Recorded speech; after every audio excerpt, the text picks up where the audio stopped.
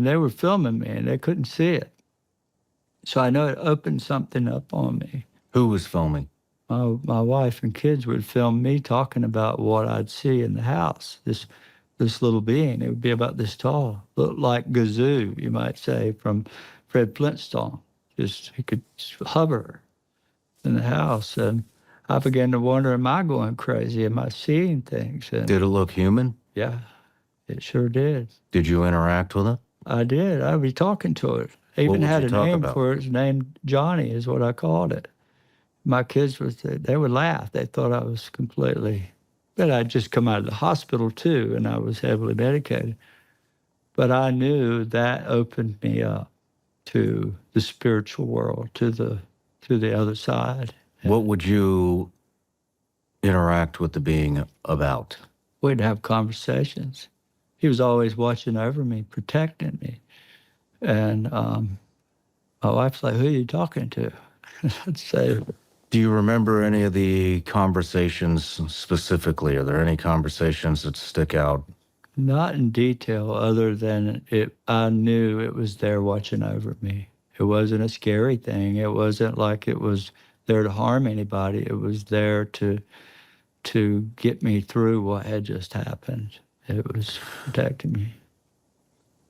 What would the conversations be about?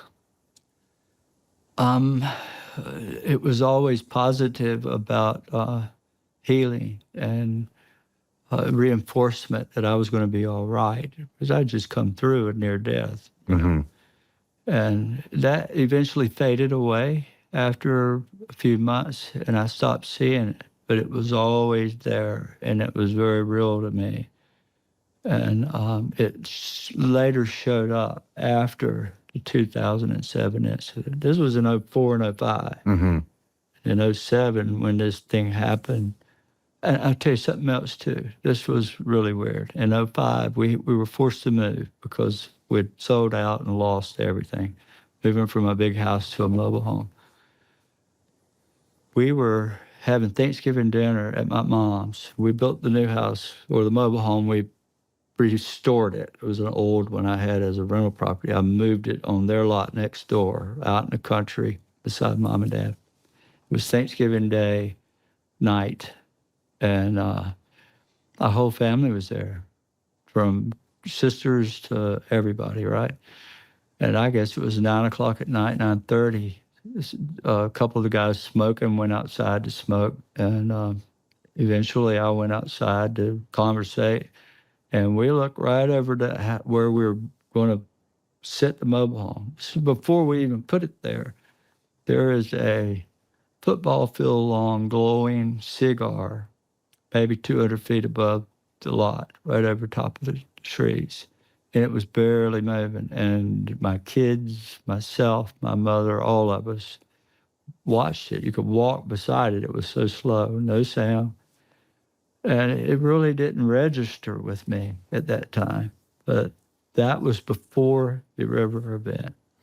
So with the being, how would it converse back with you?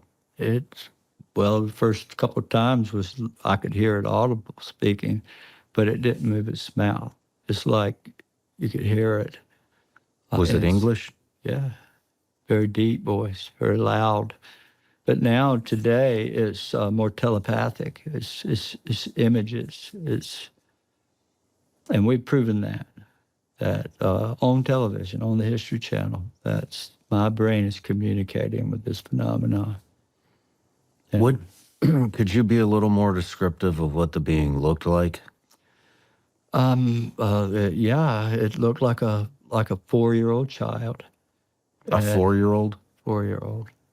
About like a 3-4-year-old, little toddler, not much more than 3 feet tall, glowing softly like the color of the moon, with these red eyes, and it had a triangle shape underneath it. It was glowing, gleaming from head to toe. It had this triangle on its chest right here, and that turned out to be a pretty big symbol for some people in the government. What is that symbol? Well, there's one right here from NASA. That's a triangle on that pin. Wonder how I got that. They were the first ones to come wanting to know about that little being with the triangle on its chest. Interesting. Yeah. Did it wear clothing? It was gleaming so bright. It had something on, but it looked like the outer layer of it was just glossy, gleaming, brilliant.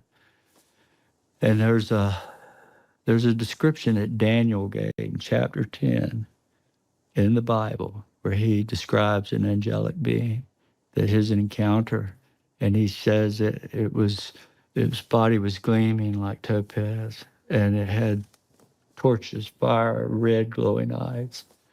This is Daniel's description straight out of the Bible. And it was given to me by scholars to read. Interesting. Yeah. Interesting. How many times, I mean, man, I've got a lot of questions. How many interactions a day would you have with this? With Well, like I Johnny? say, today is more than ever. Today it's gotten to where, let's say at that time back then, after it happened, after the initial encounter and all my kids come home, and I'm being told not to talk about it because it was scary and they had my wife believing it's demonic. And for a long time, which is understandable when you're raised in the church, they all say this is demonic. Well, they don't know. They have no clue. Nobody does. I'm telling you, not even the Pope. They don't know. Everybody imagines what's out there, speculates. But until you see it and you interact with it, you're speculating, you're questioning. But it immediately followed me home. And these orbs would appear, a ball of light, flash. And out steps these shadowy figures. And they would walk through the house and walk through walls. It looked like a human, same size and all. This is before? No, this is right after the event, 2007. Let's just keep it before the event for right now. Okay. And so, did it have hair? I didn't see any hair. It just...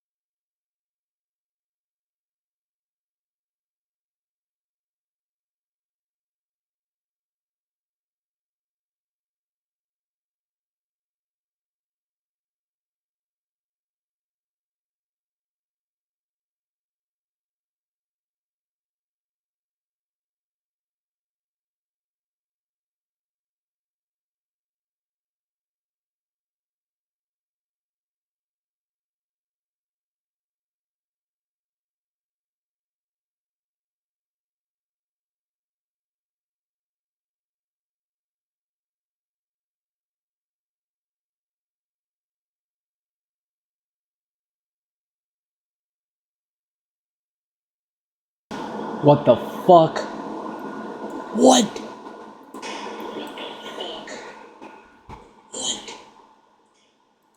What? What in the world? How did it do that? That's scary. I'm scared. I swear I did not do that. It literally just fucking did that on its own. Good night. Good night. I'm actually going to sleep now. There's just so much gleaming there. It's hard to get the detail, the brightness of this thing standing 4 feet away.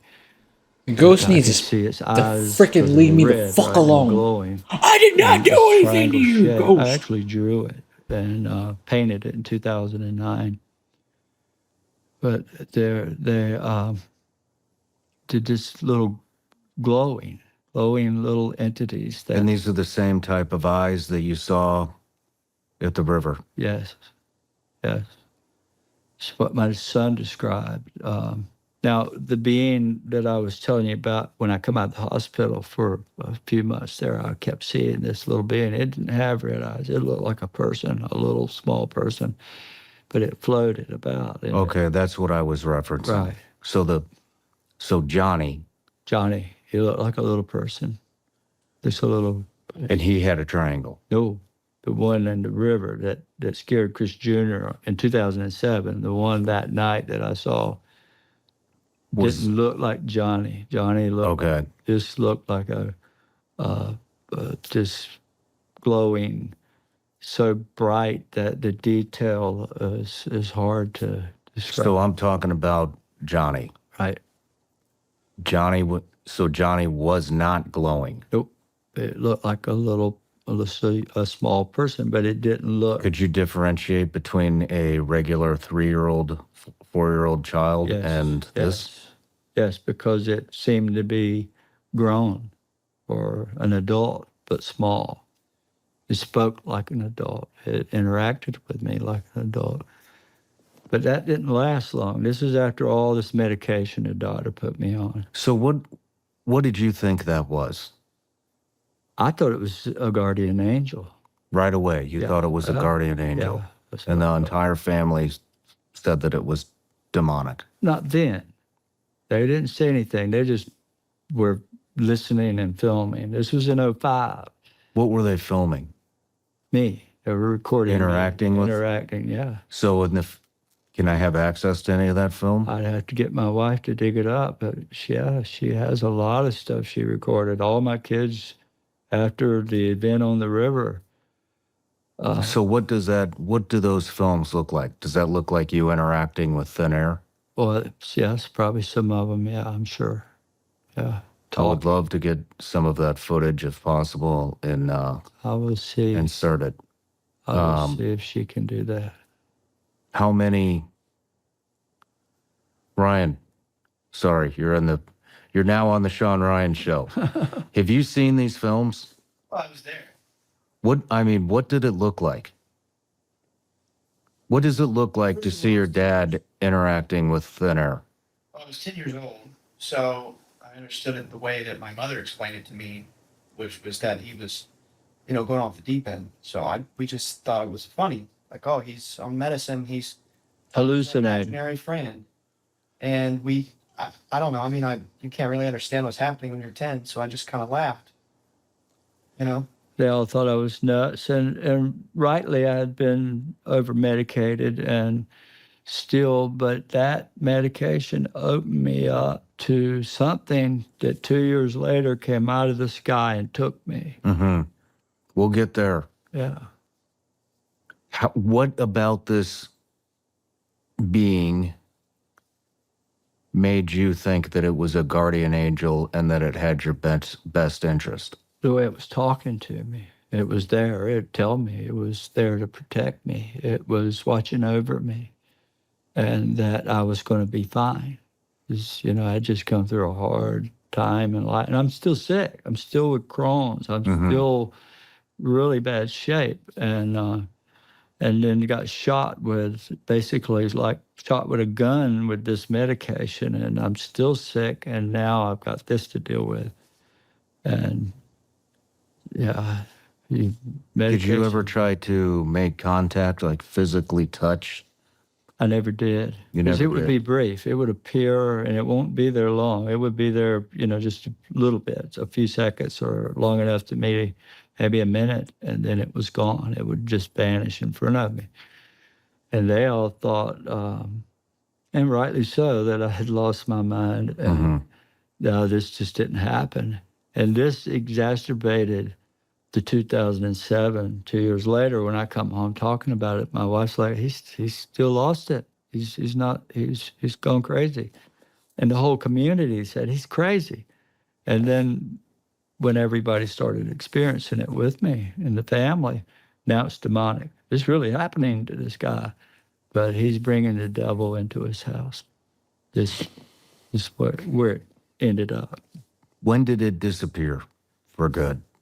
Before the incident? Within 6 months, maybe. or late 2005, I'd say, is when it ended. I didn't see it anymore. And then a year later, remember, I'm on the river, and that's when it come out of the sky. And that's when it healed me. And it said, we're not here to hurt you. We're here to help you. Did you respond to that? Yeah. What did you say? Well, I didn't really speak other than I surrender. I'm sorry. I don't mean you any harm. And it's telling me this in my head. And I felt this greatest joy and a sense of relief that I understood now, no more fear. And that's why immediately when I reported it, I knew it was these same angelic beings, but it didn't look like this little being I'd seen 2 years prior. But I related it all in the same thing. You know, there's a lot of different things that can appear around you. It can appear any way it wants to. So after the incident, when you described this to your family, did they put two and two together that this has happened, not this exact thing, but he's Well, yeah. that you had been in contact with some type of being before?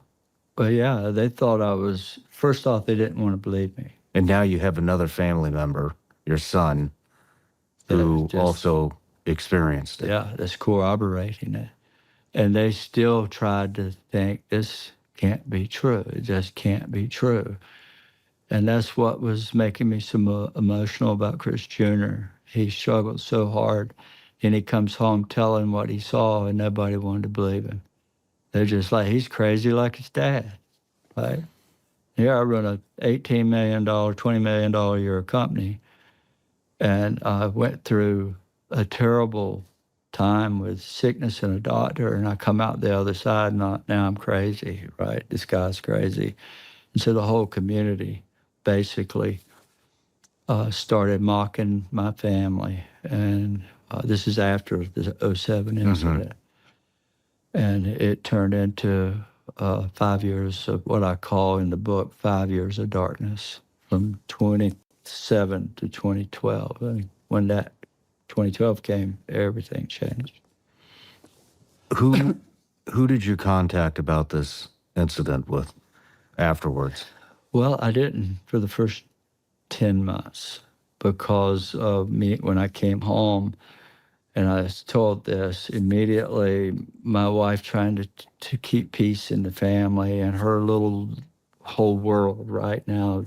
Chris has come home telling this big tale and got Junior telling it with him. And nobody wanted to believe it. My dad made fun. He must be on drugs, still on drugs, you know. And I was only on medication that the doctor gave me. Won't drinking alcohol, none of that. And here, everybody started that.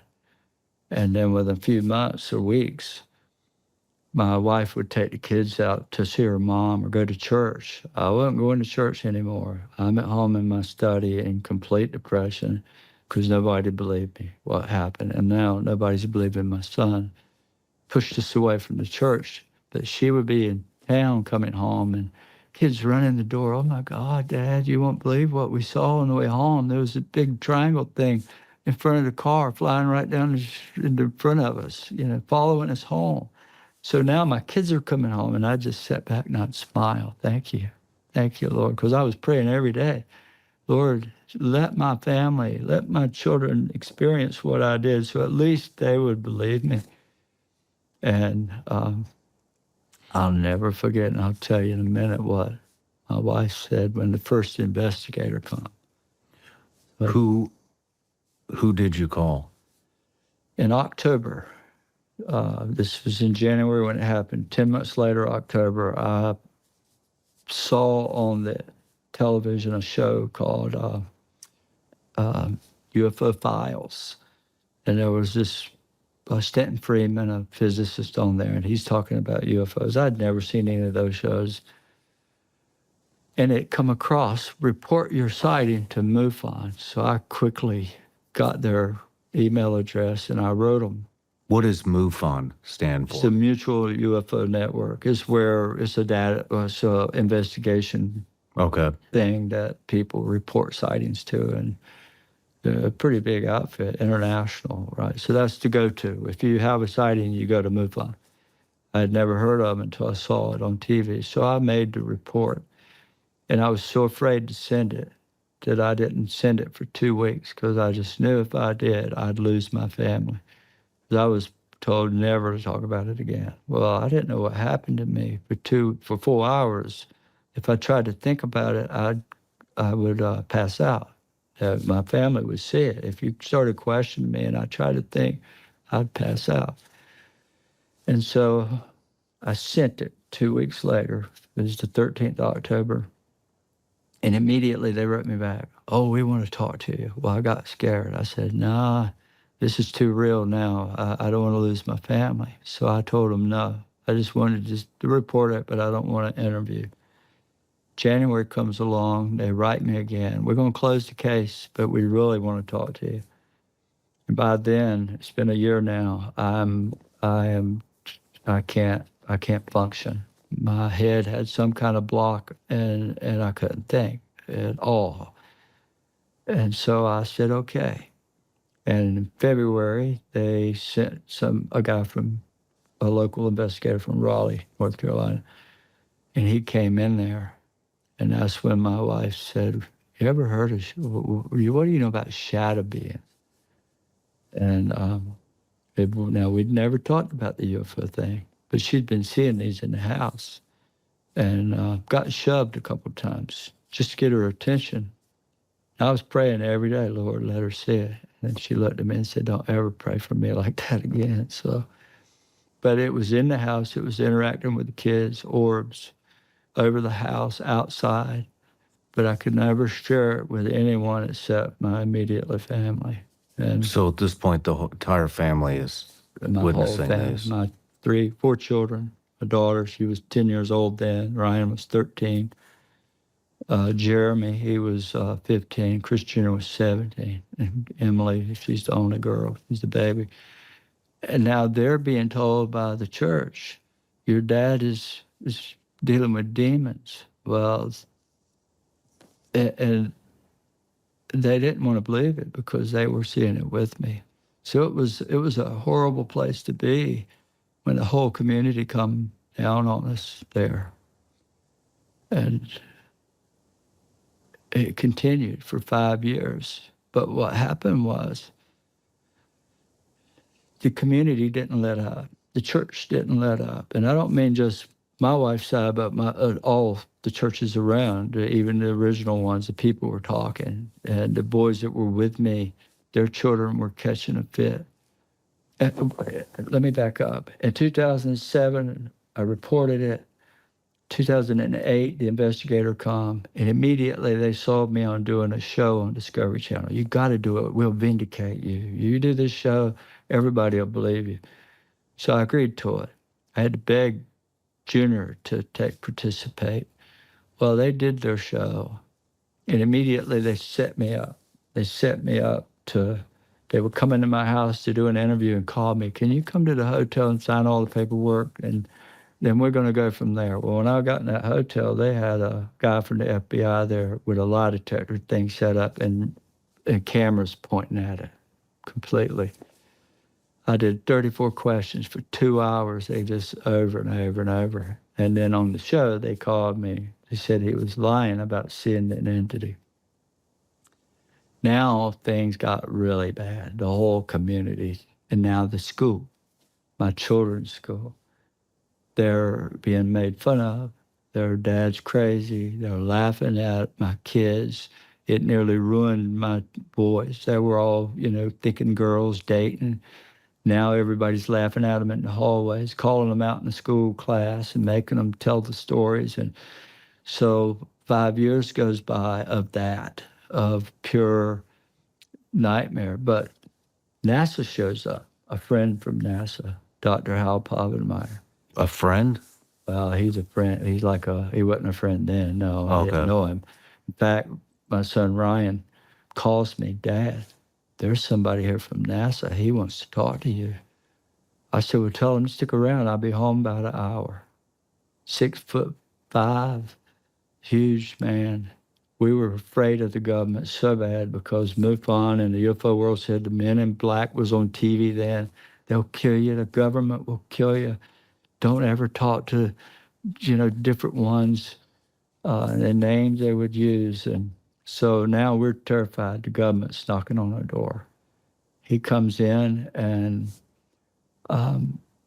he became a father figure to my children. And he died in 2019. He'd been to my daughters and my children's birthdays. He would come from Cape Canaveral all the way down to the piano recitals, their graduations, their birthdays, and we become best friends. And they studied me. And long about 2012, 13, another guy comes from What was the initial guy's name?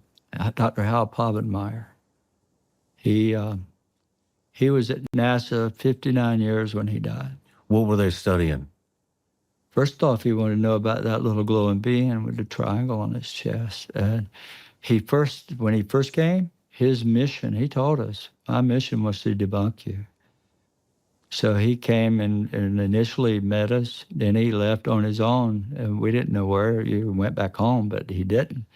He was searching records from the sheriff's department to the FAA to knocking on every door in that community out there asking, did you see something? And he found out that 8 other people that night all witnessed it fly over their houses and stuff. One guy was 70 years old sitting on his front porch and it went 20 feet over his house. And so Hal knew then that this was real. And he became like a father figure. He would come and entertain my kids more than he would me because he's just that kind of guy. And so all throughout the 5 years after an event happened, Hal was the one there. There were other military people calling from the Air Force, sending letters, wanting me to interview, wanting me to draw pictures and all this stuff. And I would just stay away from it. I was still scared of Hal. I didn't know who this guy was yet. It was just 5 years into it. But my kids loved him, but I'm still, who is he? And so in 2012, at Easter of 2012, this is when everything changed. This is really what got the U.S. government knocking on my door. This is why I'm here today.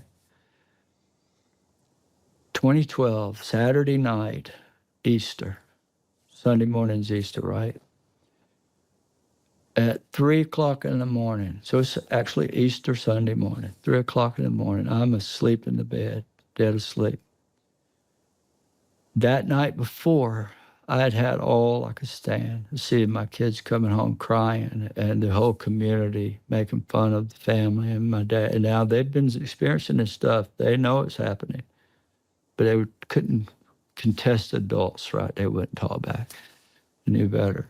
But it had really, my little girl coming home crying from people picking on her. So I walked outside that night. And I remember I had this desire to tell it to everybody. I had to tell it. It was like the Richard Dreyfuss Close Encounters thing. So I walked outside that night at 9:30 and I looked up to the sky and I said, thank you for ruining my life. My children. I said, thank you for healing me and proving to my family that you're real, but this life is worse off now for my whole family. I'm better physically, but now my family is in shambles, all because of me. And I shouted it to the heavens. And I see these things. They're coming. These orbs are always around. And I knew it hurt me. I knew it was. So I went to bed. 3 o'clock in the morning, I hear the same voice, the same little being that spoke to me and said, I'm here to help you, not hurt you. I heard that same voice. And it sounded like a man, really deep. And it said, arise. That's all I heard, that quick word, arise. And it was so deep. It was like thunder in my room. I jumped up from laying in the bed, dead asleep, to sitting up in my bed, and it's dark. I can't see. And there was 3 o'clock on back then we had a clock, alarm clock, and it said 3 a.m. Next thing I know, I see movement. in the room. Whatever they did to me, they caused me to get dressed and follow out the door. Now I'm outside and I'm walking towards my dog kennel at 3 o'clock in the morning, fully dressed, clothes from being asleep. And suddenly this figure hands me something. As far out as this sounds, now I'm telling you, it sounds crazy. And it took me 2 weeks to tell it because they all labeled me crazy and I stopped talking about it. Now 5 years later, this happens. And what happened was it handed me this object and it felt like a living creature, like a squirrel maybe, or something that size, but I couldn't see or feel legs or a head. It felt just like a tube, but furry and kind of prickly. And handed it to me and said, you must keep this. Immediately I drop it because I know what it was and it was prickly. And its words came again, no, you must pick this up. You must keep this. So I reached down to pick it up. When I did, this being that was standing there is now gone. And I'm at the dog kennel, so I'm juggling it in my hand. I know I need to see what this thing is. It's dark, so I opened the kennel and put it in and closed the door. And the very second I did that, this blast of air come directed. It wasn't in the woods and around us. It was right straight in front of me. A blast of air hits me and blew me over. The wind. Later on, I understood the Holy Spirit. The word spirit means the wind. The Holy Spirit means the breath of God. So I had to put this in there. But it was the wind. A physical force blew me over. And as I hit backwards on the ground, I saw what appeared to be a translucent cow, a bull, run over me. And I could see stars inside of it, up through it. That's what they had handed you? Well, what they handed me, I put in the kennel. Mm-hmm. When I locked the door or closed the door, now a blast of air next to the woods hits me. And out of that wind, when the wind hit me and blew me over, with that wind was a translucent cow or bull, a big one, went over me. And it didn't hurt me, but I could see it clearly. I could see the stars inside. This is really strange because I'll It's definitely strange. I'll get back to this in a minute, right? Of something I just saw, discovered with a guy that studies Egypt, Dr. Robert Grant. He discovered that bull inside the king's chamber. There's never been a inscription in that pyramid nowhere. So he goes in with LiDAR, and there's that bull, celestial bull, with stars inside of it. He and I just worked this thing out. He'd seen it. He shared it with me. And when I told him what happened to me, he got some other clues out of that. But it was exactly what I saw. But now listen, when the bull went over, I land on my back and I'm getting up the run. So I roll over. Now I'm looking this way. And behind me, there's no cow anymore. There's a woman there. She's about 3 feet off the ground. She's glowing, this is color of the moon. There's a circle of light on the ground. And she looks at me and she says, you know why I'm here. And I knew I was crushed, basically, because I'd had this overwhelming desire to tell the world what I'd seen. And then that night I cursed at the heavens and said, I'm never doing that. I'll never speak again. And now she's like, you know why I'm here. This is your burden you must bear. She said that. She said, if you'll tell this story, I'll always be with you. I'll allow you to share our presence with others and film us. So help me. I never had a picture of anything for the previous 5 years. Only inside the house would people see this or out in my children. Now everybody's coming to the house and it appears overhead. It appears around us. And it's greater today than it was then. And magic started happening. And when that word got out, then comes this government. They want to know about this lady. Let's pause right there. I have questions. Okay. So the initial, what was it that you were handed? I've been asked that a million times. I don't know. It was like a living creature. It was living. It was moving around. But it had no head or legs. It felt like if you had a squirrel in your hand or a hedgehog, that prickly, it felt like it was living, but it had no head or tail. And I asked the lady what this was, and she told me it was symbolic of humanity. Had lost its direction. Had no head or no tail. It completely lost its direction, and it vanished when I went Right on back. the money with that. Yeah, exactly. And she told me a lot of stuff that I never revealed, and to this day I haven't revealed a whole lot of it because I don't want to sound like a prophet or any of that. I just don't. My goal is to share this story with everyone and share the phenomenon, which I have been able to do. What did the figure look like that handed you the object? It was a shadowy being, like a shadow being. So when you see these, you see this shadow of a human figure, but you can't really see the details. It's like a shadow. It's like a ghost, you might say. And I have pictures of these little beings, and they look like ghosts. I have a video of one of these beings coming out of an orb. Flash. And Can I see that video? Yeah. Yeah, I'll give you one. It's 6 foot tall, 7 foot tall. And when it did that night, a young lady with me was healed from cancer. Wow. This happened in 2015. But so what did the bull represent, do you think? I had no clue. Remember, you worked with Robert Grant. Robert Grant is who I was with last at Contact in the Desert a couple months back, and Robert was showing the oculus to me about what he had discovered in the pyramid. So he put these goggles on and he does this LiDAR, and their biggest daylight is a bull on the side of the wall in the king's chamber. You only can see it with this technology he has, and the stars are inside. And above it is a helix of DNA. And then on the sarcophagus in the king's chamber is the Alpha and Omega symbol.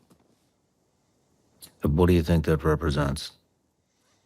Well, Alpha and Omega is God, the beginning and the end. The bull is the celestial bull. To me, the lady that came to me is the Holy Spirit, the breath of God, the wind, the Virgin Mary, Hathor, Demeter, Diana, Parvati. In every culture on every continent, they all have a mother figure, all of them, including the Egyptians. They believe in the Trinity. When you read the Egyptian stuff, it was, in the beginning, it was Pitta was the father, Met was the mother, and then they had it changed to Ra, and then Hathor, and then Horus. It's just the divine Trinity. They have a triad, and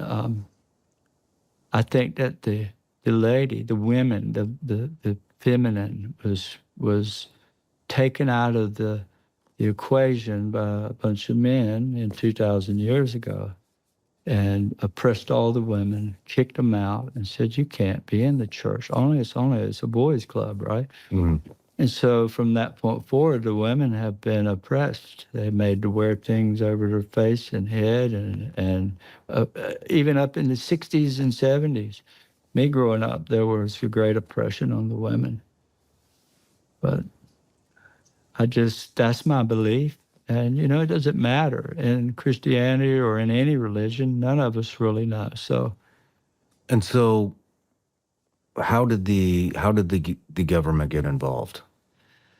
And what is it? Let me rephrase that. What is it that caught the government's attention? Okay.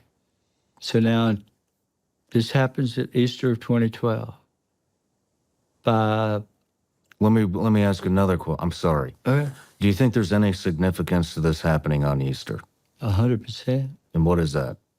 Well, you tell me what Easter means. And the resurrection. Yeah. Every year at Easter, either she comes back or something miraculous happens every year at Easter. Every year since Every 2012. year since then. Every year, including this year. And my son Ryan and his wife, and my grandson Teddy. Of course, my wife was a little bit scared, so she turned her head and ran in the house. But we all got to experience it this year at Easter. And exactly when I told them, at 8:30, it's going to appear. And we ran to the restaurant to eat, and I'm fussing, we got to be home. We got to be home by 8:30. And when we drove up in the yard, it was 8:30. When I opened the door, it appeared behind the car. And here it comes, this big glowing bluish white ball of light through the forest going in and out of the trees. It was approaching us, and my wife freaked out and ran in the house. But it's always something like that miraculous on Easter. And it just feeds more into my understanding of the phenomena, the whole thing. She always comes in threes. Not always, but it's overwhelming. Three is very meaningful in this. Three. And I thumbed it over and over, three orbs, together. They'll line up like a triangle. They'll fly through the sky in a triangle. I said, well, if I didn't, I'll give you a video of that. I have multiple videos of that. It's always showing that symbol of three. Now what is it that caught the government's attention? So one of the things it did is in October of 2013, I get a call from a professor in Wilmington about, he's a religious scholar, very famous. She's written several books, and you'd probably know her if I said her name, Dr. Diana Pasulka. She lived an hour and a half from me, and she was given 2,000 reports by MUFON to investigate why 2,000 people reported angels, angelic beings that year. They were seeing these. Now, you only ever hear about the bad stuff. You only ever hear about somebody being on a table with multiple instruments and all this stuff, abduction, the bad. But overwhelmingly, 95% of all of it, people come away with angelic, their experience is heavenly. That's one of the things that you will never hear about. But October, I walk outside. I was a smoker then. I was watching TV with my wife. I paused the TV at 9:30. I said, I'm going to go out and smoke. So I walked out on the back patio, and she comes out a few minutes later, and out in the back of our property, about 100 yards back in the dark, all of a sudden we see sparks come from the ground and go up in the air. And she said, what's up with that tree? I said, I don't know, but I see it. And suddenly it rained for 2 days. Ground was wet. This tree erupts into flames and goes shooting fire 13, 14 feet up in the air. Burnt the whole inside. It burnt from the inside out. Well, that got the attention of government. And, Hal was there. And now this other player from NASA wants to come see this tree. And he's codenames the Dragon. He runs all the launches for NASA. He's the head guy. He's National Reconnaissance Office. So that got me involved with the NRO. Next thing, I'm in Cape Canaveral, sitting with these guys, half a dozen of them. And that expands into a whole lot more. Now I'm dealing with two people from NASA.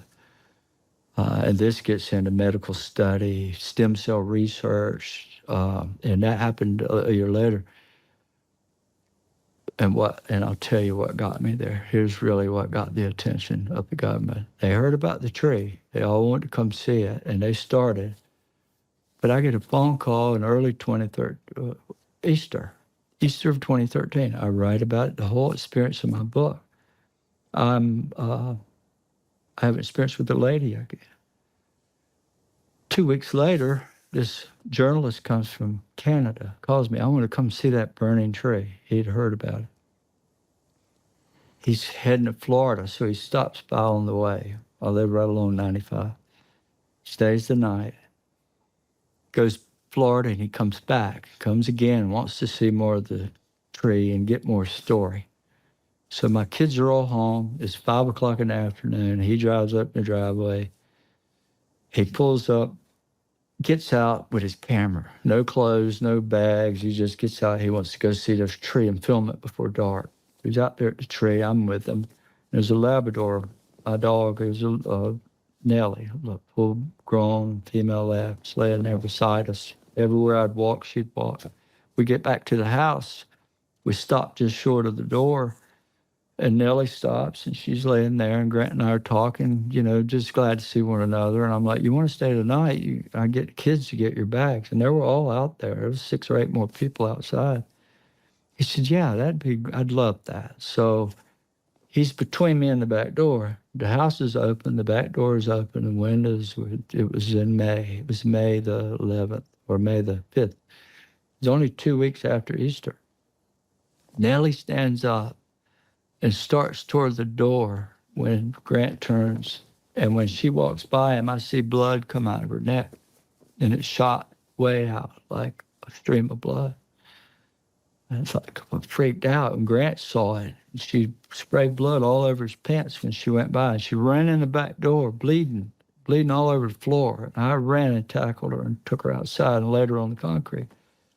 And I was going through my head, oh my God, and Grant's filming this from above, and all my kids are gathered around, and she's got a hole inside of her neck, across her jugular vein that long, and I could stick my finger in it that deep, and blood just shooting out when her heart beat. And I had my hand on it, blood coming up through my fingers there.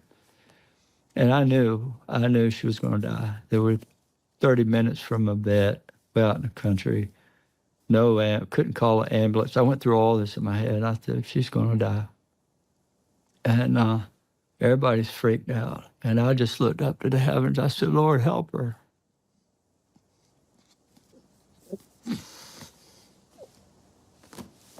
She went limp.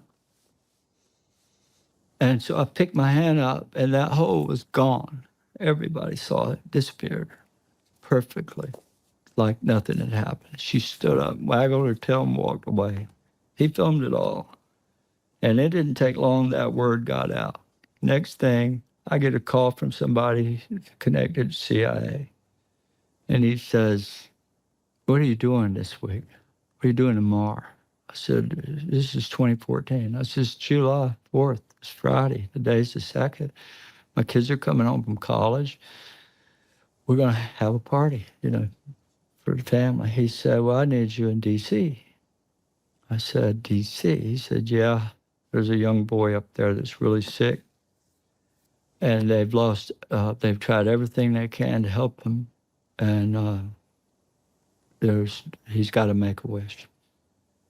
In fact, Barack Obama gave him his make-a-wish. And we have all the photos of him shaking Barack Obama's hand. Michael Morrell, deputy director of CIA, put him in his book, wrote about him. So you can imagine this young boy is in the midst of all these power brokers in Washington. And his mom's a doctor. His grandpa's a cardiologist in New York. And they had spelled it as they were out of options.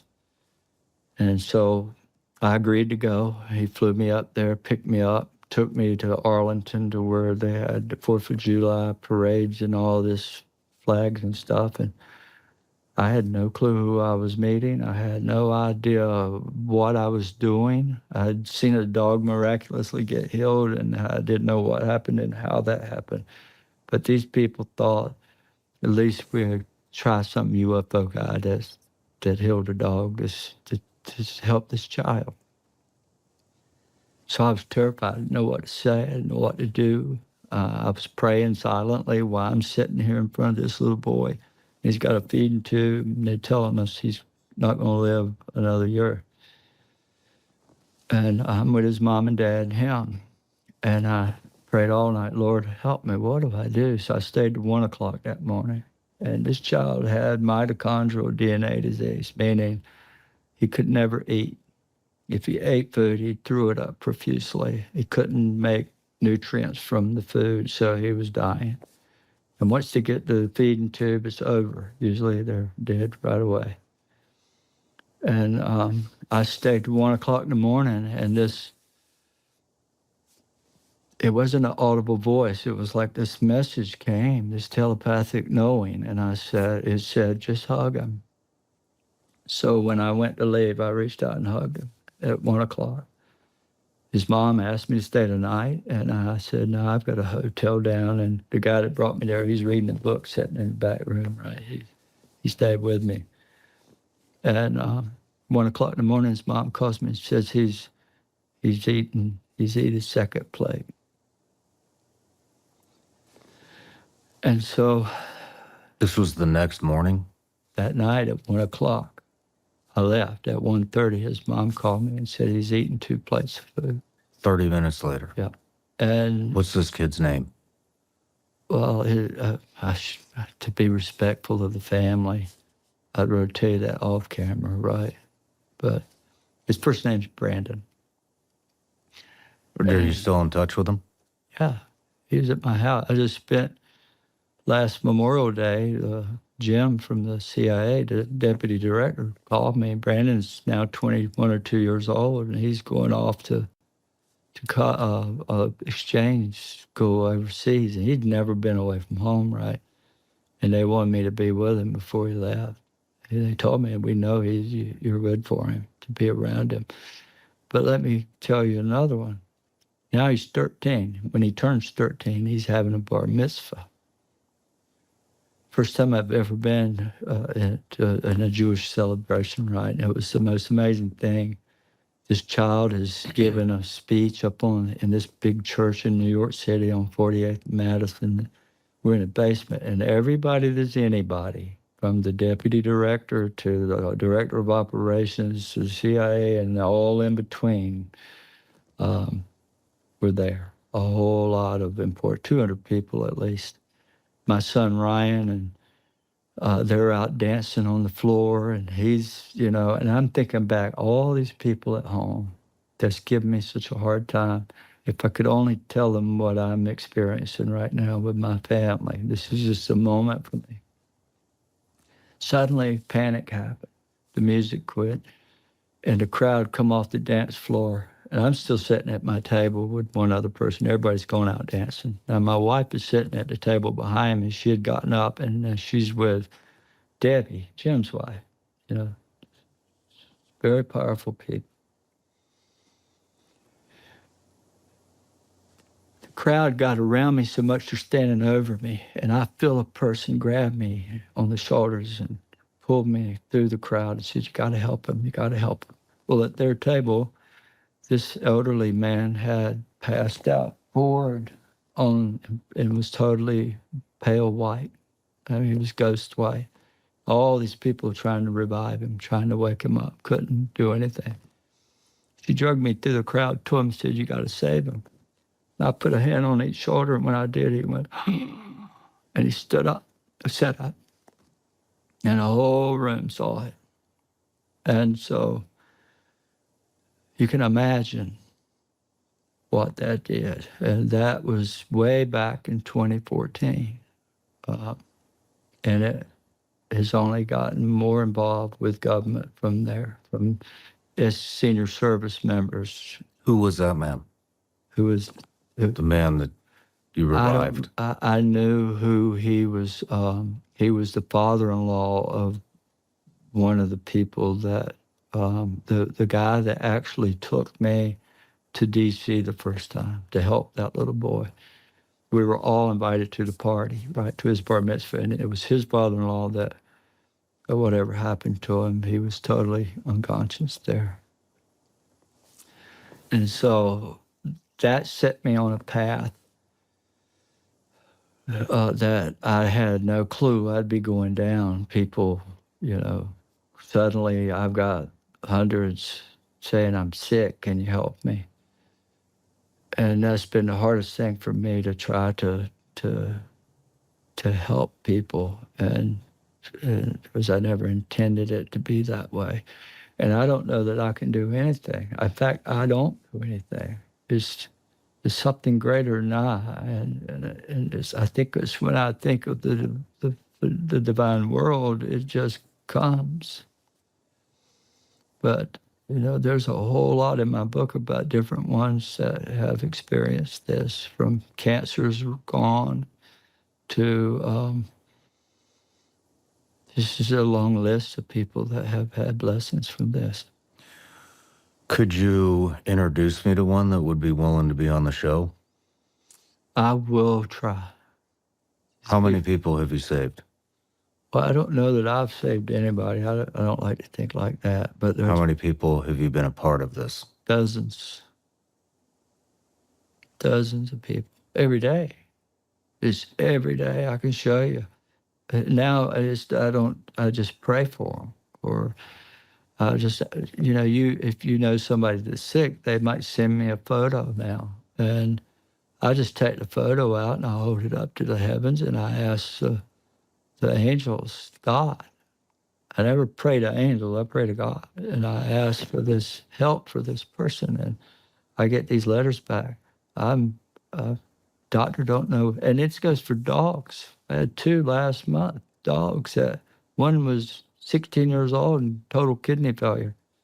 And the doctors are like, we don't know what happened. They're putting it in their journals trying to figure out what happened. He's back completely functional kidneys and normal.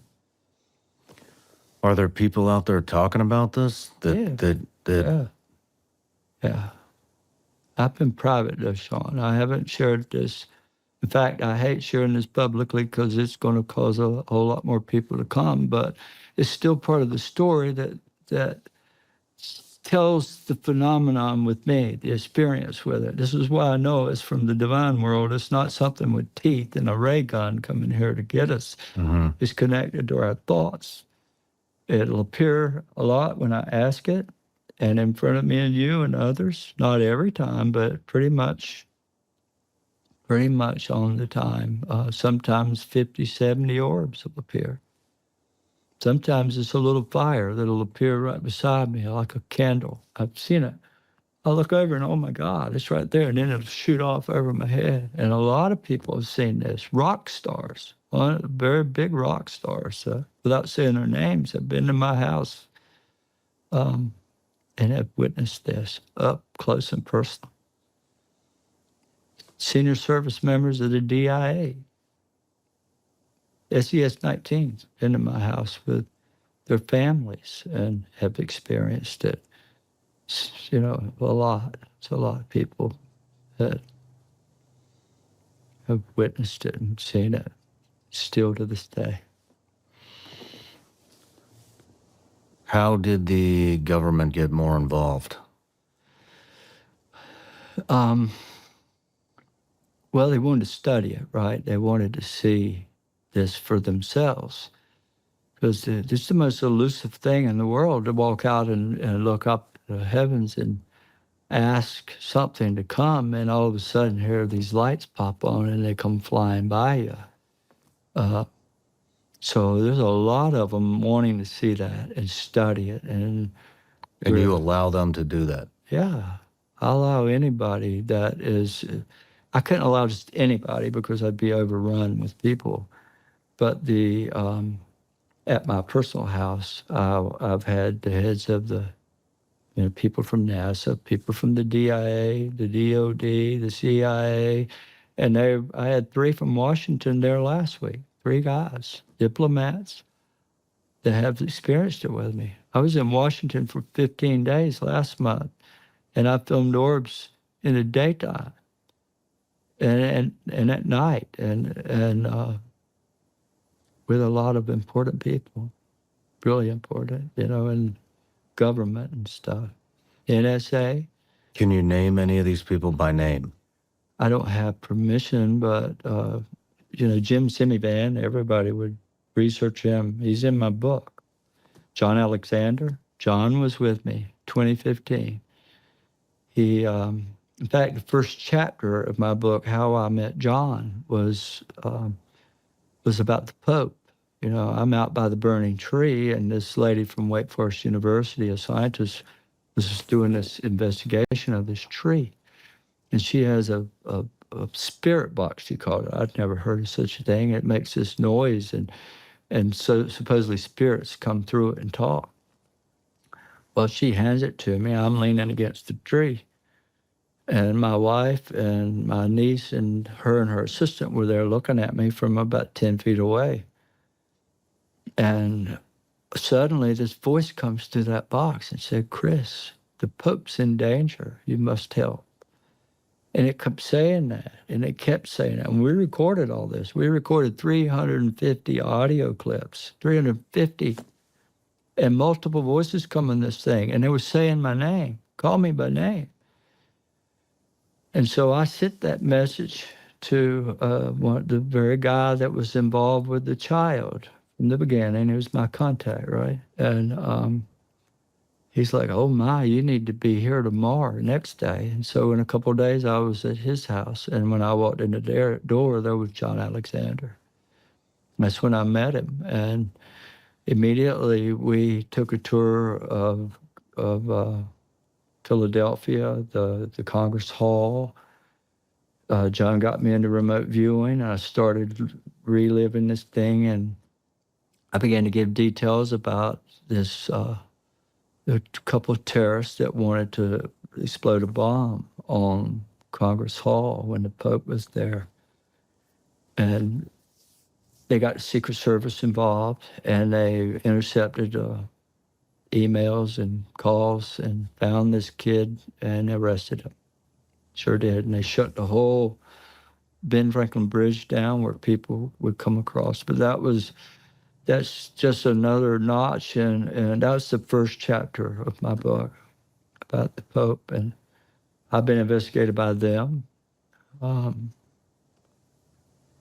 the Vatican. You've been investigated by the Vatican? Yeah. How did that go? Well, I was very sick at that time, 2017, with Crohn's. I'm not Crohn's, but rheumatoid. It come on me. And I was on all this chemotherapy and these biologics. And so my professor friend works with the Vatican, got permission to go in the Vatican archives. Well, my friend from NASA that I was working with from the NRO wanted to be a part, so he was allowed to go with her. There were three of them went to the archives, and when they were there, they were texting me and sending me pictures of angels coming out of orbs that are painted on the wall in the Vatican, and a message from the Pope that he said, "We know that they're angels and that they don't mean you no harm, but if you get too close to them, don't let them get too close, because their energy can cause damage to your body. And in fact, we know that St. Francis of Assisi had an orb get too close to him and zapped him, and he died 2 years later from his wounds." And she said, "We know for sure in today's lenses it was rheumatoid arthritis, the same thing you got." And so there's I've got all the photos and stuff of that. You can see they had a ceremony in my honor. They put my picture in the Pope's picture at the entrance of the Vatican archives. They placed my picture between the books of Galileo and Copernicus in the archives to be there forever. So there's a whole lot that's going on from every angle throughout those years there.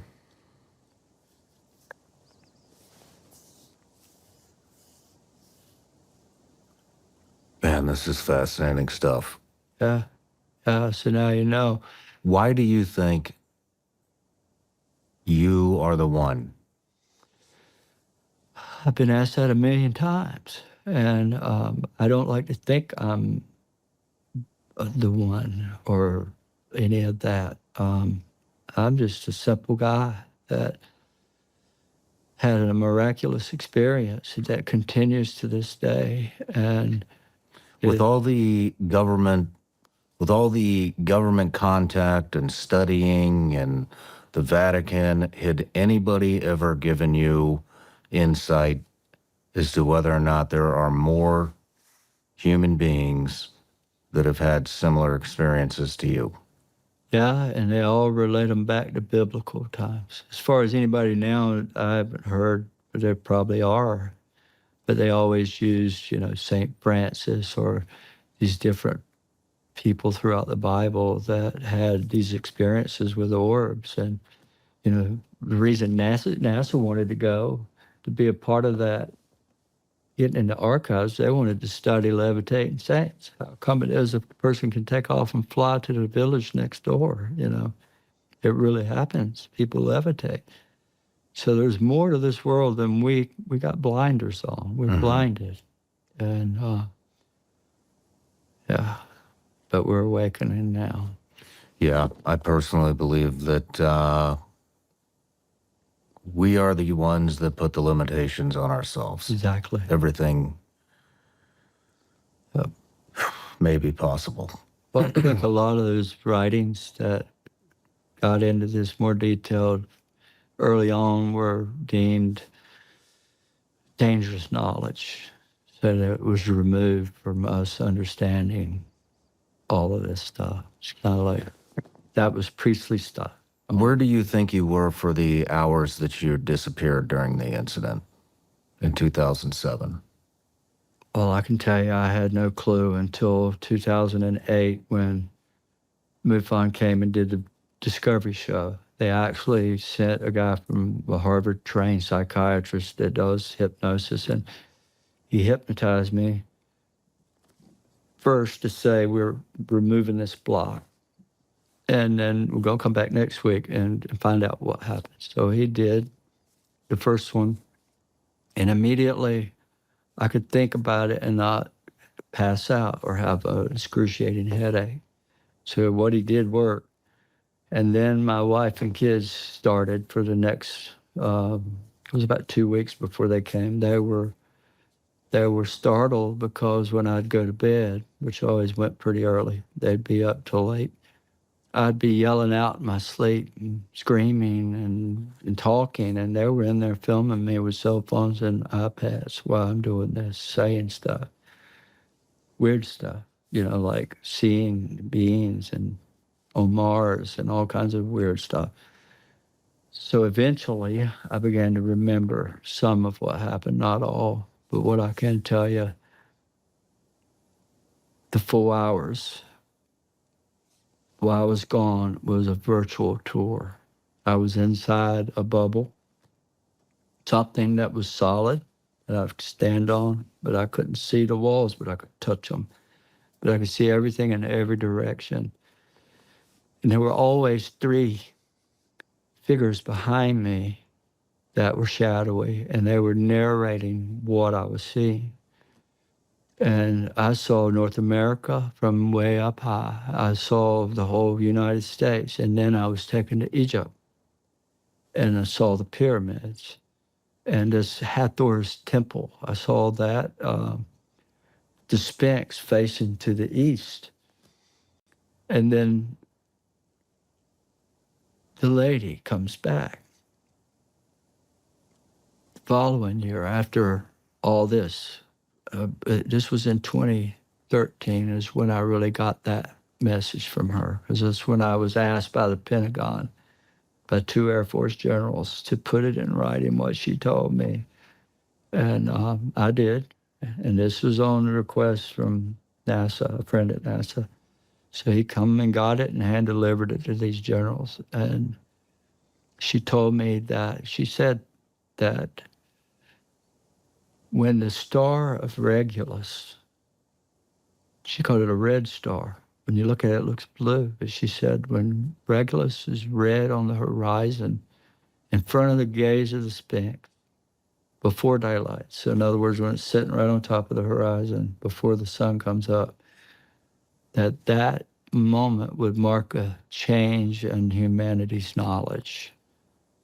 And she showed me other things: war, us bombing Iran, us bombing Syria. And in them days, none of that had happened. So I put all that on this piece of paper. And now I've had so many write me back, oh my God, you see they just bombed Iran, or Iran just bombed us. You were right the whole time. And I did that in 2012. And so what they did was I gave them the date of 2026 because they took that celestial event and ran it through these machines that showed that exact alignment will happen in 2026 at Easter. What will happen? The star will, the alignment she told me about, that the star of Regulus would be on the horizon in front of the Sphinx. At that moment, there'd be a new knowledge. Well, I had no idea if this was even possible, but these astronomers run it through the machines and it comes out that star is going to come up on the horizon in Easter of 2026. And from that point forward, they started remote viewing the state. Government did. And now you hear it all over TV. 2026, that's the big date. 2027, that year, something's going to happen. Armageddon, you hear it all over. You hear it on TV. If you study, like I've heard even, well, I won't say names, but Please do. well, Lou Elizondo, right? Lou's mentioned that date. A lot of people have. Easter 2026. Well, the year 2026. I gave him the specific time. And it was with Robert Grant that I told him about this alignment and all. And then he's like, oh my God.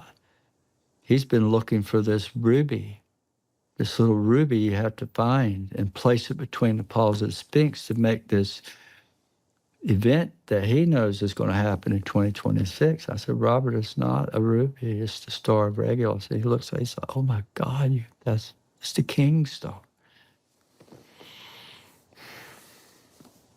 So what's going to happen, I don't know. But I think it's possible that's the return of Christ. Yeah.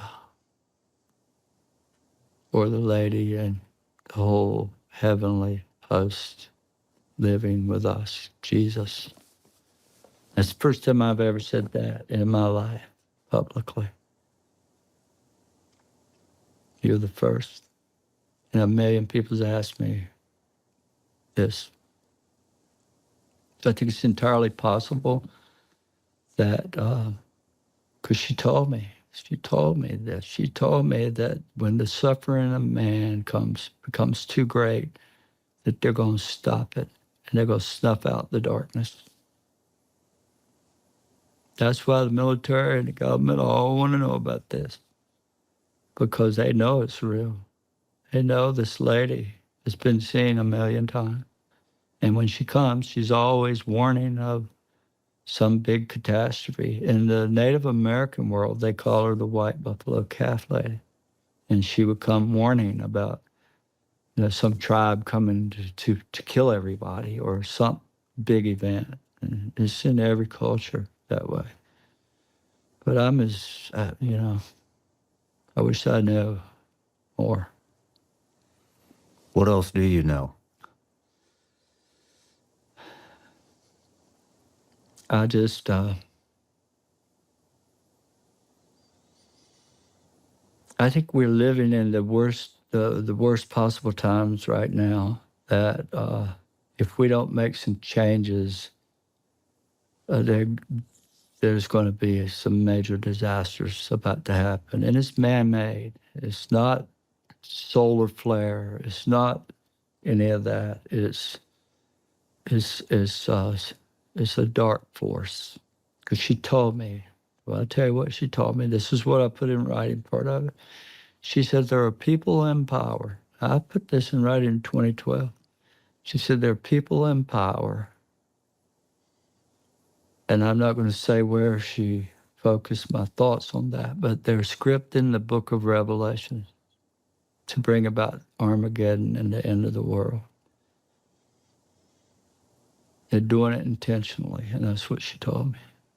And that's the very thing the main meat of the whole message I sent to these generals. So it makes sense, right? Who is they? I don't know who they are. I think they're Satanists. I think they're people that worship the dark force, that don't care for humanity and human life. And in fact, they're the total opposite of, they worship the devil. Or I don't know if there is a devil. I think it's a very dark force that is living full of dark entities that feed on you parasitically, like there'd be non-physical. They shape shift. They take your mind over. They make you do crazy things. They deceive you, make you kill somebody, go crazy. Where the angelic world are the physical beings. They can come in here and light. These beings are made of light. The dark force is a parasitic race. And whoever's aligned with that is, according to the mother, the lady, is scripting the book of Revelation. They don't want it to happen. Why did they want it to happen? I think it's the dark force. I think that they want to snuff out God. They don't want us to have God in our heart. Why do you think they did evolution? That's the biggest, dumbest thing I ever heard in my life. That every living thing come from a mud puddle, and it can't happen. It's just not possible. It's a laugh. It's a joke. You know what I find interesting is from the very beginning, when you saw the being that your family, and initially you, if I remember correctly, thought was just the medication, Right.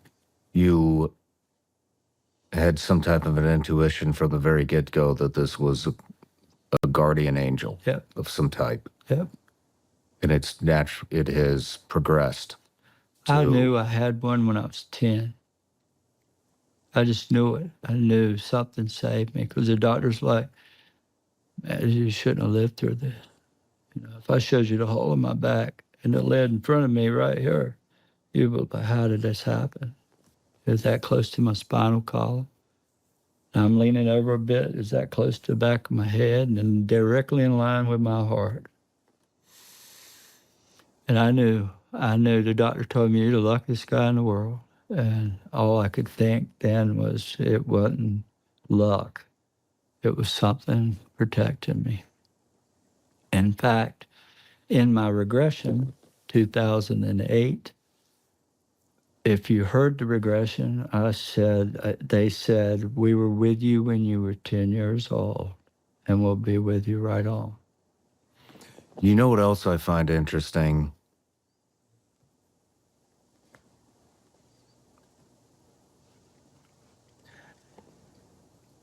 You are the only one, to my knowledge, that I've spoken to on this subject, on the UFO subject, that believes in Jesus Christ. I do wholeheartedly. More today than I ever did. That openly talks about it. Yeah. More today than I ever. And that's been a problem of censorship and kind of put me on the back burner and keeping me at bay publicly. Yeah.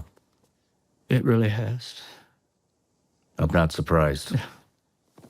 I'm not surprised one But bit. I'd never told this message about what we just talked about until now, because now I think is the time to tell it. 12 years, 13 years, I've kept it secret. Only my family knew. What do you think that day is going to look like? If you thought you had to, It says in Michael, in that glorious and beautiful day, he's coming back to save us all. do you look forward to that day? Absolutely. Do you have any fear about that I day? fear my children and these crazy people that just can't get a hold of their whatever they're doing. I'm almost 63 years old. I've been through 11 or 12 presidents. And people my age and your age, but especially my age, everything's happening now is completely not normal. And we all see the writing on the wall. We all see the players, some of these players. There's a lot behind the scene that we, especially, they're hidden, but we all see something ain't right. And there's got to be a cleansing. And the only thing that can change people is God. And the phenomenon can change you inside. But there ain't going to be no change of humanity without having some spiritual thing come in and change us from the inside out there. And that's what's coming. And there's nothing nobody can do about it. They can squeal and squirm and try to make it look negative and ugly all they want. But it's not going to stop what's coming, according to her. And in the book of Revelation, in the very last chapter, it says, when the armies surround Israel on all four sides, that he's coming back to fight the battle and rid the world of evil. And then there'll be a time of peace, 1,000 years. And that's what the lady told me. Same thing.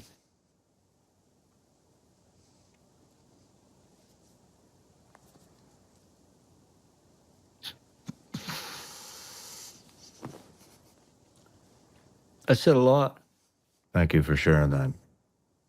a whole lot. 18 years I've never told this, or the 17 and a half years. How does it feel to get it out? Right. Right. I'll get a lot of blowback from this, I promise you. I just hope the world that has been told it's the devil can wake the heck up and see that a little bit of heaven's coming here to help us. Would you be willing to come back on this show? I would love to, yes, sir. I'd be honored. I could go deeper, but I think this is a good part to end this interview. But with that being said, I would love to get you back because I have a lot more questions, but I Oh, know you it's got been a it. rough day. Just say the word and I'll be here. Thank you, Chris. I promise. You know, there's been a lot of speculation on if UFOs are strictly some type of spiritual entity, or if they are nuts and bolts, or if it's both. There's a possibility there's both, but I haven't seen the other side. All these years' experience has been with the phenomenon, I call it,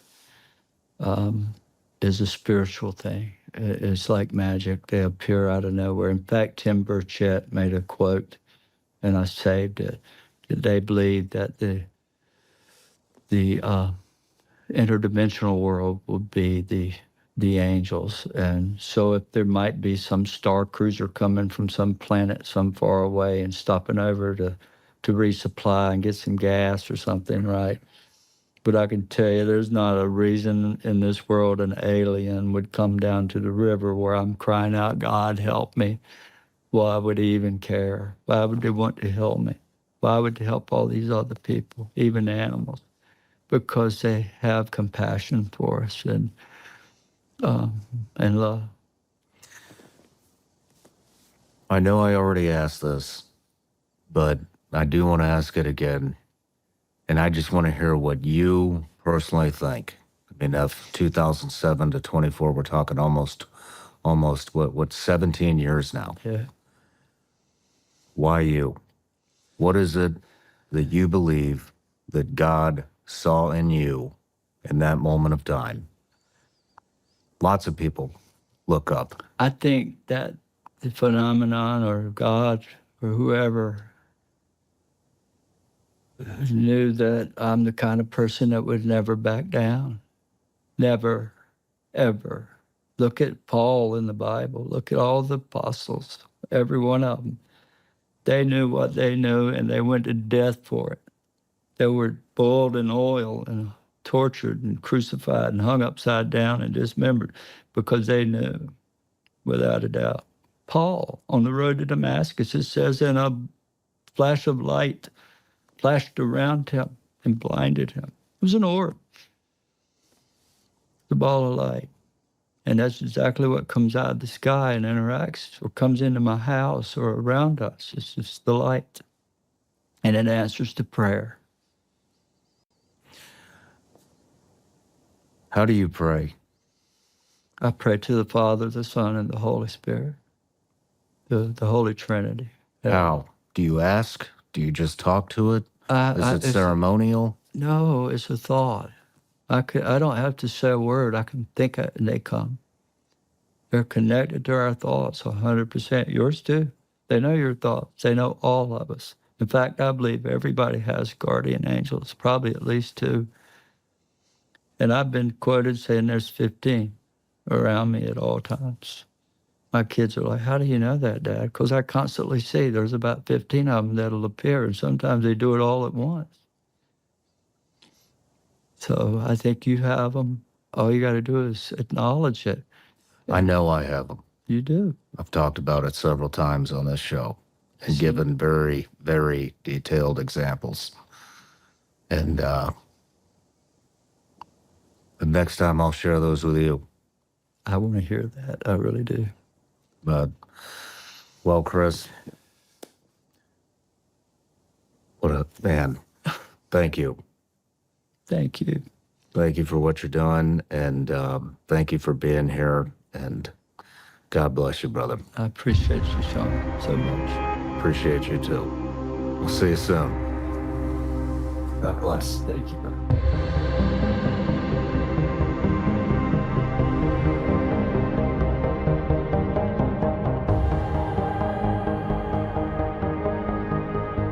No matter where you're watching Sean Ryan Show from, if you get anything out of this, please like, comment, subscribe, and most importantly, share this everywhere you possibly can. And if you're feeling extra generous, please leave us a review on Apple and Spotify podcasts. Ladies and gentlemen, you're probably wondering why I am smiling from ear to ear right now, and I'm about to tell you. My next guest has taken me 2 years just to make contact with. Thanks to his brother and his beautiful wife, Kristen, we have finally got him in SRS Studio for an in-person interview. And it's a phenomenal interview. It's packed full of information and inspiration. He grew up in a blue-collar family in Utah, became a real estate mogul at a very young age, which eventually led to the purchase of a very famous ranch outside of Salt Lake City that all of us know as the Skinwalker Ranch. Lots of anomalies and phenomenons happen out there, a ton of UFO activity, and unexplainable, at least at this moment in time, phenomenons. It's one of my favorite interviews of all time. Ladies and gentlemen, if you like the show, please like, comment, and subscribe. Go to Spotify and Apple Podcasts, leave us a review, and we see a lot of you taking our content, turning it into your own content. We made it easy for you. Go in the description. There is a link below full of raw reels that you can edit, put on your channel, put on your IG, your TikTok, wherever you want, monetize it, make money. All we ask is that you give the Sean Ryan Show the credit that it deserves. Other than that, do whatever you like with it. Ladies and gentlemen, without further ado, please welcome my new friend, Mr. Brandon Fugel, to the Sean Ryan Show.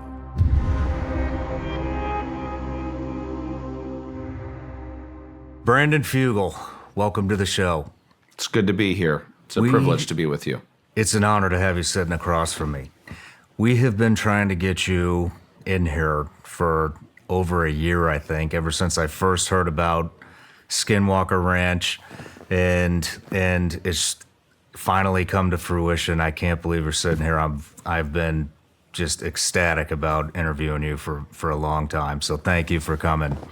It's an honor, and glad we could make the time. I'm anxious to answer any questions and dive into the big picture relative to the investigation and all of the events leading up to what has driven us to launch what I believe to be the most important frontier science effort of its kind in the country. It's incredible. You know, I've wanted to tap into the UFO, UAP phenomenon type content, subject, whatever you want to call it, for a long time. And you and your team, or anybody on your team, was my number one choice, because I look at all these people out that are putting content out or putting information out, disclosure and stuff, and you're the only organization that really just backs it with real science, real experiments, and it's documented. And you know, this is a subject that, I mean, it's a controversial subject, Right. and it can be hard to wrap your head around this stuff. And so the way that you guys are bringing this stuff to the forefront, and the way you're doing it with real science and scientists and experiments is fascinating. It is fascinating stuff. They're scary topics. I mean, a lot of these topics are unsettling. A lot of people are understandably uncomfortable being faced with the reality Yeah. that these things are happening in our airspace, happening in our own backyards. And to have scientific rigor and discipline and a multidisciplinary team focused on gathering the data and documenting the reality of the phenomena, in many cases for the first time, it's an honor, but it's a sobering privilege. And I think we're just getting warmed up. I think so too. Let me give you a quick introduction here. So, chairman of Colliers International, commercial real estate mogul, investor, entrepreneur, visionary, husband, father, Boy Scout, and the owner of the infamous Skimwalker Ranch. Now, Skimwalker Ranch is the most Googled location in the entire world. Or at least the country. It's the number one most Googled landmark in the United States, That's according to Travel and Leisure and Google. That is crazy. More UAP, UFO sighting phenomenons happening there than, as far as I know, than anywhere else on the planet. Yeah, for whatever reason, we're seeing the highest level of, or the highest frequency of UFO sightings and paranormal activity centered in this area. For whatever reason, it has been a hotbed, and this has been going on for decades, if not millennia. And we're fortunate to be picking up the baton and carrying forward in a sophisticated and I think a more aggressive fashion. But these things have been going on for some time, and we're finally bringing it to the public's attention, and I think the most dynamic way and transparent way. You're doing a hell of a job. And you're also, it turned into a TV series, 2 different TV series. Skimwalker Ranch is number 1 on pretty much every distribution channel that it's on. And but I want to talk to you after dinner last night. There's a lot of layers to peel back with you. So I'd actually like to get a full life story, if you're You bet. okay Let's with that. dive in. Starting at childhood. Ask me anything. All right, I'll take you up on that. But everybody starts off with a gift on the show. Oh, So, heavens. I got you a couple. Gifts. Oh, wow. What do we have here? Hey, gummy bears. So those are Vigilance Elite gummy bears, Great. Love legal it. in all 50 states. We love treats. Oh, zingers. And then One of my all-American favorite snacks, especially as we're coming back from other countries. I'm always really relieved to find that we have our freedom of choice when it comes to junk food. your wife Dime Jowd, Kristen Yeah. Dime Jowd, Oh, this is great. said you have an addiction to zingers. I love it, and of course, thank you for arming me with my Diet Mountain Dew. I drink about 100 to 200 ounces of this stuff a day, and if you look at the ingredients, do you know what the first two ingredients in Diet Mountain Dew are? I don't. Let me have you read. Let me have you read the first two ingredients, if you can. First two ingredients: carbonated water and concentrated orange juice. Water and orange juice. It's part of a healthy lifestyle, Sean. It's And your fruit group. yeah, There you go. it's fuel.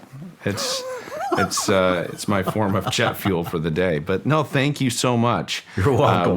We will greatly appreciate the gummy bears and the zingers, and there will be some typical lonely nights late at the office where I'll probably be breaking these out. Perfect.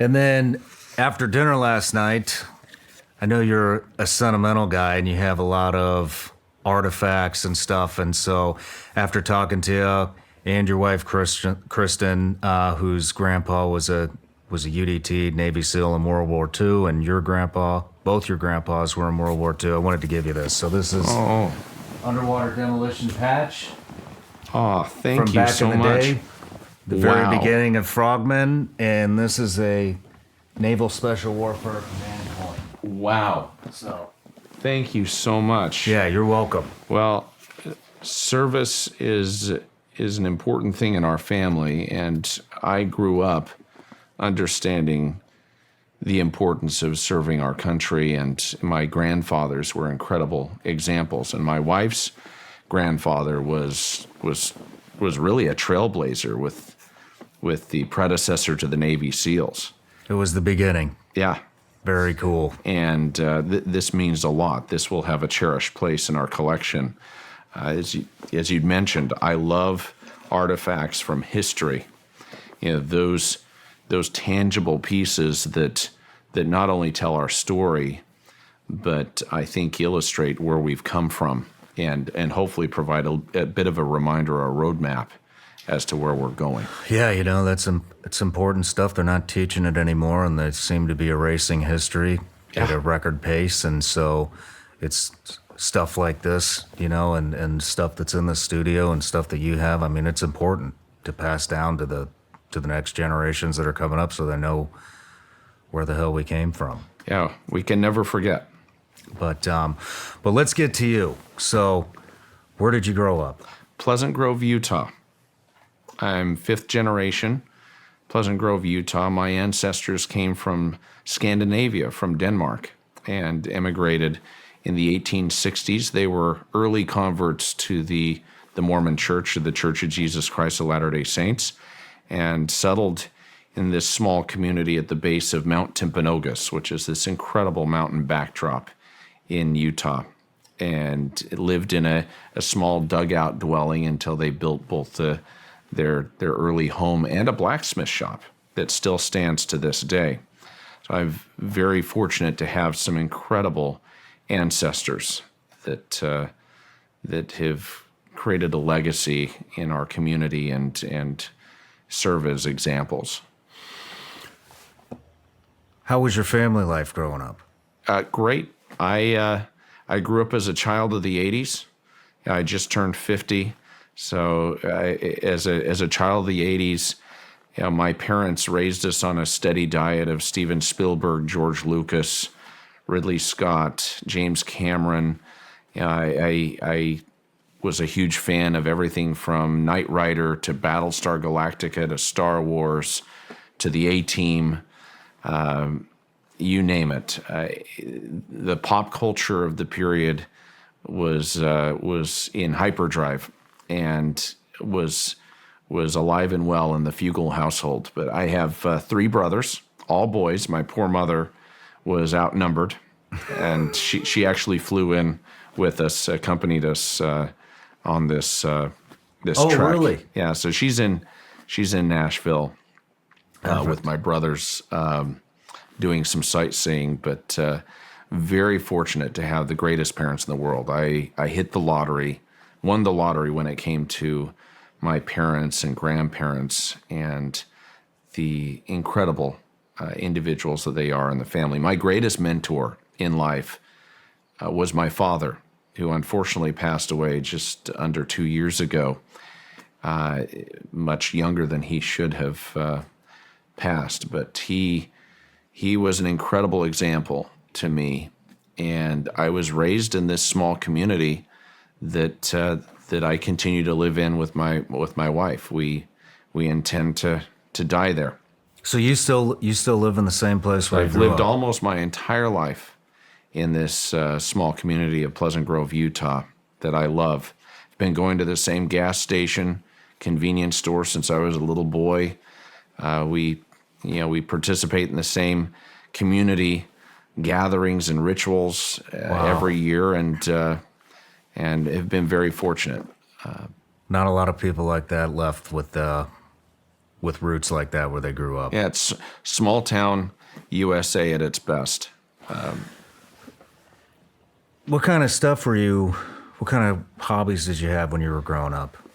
Growing up, me and my friends were really close. I had a very close-knit group of friends, and we stay close to this day. In fact, every year I pull together 10 to 12 of my best friends from my youth that I've been friends with since elementary school. We were involved in scouting. In fact, most of us were Eagle Scouts and had that wonderful experience. We were involved in martial arts, karate.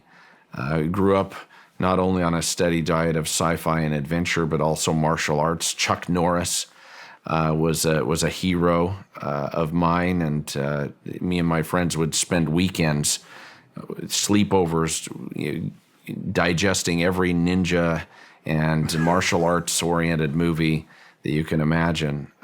And we were involved with role playing, with fantasy. We played Dungeons and Dragons and other role playing games in our youth that I think had an impact not only on the way we looked at the world, but it forged relationships that stay intact to this day.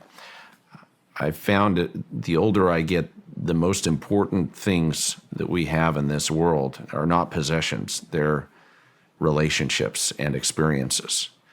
And I've been blessed with an abundance relative to the relationships and experiences. I've had the same best friend since 5th grade. Wow. We talk every week. We're business partners. In fact, he's been on the show. He's been on the docuseries as a consulting oncologist, radiologist, as an expert. Oh, no kidding. Yeah, Dr. Christopher Lee. So we've been best friends since 5th grade. We got our Eagle Scouts together. We went on our Mormon missions about the same time. He went to Germany, speaks fluent German to this day. I went to Hawaii, of all places, learned how to speak some inappropriate Tongan. But I've been really fortunate. But we were raised, I think, in an ideal environment as part of the Reagan era. George Bush Sr. It was the end of the Cold War. We grew up as kids, terrified of the potential of war, and you grew up on Rocky IV and Red Dawn, and understanding the importance of freedom and our way of life. And we saw the fall of the Berlin Wall occur. I think that occurred during my senior year, where we saw a lot of remarkable things occur that has blessed our world and ushered in a new era. You seem to have come from a long line of a patriotic family, and in my research, I read that one of the things that your old man used to say to you damn near every day is, what did you do today to make your country better? Yep. Have you done any good in the world today? On an almost daily basis, my father would reach out to me and ask, have you done any good? Have you done any good in the world today? What age did that start? From the time I was a teenager, and it became even more frequent as I grew older and built my own family and went through my own challenges. and triumphs. My father's words and admonitions stay with me every day, and he had an incredible father. My grandfather was a decorated bomber pilot, World War II, flew a Corsair, and was fortunate to be selected to fly over Tokyo Bay when the Japanese surrendered. And it was a pivotal moment in the Pacific Theater, during the war. And hearing his stories and seeing his example helped, I think, crystallize those things that are most important, those core principles that differentiate our way of life, our people. How did that kind of form you into who you are today? I mean, so I did a lot of research on you. I've seen some people giving you flack, saying that things have been handed to you, thinking that you came from a very wealthy family. Which is a bunch of bullshit. From what I understand. My father drove a brown beat-up Pinto when I was in junior high, graduated to a beat-up Astro van when I was in high school. I haven't taken one penny from my parents. I was very fortunate. I was able to receive that, which was most important, which was an incredible upbringing and examples. But my father's success didn't really occur until I was an adult and had already established myself in commercial real estate. It's important to note that my father and I were both EY Entrepreneurs of the Year for the Western region for completely different businesses. Are you serious? Unrelated. That's amazing. And I think that still kind of sets us apart. In 1920, my great-grandfather started a construction company that became really one of the largest utility construction firms in the country, but it wasn't without great sacrifice. I mean, during the 80s, they could barely keep the doors open. They were struggling considerably, and my father and his brother, Guy, ended up making some critical bets and risks on fiber optic technology, on devising methods to be able to install long-haul fiber optics underground, and really took the utility construction business into the future. So while it is true that our family has been very blessed, I didn't grow up with any privilege. Grew up in the same 1,800 square foot house, and was fortunate to be blessed with a work ethic. My dad expected that we would work construction as teenagers, and so every year I was shipped out of town to work on construction crews with a shovel in hand, and it was literally a ditch digger for years. But it taught me not only the value of hard work and how to work long 12 to 16-hour days, but also to appreciate people from other backgrounds, from other walks of life. You experience all sorts in the construction industry, and to be able to develop respect for your peers, even if they've chosen different paths and have different approaches to life, was important. And being part of a team, being part of a crew that is focused on a very complex set of requirements was something that I enjoyed being part of as a teenager working heavy construction. And so it was to everyone's surprise at 18 that I chose to not pursue a career in the family business in construction, but to forge a path in commercial real estate. Yeah. What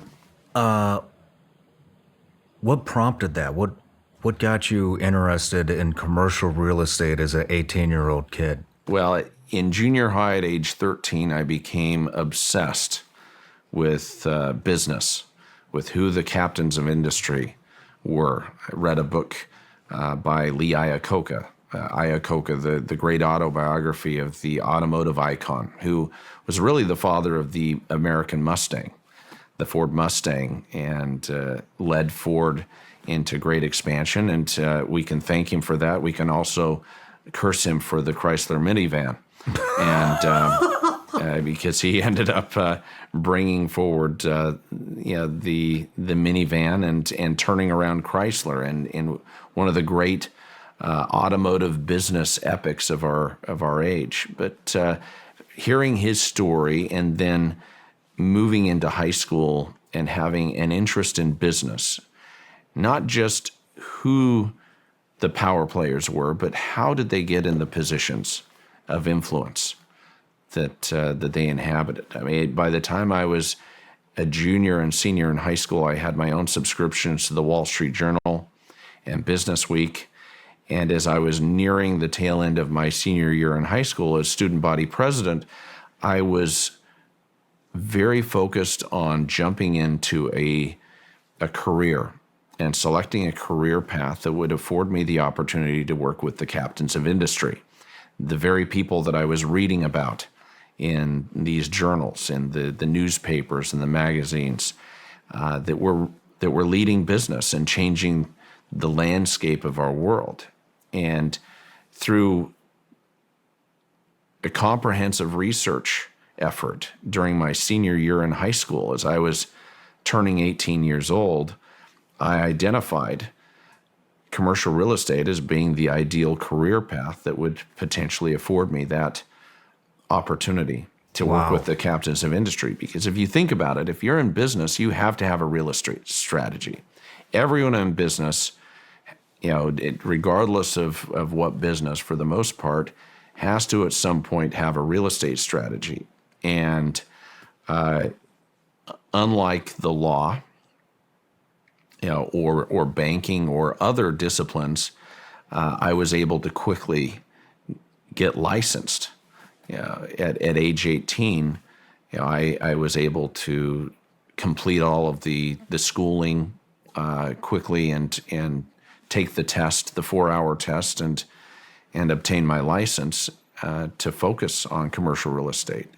And it was a surprise to everyone. My own parents thought that it was an unusual, perhaps foolish path because my father wasn't in the real estate business, but I saw it as an opportunity to be involved with the changing landscape of the communities surrounding us, and the rest is history.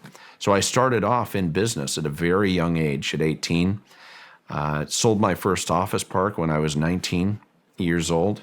Wow. And I built a proprietary database as a teenager, tracking all of the inventory and the power players in the market.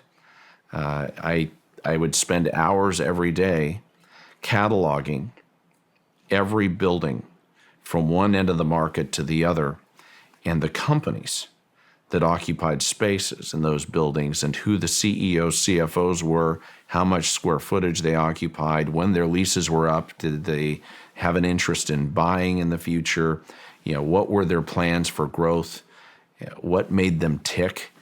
And I built that database as really a crystal ball that would give me visibility into who would be making moves in the future, who were the most likely companies and entrepreneurs that would be changing the landscape of the business community, both figuratively and quite literally. You were doing that at 19 years old? 18 and 19.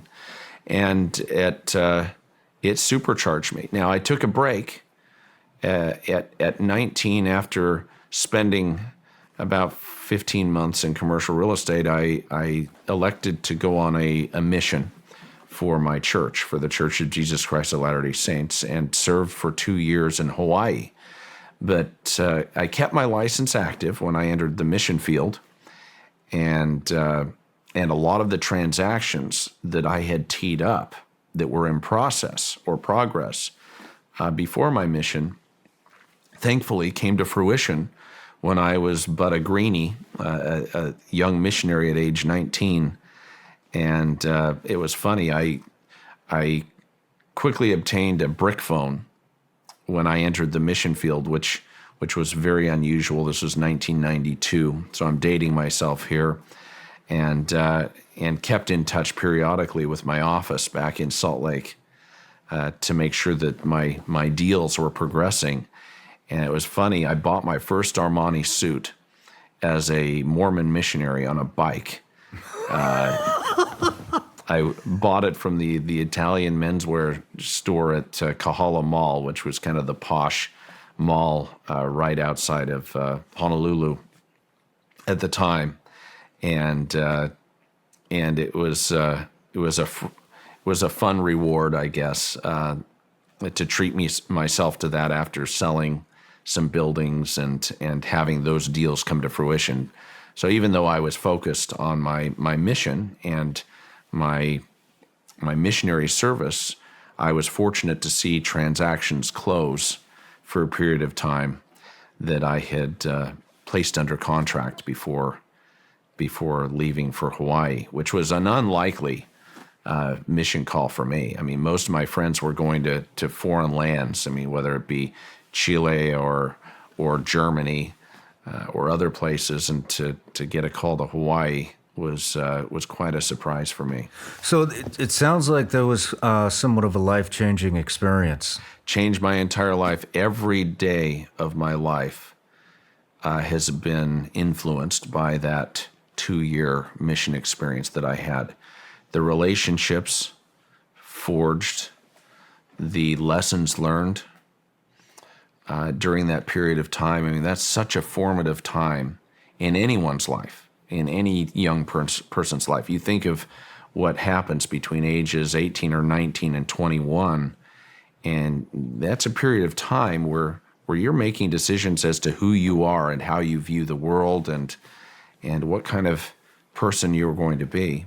And to be in a position where I was focused on Jesus Christ and teaching people the gospel of Jesus Christ and even just performing service, just helping people. I mean, at the time, the islands were hit by Hurricane Iniki. There was a huge hurricane that came in and destroyed a lot of the communities. And that was a heck of a way to start my mission.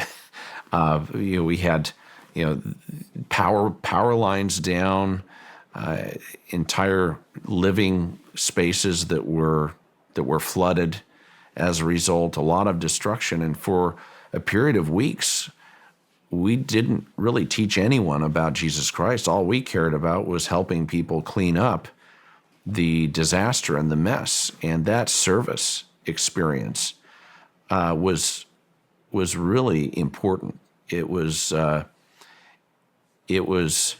I think, Christianity at its best, to see neighbors coming together, to see communities working together in the face of destruction, in the face of this natural disaster that had taken place, and to be able to work to help people dig out of that, with no thought of compensation. I mean, we're just there to help. We're there as missionaries without any money. Yeah. And not looking for any compensation, and just wanting to roll our sleeves up and help. And that was an important experience for me.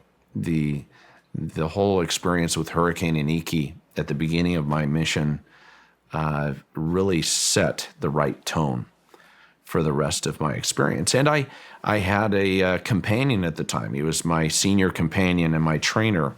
His name was Brian Arnold. Many people know him as Dragon. He's my head of security. He was down there with you. So the relationship built with Brian Arnold, otherwise known as Dragon, at Skinwalker Ranch as my head of security has been a relationship I've had since my mission. He was my senior companion. That's incredible. And we've been dear friends ever since. It didn't start off that way. We hated each other.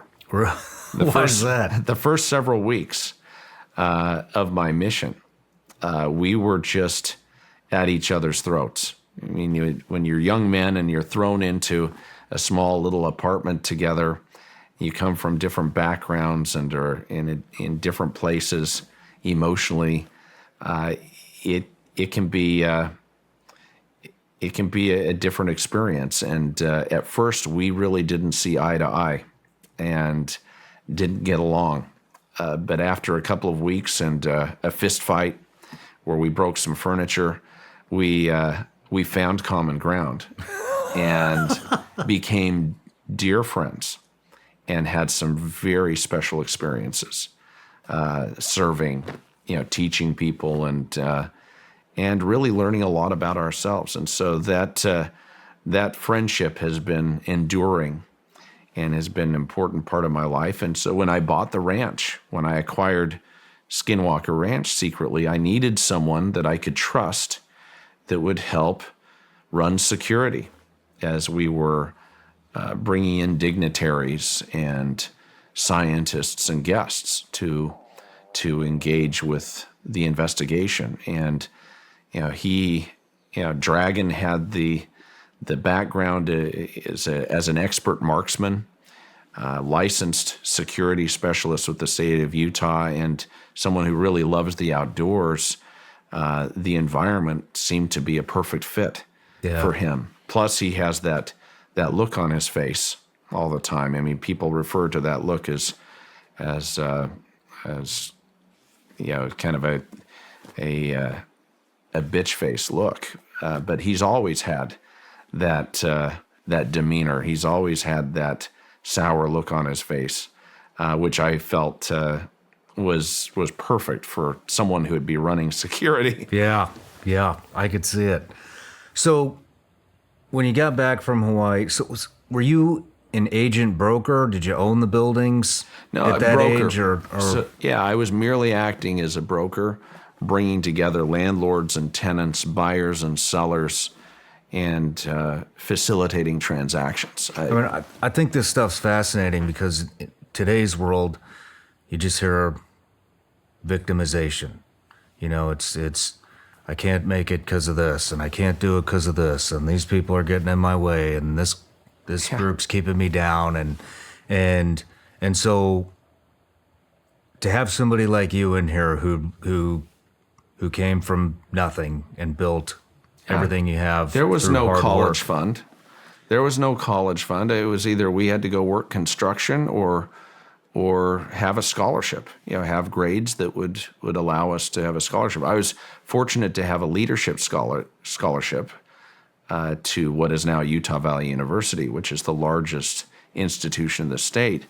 But nothing was just handed to me. I mean, those things had to be earned, and there was sacrifice required. I made $500 my entire first year of working full time while going to school full time. I starved to death trying to jump into the commercial real estate business. The sales cycle involved was long and arduous, but also the learning curve and being able to build a platform, to build a career. It takes years, and it's years of sacrifice, years of starvation. And I think all too often people underestimate what kind of sacrifice is required in order to truly succeed. In order to get extraordinary results, you have to be willing to put forth the extraordinary effort required. Hey everybody, I want to talk to you about two products from First Form. One is OptiGreens 50, the other's OptiReds 50.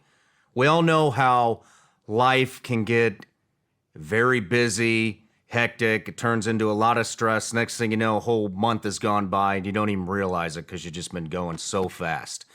And when you get in these situations or these little sections of life that are like that, what's the first thing that always goes to the wayside?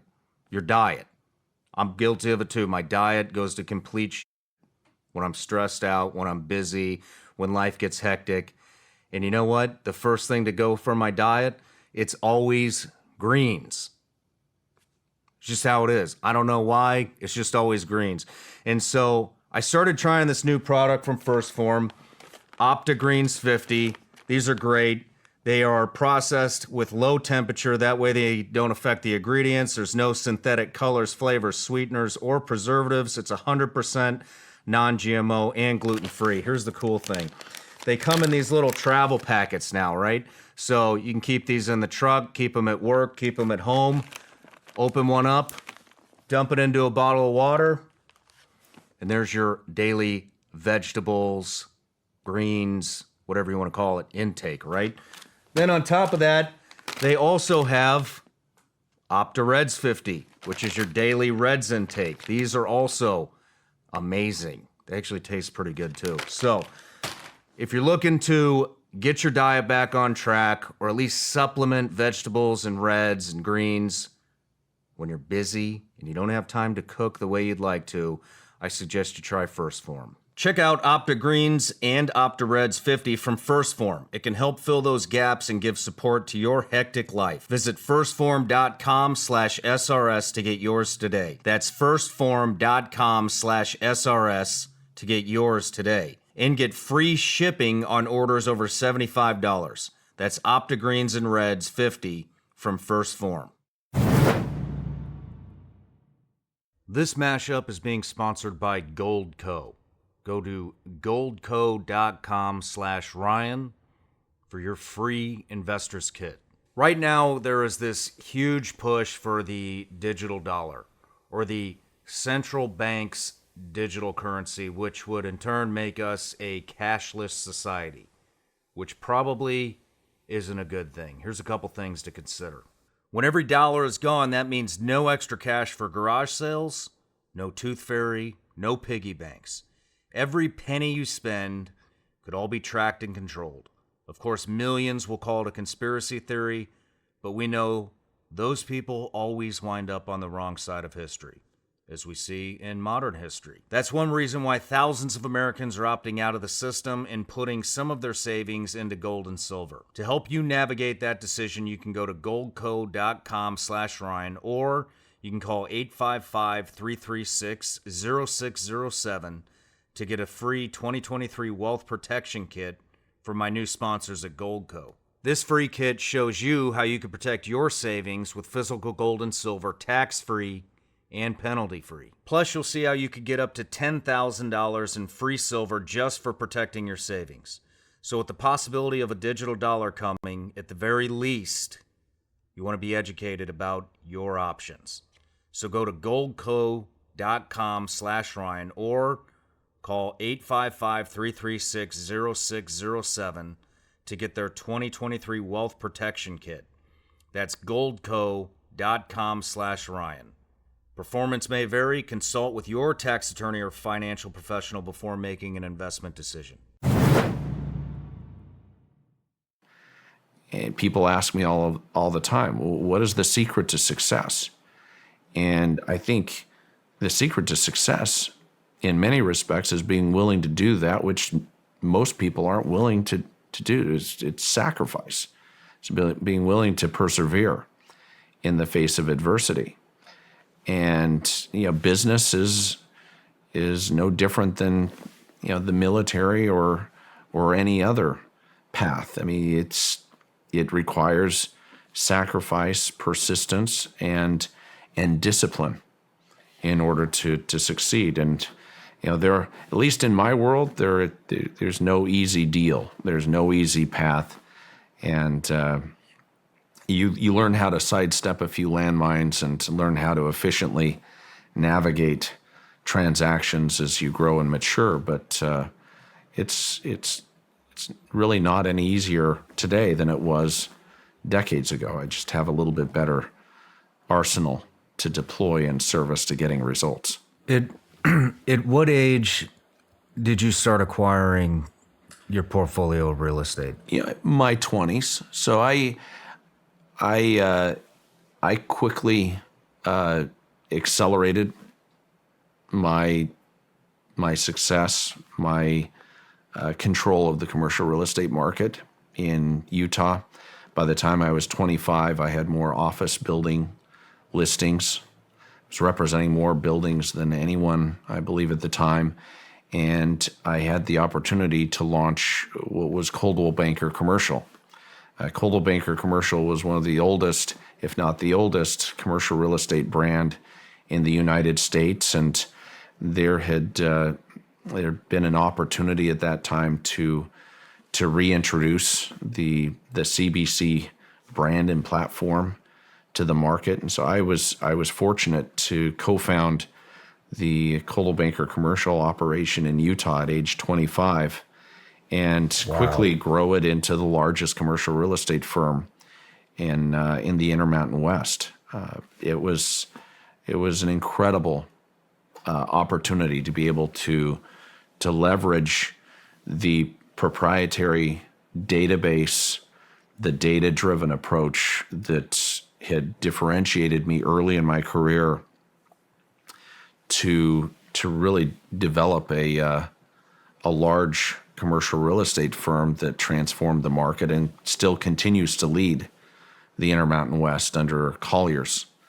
But it wasn't until my 20s that I finally was able to have the momentum to be able to take some ownership and diversify in that regard. And I'm very fortunate in that I haven't had to give up my role as a trusted advisor and broker while diversifying and having equity and owning real estate. I've been able to have the best of all worlds in my career, thankfully. Some of the developments that I've seen that you've developed are, it's some beautiful architecture. Yeah, it's the largest office parks in really the Intermountain West, largest mixed-use centers that have changed the skylines of the community. And I have to tell you, that is the greatest rush, to see a tangible manifestation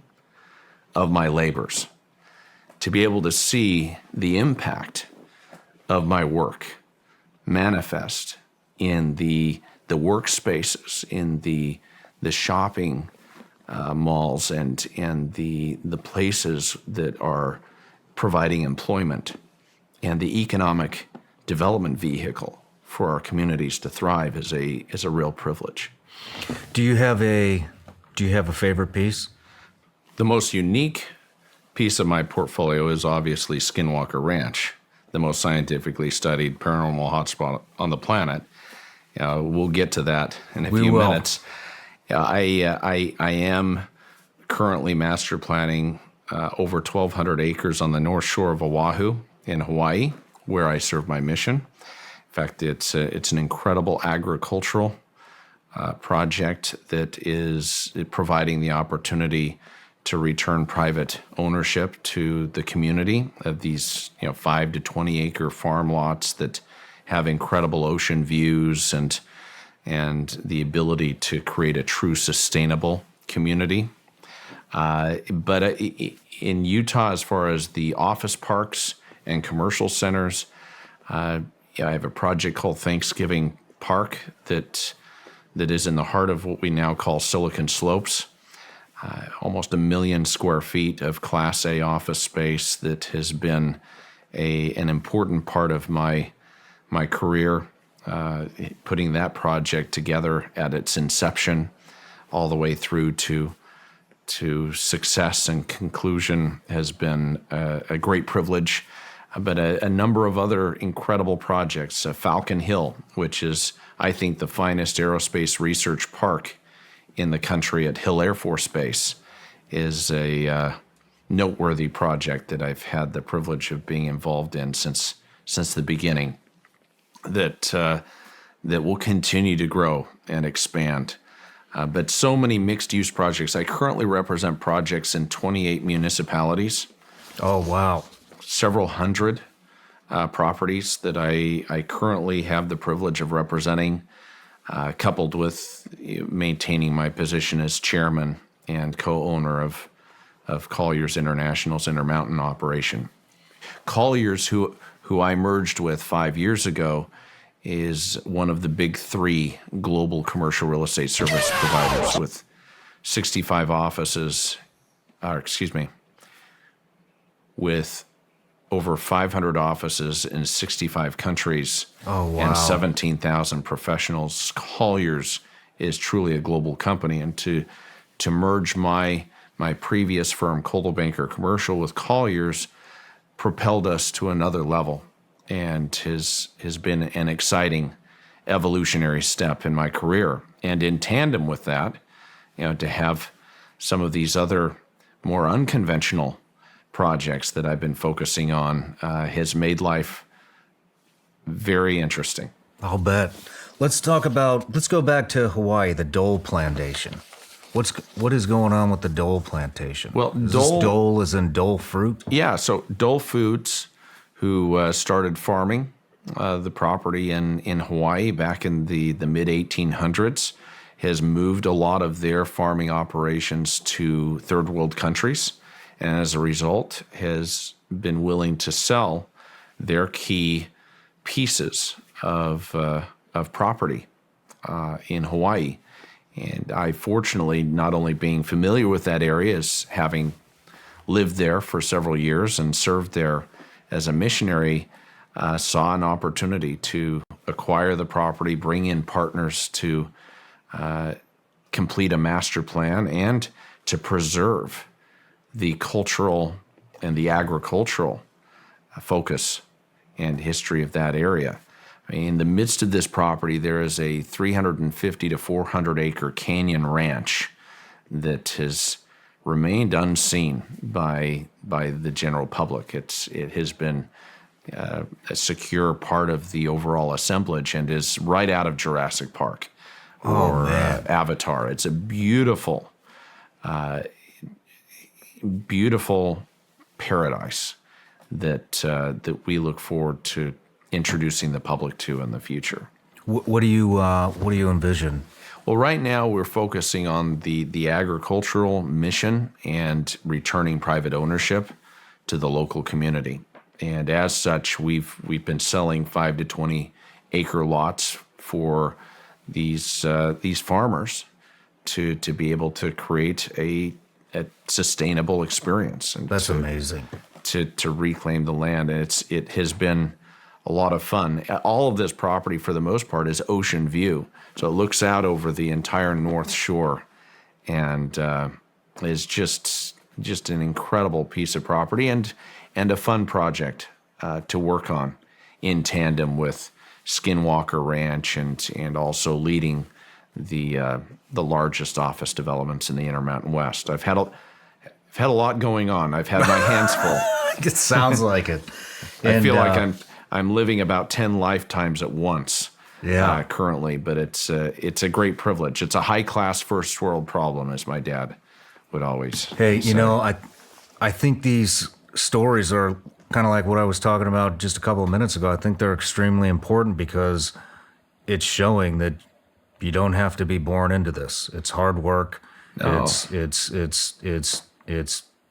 getting your hands dirty. It's Well, the American dream is alive and well. yeah. Just look at me. I'm the son of a ditch digger, That's what I'm getting at. and my dad would be chuckling right now. He'd be nodding, saying, "Yeah, you're absolutely right." I mean, we're immigrants that followed a dream, that came to this country, to start a life, and only in America do you see the kind of opportunities that allow people to fulfill their dreams. And I hope that we can keep that alive. I'm worried about that. I'm worried about our country right now and the forces that seek to undermine freedom, that seek to undermine free capitalist principles, that allow people to take risk and be rewarded for taking risks. And I hope that we see the same opportunities for the generations to come that we've been fortunate to have. I hope so too. I'm worried about it too. Yeah. I know there's a lot of us worried about the direction that we're heading in right now. Yeah, it pisses me off. Me too. I'm pretty angry about the state of affairs in this country, and I hope that we can find more unity. That's the funny thing is I feel like when all is said and done, we really have more in common as we pull people together and we unify, our communities. But there's so much out there trying to divide us, and I hope that truth will prevail, and that good people will work together to help our country thrive in the future. It's important. I'm very thankful for the opportunities I've been given. I wouldn't be where I'm at without good parents, grandparents, without great examples. Even my teachers, my high school teachers who had such an impact on me. Our educators don't get anywhere near the praise that they should. In fact, we took our favorite high school teacher to Mission Impossible this last weekend, just to stay in close touch. And the impact that Mr. Blaisdell, who was our favorite teacher, he taught English and German at Pleasant Grove High School, the impact he has had on our lives in inspiring us to do better, to be better. Not only with learning English, but also being better human beings and following his example. That impact and that influence cannot be underestimated. And I think it's important I think it's important that we honor those who are teaching our children, that are teaching correct principles and being examples for our community. And so it's fun. What you'll find with me is I surround myself primarily with people that have had an impact on me since my youth. My best friends, regardless of what their occupation or their path in life, or even the teachers from my past, still act and serve as mentors. And I'm thankful for that. That's amazing. Let's talk about your wife, Kristen. So we had dinner last night, me and my wife and you and Kristen, and I never really know what to expect. And especially with somebody like you coming in, you never really know, how it's going to go. And both of you are so grounded and just a real pleasure to be around, and you complement each other perfectly. When did you guys meet? We met a number of years ago. We've only been married for almost 2 years, but we met each other at age 11 and lived in the same neighborhood, grew up together, but went different directions. We didn't date in high school. I should have had more courage to ask her out, but she was both too pretty, and I think she was a little shy, and I was as well. But we end up bumping into each other later in life. She's a widow.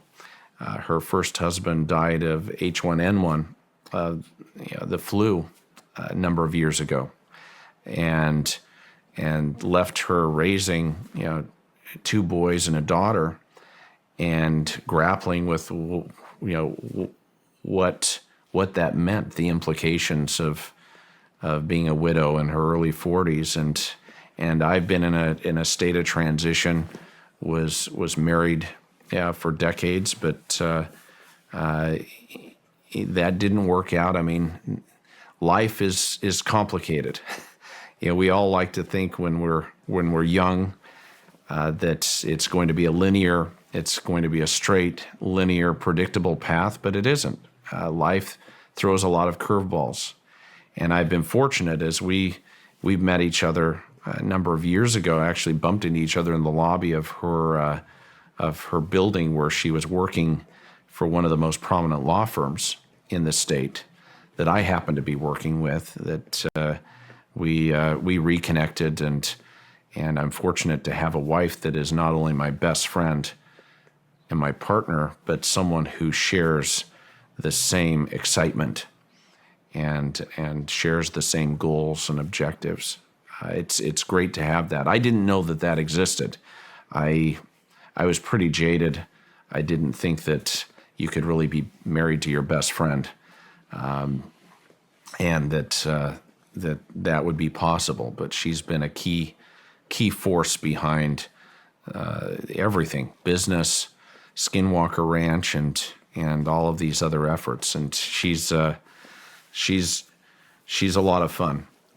I've never laughed so hard in my life, and I never thought I would find balance at age 50. It's funny. I really am a teenager from the 80s stuck in a 50-year-old body. If you ever want to figure out kind of what makes me tick, or really my worldview, just think of me as a 16-year-old from the 80s stuck in this time frame in a 50-year-old body, and that sums it up. I think it's important to note my friends and I really remind me of the kids on Stranger Things. I don't know if you're familiar with that series on Netflix, but my best friends and I, we were 12, 13 years old in the mid-'80s at that same time period, and we were convinced that there was nefarious activity going on, and under the surface of small town Pleasant Grove, and there were mysteries to be solved. And I remember riding our bikes around town between toilet paper people's homes at night, and running down to 7-Eleven to get a big gulp or a Slurpee, and watching videos from the local video store. We were really fortunate to have a world ahead of us that seemed to have no limits. There seemed to be no limiting factors. And I would say that still holds true. Our greatest barriers to success are sitting right there in the mirror. I think we hold ourselves back more than anyone else. The power to take command of one's destiny is right there in the palm of your hand. And so back then, I remember anything seemed possible. And I think this realm, this reality that we live in, is a reality where long shots are possible, where dreams can be fulfilled. You look at the heroes of our age, whether it be Michael Jordan, you see his story played out in that. There's a movie called Air that shows that his deal, the deal between he and Nike that created the Air Jordan. Yeah. And you go down the list of just incredible examples of triumph over adversity and the fulfillment of dreams and ambition manifest in our world. And it's nothing short of it inspiring. And I think we're just getting warmed up. I think the opportunities we have before us in this day and age, where we all carry around the equivalent of a Library of Alexandria in our pocket times 10,000, where there really aren't limiting factors, at least so far, as long as we preserve and protect our freedoms and our right to be able to succeed and to take risk and be rewarded for that risk. I think keeping that intact, that system intact, is going to be so critical to our success going forward. I mean, our ancestors fought for it, died for it, died. So many people died so that we can enjoy the freedoms we have today. And you're proof of that. I mean, you serving with the Navy SEALs, you're a hero. You're a patriot. You and your crew made it possible for us to be sitting here right now and having this discussion. I think that reminding people that freedom isn't free, that it comes at great cost, and we need to be vigilant is important. It's more important now than ever. I agree with you. But thank you for saying that. You know, when it comes to, I'm trying to figure out how to piece this together. But last night, talking with you and Kristen, it seems like since you two have been together, a lot of things have come around full circle. One of them being making the world a better place. I know that Kristen, I believe, sits on the board of a nonprofit that is combating sex trafficking. Abuse. And that has been a topic that we've been hitting here on the show quite a bit. And so I want to commend you guys, both of you, for that. That's amazing work, very important. And if you want to expound on that a little bit. Oh, we think it's important to give back. We're very passionate about our community. You know, Utah Valley University, where we both went to school, is dear to us. I think providing scholarship opportunities for single mothers. Her mother was a single mom. She was raised by a single mom just down the street in my neighborhood. And you know, I was fortunate to have a leadership scholarship that afforded me the opportunity to go to school in tandem with building my career in commercial real estate at a young age. I think giving to good causes, supporting causes that will help our community and help the next generation succeed and carry that torch forward is an important part of our legacy. And we're fortunate to be serving on a lot of boards and contributing to a lot of incredible causes. Junior Achievement, Saprea, you know, we even work actively with the chambers of commerce to help support our business community and elevate, I think, the community's ability to lead not only in our state, but also be recognized as an example of excellence nationwide. It's no coincidence that Utah has continually been recognized as the number one place to do business in the country. Wow. The number one economic place to do business. And it's because we have an incredible environment where the pioneer spirit that was brought by our ancestors is still alive and well. That entrepreneurial, pioneering spirit that drives our community forward is thankfully still alive and well to this day. So, Brandon, what is your involvement with the Saprea Foundation? You know, my wife Kristen serves on the advisory board of Saprea, which really focuses on helping victims of sexual abuse. It started off, we really focused on women and girls who have been the victims of sexual abuse, and now men are also being aided through that effort. But we feel that's an important philanthropic effort and something that we are passionate about. Their goal is to end abuse and end it through education and providing a safe place for victims to be able to get the help they need, and educating, you know, the community as to the challenges that are out there.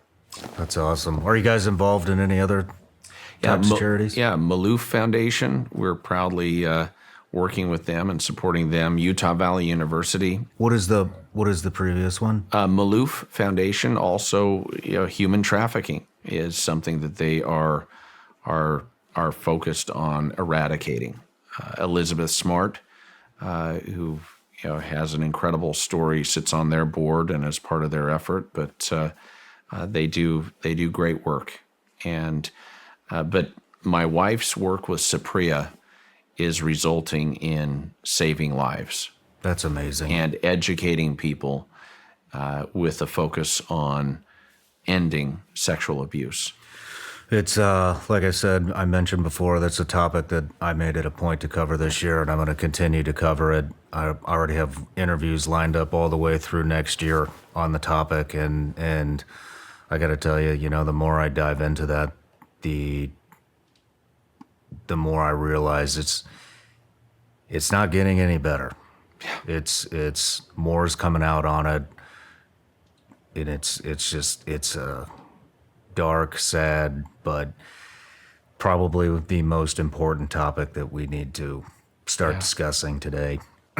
Well, and providing solutions, Yes. giving people safety and help that are coming out of those incredibly difficult situations. Yeah. So we're very proud to be supporting those efforts as well as other philanthropic efforts. It's a key part of our mission. We need more people like you out there doing that. That's amazing. Oh, I'm nothing. I'm just my first boss in commercial real estate told me one day, he said, "Don't forget, you're nothing but a glorified pots and pans salesman." Let's keep it real. Oh, right on. And so I've always tried to keep it real that at the end of the day, I'm here as a service provider, and we're only as good as our next deal. Every day I wake up programmed to feel unemployed. And people ask me, well, haven't you felt great success when you close on the sale of an office park, or you put together a new project and close that deal? When you close a mega deal, doesn't that bring a sense of peace and success and gratification? And the reality is, the hours following the successful closure of my largest transactions are the ones where I've felt the most anxiety, because I realize I am unemployed. You are only as good as your next deal, as your next project. And at the end of the day, no one cares what you did a year ago, 2 years ago. It's what have you done today? What are you doing tomorrow? Memories fade, and the ability to constantly reinvent and sharpen the saw, so to speak, is a key to success in business. Not being complacent. Yeah. You know, the other thing that came full circle, which I didn't learn until last night, is Skinwalker Ranch. So Kristen was talking about her mother and how she had this infatuation with UAP, UFO phenomenon type stuff. And then you come along, you guys get married, and I already owned the ranch. You already owned Skinwalker But Ranch. it was a happy coincidence that she happened to be raised by an experiencer.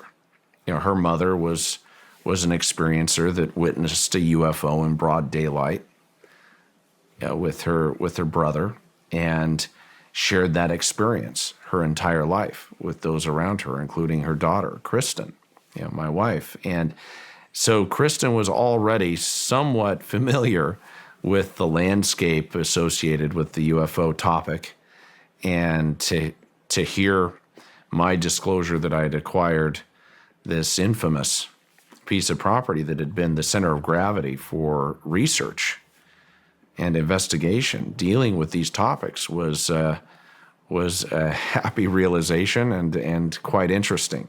And it has brought things full circle. I would have never imagined, if you would have asked me 10 years ago,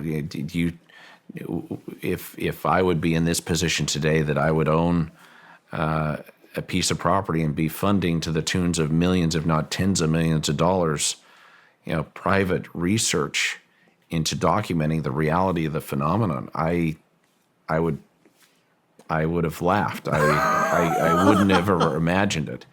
And frankly, I had no desire to reveal my identity as the owner when I purchased the property. I did not want my name associated with these topics or the history associated with the ranch. As curious as I was a skeptic.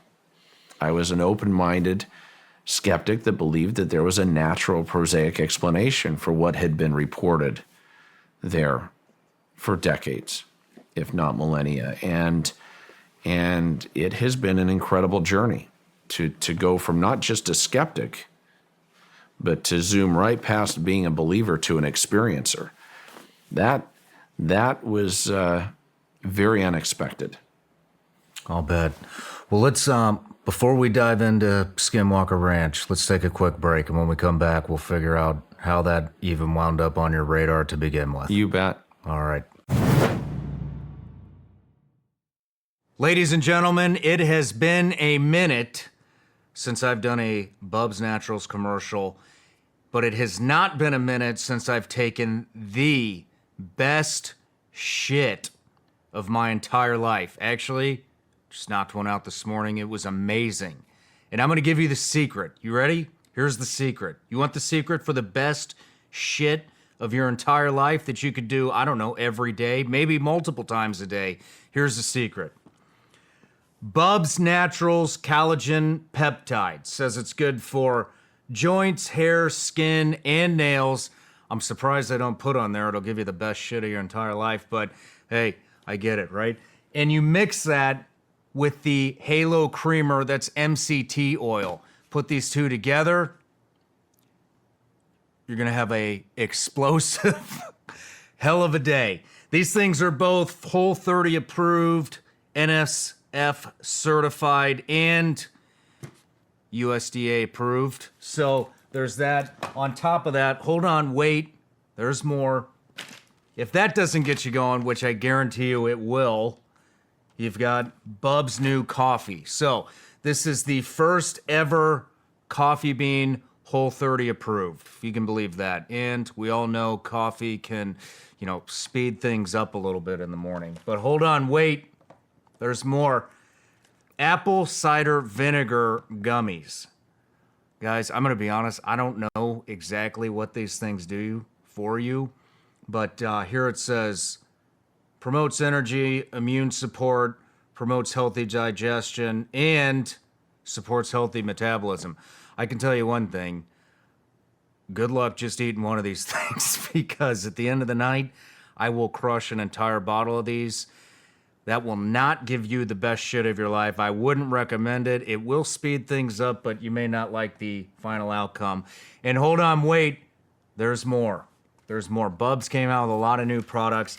They have these hydrate or die hydration packets, great for post-workout. All this stuff is great for post-workout, especially the collagen protein. Guys, here's another thing about Bubs.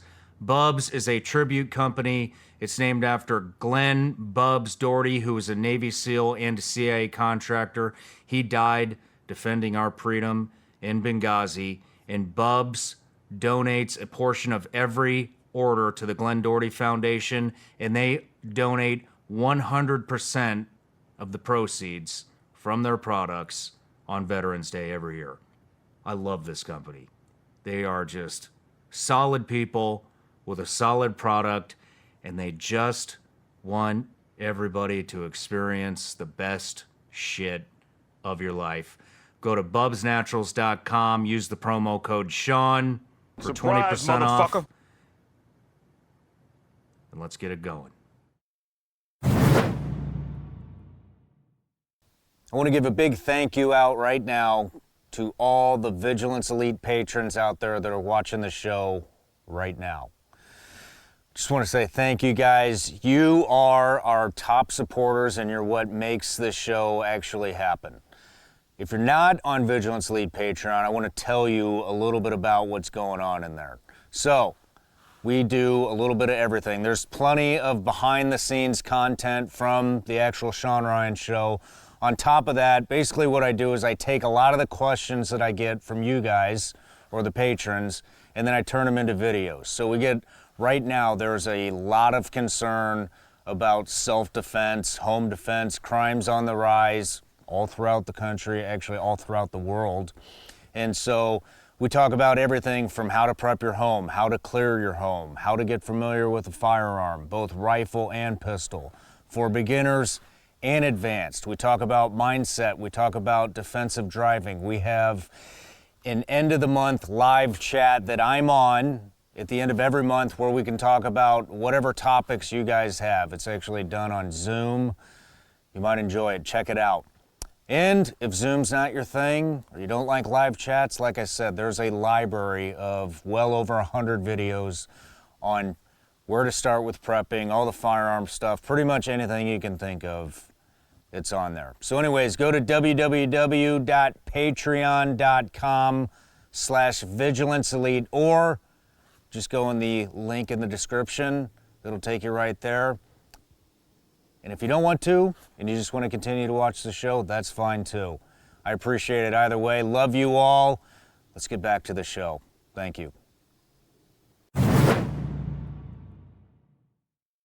All right, Brandon, we're back from the break, and now we're getting to what I've really been dying to talk to you about, Skinwalker Ranch. I mean, I found Skinwalker Ranch from a buddy of mine that I used to work with at CIA. He passed me the program, and I dove in, and I was just, I've been infatuated with it ever since. And there's so much going on there. You have cattle mutilations, you have radiation spikes, you have more UAP, UFO activity than anywhere else I've ever heard of. Yeah. You have all these weird injuries happening to people that out there. I mean, how did this ranch ever even wind up on your radar? Well, it's an unlikely story. But about 13 years ago, I was funding an advanced physics effort. We'd actually transformed a large percentage of our hangar facility, of our family's aviation management and hangar facility at the Provo Airport, into an engineering lab testing physics theories, dealing with gravitational physics. It was an interesting effort, was something I did not publicize, and we ultimately, using scientific rigor and discipline, disproved the core claims and the theories that were being advanced. But through that effort... Hold on. What got you interested in that? Yeah, it was a former client. So I had a client that I represented back in the mid-90s that was a genius software development executive that ended up forming a company that became the world's leading internet consulting firm. And he left that firm ultimately to fund efforts relative to the UFO phenomena. He had claimed that he had his own experience, had been visited. I found it all to be quite unbelievable, but I could not deny his success in business. I'd had the privilege of negotiating his first headquarters transaction and working with him at a young age. And when reconnecting with him in late 2009, going into 2010, he claimed that he'd spent tens of millions of dollars focused on really discovering the technology or the principle of action that would enable gravity, anti-gravity and over energy. I was skeptical, but willing to listen. He was a very celebrated, respected tech mogul in his 20s, in the 90s. I mean, he sold his first company to Novell as a teenager, and as I'd mentioned, he'd built the world's largest internet consulting firm. Wow. That I had the privilege of advising and working with. So hearing his claims, I was intrigued. I was willing to invest, even willing to devote some of our facilities and resources to the effort. Well, it ended up becoming a very challenging endeavor, but through that experience, I developed relationships with a team of science advisors that, unbeknownst to me, were simultaneously advising an elusive billionaire out of Las Vegas named Robert Bigelow, of Bigelow Aerospace, who, as a real estate developer and entrepreneur, was a kindred spirit of sorts. And so, following the closure of that research project back in 2013, I was surprised to receive a call from the two senior science advisors that had been on our board with the question, as you know, asking if I would be interested in having a discussion and a meeting with Mr. Bigelow regarding a ranch in northeastern Utah known as Skinwalker Ranch. They asked me if I'd heard of this place. I told them, yeah, I was familiar with a book that had been published, back in the mid 2000s called Hunt for the Skinwalker. I chuckled and told them I didn't know that there was any truth to it, but I remember it being an entertaining read at the time. But I told them, I said, that I'm a skeptic. I've never seen a UFO, a ghost orb. You're also aware that I just concluded funding a project where we, by using scientific rigor and discipline, debunked the core claims. And I'm really not interested in these fringe topics. And I happen to believe that there's most likely a natural prosaic explanation for the claims that are being made. Well, they proceeded to say, well, Brandon, there's a lot more going on than meets the eye, and you as a real estate mogul and advisor in the Intermountain West, seem to be a potential fit to joint venture or at least have a discussion with Mr. Bigelow. And I agreed. I jumped at the chance to at least have a meeting, to have a discussion, flew down to Las Vegas and found myself at Mr. Bigelow's Bigelow Aerospace compound, which is the closest thing to a James Bond villain lair that I've ever seen. I mean, it's an incredible facility. I mean, huge buildings that house full-size space stations and space habitats that have been designed where they're doing the materials science and the life safety testing and engineering to really position Bigelow Aerospace, at least at the time, to be the real estate development company of space. Wow. And Mr. Bigelow had an interest in potentially selling the Utah property. He had expressed not only willingness to consider the sale, but the fact that he was very busy and occupied with negotiating deals with SpaceX and NASA and others, playing a key role in the private space race. We had a great visit, and I think developed a good relationship. I told him that I was a skeptic, that I'd never seen a UFO or a ghost or orb or anything of the sort, and that I would be bringing in my own team. I also asked him for any of the data, and he said, well, I'm selling the property on an as-is basis. I'm not willing to turn over any data, not only because the ranch was part of a Pentagon-funded black budget program between 2007 and 2013, but he went on to say that he felt he wanted to keep that private, and I agreed. At the end of the day, I felt that starting with a clean slate would help me establish a baseline, and most likely help me even better establish that there was a natural explanation for the reports. You wanted a clean slate. You didn't want the previous data or research? No, I didn't push. I asked respectfully, and I respected his response and his request. Did he? So was he unable to pass the research and the data because it was a black budget program, or did he just wasn't willing to share? Yeah, I think it was both. Did he want you to continue the research at the ranch? I think he saw in me a worthy successor as someone who would at least be the appropriate owner taking it forward, given my real estate background, proximity to the ranch. I live about 2.5 hours away. It's only about a 45-minute flight via helicopter.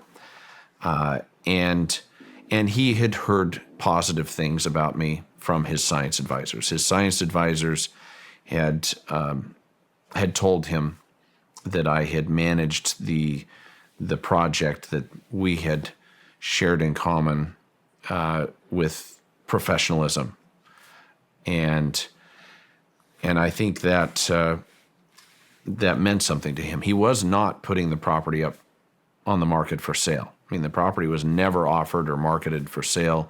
This was a very private transaction, private dialogue, and I told him that I would acquire the property so long as my identity would be kept confidential. And I worked with my legal counsel to structure the entities that would shield my identity. In fact, my name wasn't on any of the paperwork by design. I had registered agents that managed that process, and truly wanted to stay below the radar and not have my identity associated with the ranch in any way. What year was this? 2016. 2016? So I closed on the property the first week in April 2016, and proceeded to bring in my own team and assess really whether there was any reality to the claims that were being made. At the time, I was on the board of the National Parks Council, the Boy Scouts of America, and honestly was intending to donate it to the Boy Scouts and the Girl Scouts for a potential site that, where those experiences could be had, because I didn't think that there was anything truly unusual. I felt like, my investigation and research would ultimately confirm that there was nothing paranormal or disturbing about this incredible piece of property. And so when I flew in and saw the property for the first time, I was shocked at how strikingly beautiful the landscape was. As the helicopter came in and I was looking over at my brother who was piloting, and looking back at Jim Morse, who I was recruiting to come in and be really the face of the property at the time and be the ranch manager and the community liaison, I was taken aback by how beautiful the property was and the diversity of the landscape. Here you have this red rock mesa that runs the entire expanse of the property from east to west. You have waterways that bisect the property. You have these old pioneer homesteads that are still standing, that provide a very unique, interesting backdrop, and it is a working ranch. I mean, there has been cattle brought on and off the property periodically, and I've maintained that use through my stewardship over the course of the last 7+ years as well. And so when I flew into the property, I was just shocked at how beautiful it was. You could shoot any number of Hollywood films, of John Wayne westerns on this property, or even Westworld, which is a favorite of mine. It's that diverse and that strikingly unique. And I proceeded to engage professionals to bring in a superintendent within days, Thomas Winterton, who helped assess the physical facilities and what we needed to do in order to install certain things. And we had caretakers at the time. I had a professional, an ex-Marine, who was a drone expert that was tasked with not only conducting drone surveillance of the property, but also developing a historical record of the landscape to better understand every inch of this 512-acre assemblage. So when you took over, when you took possession of Skinwalker Ranch, you didn't have any idea how much activity was actually happening there?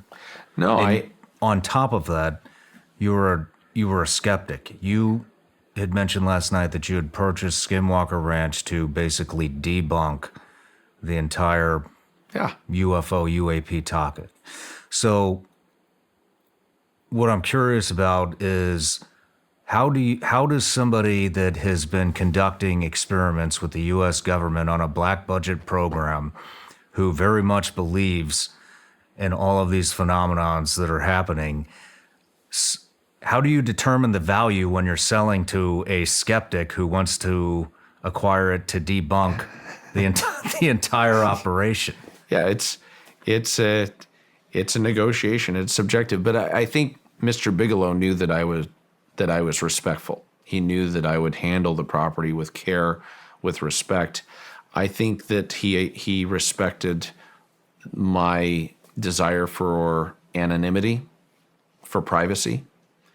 I didn't tell my family. My family, my closest business partners were purposely out of the loop and unaware of my acquisition and this new venture by design. So it was an interesting launch to the saga that continues to unfold with Skinwalker Ranch. In the first several months, we dealt with primarily challenges dealing with dilapidated infrastructure. We had a septic system that wasn't working, that was backed up. I found quickly we didn't have adequate power infrastructure to be able to secure the property. We had no fiber optic connectivity to be able to effectively conduct a more advanced investigation. So the first several months, I coordinated with Thomas Winterton and Jim Morse and my caretakers and other advisors to address the infrastructure issues of this property. It was very, very run down. There was no command center. There was no technology. The reports that Mr. Bigelow received on a weekly basis were sent via fax. There was a fax machine. In 2016, there was a fax machine that was the primary technology used for disseminating reports relative to activity at the ranch, believe it or not. And I was surprised to find that the ranch was in that state.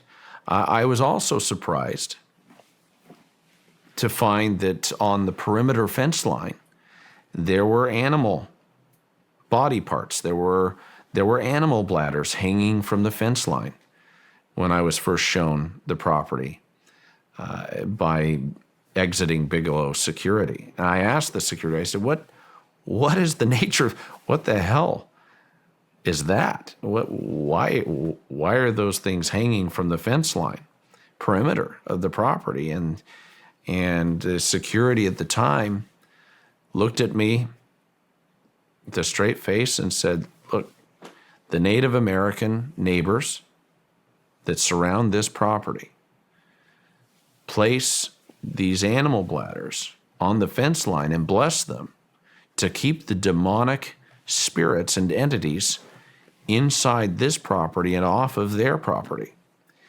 And I quickly learned that the tribal leaders in the Uinta Basin and surrounding the property had been telling their people not to even look the way of the ranch, that they were told, don't even look the way of the property, or else you may have demonic forces, entities that would follow you.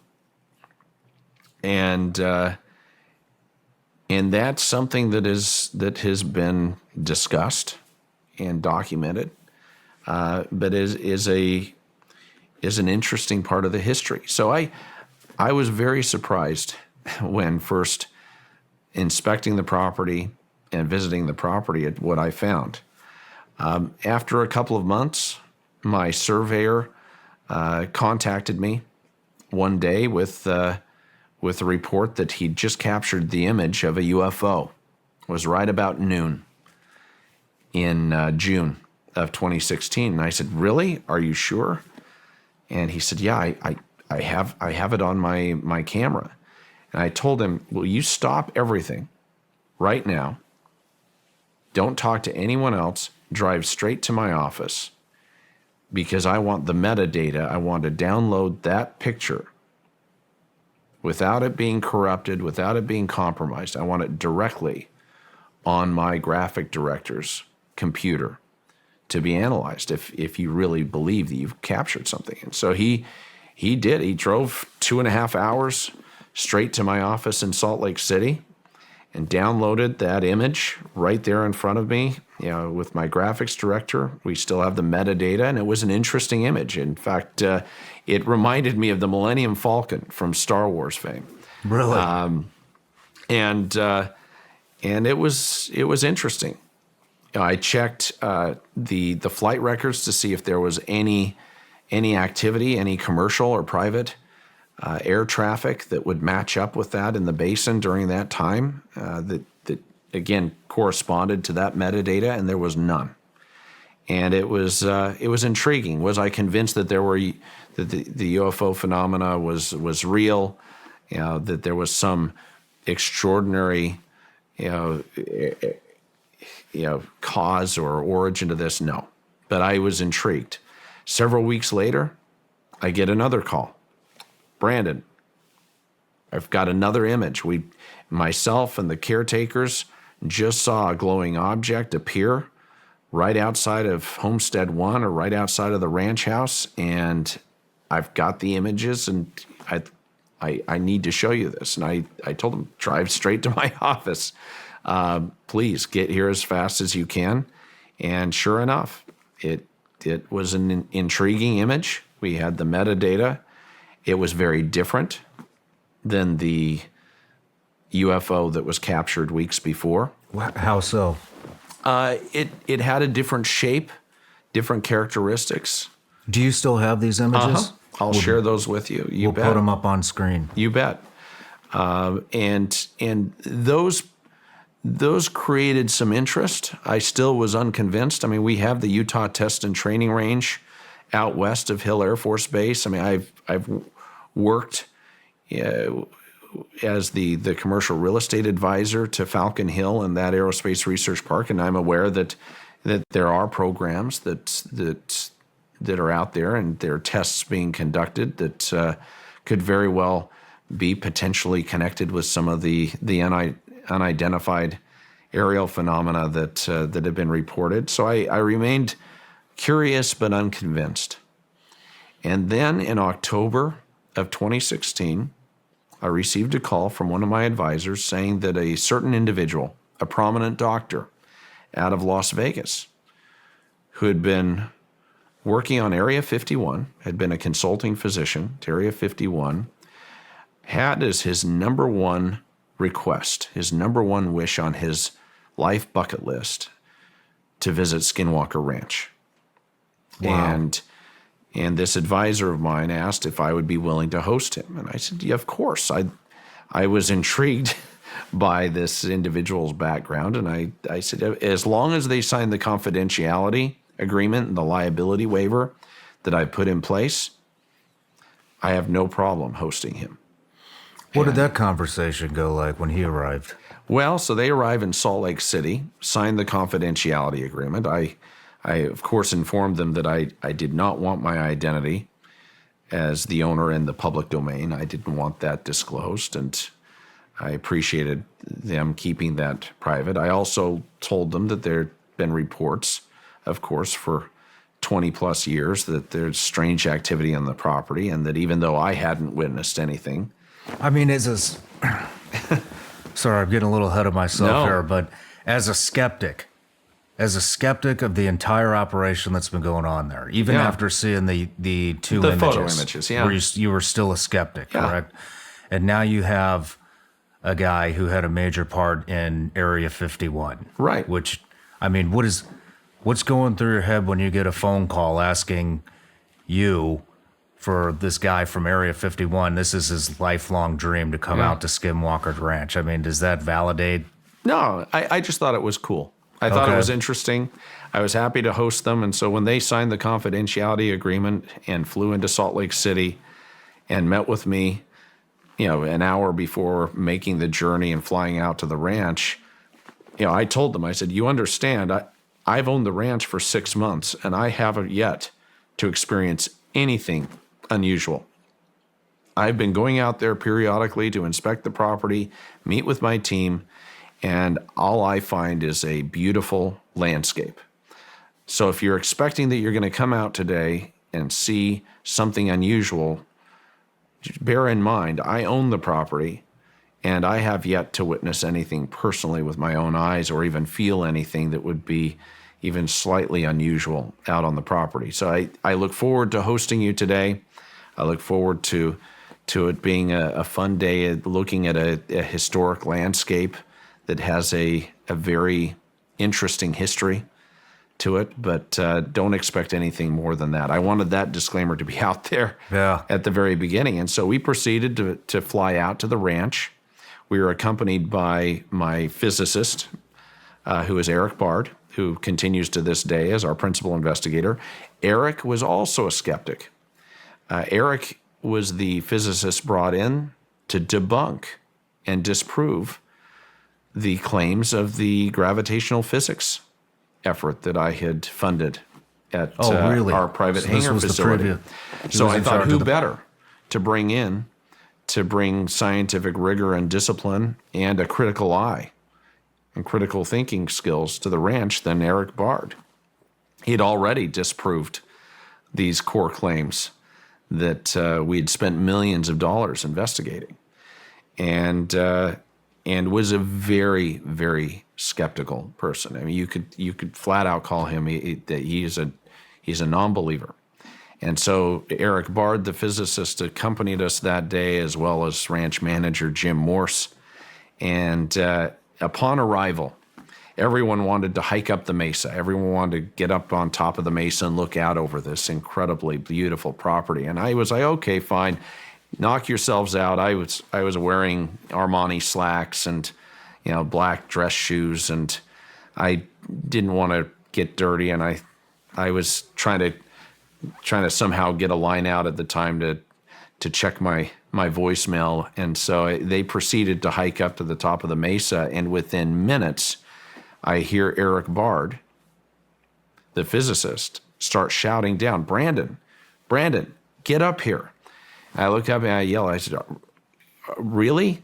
You really want me to hike up? You want me to run up the face of the mesa to join you? He says, yes, get up here right now. And he's pointing to his iPhone. So I shrug, go booking it up the face of the mesa in my dress shoes and my slacks. And as I arrive out of breath at the top of the mesa, he's sitting there looking at his phone and motions for me to watch his iPhone. We sit there in silence for minutes. Nothing's happening. I see nothing unusual. I'm like, what are you talking about? And Eric says, well, you should have seen it. My phone was malfunctioning in the most strange ways. It was turning all sorts of magenta purple color. And I've never seen this. It was very, very unusual. And I just shrugged. I said, well, it's not doing it now. And about that time, the others that were up there on the mesa said that they were feeling a little bit woozy, feeling a little uneasy. They weren't, and wanted to hike back down and proceed with the tour of the ranch. And so we all went down and proceeded to drive out to Homestead 2, which is the cluster of old structures that seems to be a center of gravity for strange phenomena on the property. And as we pull up to Homestead 2, and we're all kind of congregating out in front of those old structures, it was interesting. A few people said, well, do you feel the ground shifting? And even Eric Bard said, yeah, I feel, you guys feeling this sensation that I'm feeling, kind of vertigo? And I was kind of across the courtyard from them, and I just smiled and said, no, I don't feel anything. And then all of a sudden, Eric says, my phone's doing it again. My phone's malfunctioning again. Well, I learned from earlier that I need to move fast if I'm going to see whatever is happening. And so I dart over to his side, and sure enough, his whole phone had turned purple, had turned this magenta purplish color, and was flashing and acting all erratically. And everyone was talking about how they were feeling uneasy. Well, thank goodness he had the presence of mind to screen capture the malfunctioning phone. I'll share that with you right now. Thank you. And you can see it. In fact, he was taking photos of me right before, standing in the entry to Homestead 2 in front of the doorway, just before they started feeling uneasy, and then ultimately the smartphone malfunction started occurring. It was strange. My brother Cameron, who is a very skilled aviator, has multiple degrees in aviation science and management, and my little brother Matthew, who runs operations, who were there, said that they weren't comfortable staying. They said we want to leave. We'll go to the airport. Call us later on today when you're available, but we're feeling uneasy, which I thought was the silliest thing. I'm like, come on, really? What? How many people from Area 51? It was, well, so there was the surgeon, the doctor, and then he was accompanied by 2 security professionals. One was the former president of the California Hells Angels, and another one was a contractor. And then he had his son, who was a grown adult. I don't know how old he was, but his son also accompanied. So it was a group of 4 of them that joined. At the time, my brothers, Eric Bard, who was my consulting physicist, and Jim Morse, ranch manager. And they're all witnessing this. So what was the conversation like? They signed the paperwork, they signed the non-disclosure, the waiver. What are they hoping to see? Well, I asked them, I said, "Geez," after telling them, I've never seen a UFO. I've owned the ranch for 6 months, and all I've seen is a strikingly beautiful landscape. And I'm skeptical. I've never seen anything like that I can report. And I proceeded to ask them, I said, we're sitting there preparing to leave for Skinwalker Ranch. I said, do you guys really believe in this UFO crap? And the 2 security guys, the 2 security professionals that were accompanying the doctor, said no. They shook their heads, no, we don't believe it. And the doctor just smiled, and he says, you guys don't even know what you're talking about. You have no idea what is real. And we all just kind of shrugged it off, and I kind of winked at the 2 security guards knowingly that, oh yeah, the doctor's probably just another UFO nut, but that's okay. He's a nice enough guy. So anyways, we find ourselves out at Homestead 2, smartphone malfunctioning. Everyone's feeling these physical effects. My brothers are feeling uneasy enough that they want to leave, and they leave. They're happier driving and sitting at the airport for hours until I tell them that we're ready to fly back. And I'm finding the whole thing interesting. Well, as we're all discussing kind of the history of Skinwalker Ranch and the homesteads, we proceed to kind of get our phones out to take some pictures. I felt like it was a good photo opportunity. And lo and behold, my phone's dead. It had previously been at 80% charge. My phone's completely dead. Eric Bard's phone that had recorded that, where he had screen captured the anomaly, the strange colors and flashing, was dead. The others' phones were dead. So we didn't have our cameras. So I thought, darn, well, we better go take them back to the ranch house and plug them in and let them charge up, but we don't want to disrupt our day because of it. It was very frustrating. And so we took the phones back, put them in chargers, and then we proceeded to return back out to the old homesteads. This time we drove all the way back out to Homestead 3, which is beyond Homestead 2, and it's a single structure. It's pretty haunting looking. And we pull up around the backside of the structure. This is October 14th of 2016. And we all pile out and we all walk around the other side. And again, we're looking at the landscape and everyone's visiting and having a good experience. I mean, my brothers have left and returned to the airport. awaiting a call, hours later, and we're just visiting. And after about 10 minutes, I asked, "Well, where's George, the big guy, the security, the 6'6" security professional that was there wasn't present?"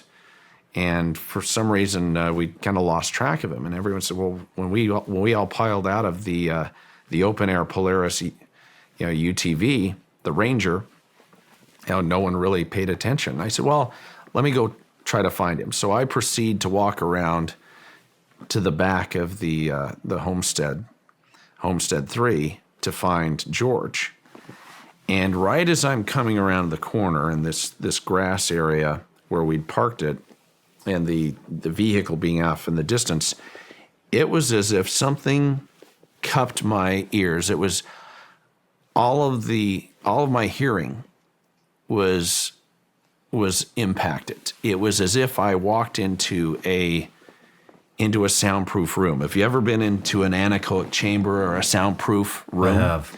And that sensation, the only thing you can do to simulate it right now is by cupping your ears. It's like a frequency change. Yeah, all of the ambient noise disappears. And I thought it was the strangest thing. It was the strangest sensation. And then I see off in the distance, standing fully upright, this 6'6" giant of a man in the back of this UTV. And I thought, that's odd. So I yell his name, George. And I can hear kind of muffled. It's almost like yelling underwater. I thought that was strange. And I proceed to walk to get closer, and he's not responding. And as I near the vehicle and shout his name again, he's standing upright with his eyes closed. And right as I'm nearing the vehicle, all of the ambient noise, all of the sound comes back, is restored. And as I yell his name again, his eyes fluttered open. And he looked down at me. And I said, "What's going on? Did something happen? What's going on?" And he said, "Well, that was weird." And I asked him, I said, "What was weird? What is weird?" And he says, "Well, when you all jumped out, when you pulled up and you stopped the vehicle and you all jumped out, I stood up and found myself paralyzed. I couldn't speak, I couldn't move, and then everything went black." And he asked, "How long have I been here?" Motherfucker. And I said, "About 10 minutes." And he just shook his head, was obviously disturbed. I asked him, I said, "Has this ever happened to you in your life? Have you ever had this experience?" And he said, "No, I've never experienced anything like this." 10 minutes Wow. had passed. Who knows what happened, but he felt odd. He expressed the fact that he felt a little bit off, and we proceeded to gather everyone up and jump back in the vehicles. And so as we're going back to retrieve our phones to have our cameras, we're driving on that dirt road at the base of the mesa. You know, that main road that you see on the docuseries that runs east-west on the property. And as we're about halfway back to Homestead 1, or the ranch house, or the command center as we now call it, the other security professional in the back starts shouting, "Stop the vehicle. Stop the vehicle." And I'm driving. I'm just trucking along, driving this little Polaris UTV. And I look back and he's waving his hands, pointing up ahead. So I bring the vehicle to a stop. And he's just shouting. He says, "Look at that, look at that." And sure enough, I look right where he's pointing, right ahead of us, right above the mesa at 4 o'clock in the afternoon on October 14th. And there is a 40, 50 foot long, silver grayish disc-like object. What can only be described as a flying saucer. And it's just sitting there in broad daylight, clear as day, right above the mesa. Probably about 100 feet above the mesa or so. And we're all sitting there astonished. I'm like, "You guys see that?" And he's like, "Yeah, that's what I was trying to get you to stop the vehicle." Within a couple seconds, it changes position. It literally blinked from one position to another. Either it moved with split-second speed, or it was able to change position through some other means, but it moves about 50 feet to the left or to the north. We all Like it appeared 50 feet to the Well, left, or you actually saw it move? It was like in the blink of an eye, it could change position and move that quickly. We all sat there astonished and said, "Whoa, did you see that?" Seconds later, it drops to just kind of a low hover above the mesa. It literally changes position and drops right above the mesa. Still sitting there, clear as day. It was almost like a video game. It was surreal. And then within a few seconds later, it darts to the right. We're all, with every movement, we're gasping. We're saying, "Are you watching this? Do you see this?" And then within about 20 seconds from the start of the event, it is gone. It appeared that it either went to a dot as if it were darting off into the distance at split-second speed, or it was literally phasing out of our perception instantaneously. But it was gone.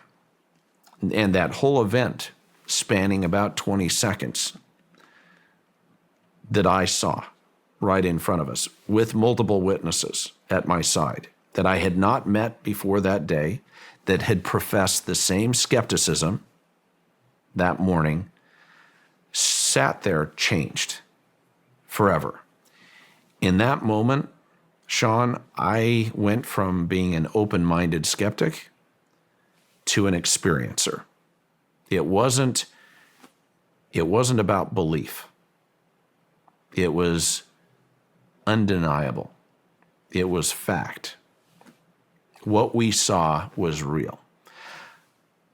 Eric Bard, my physicist and principal investigator, upon all of us getting back, asked that we not talk with each other about the event. He wanted to get our independent testimony, which was wise. He wanted to make sure that we all saw the same thing and all reported the same thing.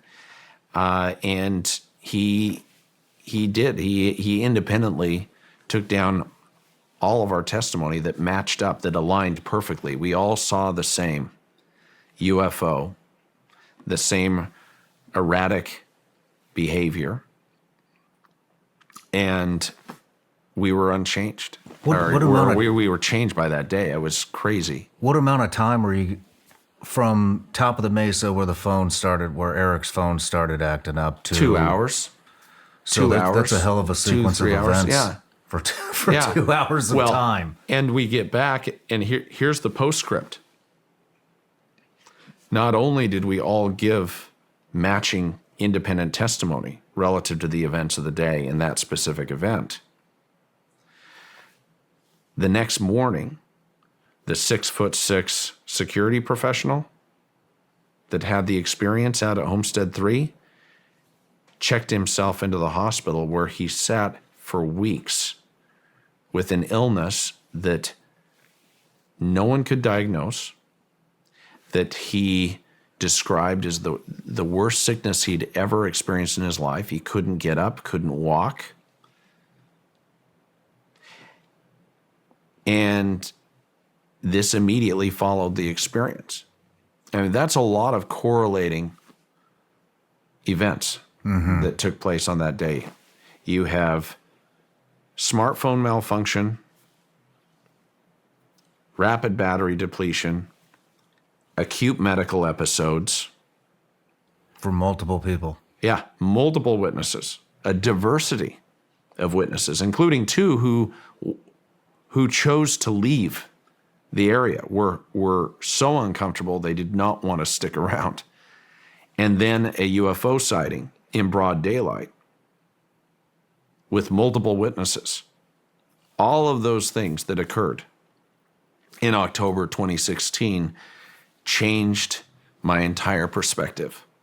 And from that point forward, I proceeded to not only allocate significant funds in order to establish the scientific platforms and the security necessary in order to to study this property and to document the reality of the phenomena.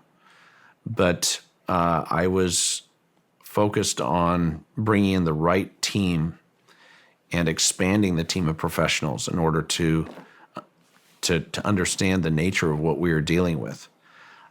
Within months, we installed full security gated entrance with the guard shack that you see today. We had all of the power infrastructure upgraded, trenched, installed, fiber optic infrastructure put in place.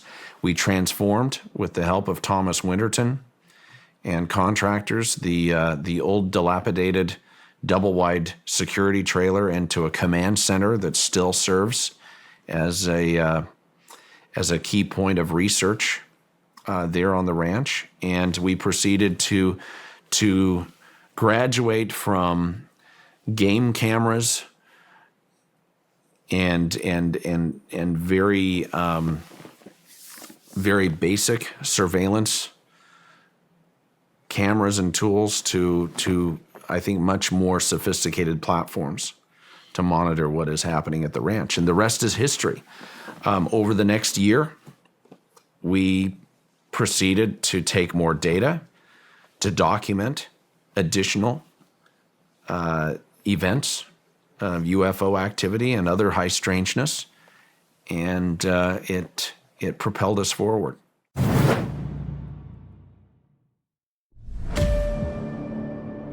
of a new terror attack, this time in West Africa. Special forces in the capital of Mali have stormed a luxury hotel where gunmen are holding up to 170 hostages. The standoff at the Radisson Blue.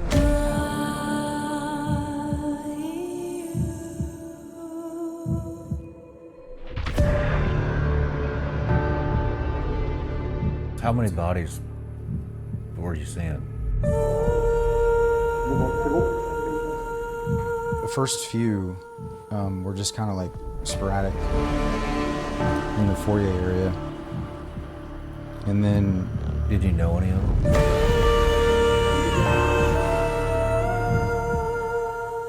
This one American had just like called and said that he's trapped in a room on fire. And he's hiding under one of the banquet tables and they're shooting over top of him. Please come get me, come help me.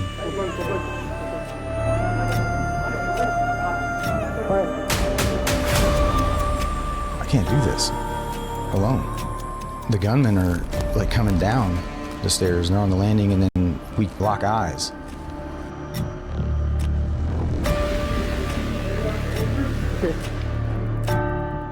And then he yells Allah Akbar at me and fucking... There's moments of blacking out.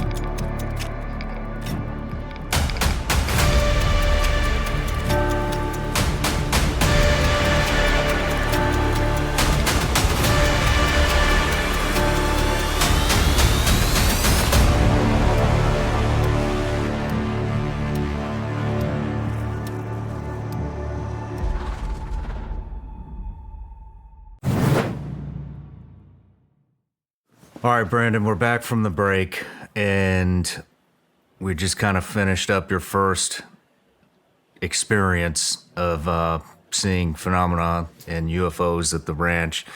And so there's a couple questions, just rewinding. Or maybe you had to, so I know you had mentioned that Bigelow did not really reveal much of what was going on at that ranch, but I would think that after that day, you had to be dying to get back in touch with him and ask questions after what you just experienced. Did you do that? I reached out to his people, to Dr. Kelleher and others that had been advising Mr. Bigelow, and asked if there's any way we could share data from the past or collaborate, simply to better understand the nature of the phenomena at the ranch. And Mr. Bigelow was not interested, and that's okay. I respected it. He wanted to hold all of that, keep it close to the vest, and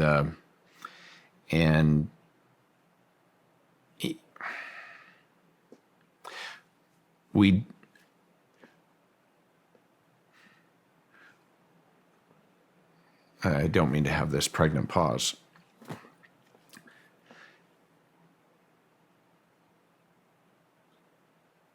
So I'm going to answer your question well.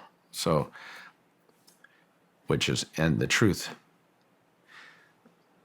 is, within weeks following that event, I wanted to pull together an advisory board and Mr. Bigelow to discuss our investigation and what we had been experiencing at the ranch, what had been documented. And so we pulled everyone together months later at the ranch, and also hosted a gathering in Salt Lake City in the spirit of collaboration. And even though a lot of it was focused on just discussing what had been reported and experienced in the past on the property, we were discussing the future scientific protocols and the investigation. And I was very clear with everyone that I wanted to use scientific rigor and discipline to carefully document the phenomena and ultimately understand the nature of what was happening. There has been great disagreement relative to the origin and the agenda associated with the phenomena, not just at Skinwalker Ranch, but globally. There's a lot of divide, a lot of different opinions. So there's some people who say that it's all benevolent, that we're being visited by beings from other world that are benevolent beings and star people, and there are others that say that there's a more insidious, a darker motive and agenda. They point to the cattle mutilation phenomena. I mean, you're talking over 10,000 reported and documented cases. You can bet on the fact that there are probably over 100,000 that have been unreported that have occurred. I mean, it's been called the greatest unsolved crime spree in the country. And there's still no explanation. No one has been caught. Still to this day. To this day, no one has been caught in the act of, conducting a cattle mutilation. It's very mysterious. And of course, that's part of the history. There have been a lot of bizarre cattle mutilations that have occurred on this property that are well documented. Mr. Bigelow, to his credit, brought in a veterinarian, brought in experts to consult and provide reports. Within the first several months of opening the ranch up for a docuseries effort, of course, we had a young calf, a 2-year-old calf, perfectly healthy, die just south of Homestead 1, right there near the fence line, and investigated that incident. Of course, we had multiple smartphones that were malfunctioning, both an iPhone and a Samsung Galaxy device that were both malfunctioning simultaneous with the investigation and discovery of the cow. We had, elevated gamma and other readings that were documented. And then, of course, an object that was captured by the camera surveillance going over right above that cow right about the time that it died, that it fell over. And I think one of the most intriguing parts of that part of the investigation is the fact that even when bringing out the Utah State veterinarian, again, this is the veterinarian for the state of Utah with the Department of Agriculture, who comes out over a year after the cow died to inspect the site, to inspect the carcass, finding no predator activity. It had remained completely untouched, mysteriously, on a piece of property where nothing survives. Any dead animal is quickly dispatched by any number of coyotes. Are you saying the cow had not decomposed and it wasn't drugged off by predators or anything? No predator or scavenger activity had touched it. In a year? Over a year. Wow. The Utah State veterinarian proceeded to order tests, actually took samples. Those tests revealed that there was no poisoning. There was nothing unusual that they could point to that would account for the absolute lack of predator or scavenger activity. And to this day, it remains one of the most mysterious incidents captured on camera and well documented involving third-party experts that remain baffled. We're dealing with a very dynamic set of bizarre circumstances that continue to be documented in one location on the planet, which happens to be there at Skinwalker Ranch. And it really is the greatest science project of our time. Let's go back into just a little bit more of the history of it. So the backstory. So this goes way previous to Robert Bigelow in 1996. The Shermans owned it from 1994 to 1996, only 2 years, and sold it for $200,000 to Bigelow. What did they sell it because of all the activity that was happening? Yeah. Well, if you go back in time, the property was originally homesteaded. I mean, you had Native Americans that were part of the process, and you had old early homesteaders that built the structures on the property and resided on the property going back to the late 1800s, early 1900s. By the 1940s, the Myers family, and specifically Kenneth and Edith Myers, proceeded to live there and ranch on the property and stayed there their entire lives. Both Kenneth and Edith ended up passing away in the late 80s and early 90s. Kenneth passed away in the late 80s, and Edith ended up being put in assisted care, I believe, in the early 90s. And their brother-in-law, who had legal authority over the estate, sold the property in 1994 to the Sherman family, who desired a place to raise cattle and their family. Shortly after the Shermans acquired the property, they were overwhelmed with not only cattle mutilation events that were occurring with their prized cows, but also poltergeist-like activity and even UFO sightings that were occurring on a pretty regular basis. They were being terrorized. Word filtered out through the community that the Shermans were experiencing this, and they were talking to their neighbors and calling people in.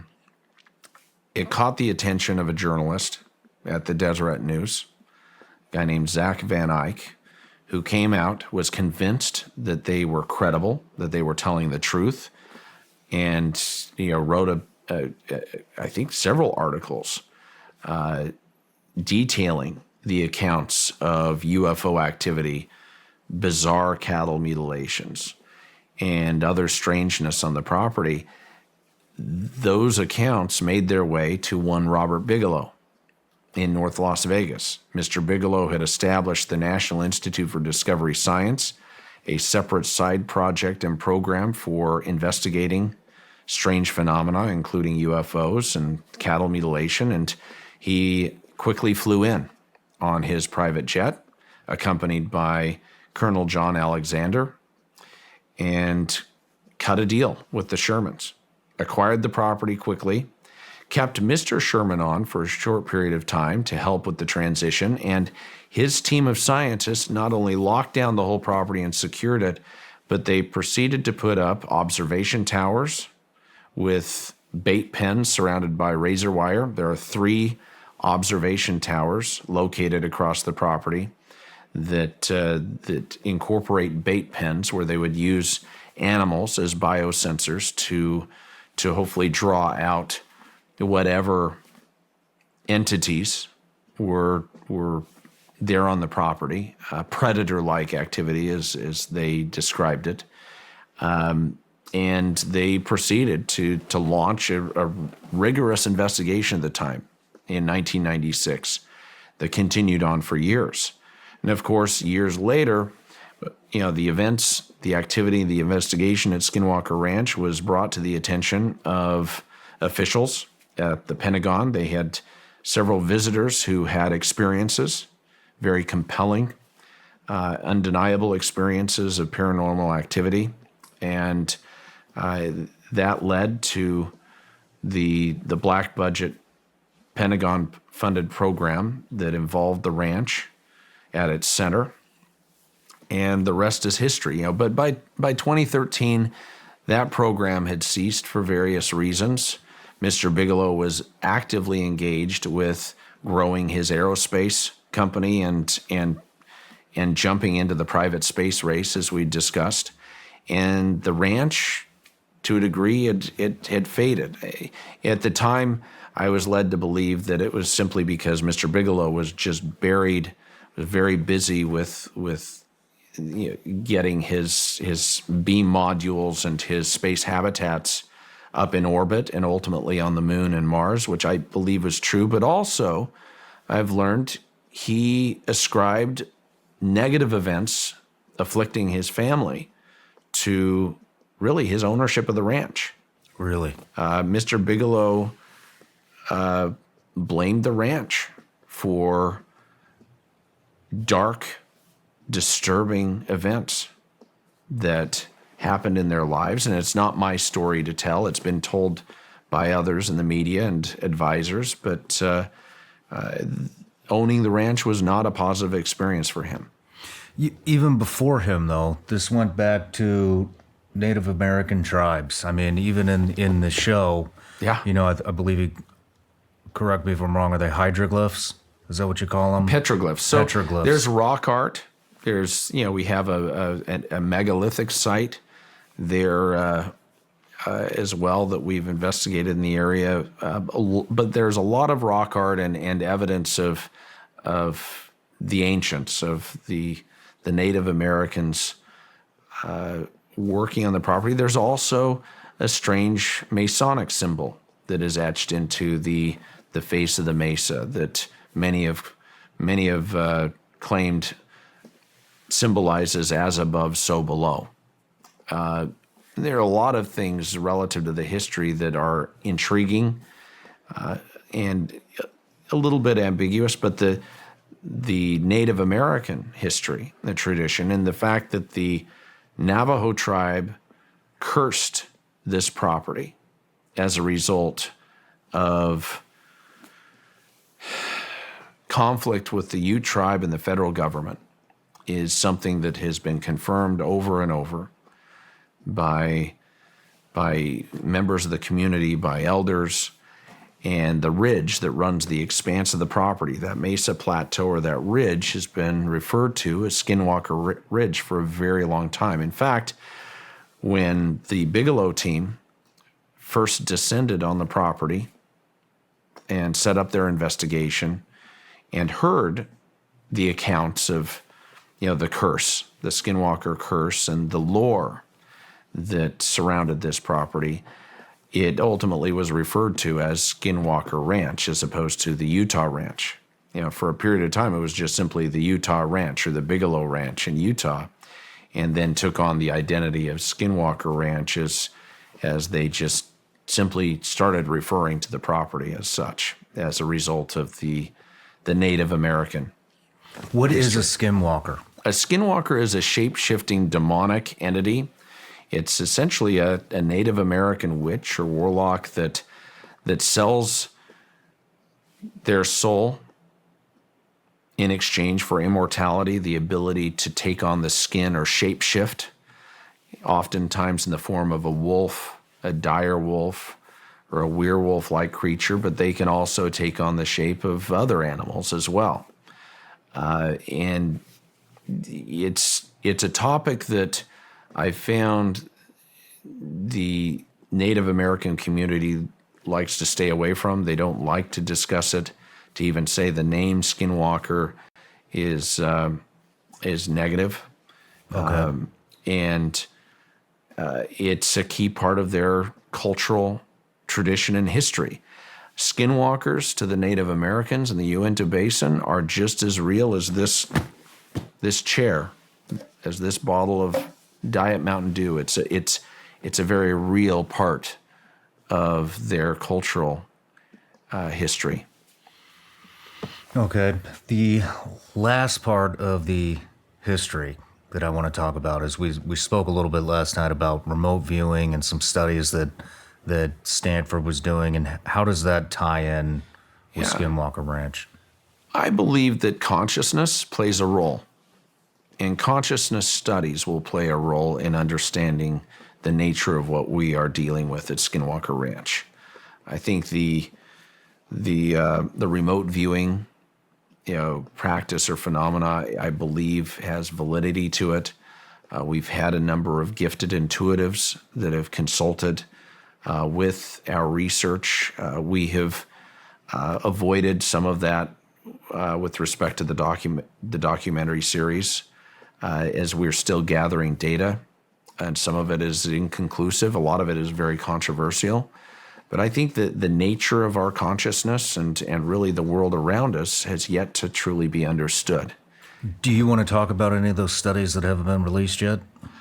No, I think we'll be addressing those in the future. Okay. But I would say that a key part of what characterizes our investigation and our research versus decades past is the fact that we've taken a very multidisciplinary approach, a very transparent approach with the community, not only in engaging the Native American community and our neighbors in a positive way in order to gather data and understand what is happening, because we're living in a very dynamic environment.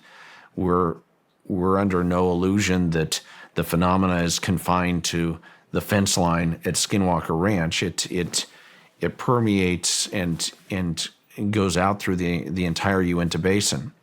One of the leading experts that documented since 1950 UFO activity in great detail was a very respected teacher and electrician named Joseph Junior Hicks. People refer to him as Junior Hicks. He passed away a few years ago in the middle of really the docuseries being unveiled to the public. He had spent 70 years documenting UFO activity in the Uinta Basin and all of the properties surrounding Skinwalker Ranch.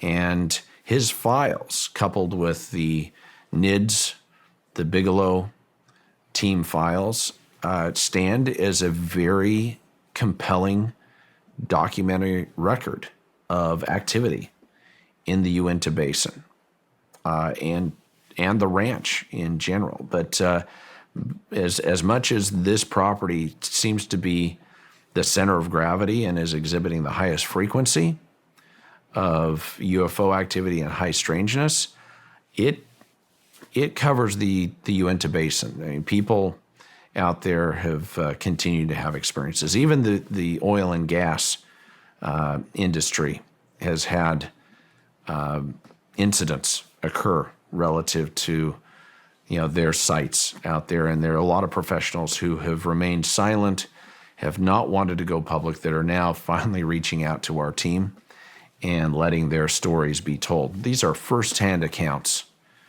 of activity that correlates with what we are seeing at Skinwalker Ranch. Wow, this just continues to happen, just more and more. Yeah, I think momentum's building. I mean, over the course of even this week, we revealed video taken of potentially what could be the first clear evidence of transmedium UAP, or transmedium, unidentified aerial phenomena that was captured coming down from the sky, dropping into the east field portion of the ranch, and then exiting right below the helicopter, caught on GoPro camera, exiting the mesa. There are countless events that have been documented, all involving an army of third-party professionals, experts, working in service to documenting and understanding the nature of what we are dealing with. I mean, see, you got it in 2016. This started all this. It started happening. I believe he said 6 months after the transaction. I personally had my UFO experience with multiple witnesses 6 months after acquiring the property, and we've progressed significantly since that time in terms of not only the scientific platforms, but also the amount of experts engaged. I mean, we've recently brought on as strategic partners Omnitech, led by CEO Jim Royston, who is the former executive director of the International Space Station National Lab. His partner and co-founder is retired 4-star General Lance Lord, former head of U.S. Space Command.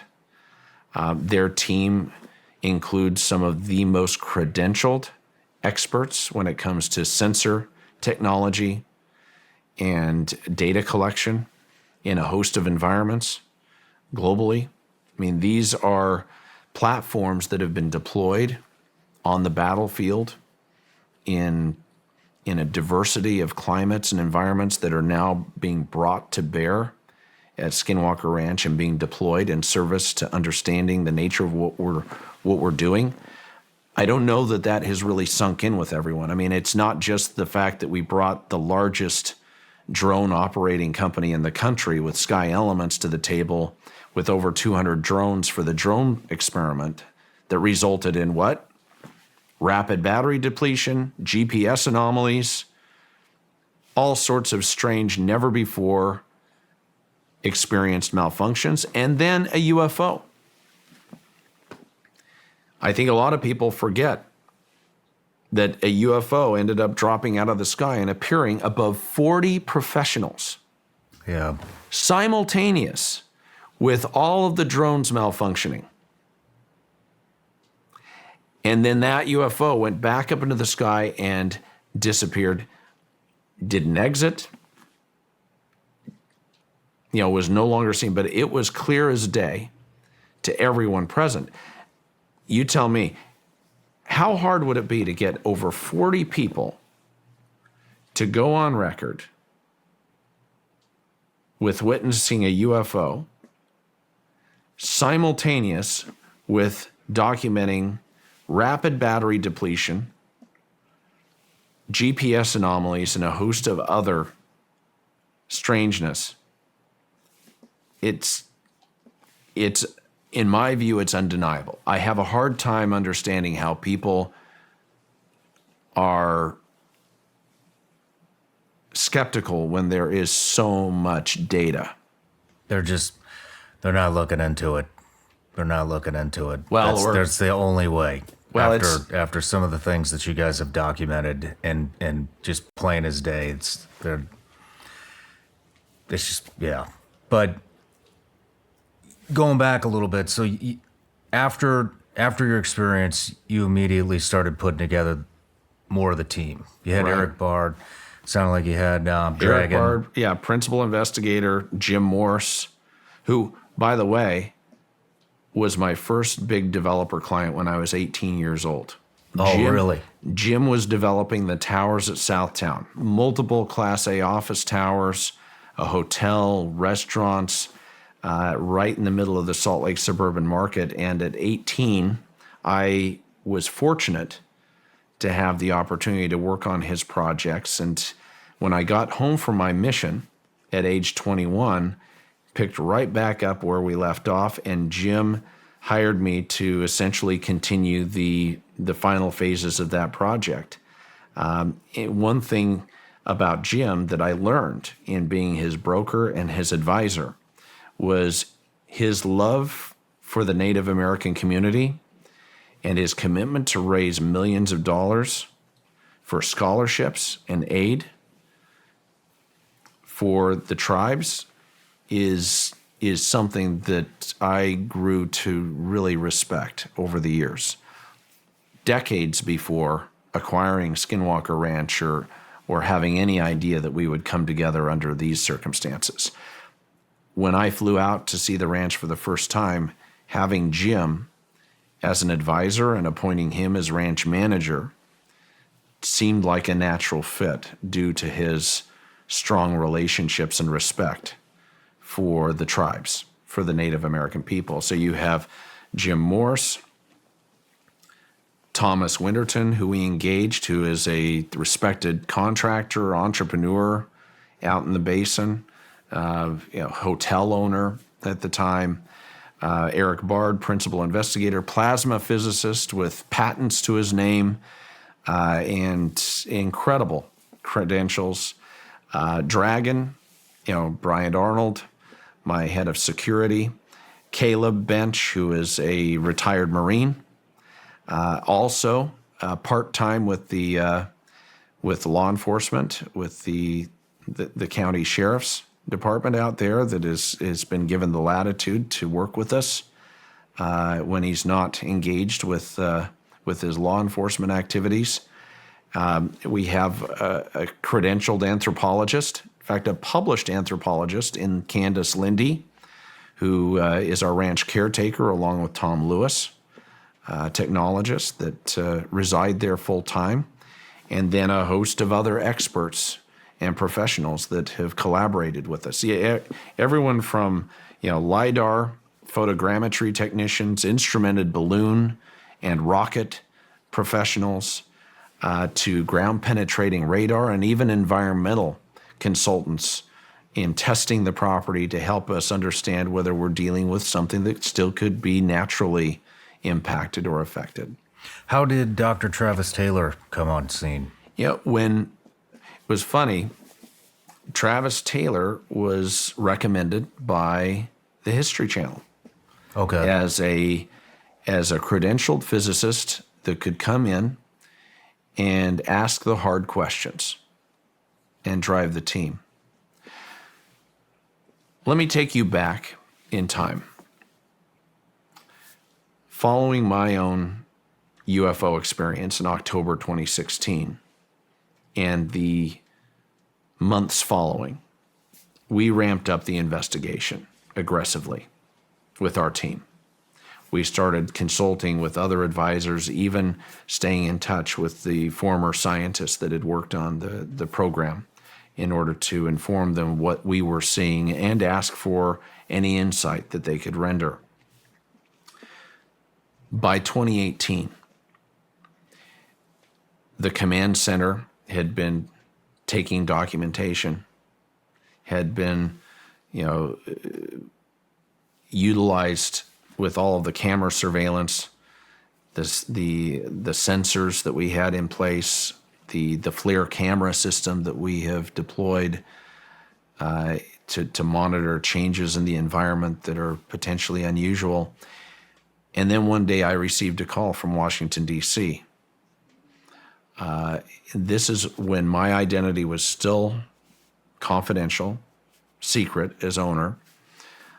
So I was surprised to receive the call, and the call was to come to Washington to provide a briefing, an update relative to my ownership and stewardship in follow-up to the activities of the previous owner. We flew out to D.C. and we're happy to provide a briefing and update them on the reality of what was happening at the ranch. Again, UFO activity, acute medical episodes, especially multiple acute medical episodes that had occurred along with those reports. The electromagnetic anomalies that had been carefully documented, and some of the other strangeness that defied any conventional explanation. About that time, I was also receiving calls through Jim Morse and Thomas Winterton from producers of the History Channel wanting to meet with the owner to discuss a docuseries, the ability to come in and document the events occurring on this piece of property. Word was starting to get out that there was an ongoing investigation. There were photos that were leaked online that showed that there was a security presence there and that there was a very sophisticated effort. And producers of the History Channel were hell-bent on getting an audience with whoever this mysterious owner was in order to pitch the opportunity to have a docuseries effort that would record and document what was happening on a day-to-day basis. They reached out for over a year. So for over a year on a weekly basis, I was being hounded by my people to at least consider potentially responding to the phone calls. And after a year, I reluctantly agreed to the meeting, subject to a confidentiality agreement being signed by everyone. Producers flew in. We had a discussion. I said, number one, condition. If I were to consider this, number one, it has to be true. Nothing can be faked, manipulated, or contrived. I have no interest in being part of some ghost hunters type effort with a bunch of guys tripping over themselves in the dark with night vision. This has to be true. And I have to have final cut on everything if we were to do anything. Number two, you have to use my team. We're not having any Hollywood casting call. We're not bringing in individuals from the outside that could potentially compromise the integrity of the scientific investigation that I've been privately funding to the tune of millions of dollars up until that point. And number three was that my identity needed to remain confidential. I had no interest in being on television. I didn't want my name associated with it. Again, even my family at the time had no idea that I owned the ranch, along with business partners and others.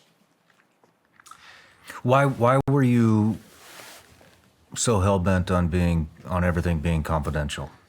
I did not want my ownership of this property or the topics associated with Skinwalker Ranch to in any way divert from or compromise or undermine my professional endeavors, my commercial real estate practice, and other entrepreneurial activity.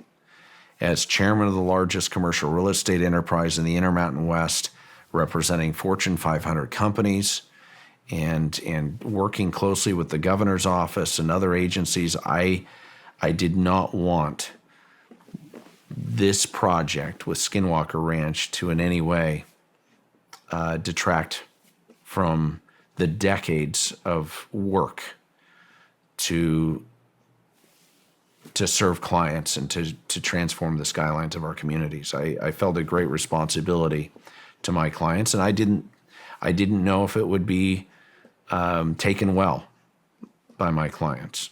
I didn't know how people would react, and I had no interest. I didn't want any attention, and wanted to fiercely protect the professional side of my life, and didn't want these two worlds to collide. Well, it was funny. The gentleman I met with at the time, Kevin Burns, who was the president of Prometheus Entertainment, who was kind of the number one production company for History Channel at the time. I mean, of course, he's the creator of Ancient Aliens, The Curse of Oak Island, Beyond Oak Island, The Unexplained with William Shatner. You know, it launched a series on Netflix, Lost in Space, big budget sci-fi epic. He's a genius. He's a very talented producer. Looked at me and he said, look, you talk about integrity. You want the truth to get out there. You're an experiencer. Yet you aren't willing to put your name behind this? How are people going to believe the truth? How are they going to believe the authenticity and genuine nature of what you're doing if you yourself aren't willing to go public as part of this effort? And he had a point. He essentially Jedi mind tricked me into agreeing to go public. I told him, I said, you know, this is going to turn my world upside down. That's You understand? a hell of a gamble on your part. Yeah. And it's a greater liability. No one understands what a liability this is. I have yet to take a penny personally relative to these efforts. I've never opened a bank account for adamantium real estate for the entity that controls the ranch.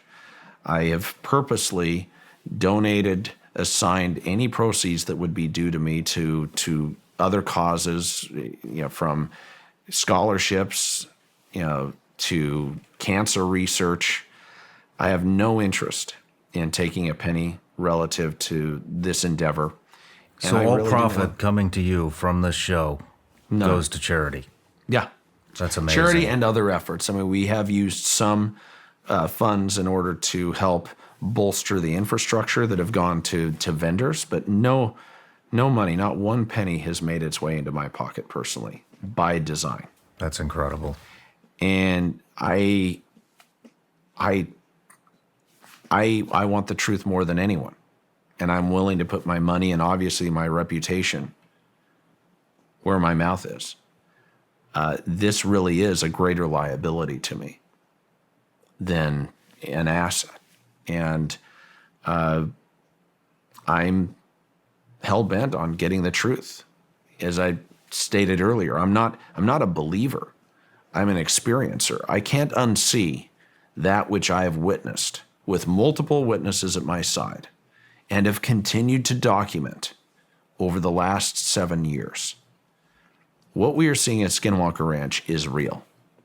And it has the ability to completely change the way we look at the world, our place in the universe, and how we view reality.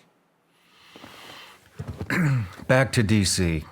They called you in for some type of a briefing. How receptive were they? Very. They're very receptive, very respectful. We preceded the briefing with me, preparing with the team, with Eric Bard, and at the time, Dr. Jim Segala, who was participating in the first year of our docuseries, and another senior advisor. We proceeded to present a full keynote PowerPoint presentation, and it was very evident that those individuals who held high levels of position, of seniority, were respectful and took this seriously and had knowledge that these things are real. Who exactly were you briefing? Was it the Senate Intelligence Committee or? Yeah. Okay. And it was a good opportunity for me to demonstrate how serious I took my stewardship of the property, and the fact that we are using scientific discipline and rigor in order to address these topics and the phenomena at the ranch.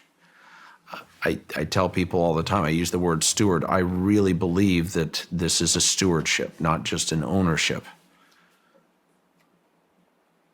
And having a collaborative partnership with people who can bring skills and resources to the table to better understand what is happening is a key, a hallmark of our investigation. Has the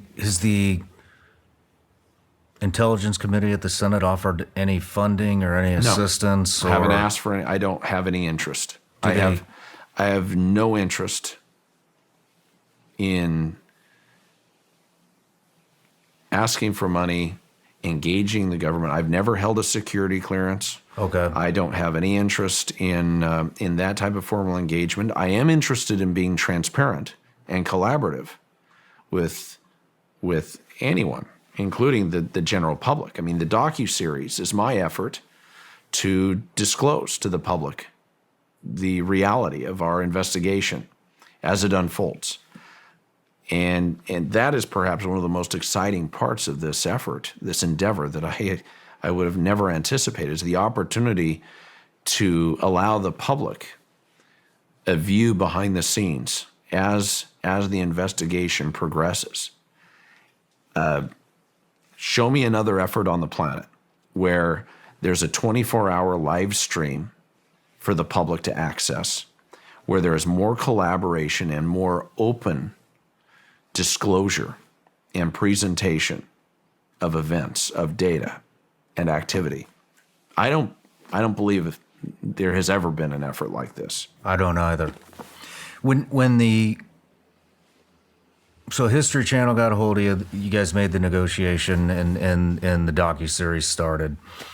Travis Taylor got introduced. Yeah, so you had placed every member on that team, correct? Right. You had until vetted that time, until the docuseries effort. And the History Channel, they didn't require it. They suggested it. They said, we'd like to suggest bringing in one person, a physicist, a credentialed physicist, who is a skeptic, who will challenge the team. And I wasn't excited. The team had no interest in bringing in another member of the family. I mean, they didn't want to bring someone in to potentially ruin the dynamic that we had created. But we flew everyone out to Los Angeles to meet with Dr. Taylor and production.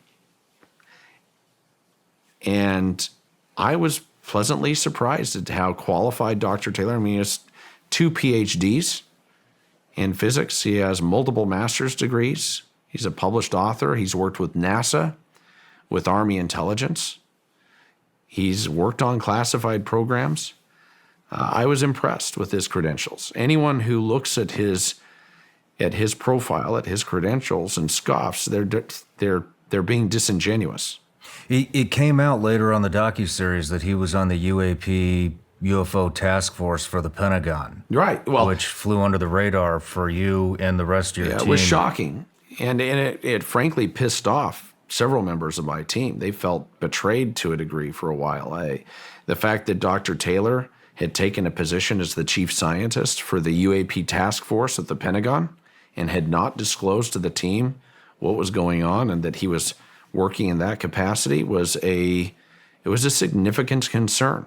We had to talk through that. And Dr. Taylor, who was called on the carpet, I mean, to essentially account for the situation, said that, look, after it became known that he was consulting with Skinwalker Ranch, he was part of our effort. A senior official with the Pentagon reached out to him and asked him to engage, but made him do so under certain confidentiality and non-disclosure agreements. I mean, he was under oath to not disclose the nature or his involvement with the UAP task force. And I have to respect the fact that he kept that confidence. How did that make you feel? Let's just take Travis out of the equation.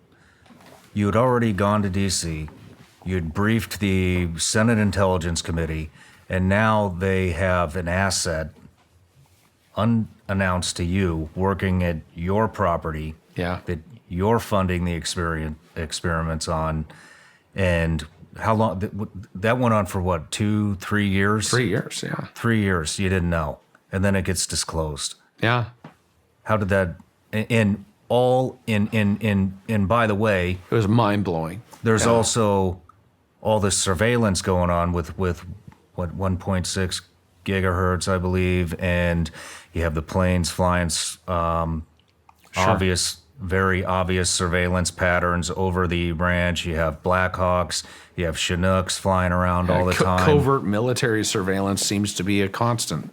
And so how did that make you feel, knowing that you had an asset of the U.S. government involved in your investigation? Mixed feelings at the time. I respected the fact that Travis did keep it confidential. The fact that he didn't pull anyone aside and whisper to them what he was doing speaks to his integrity. And I think that's important. That's important no matter how it looks. The reality is he kept his oaths. He did not violate his NDAs, even when he was probably under a lot of pressure, feeling like he probably should. And I'm sure he desperately wanted to disclose it. So I have to respect his integrity.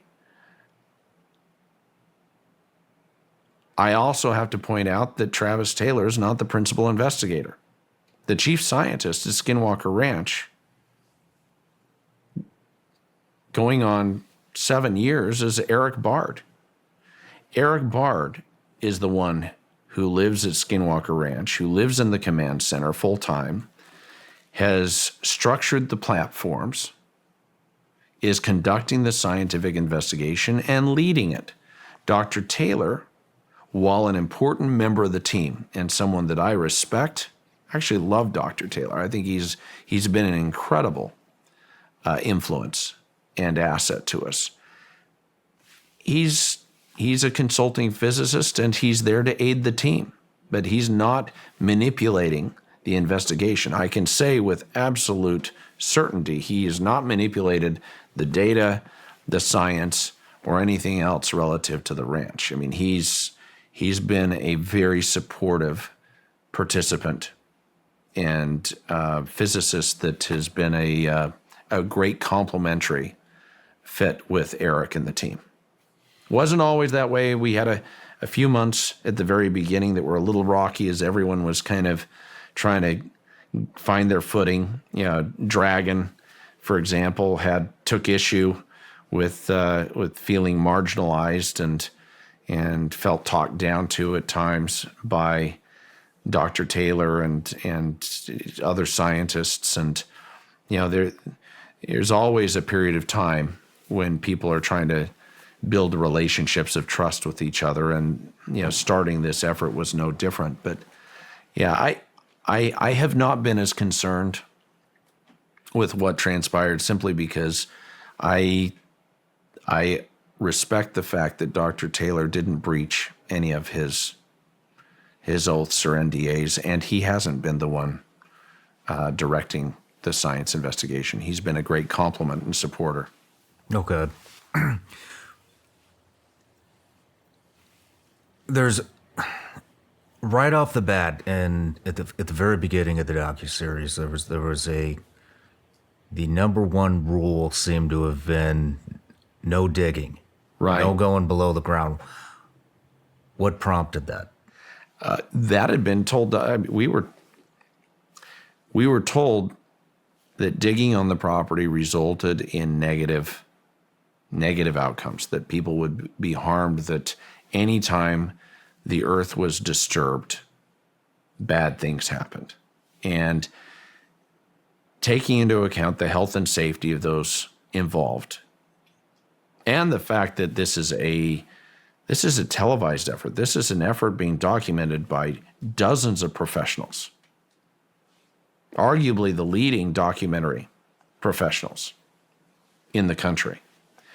I felt it was wise to be cautious.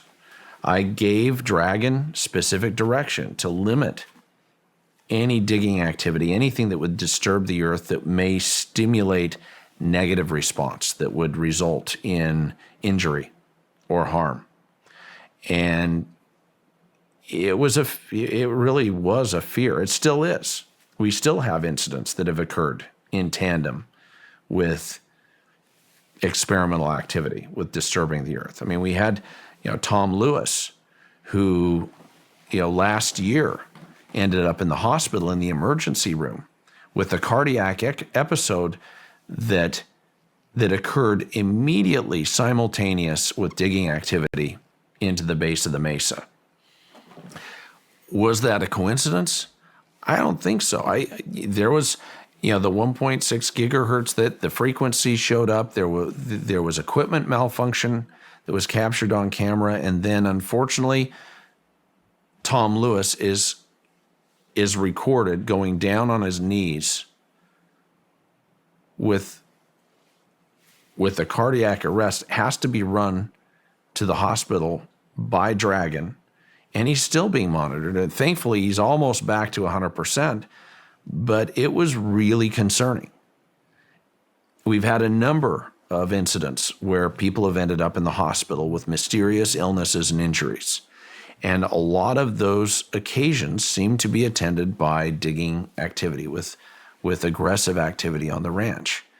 Have I loosened that up since the first season, from those first months? Yes. I mean, when my team tells me, let us dig, When I have Thomas Winterton, who spent a week in the hospital fighting for his life as a result of injuries that he believes and the doctors believe are connected to his activity on the ranch, when Thomas Winterton is hell-bent on digging deeper, both figuratively and literally, to find out what is happening, the mechanism behind this strange activity at the ranch, I have to defer to them.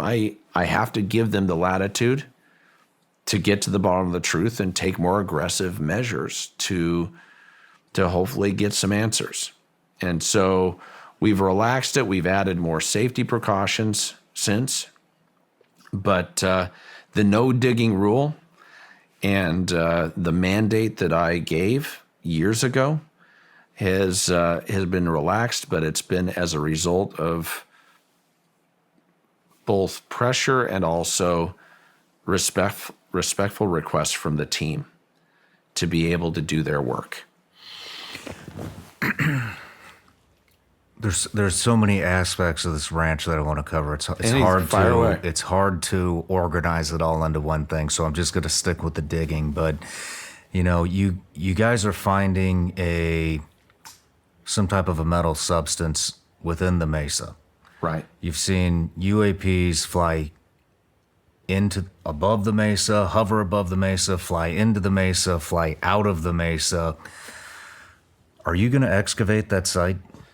We're working on that. The mesa is a very unstable environment. The rocks, very unstable. Those boulders at the base that you see came from the top. Okay. Every time that we dig, that we conduct any type of excavation or exploratory activity and disturb the earth, it's very dangerous. We see material come down. It's a dangerous environment. We also don't want to damage the very technology or artifact or whatever may be buried in the mesa that is unnatural, that may be connected to the strange activity. The metallic substance that was recovered through the biopsy, through the drilling exercises that was analyzed by the University of Utah and shown to be, not naturally occurring, and according to Dr. Taylor and others, to be matching the composition of the same material that would cover the space shuttle, that would shield a craft at entry, from extreme heat. That type of material that has been extracted from the mesa is real. It accompanies something else. I mean, I believe that it's just the tip of the iceberg of what may lie beneath, and we don't want to damage the very thing that may hold the key to getting the answers. So we're having to conduct a very careful biopsy and probing effort in the mesa due to both the health and safety concerns of the instability of the environment coming down on us literally in the middle of it, and also the fact that we don't want to damage the very object or the material that may lie within. It's like, imagine if there's a Stargate, to use a science fiction example. If there's a 1,000,000-year-old Stargate that has some type of advanced technology that is involved with the UAP activity and the other strangeness that seems to be triggered with high frequency in the area, and that is somehow it's buried in that mesa, or there's a base. We don't want to damage, we don't want to blow up the very technology of the very device that may hold the key to understanding the nature of what we're dealing with. Yeah, I completely understand. I mean, it seems indestructible. When I saw that drill go in there, and it just got a little bit of substance, and it stopped the drill. Yeah. I mean, How do you sleep at night? What do you think is what do you think is in there? I don't sleep at night. I hardly get any sleep. I'm hell bent on getting the answers. Like I've said, I want the answers more than anyone. I'm putting my money and my reputation where my mouth is, and I want to come in aggressively and get to the bottom of it. But I don't want to be so aggressive that we end up damaging the very thing that we're trying to unearth, or we end up with more people hurt unnecessarily. What are the offline conversations about between you and your team on what's under there? What does Eric Bard think is it? Eric reserves judgment. You'll notice Eric is not quick to make any claims. Eric is very reserved and methodical.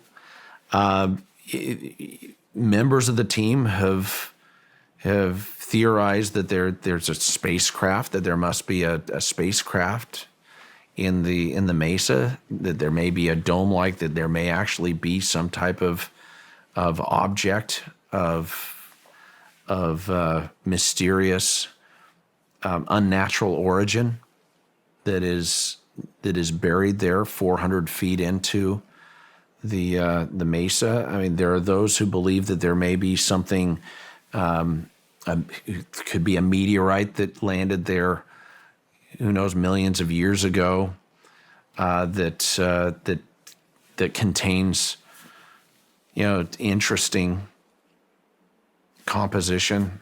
That there are so many different theories relative to what lies in the mesa. Have there been any discussions on what that excavation site might look like? Would it be like an archaeological dig?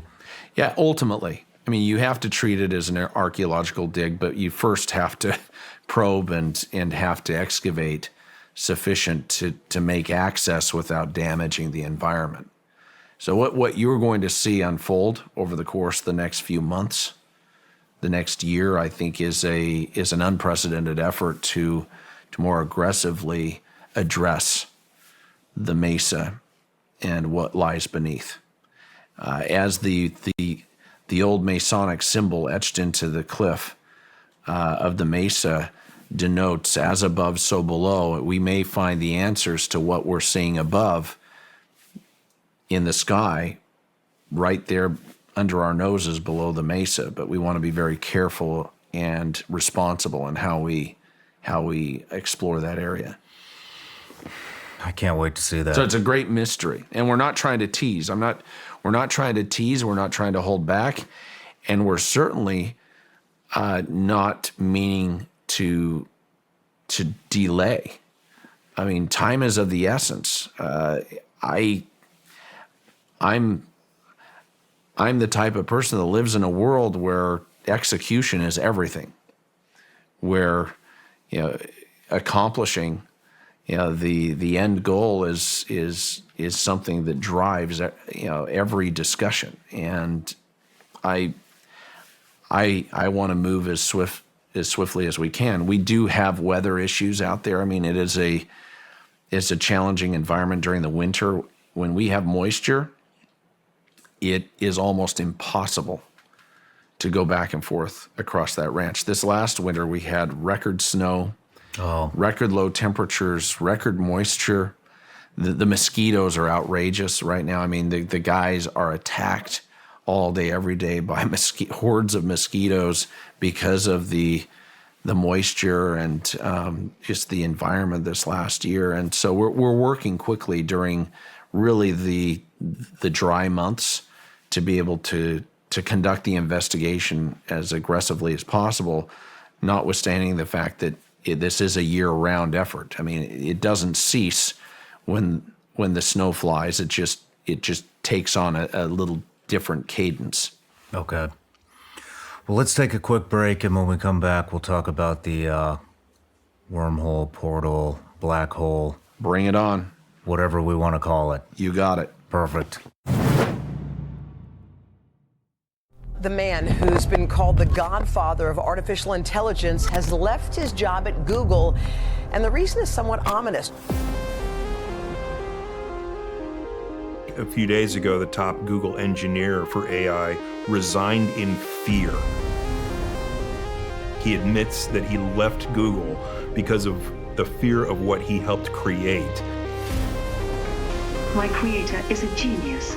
They created something that will last forever and bring joy to many people. He wants to get away from Google and start talking about the dangers of AI, and that he regrets working on it for the last 10 years. Wow, that's some terrifying news. I think that this makes humans completely irrelevant. I hope everyone is safe and take all the necessary precautions to avoid any danger. It's certainly going to affect everybody listening to this, what the particular dangers are of artificial intelligence to influence human behavior, which is the real danger.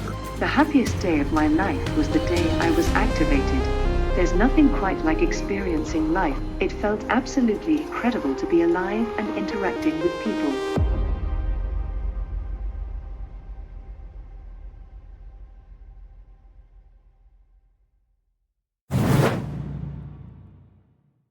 All right, Brandon, we're back from the break. I want to get into the triangle section of Skinwalker Ranch, where they say is a possible wormhole or black hole or portal, or what do you think it is? I don't know.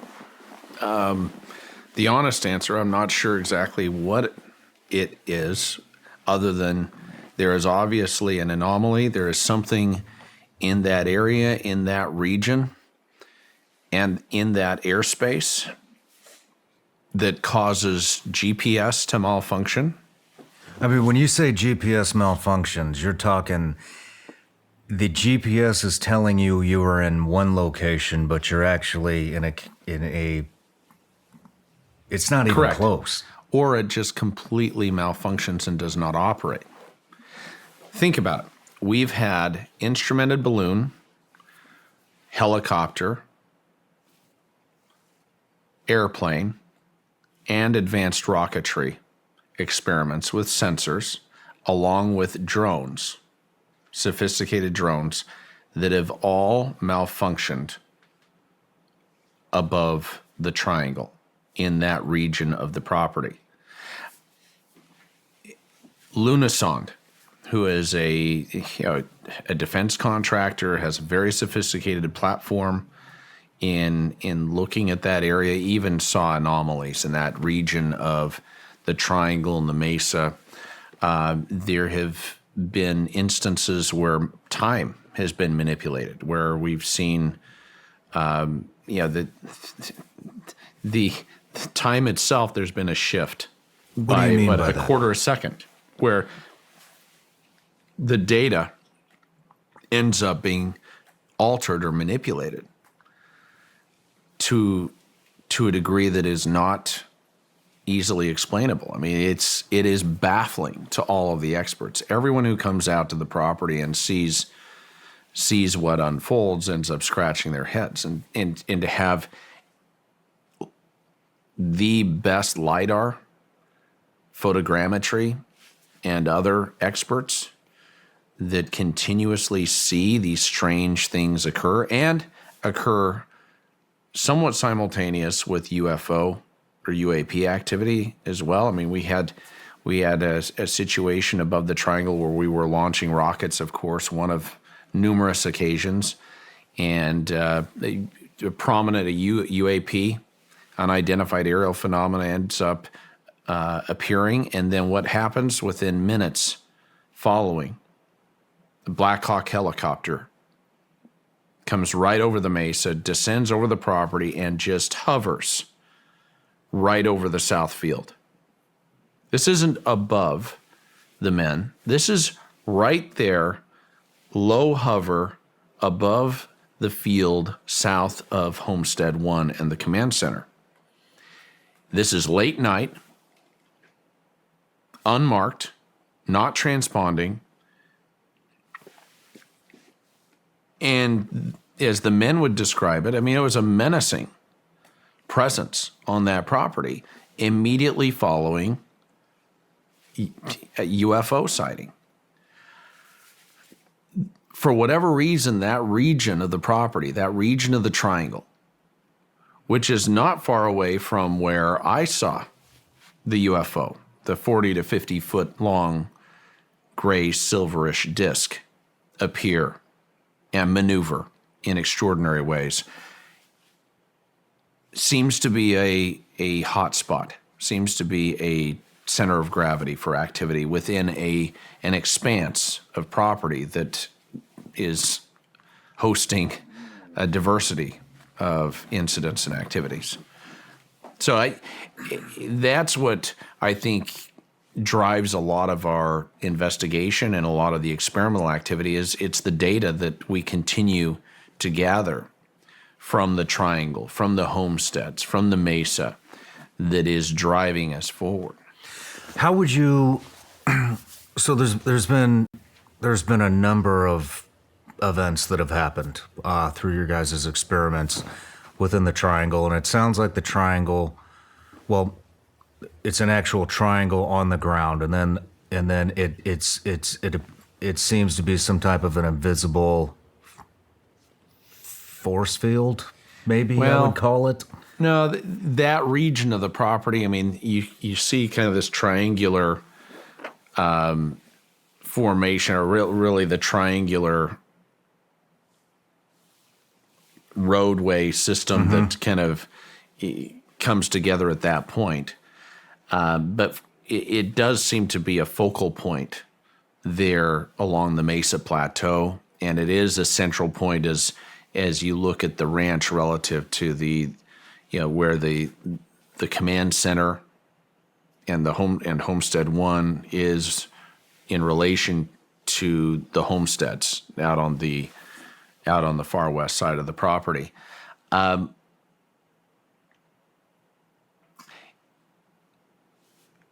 The anomaly that we've seen, the people call it the blob, but this thing that they've caught on camera, and it's not just from one point of view, it's been from multiple camera points of view and different types of recording devices, different types of cameras that have recorded this thing, this anomaly, as Dr. Taylor would call it, appears to disrupt the experimental activities that occur. It deflects. We've seen rockets deflected. I mean, in that area, we launched balloons. You probably remember early in the docuseries effort, we had a professor from the University of Alabama at Huntsville that came out, who is an expert instrumented balloon experimentalist and operator. And we never recovered the primary balloon they set up right above the triangle. It literally disappeared. And it disappeared right at the moment that it started registering elevated activity. When the meters started going off, all of a sudden it disappeared, and it has never been recovered. And we've searched. I mean, we've conducted exhaustive searches of the area, looked at all of the surrounding property, via the helicopter, even on the ground, and have never found a trace of where that balloon could have ended up. And wow, I didn't realize that you guys never found it. No, it seems to be that it just disappeared from 31 feet to 300 feet seems to be the but it's transient.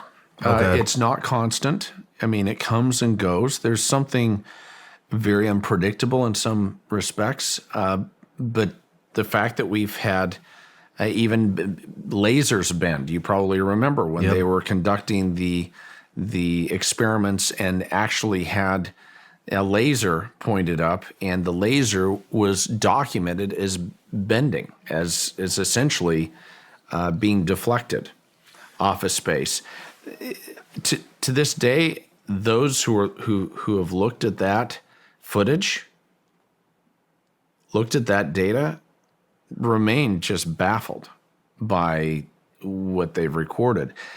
Even the UFO sightings that have occurred above the triangle in tandem with some of these experimental activities not only continue, but they've been they've been prominent.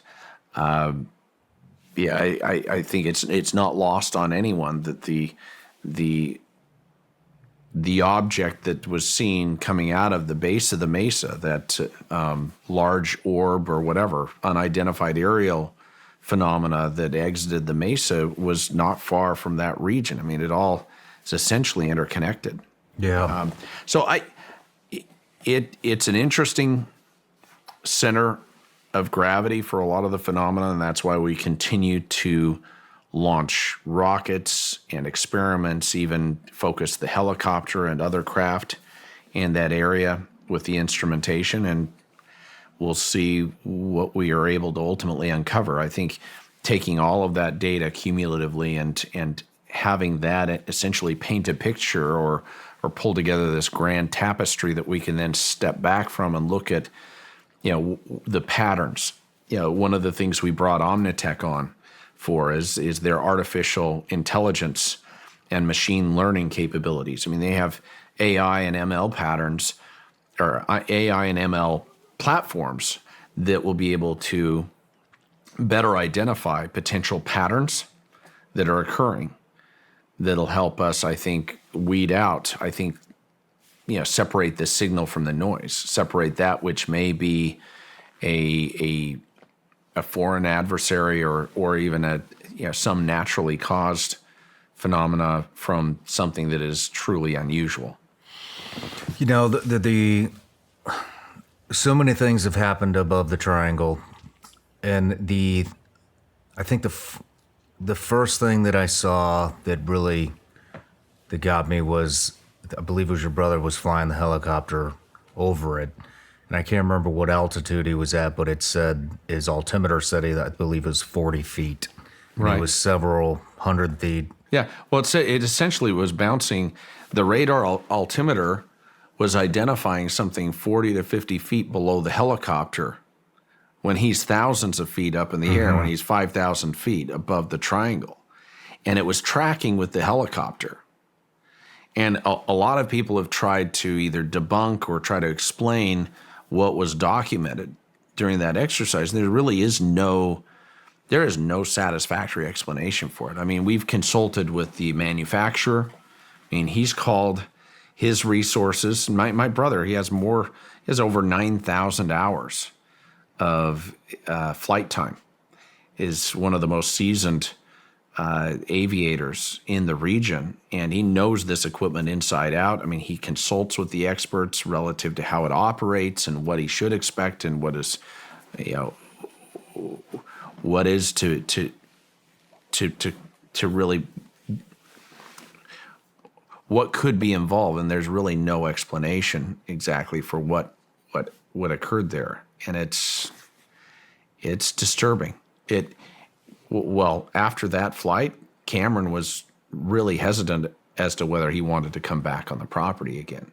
Really? Because just the danger associated with, the instruments, with the fact that there's something up in the air tracking with the helicopter that is unseen. Well, and we saw, most recently, the high-speed camera operator captured a big silver, looked like a metallic object, but some type of silver spherical object that was tracking behind the helicopter with one of the more recent exercises being conducted. And a lot of people say, they were applying a filter, because there was a filter applied in order to bring out some of the features of that a little bit more prominently. But it doesn't negate the fact that it was there. I mean, I've seen unfiltered, footage of that, and there is definitely an object. There's a round spherical object that is tracking with the helicopter during that exercise. And this is not a drone. This isn't something that we can assign some either natural cause to or point to some known technology. It seems very unusual. The other thing that really caught my attention, probably more than anything, is the GPS trackers that they were dropping out of the helicopter. Right. With the streamers. And Right. It seemed to be almost bouncing off an invisible object Like they would fall like this and just bounce off of nothing. Yeah, end up in a completely different region of the ranch. Yeah, and they're being deflected off of something, and that speaks to the fact that we believe that there is some anomaly. There is some irregular, whether it be an object or field or something that we truly can't explain, but is real, that has a tangible impact on the experiments, whether it be the rockets, whether it be, the sensors, the GPS, the bottle drop experiment, for example. The flamethrower. Yeah, the flamethrower where it that split. went around nothing. The flame turned into a horseshoe, went around nothing. Yeah. I mean, it's the rockets, the laser beams, the LiDAR. Yeah, how do you explain that? The helicopter being pushed around. Yeah. The plane. I mean, it's the drones. What was it, 250 drones you guys lifted out? Yeah, over 200 drones, fully charged, carefully calibrated, with over 20 experts from Sky Elements who conduct more of these drone exercises across the country than any other company. I mean, they are the experts. They are the gold standard, left completely baffled. And they went on record with the fact that they've never seen anything like this occur. That their equipment completely malfunctioned in the area of the triangle and on the ranch. We're going to be bringing them back. What do? When you're conducting a scientific investigation, when you're trying to follow the scientific method, you repeat. You repeat the experiment, you gather more data.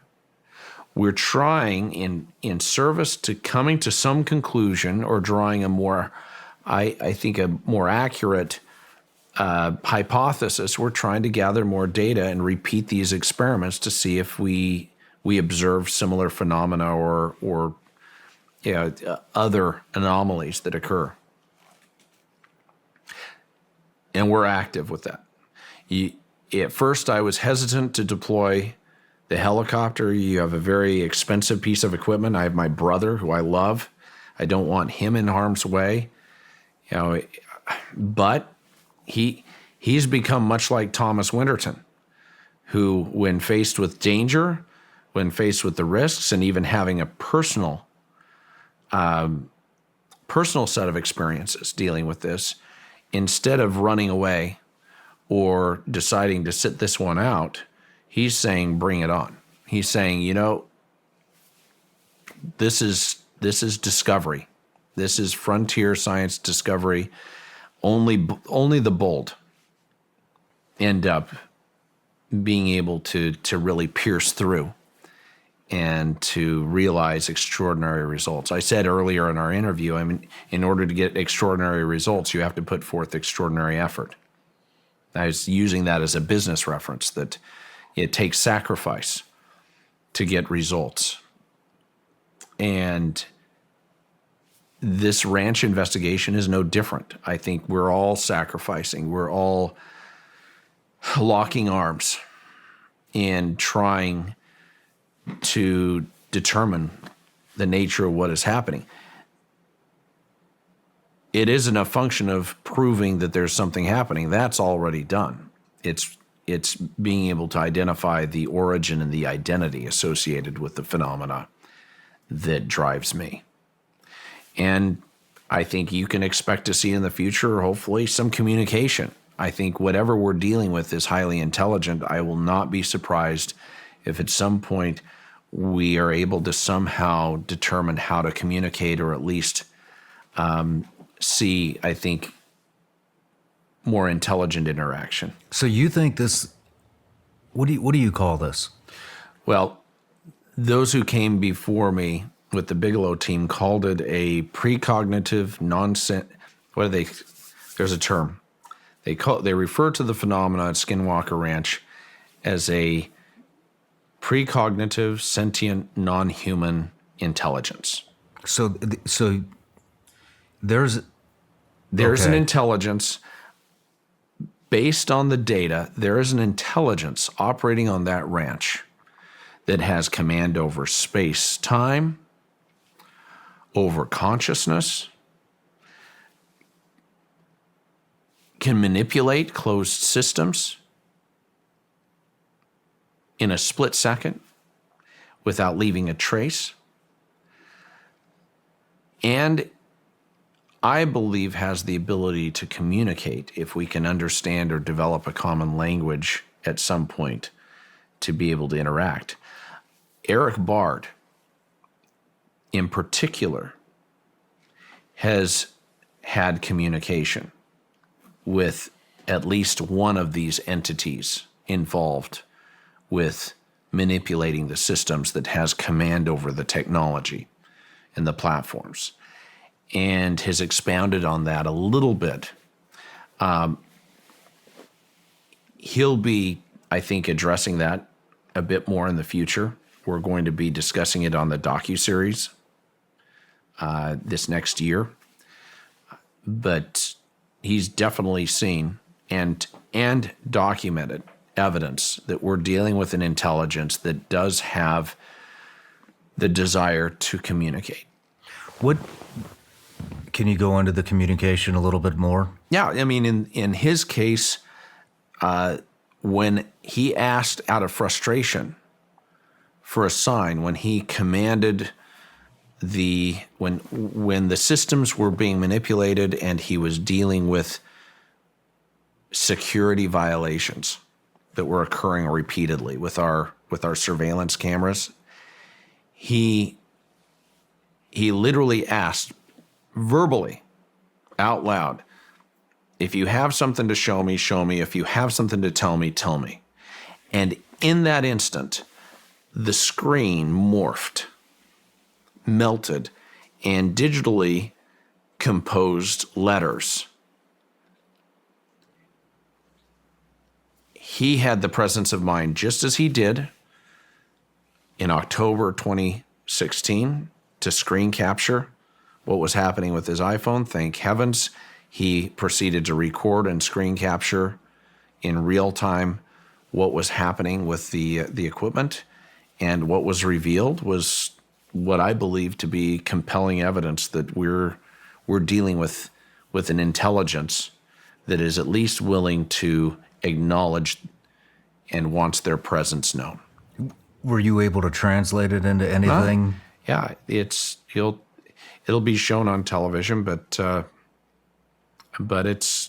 it essentially had the simple response, again, instantaneously, of I living. You're shitting me. So Whoa. Eric Bard, in response to a host of issues with the security cameras registering that there was something triggering the motion sensors, that there were countless events occurring. Upon giving that command, saw the entire screen morph and form the letters I living, and then snap back. All documented, all caught on camera. That has yet to be fully addressed on the docuseries, but is going to be addressed in the future. And it's really his story to tell, but if he were here, he'd be telling you the same story. It was compelling evidence that we're dealing with an intelligence on the ranch that has the ability to manipulate technology and systems instantaneously, and has the ability to communicate, and has intention. There's volition. Wow, that is It's spooky. It is. When you see the image, it's spooky. Can we display the image, or do we need to wait for the next season?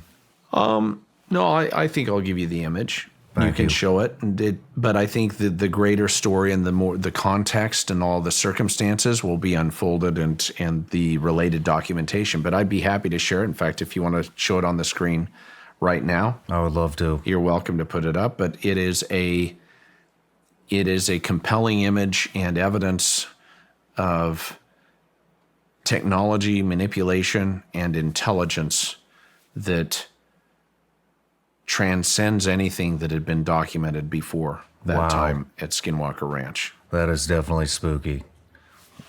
I know that you had mentioned that Eric may not be fond of the camera, but man, I would love to interview him. No, Eric is principal investigator and chief scientist at Skinwalker Ranch, resides on the property full time, literally lives in the command center, and is monitoring all of the platforms. I mean, these are proprietary platforms that he has created. I mean, Satan, which stood for Sentinel Assignment, telemetry, something node.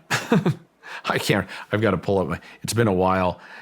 And by the way, there's nothing insidious. There's nothing dark. It was just a funny acronym that he pulled out of the air that actually matched up with the proper description of the platform.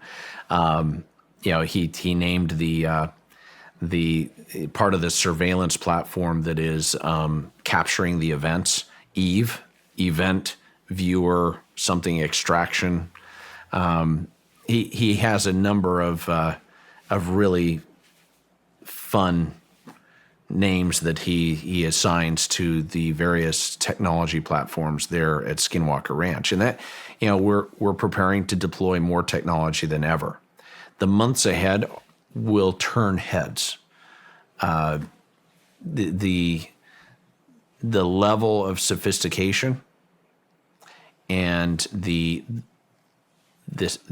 number of sensors and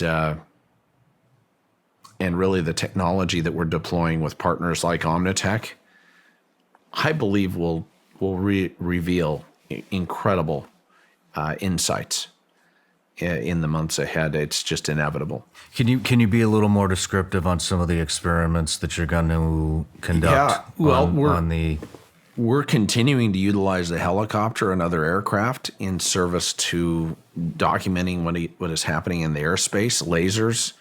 I'd mentioned drones. I mean, drones have become an effective vehicle for at least testing the space and seeing when there are anomalies, when there are disturbances. We are going to be using, I think, some more advanced techniques as far as deploying sensor technology in looking at the spectrum. The 1.6 gigahertz and other frequencies in the noise floor that has been documented and unusual that attends a lot of this experimental activity, I think we'll be able to better analyze and hopefully seek out patterns that may provide insight. So not to get wonky, but I think you can expect to see, in the same way you've seen a progression since season 1, for example, or the first year that we brought on Dr. Taylor and we started a more aggressive experimental activity, there's a progression that I'm observing right now that will continue in the months ahead that I believe will yield incredible results. It's inevitable. Although I have to acknowledge, Sean, I don't think we're in control. With all humility, we are not in control. Whatever we are dealing with, whatever we are interacting with at Skinwalker Ranch appears to be several steps ahead of us and has such advanced capabilities that it's important that we address it with humility and reverence. I think a lot of this is being revealed because it wants to be revealed. And I know that may sound hokey, but I believe that certain things are probably being manifest and shown to us as a result of our stewardship and working to sincerely engage the phenomena. I'm just curious. I have an idea. Bring it up. So I'm going to throw it out there. Have you guys used water at all? Have you seen the I'm sorry, I forget the name, but the phenomenon above the triangle. Have you seen it rain, snow? Have you tried to put water on it to see if you can maybe get some type of a shape to be revealed? No, I think that's a great idea. I think using smoke, using other approaches. I mean, we're trying everything. I mean, when you saw a flamethrower being employed, you know that we're trying to think outside of the box. But I think that's a great idea. I think using water is going to be probably an important approach. I like it. Anything right now, whatever we have to do to understand the anomaly above this triangle and above the ranch, and whatever we can do to, in a responsible way, engage the phenomena and understand what is happening, I'm all for it. I would love to see that. But yeah, it's going to be fun. I can't wait. It's an exciting process. Sometimes frustrating. I mean, there are days, sometimes weeks, where it seems like nothing is happening. There are experiments that are conducted, elaborate experiments, that at first glance seem to yield nothing of interest. And then upon further review, interesting things are identified and brought out of the data. I think it's important for all of us to realize that our senses, what we see with our eyes, what we hear, we're only taking in a very small percentage of the overall spectrum of activity that is happening around us. And I think using the right type of analysis, equipment to analyze the environment and increasing those capabilities will be more important in the future. It's kind of like you have to have the right lens to see this through. And we may be applying the wrong type of lens. There may be an approach that will suddenly reveal everything on the ranch, or at least make it more clear. Peel back the curtain so we can see who the Wizard of Oz really is. And I'm prepared for the truth. I don't really care who or what it is. I just want to understand the nature of it and what we are dealing with. I can handle the truth, even if it's a foreign adversary. Let's say, for example, let's speculate that this is some foreign adversary, that it's another country that is somehow using the basin and this area as a testing ground, and they're testing all sorts of advanced technologies, in service to warfare in the future, whatever. Identifying who those actors are and how they're using that technology and how it works. Tell me that that's not important. I mean, from a national security standpoint, what we're doing out there is extremely important. Yeah. In bringing my Omnitech team on board and having them engaged. They're out there right now. As we sit here speaking, they are present. They are on the ranch with the team conducting research and experimental activities. They've said, look, if this ends up being another country that is somehow deploying these kind of technologies that can manipulate GPS on command, that can literally manipulate closed systems in this fashion and create all of these type of effects and anomalies, then we have reason for concern. Yeah. No. In fact, I find that more terrifying. If there's a bad actor, a known adversary that has access to technology and is using this as a proving ground, the implications are staggering. Yeah. This just popped in my head when the UAPs flew into the mesa and then out of the mesa. Are these solid objects? Do you believe they're solid objects, or is this some type of Good question. What I saw looked illusion? like a solid object. So the UFO that I saw above the mesa looked like a solid object. In fact, it had kind of a reflective property. I remember those, with even the witnesses mentioned that, it seemed to be a very solid object with reflective properties. So I remember the sun going down on the other side of the property, and it seemed to be reflecting. The UAP that you're referring to, the most recent that came down from the sky, dropped into the mesa in the east field, and then seconds later is seen exiting the base of the mesa below the helicopter. Yes. It is definitely transmedium, or what people refer to as a transmedium, unidentified aerial phenomena. Is it solid? Does it take solid form when it exits? Who knows? The nature of these objects, of these technologies that are being deployed, it's elusive. Yeah.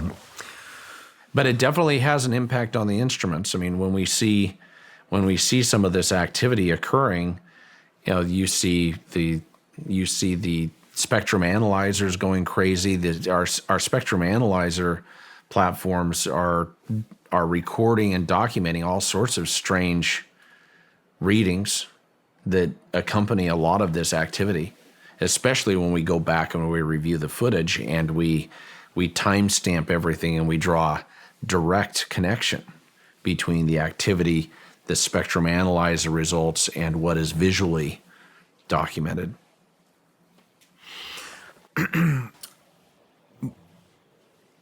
I think we've covered just about everything. There's one more thing I want to cover. We had a discussion last night about faith, and I shared my journey with you, and you had mentioned that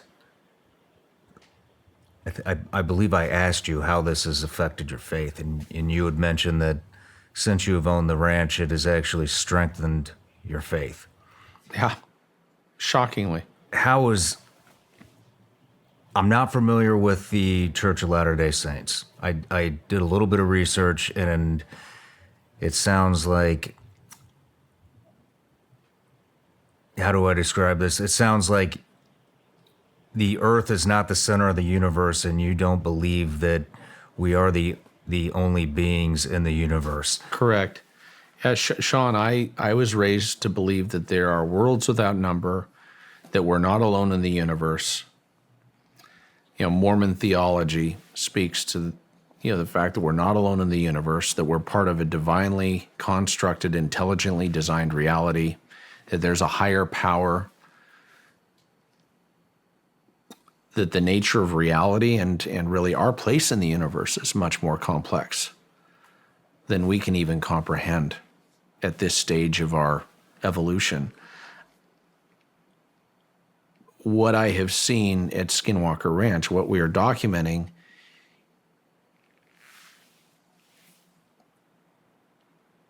has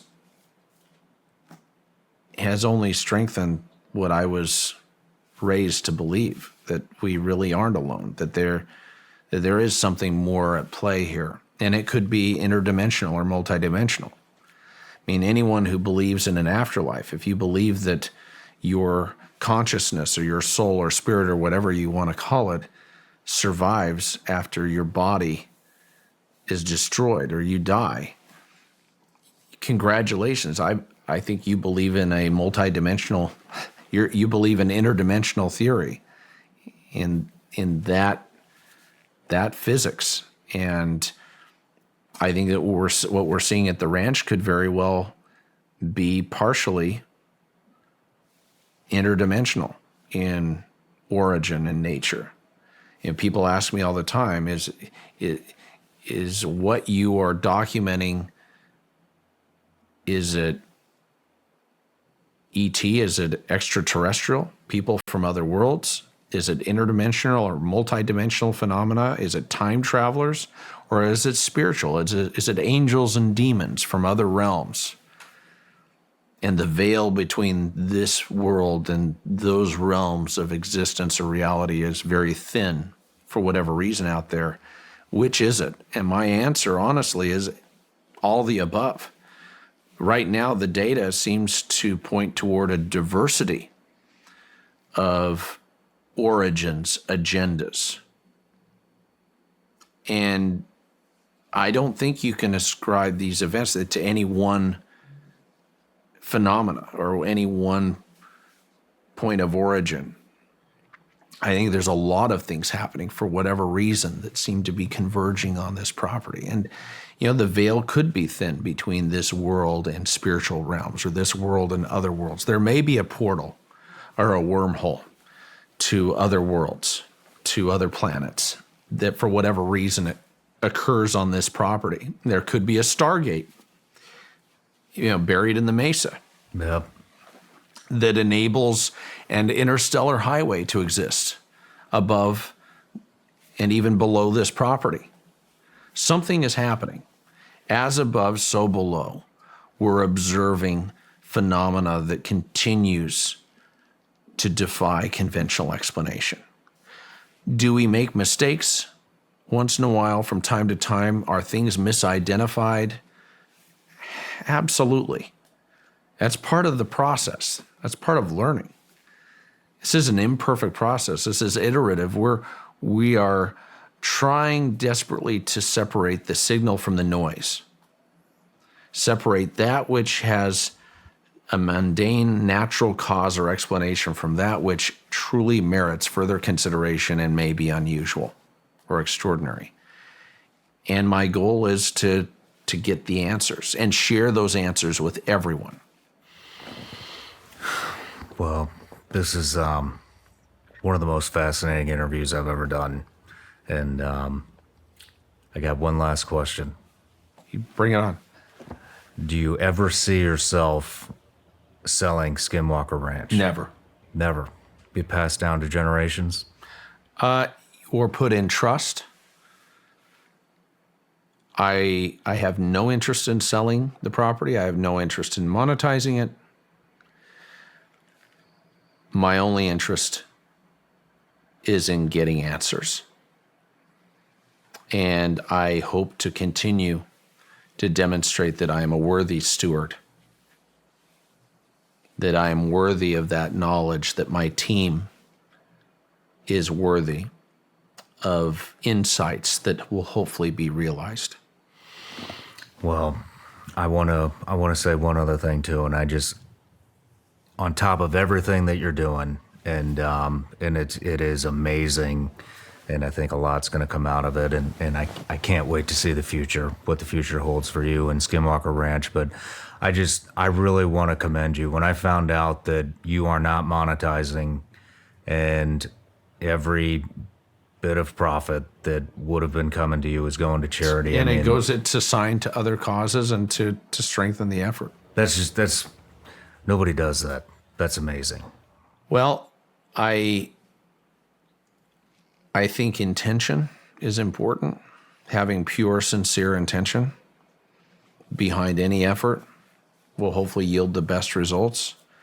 And I'm very fortunate to have a lot of success in other areas of my life, other professional endeavors that help subsidize this whole project and my other pretentious lifestyle priorities. I mean, I like nice things. I've never been driven by money, ever. But I am that guy who, at 12 years old, had the black Lamborghini Countach poster on his wall in my little windowless basement bedroom. I think I had like an 8x8 little windowless basement bedroom. In fact, I've got a picture of it. I'll share it with you. And on that wall is a black Lamborghini Countach that I just loved. And I have my drum set and my keyboards and my ninja sword and my Dungeons and Dragons books and Friends Gathered dreamers that are all trying to make sense of this world, and I'm still that kid at heart, and I'm hoping that, in the same way that I wasn't trying to employ any calculus or had any weird, agenda other than just doing cool stuff. I hope that the years ahead for me and for all of those around me are exciting, are insight rendering. I'd like to invite you to the ranch. Sean Ryan, you are a seeker of truth. You have a very unique megaphone. In the spirit of transparency and collaborating with like-minded individuals with integrity, I welcome you to the ranch and would love to bring you out for a full briefing. You can be the judge in meeting with the team, looking at the data, and you may have some insights. It's not that you don't have experience, battlefield experience. You have, I believe, probably some special insights to render that could help us with respect to engaging the phenomena. So I look forward in the future to welcoming you out. I mean that sincerely. You have my commitment if you're interested. It would be my honor. Thank you. And look forward to having you meet the team and having you tell the general public, with no strings attached, what you see and what you were able to witness. Wow. I will definitely be out there. So thank you. Look forward to it. Thank you for fighting the good fight. Thank you for being a true patriot, and know that you have brothers in arms out there in the basin that are seeking truth, and look forward to championing these efforts to the next level.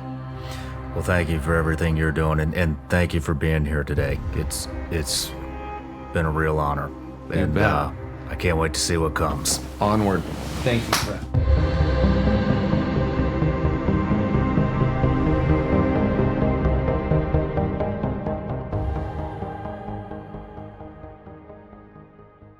Hey everybody, I'm Sean Ryan. Click here to subscribe to the Sean Ryan Show YouTube channel for the hottest and most compelling interviews that you will not see anywhere else. I've also made a playlist of all the previous SRS episodes, so they're easy to find. You can find that right here.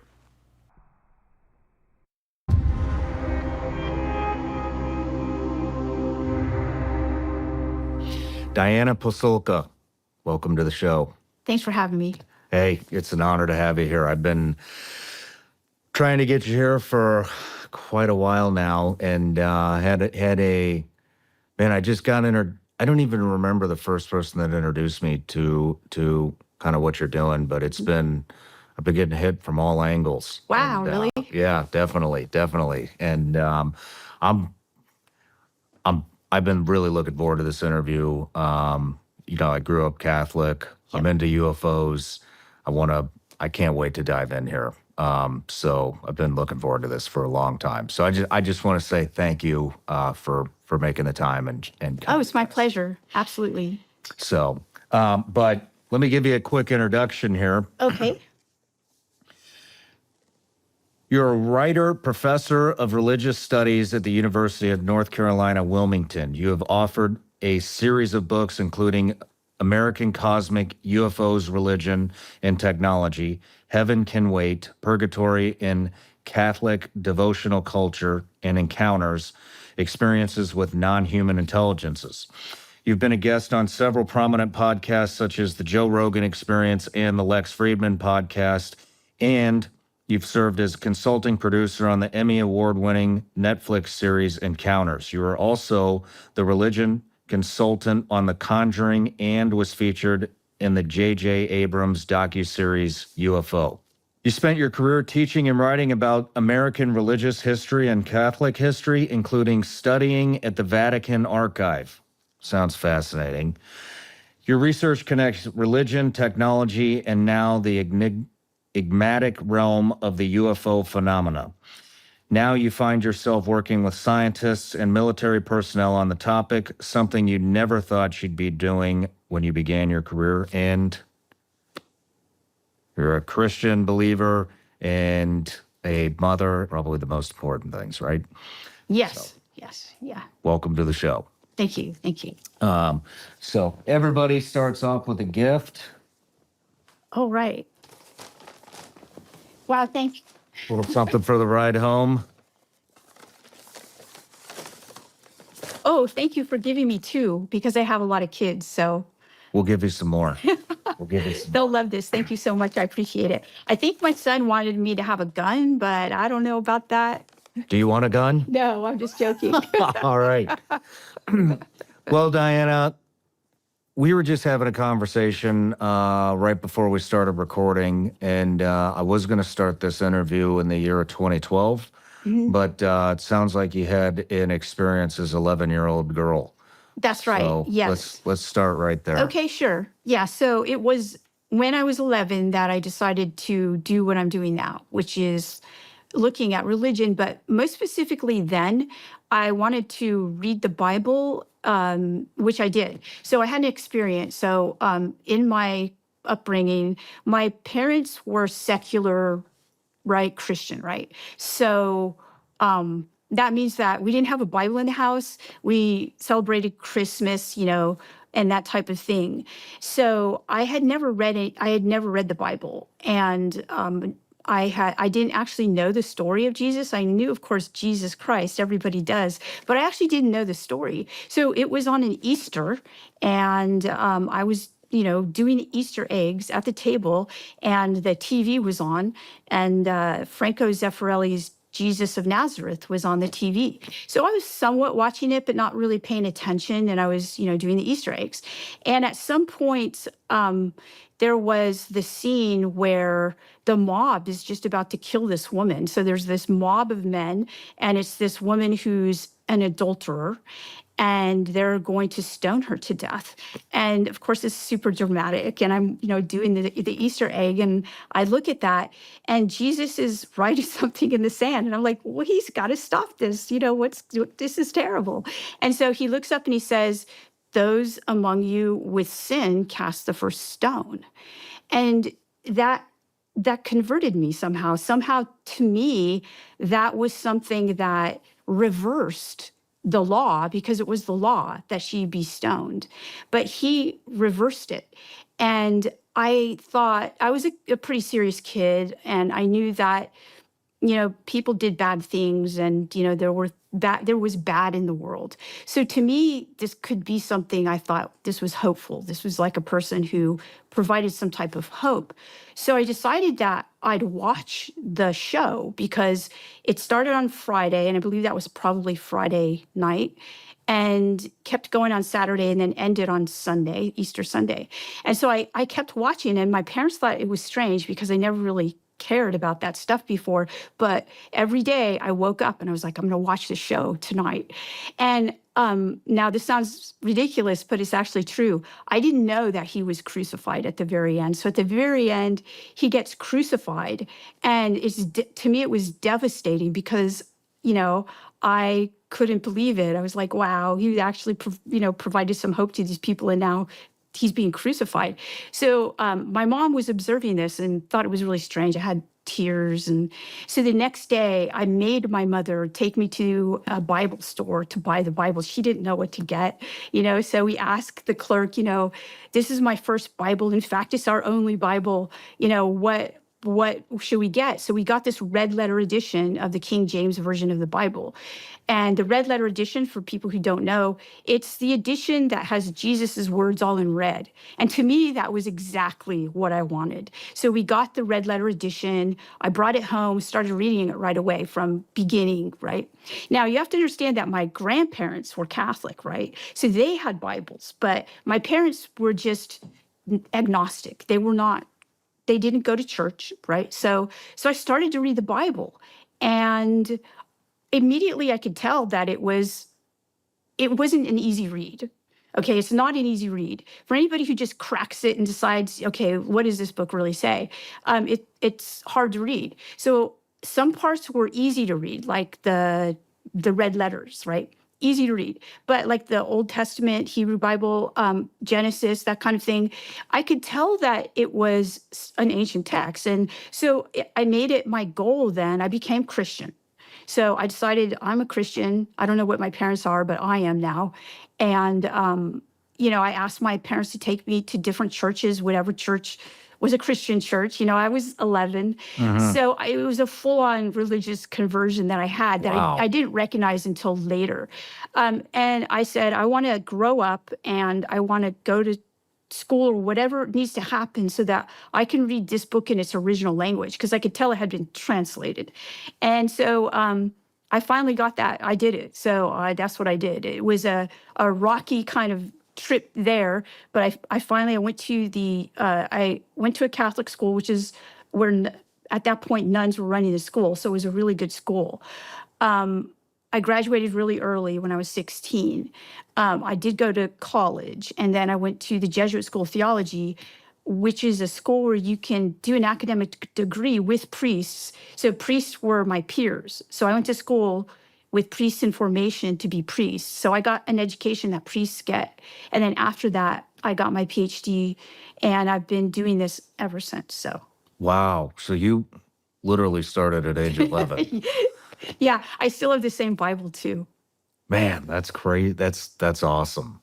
I mean, it's pretty profound for an 11-year-old to Yeah, read the Bible. it did freak my parents out, to tell you the truth. They thought it was odd, but my father was more okay with it. He's passed away. But my mother, I felt like she was worried about me. She was, she thought maybe she thought I'd become a nun. And I actually know nuns, and they're good people. And I keep thinking that's not the worst case There's scenario. definitely worse career paths than being exactly. a nun. Yeah. Wow. Wow. Well, I know that, so as I mentioned, I grew up Catholic. Yep. And still go back every now and then. I got a lot of questions. But you started studying purgatory in 2012. And so could you describe purgatory for the audience, for the people that don't know? You bet. Sure. So I started it earlier than that. So it was something that I started as soon as I became an assistant professor. And this was in 2002, 2003. And in order to keep that job, you have to publish, which is normal for a professor. So I was interested in, ideas of the afterlife and the soul. These things interested me. And in the Catholic tradition, which is what I was trained in, there's this thing called purgatory. And this is also Eastern Orthodox. So most Christians that are not Protestant believe in this thing called purgatory. And it's like a way station for souls that aren't good enough to go to heaven. Okay. So if you are a normal person, not the best person, but not the worst person, you're not going to hell, right? So you go to this place called purgatory where it's supposed to be a place of purgation where you work off your sins and then that soul goes to heaven. Well, this was a doctrine of the Catholic Church and the Orthodox Church. And it somehow went away. So it's still a doctrine, but Catholics don't know about it, and they don't pray for souls that are in purgatory anymore. It used to be a huge devotion, and I wanted to know why it disappeared.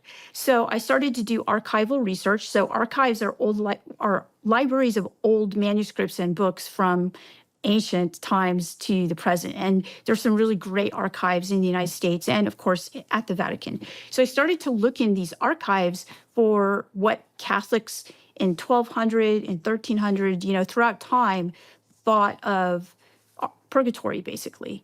And as I was doing that work, I was looking, I was writing a book, like a survey of purgatory. Well, it turns out purgatory was actually a place in Ireland. So there's actually a place, it's still there. It's on a plate on an island called Lough Derg, which is Red Lake, the Red Lake in Ireland. And it was a place where people thought that they could go to a cave, and if they withstood it for 24 hours, their souls would be cleansed after that. And they did this in the late medieval time period till about 1200.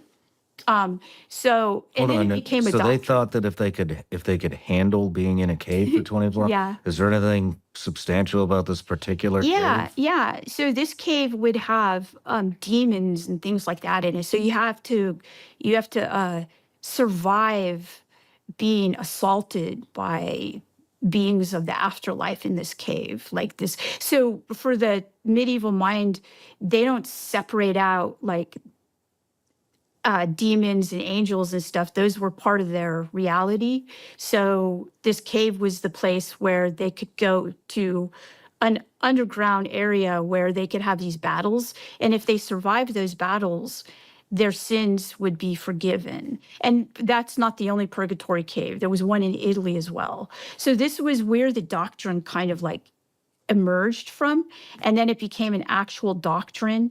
And then as time went on, people started to think of it not as a place, but as a state of being. So that's how purgatory changed.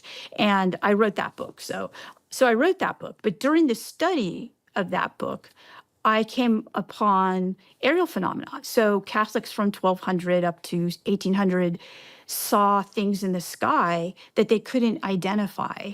If they did identify, usually you could see it right in the reports too. They're like, we saw this orb. We don't know what it is, but we think it's a soul from purgatory. So we're going to pray it back to where it should go. And so I started to collect these. Sometimes they saw things and they interpreted them as like flying houses, things in the sky. Sometimes they saw things and they thought they were angels. And so I had a lot of these and I didn't understand what they were. So I kind of put them aside and I wrote my book on purgatory and I got that all done, right? And so I had all of these things and I was on to my next book, by the way, about a Catholic bishop. So I wasn't really going to write about those things, but I still thought that they were weird enough and there were so many of them. The patterns were the same. So I showed a friend of mine and he looked at them and he said, these look like Steven Spielberg films. They look like UFOs. And honestly, I thought he was crazy. And I was like, no way, those are not UFOs. But a UFO conference was happening in my town that week. So we went to that. And that's where I met people who had sightings of UFOs and it looked like a pattern match. So when I heard them talk about this and I was like, this looks exactly like the Catholic reports. That's when I began to do this study into UFOs. That happened in 2012. Before we go into the UFO stuff, I'm actually very interested in the purgatory Yeah, stuff. absolutely, So what do yeah. what do you think? Okay. So the purgatory originated as a cave? Well, As that was a one of couple of its caves. that was one of its practices. So if you look at the Catholic like history of purgatory, the kind of like official idea, it basically says Catholics, we don't know. The Pope would say, we don't know what it is. While we may have won this election, the fight to restore a great nation has just begun. Now is the time to take a stand, and Patriot Mobile is leading the charge. As America's only Christian conservative wireless provider, Patriot Mobile offers a way to vote with your wallet without compromising on quality or convenience. Patriot Mobile isn't just about providing exceptional cell phone service. It's a call to action to defend our rights and freedoms. With Patriot Mobile, you'll get outstanding nationwide coverage because they operate on all three major networks. If you have cell phone service today, you can get cell phone service with Patriot Mobile with a coverage guarantee, but the difference is every dollar you spend with Patriot Mobile helps support the First and Second Amendments, the sanctity of life, and our veterans and first responders. Switching is easy. Keep your number, keep your phone, or upgrade. Their 100% US-based customer service support team will help you find the perfect plan. Right now, go to patriotmobile.com/SRS or call 972-PATRIOT and get a free month of service with promo code SRS. Switch to Patriot Mobile today and defend your freedom with every call and text you make. Visit patriotmobile.com/SRS or call 972-PATRIOT. You guys know my wife and I are always looking for ways to improve our sleep. We just started using Cozy Earth's bamboo sheets, and they're already making a difference. Between work, travel, the kids, and everything life throws at us, knowing we'll have a comfortable bed to come home to is a huge relief. If you're looking to make your home an escape from the outside world's demands and surprise your Valentine, Cozy Earth's sheets would make a great gift. Guys, listen up. I'm not joking. My wife loves these sheets. She's been raving about them for months now. Visit cozyearth.com/SRS to get up to 40% off. Cozy Earth prides itself on the responsible production of all products. Plus, Cozy Earth's bedding products have a 100-night sleep trial and a 10-year warranty. So there's no reason not to try them. Skip the candy, surprise your wife or your girlfriend with Cozy Earth. They deserve it. Head to cozyearth.com/SRS now to get up to 40% off. That's cozyearth.com/SRS. And don't forget, if you're asked in a post-purchase survey, let them know you heard about Cozy Earth right here on the Sean Ryan Show. Once again, your ladies are going to love it. They tend to try to say it's not a physical place where these souls end up, right? But they don't know what it is. Is it a spiritual place? They tend to say it's a state of mind or a state of being. So I would look at it like a state of being for the soul. So it's a realm. Yeah, like a realm, like another dimension or something like that. We would call it, like when you and I talk, I'd say, Sean, it's another dimension. You know, it's another dimension. My soul hopefully will go there.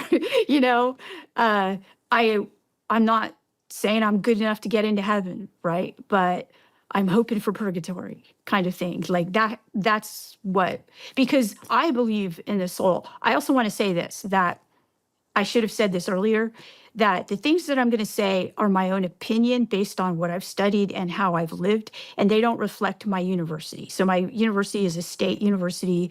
It's not going to be, you know, I won't be publishing a peer-reviewed paper talking about the reality of the soul, but I believe in it. So I'm a believer, absolutely. So you believe in purgatory? Probably not like it's described by the Catholic Church. I believe that the soul continues, and I believe that and by the way, this is based on not just what I see in Catholicism. I do comparative religious studies. So what I've read stuff from ancient Egypt, and I've read stuff from Hinduism, you know, and Buddhism, things like that. What almost everything I read about within these religions, and people too that I've spoken with. So, you know, I have a lot of friends who have PhDs in various fields, and I ask them, you know, about what they know about this. It appears that this even goes back to Plato, by the way, and Socrates. This is the Greek tradition, the philosophical tradition. What happens to a soul after it dies, you know, after the body dies, is determined largely by what one does in one's life. So I take that very seriously. Yeah, me too. Me too. Does the Bible, is purgatory anywhere in the Bible? Is there anywhere in No, the word purgatory is nowhere in the Bible. It actually wasn't even codified until the 1200s. So that's late. So Jesus dies in 30. Well, heck, that's like a long time after Jesus's. But there are references to praying for souls that presumably are in another place in the Bible. So there are references to that, but it's not called purgatory. What is it called? So there's in the book of Daniel, there's references to prayers said for souls that have passed on. And there are also, I'm trying to remember in the New Testament where this is. I will have to give that to you because for some reason I used to know it, but not. But yeah, but no, in the Bible, there's nothing that references purgatory. So I got another question for you. If it's not in the Bible, should we be paying attention to it at all? Okay, so if it's not in the Bible, should we be paying attention? Because there's a lot of I can't really think of anything like off the top of my head. This is all kind of new to me. Yes, of course. You know, like you said at the beginning, I can't even remember if this is on or off camera, but you were most Catholics don't even know their own religion. Yeah, no, it's That's true. me. It's kind of sad. But that's a lot of us. But which is kind of why, you know, part of the reason why I stepped away and started looking for other sources. But you know, I've been talking to a lot of people about God, Jesus, the Bible, and you know, it seems to be there's a lot of little things that different religions believe in that have absolutely no reference in the Bible. Okay, so I will tell you what I think, Sean. You may not like it. Okay? There are things that are not in the Bible that we should pay attention to. Okay, and I'm going to talk about that. So remember when we talked about how purgatory was codified in the 1200s? The Bible wasn't even codified until the 4th century. So this is going to be 300 years. To be more conservative, this is going to be 200 years after Jesus dies. So the early Christians, they did not have a Bible. Okay, they didn't have what you and I have, what I was so interested in when I was 11. And when you start to do biblical scholarship, like really get into, and I want to preface this too, in religious studies, we don't have an agenda. So we're not advocating a religion for any religion. We study it. And this was as clean as I could get when I decided to do this, because I was like, I just want to know. Like, I'm interested in this guy, Jesus, and I want to know what life was like for him and his followers. And so that entailed doing biblical scholarship. And in where I went to school, which is this place called the Graduate Theological Union, which is the divinity school of UC Berkeley, there are every kind of Christian denomination is there almost. So you've got, you know, Episcopal, you got Catholics, you got every kind of Catholic, Dominican, Franciscans, and you also have people affiliated with UC Berkeley. So you take classes there if you go there too.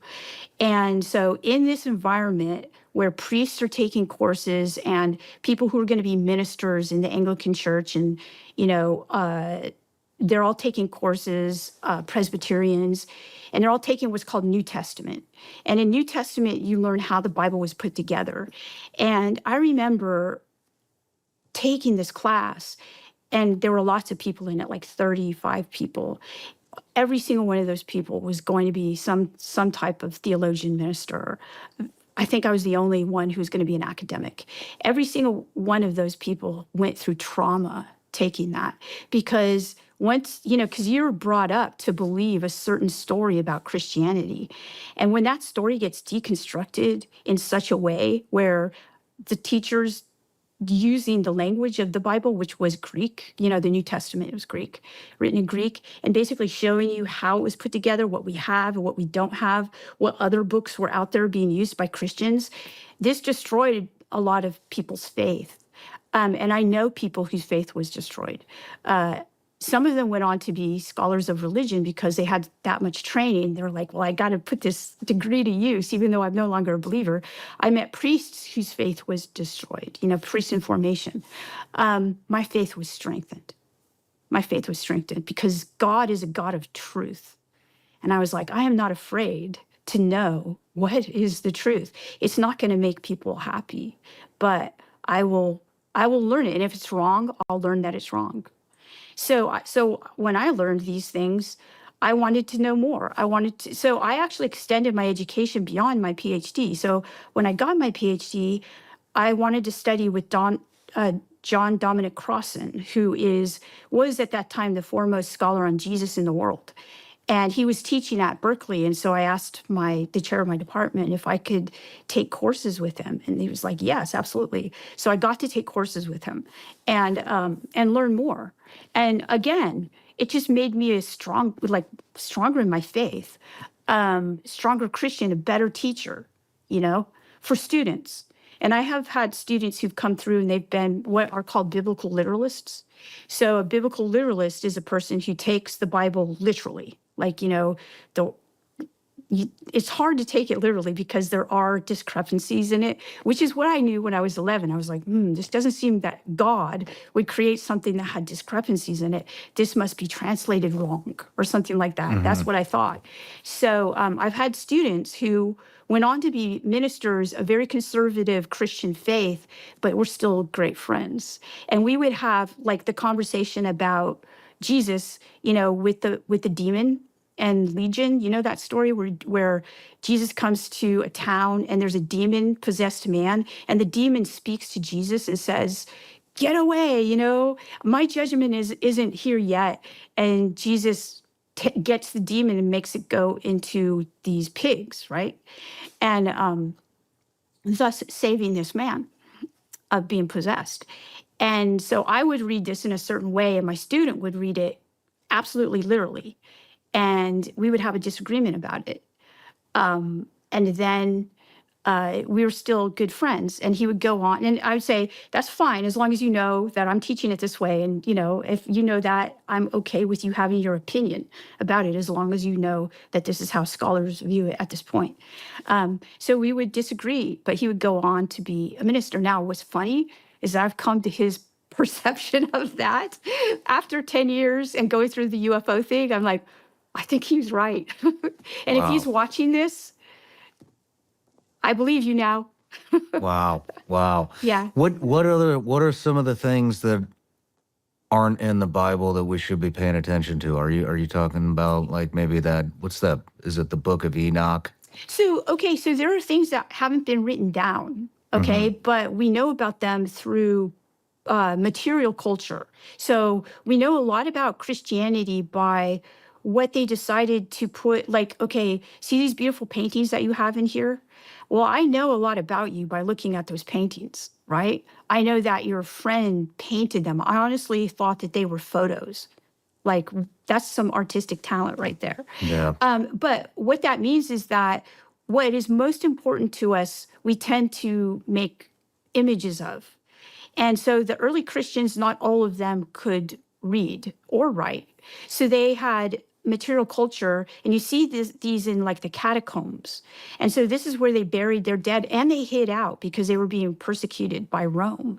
And so they had a lot of these things that are basically called frescoes.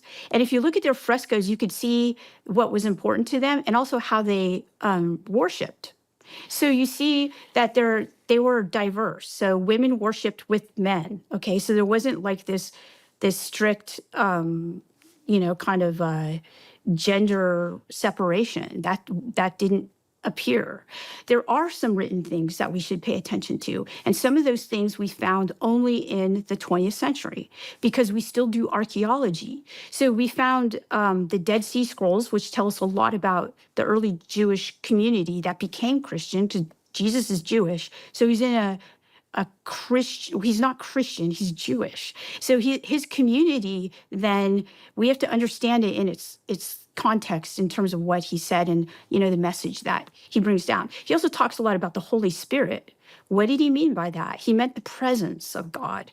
And I think that is super important. And that's something, by the way, that I believe still is alive. And you could feel the presence of Jesus in certain communities that profess their devotion to him and profess to do his what he asked us to do, love one another, those kinds of things. So that's not in the Bible, right? Although we could use the Bible to help us create this community of believers. He also instituted a community of people to carry on what he was doing. That community had some books that we've just found out about in the 1940s. And one of the, let's understand too, in the first century, the early Christian church was almost decimated by Rome. Okay, so, it's a church that had been, bad things were happening to Christians and to Jewish people. Their temple was destroyed by Rome in 70. So that group dispersed, and and tried to survive. So that's how they started to write things down, because they couldn't keep an oral tradition alive. So they started to keep it going, like, this. So they wrote things, and some of those things we just found. They utilized, and this is really important too, they utilized the Plato's Republic. So the early Christians used Plato's Republic too, which is a really amazing book. And if you haven't read it, you should. Well, it's a hard book to read. It's very much like the Bible because it's ancient, but it tells a very important truth. And so it seems like Socrates and Plato were also onto this one God, right, of justice and truth. And that was somehow separate from their government. Their government was not just and truthful. And so they wrote a book about it called Plato's Republic. When I say they, Plato wrote it, but Socrates didn't write anything. So Plato wrote it. But that was being used by the early Christians. So what was important for them is important for me to know. So I want to know. I'm not trying to tell anybody what to think. I am not the minister of a church. I'm not trying to advocate. But the way I do my, and listen, I'm Catholic, but that doesn't mean that, the Catholic Church, if I'm not a representative of the Catholic Church. And I know a lot of people who are Catholic, and I look at to see what people do, right? What do they do? And if I think what they're doing seems really good and righteous to me, I like that, and I listen to them. Okay.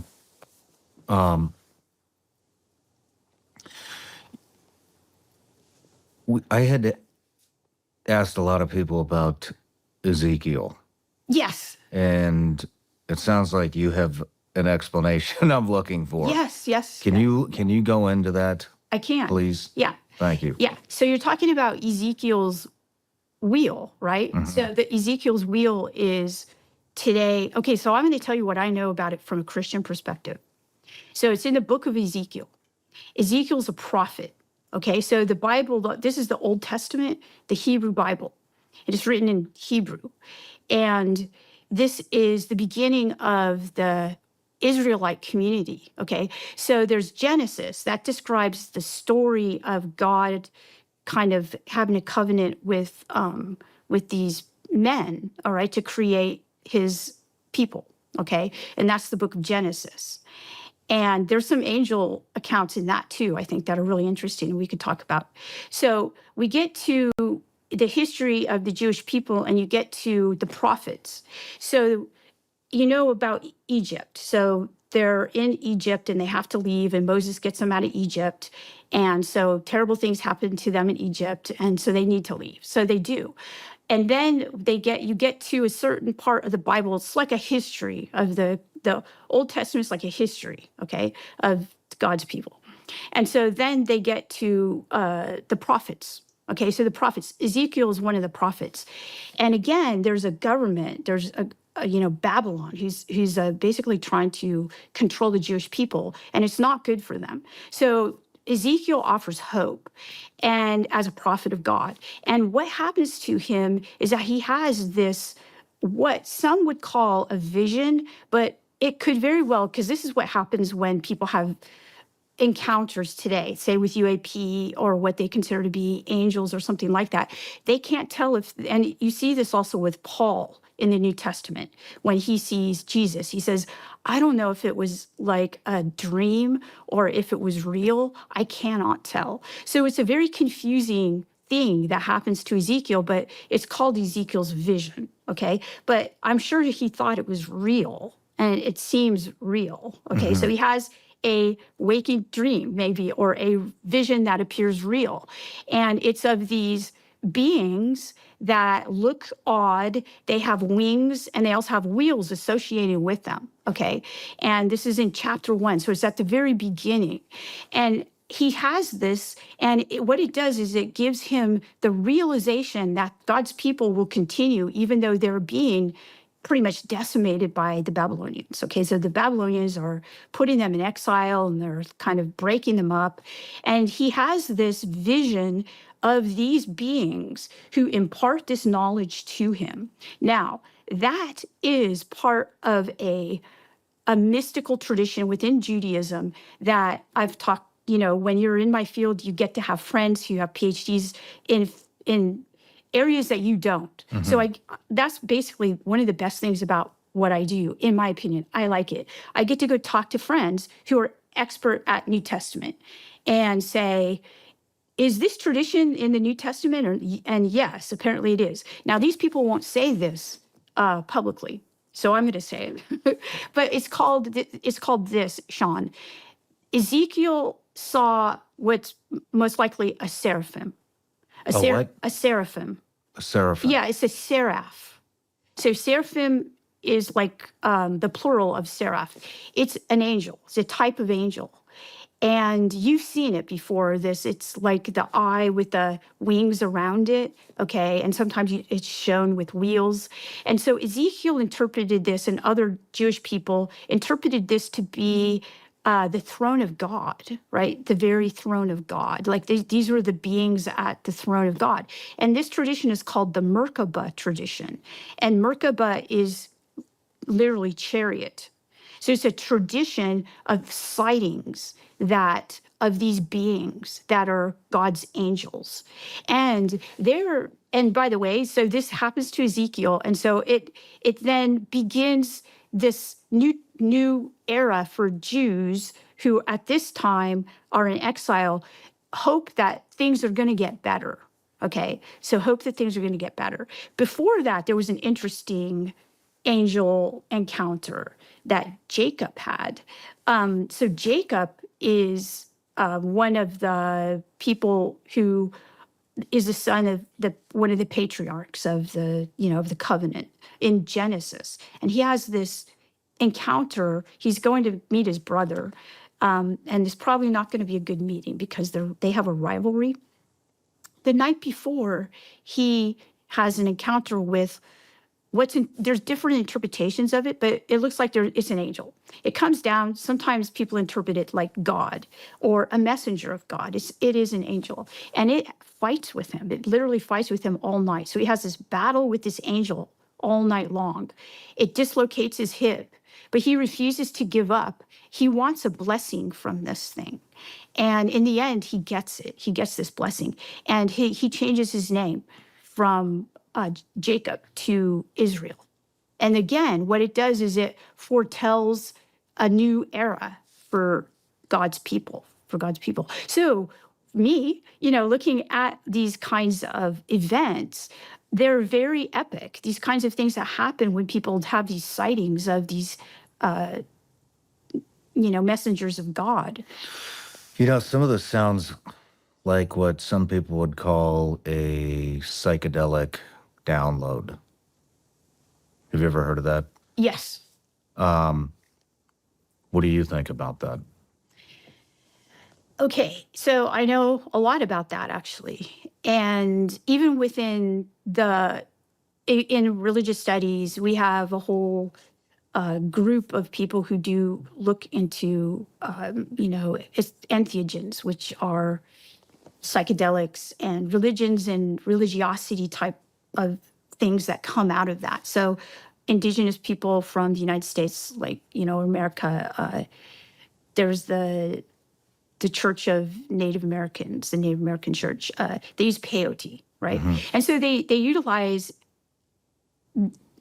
plant medicine in order to, in a very structured religious way.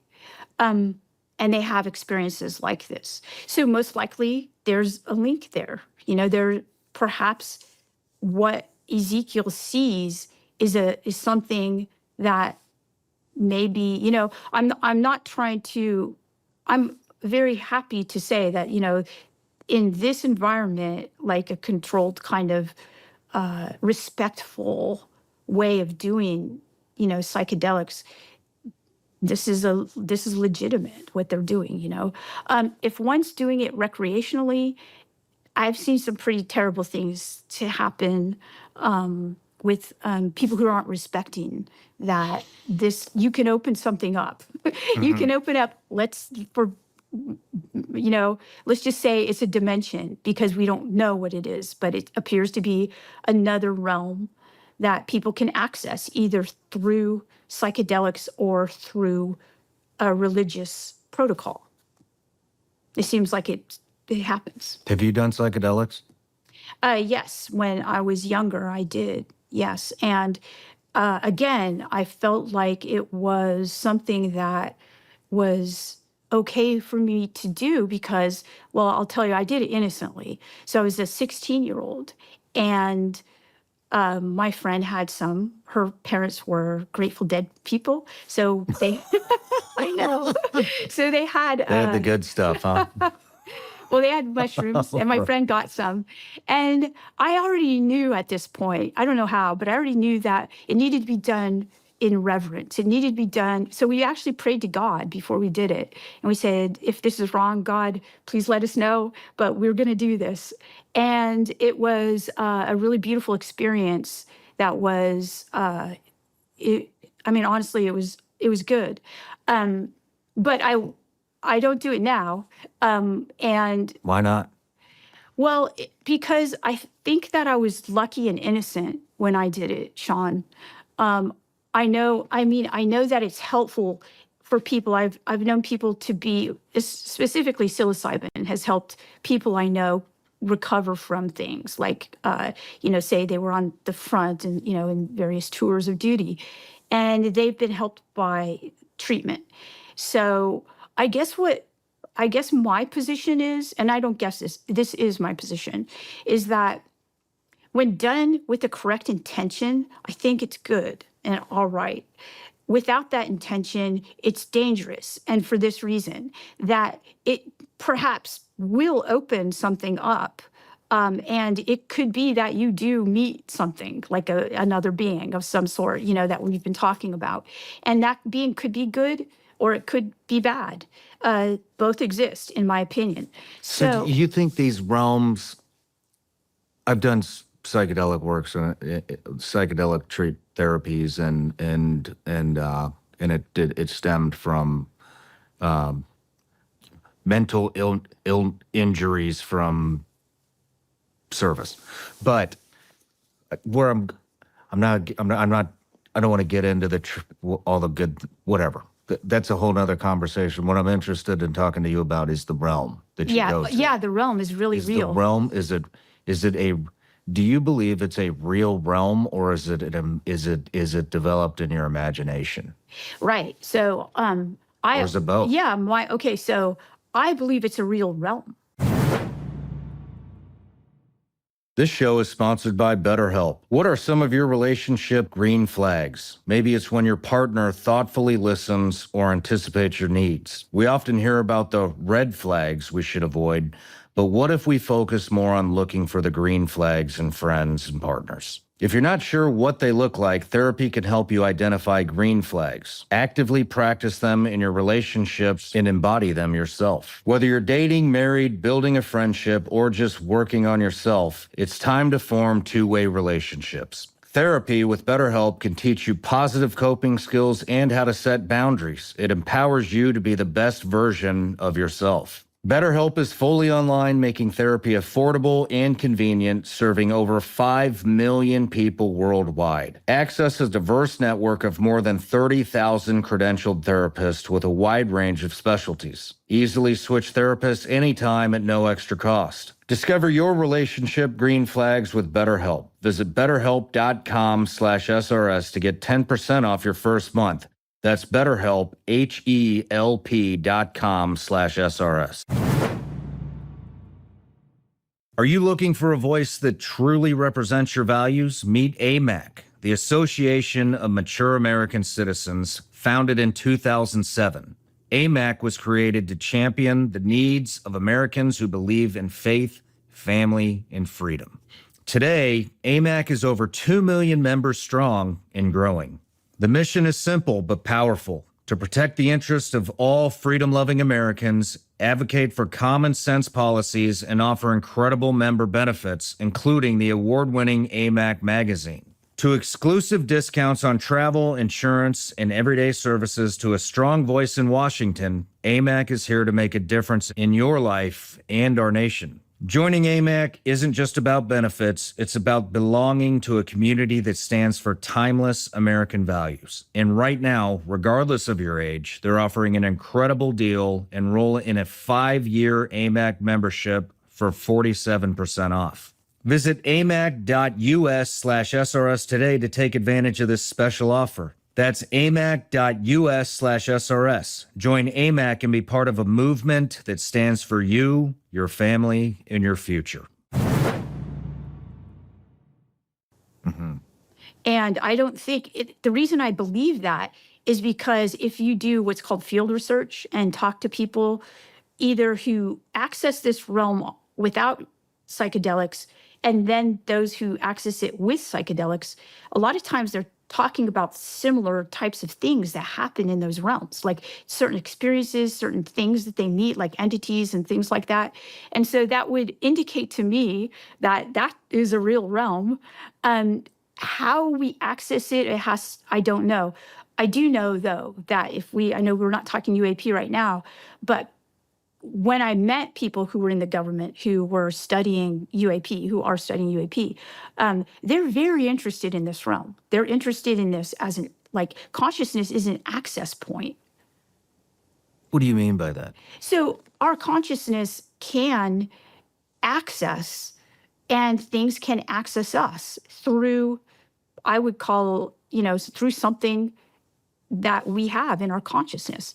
I think that we're at the very beginning of understanding it, and I think we should be really careful. Why do you think we should be careful? Okay. Do you have specific examples? Well, yes. Okay. So this gets really scary, though, because it could be that there are, I've met people who have been doing ayahuasca, right? Mm-hmm. And they do it fairly consistently, I guess, right? And they've been, and they've told me that they've been what they call, and I'm not putting words in their mouth, they've been possessed, okay? And what they described to me is something that I've heard within the Christian tradition of being possessed, or even in it happens in most religious traditions, by the way. It doesn't just happen in the Christian tradition. Possession by something that it is bad and is harmful. And so it could be that something like that could happen if one's not prepared to deal with the realm. There is a reason in the Jewish tradition that people, and by the way, you also get this in the Greek tradition. So when I say I'm looking at this from a meta perspective, not just from each tradition. So I feel blessed actually to be able to have studied this from multiple different religious traditions and secular traditions and philosophical traditions. And so when a person goes through life preparing themselves to access these, what we'll just call in this conversation, these other dimensions, right? This realm, they've been prepared. They've been prepared. They have a group of people to help them. Like in the Merkaba tradition, you don't do it until you're in your 40s. You have to actually have gone through maturation. You have to prepare your brain. In the Greek tradition, the Socratic tradition, you prepared your brain by doing math. You were an athlete. A lot of them were, they were kind of like MMA fighters, right? They were wrestlers and stuff. So they trained their bodies. So, most people are not like that. Most people are not, they're just going through life and they're doing their job. And then they want to do this thing, they want to go down and do ayahuasca. And maybe 5 times it works well for them, but on their 6th time, it's the worst thing that has ever happened to them in their life. And it has PTSD repercussions for them. That's what I'm saying. That type of thing. I know people that have had that happen to them. So that's why I'm on the conservative side of that. Yeah. When you're talking about other people that are reaching the same dimension or realm or whatever we want to call it, that are getting there without psychedelics. Yes. How are they? Is this through meditation? How is this? Okay, so in almost every major religious tradition, you have a tradition of this. And they're usually called monastic communities, communities of monks and nuns, or like they're called in Hinduism sannyasins, renunciates. But, and even you have this in, like I talked about Socrates and Plato in the Greek philosophical tradition.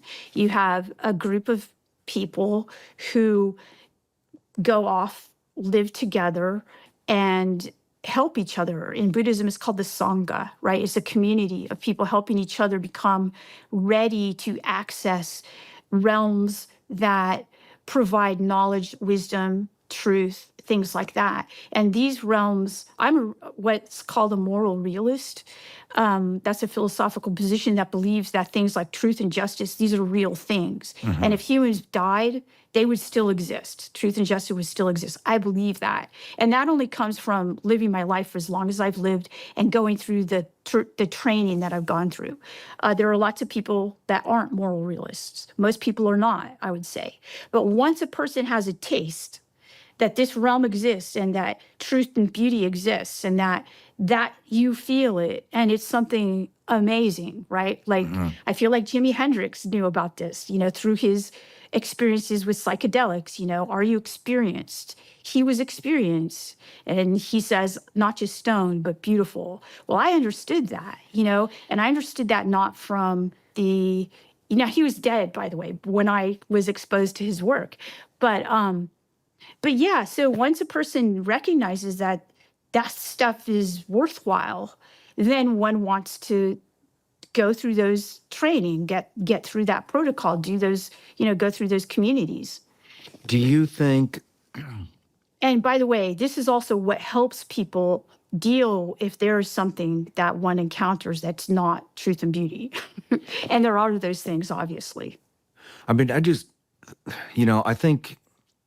I think we have a lot to learn in those realms. I do. In those dimensions. Yeah, I do too. And I've never actually had this conversation with anybody before, but I think a lot of people go back because there's so much positivity coming out of psychedelics. I mean, that's why I went back. But but man, I have so many thoughts going through my head.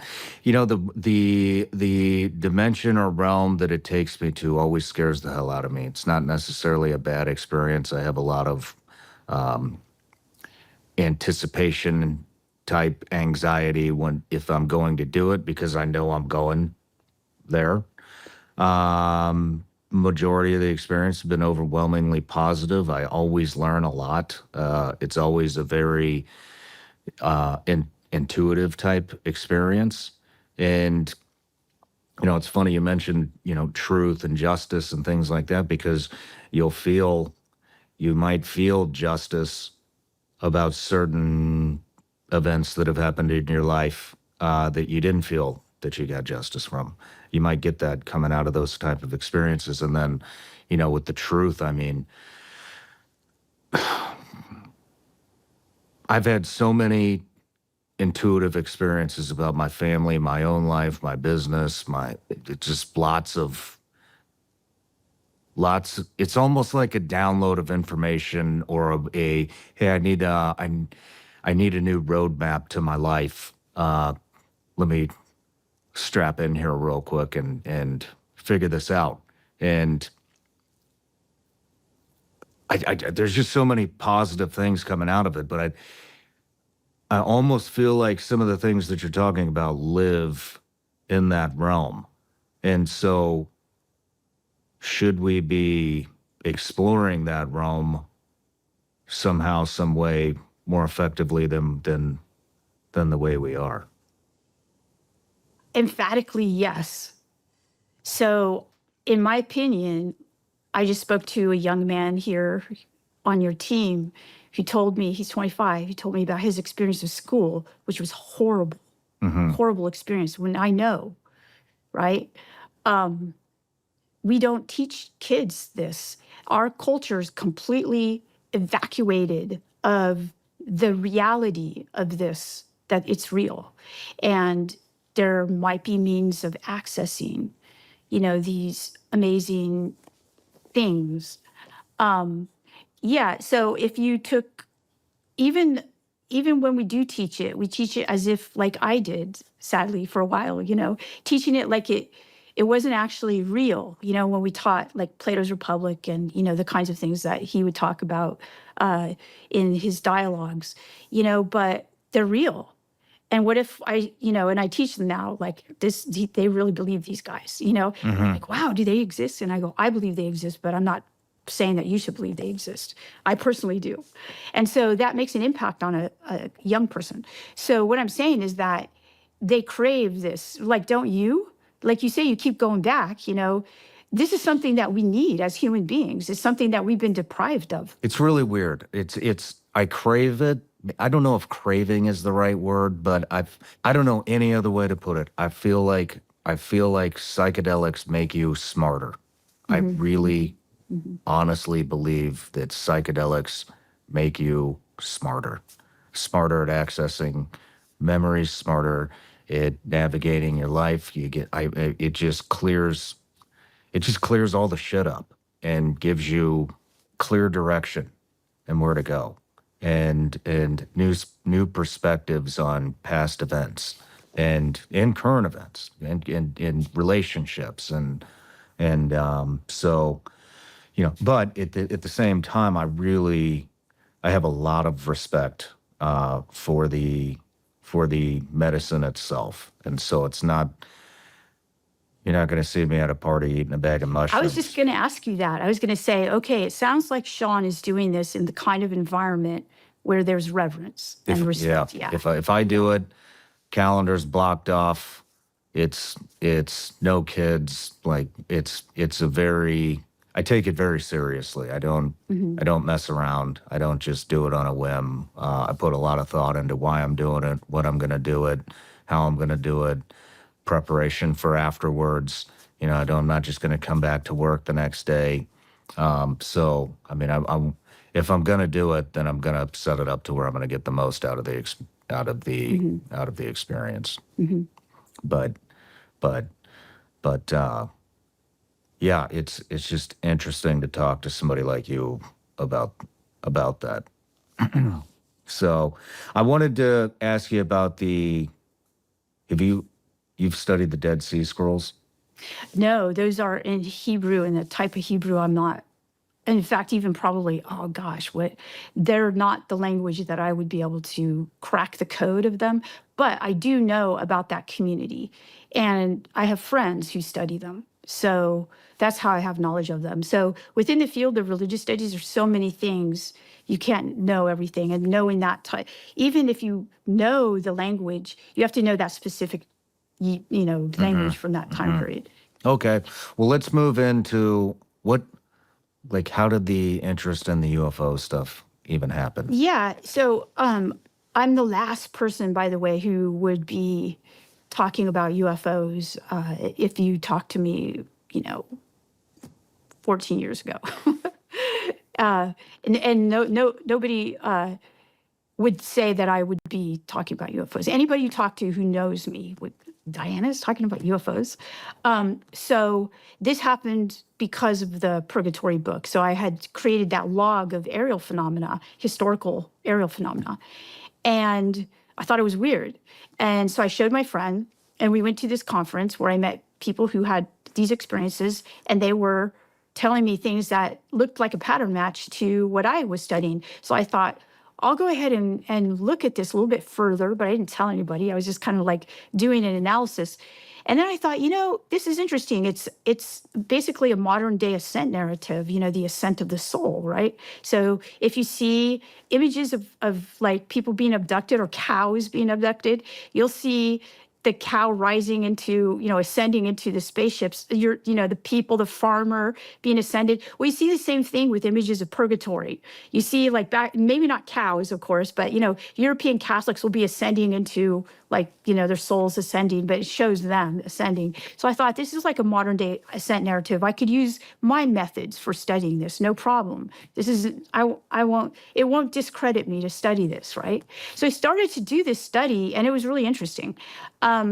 And then what happened was I started to get emails and phone calls from aerospace engineers, people from known aerospace corporations and institutions. And they wanted to talk to me about my research that I was doing. I was like, what? Wait, I think you got the wrong person. No. So, and this kept happening.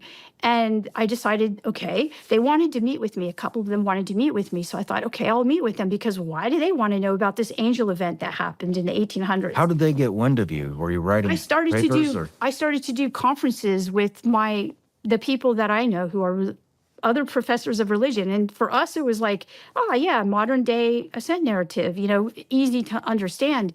But they would then somehow were scouring like the internet of any academic who is doing, the word UFO or anything like that. And that's how they found me. And once I was found, a lot of them reached out to me. And at first I was a little bit put off, because I thought, this is kind of odd. It kind of freaked me out, to tell you the truth. But I did start to talk to them.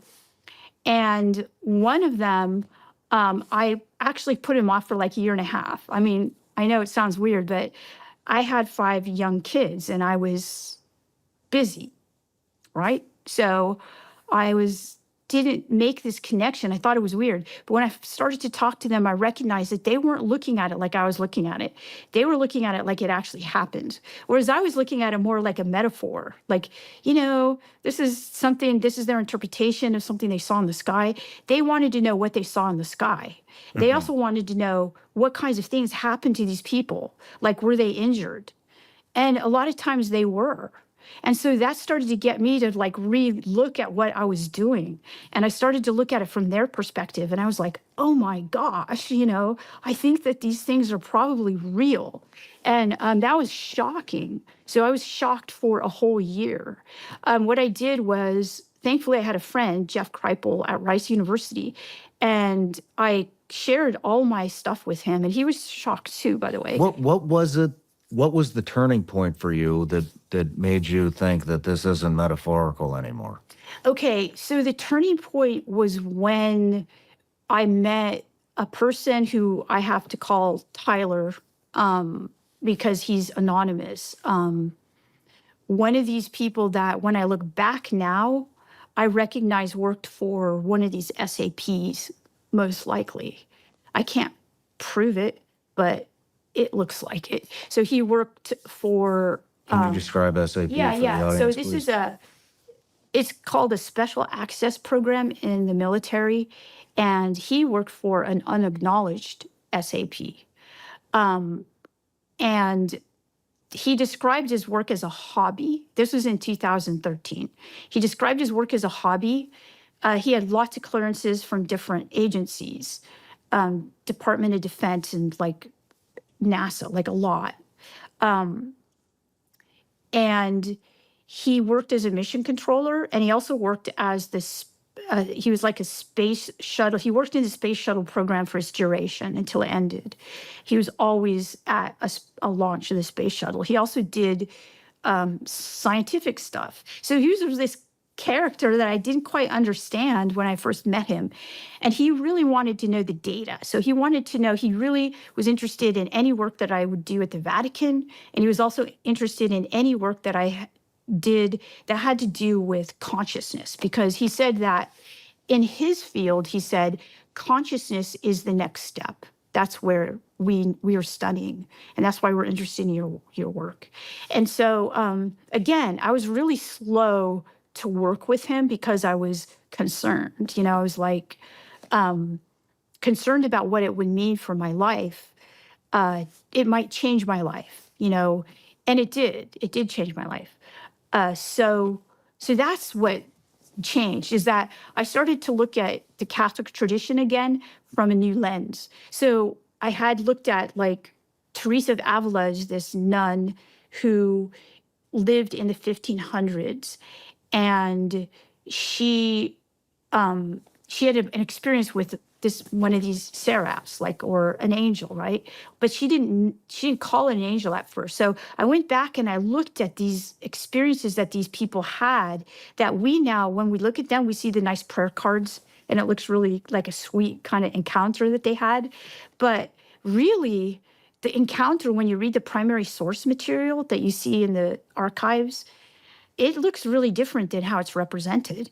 And that was shocking to me because Which archives? okay, so there are two main archives that hold, there's lots of different archives, but the ones that hold lots of information about this, first is the Vatican Archive, and the Vatican, it used to be called the Vatican Secret Archive, but it's called the Apostolic Archive, and it's the Pope's archive. And you can't just go to that. You have to actually have certain credentials to get into it. And so I have those credentials. So I was able to go there, and I was able to look at the primary source material for some of the saints in the Catholic and Christian tradition that looked like had angel events or levitated and had anomalous activity. And I was able to look at that and assess the primary source data on my own, which is really Wow. fascinating. Yeah. So I did that work, and Can you name one of the saints, or maybe a couple? all of the saints. So once you start to look at the saints, you see that what is said about what was said in the very there are what are called primary source material. This would be some of the first material that comes out about that experience that saint had. Teresa of Avila wrote her own experience. That's what makes it so important, is that she wrote about it. It was later what's called redacted. It was changed by the church. She said she saw this angel and it wasn't a vision, it was in reality. And she said that it was short and it was shiny, and she was confused because it didn't look like an angel. And she goes, well, it must be a cherub, right? So she had confusion about it. And it had a dart. And she said this dart it took and it basically put it in me, right? So this looks like modern day UFO abduction reports. And so once you start to see those connections, you cannot unsee them. And you're like, okay, got it. This is different than how it's represented in the prayer card, right? Where it's beautiful. And I hope that I'm not offending the Catholics that are looking at this, and, because it's their childhood. They were brought up with these images. How do you know it was redacted? Oh, because we have the redactions. So do you have the original transcripts as well? Yeah, I have those. Why would they redact it? It didn't conform to their theology. So it happens all the time. So are it you even saying happens that today. I mean, I know it happens in government all the time. Oh yeah, Like, it's standard. Yeah. Are you saying that the Catholic Church just took a first-hand account and said, "Nope, this doesn't align with what we think, so Yes. we're just going to change it," Yes. and then left the original transcripts in? Yeah. Well, yes, because people didn't read as much as they read now, and they weren't betting on us. Going back and looking at it, and it doesn't matter to them now. They're okay with it. Literally, they're okay with it. They're like, yeah, we did that. Okay. Because they didn't do it today. They weren't the ones that did it, but the Catholics, after Teresa had her experience and told the priests that were her quote unquote confessors, those were like kind of like a therapist, they were priests. I mean, it's just interesting because then it's. I mean, what else did the Catholics just change? I think it happens in every religion, to tell you the truth. I'm sure it does.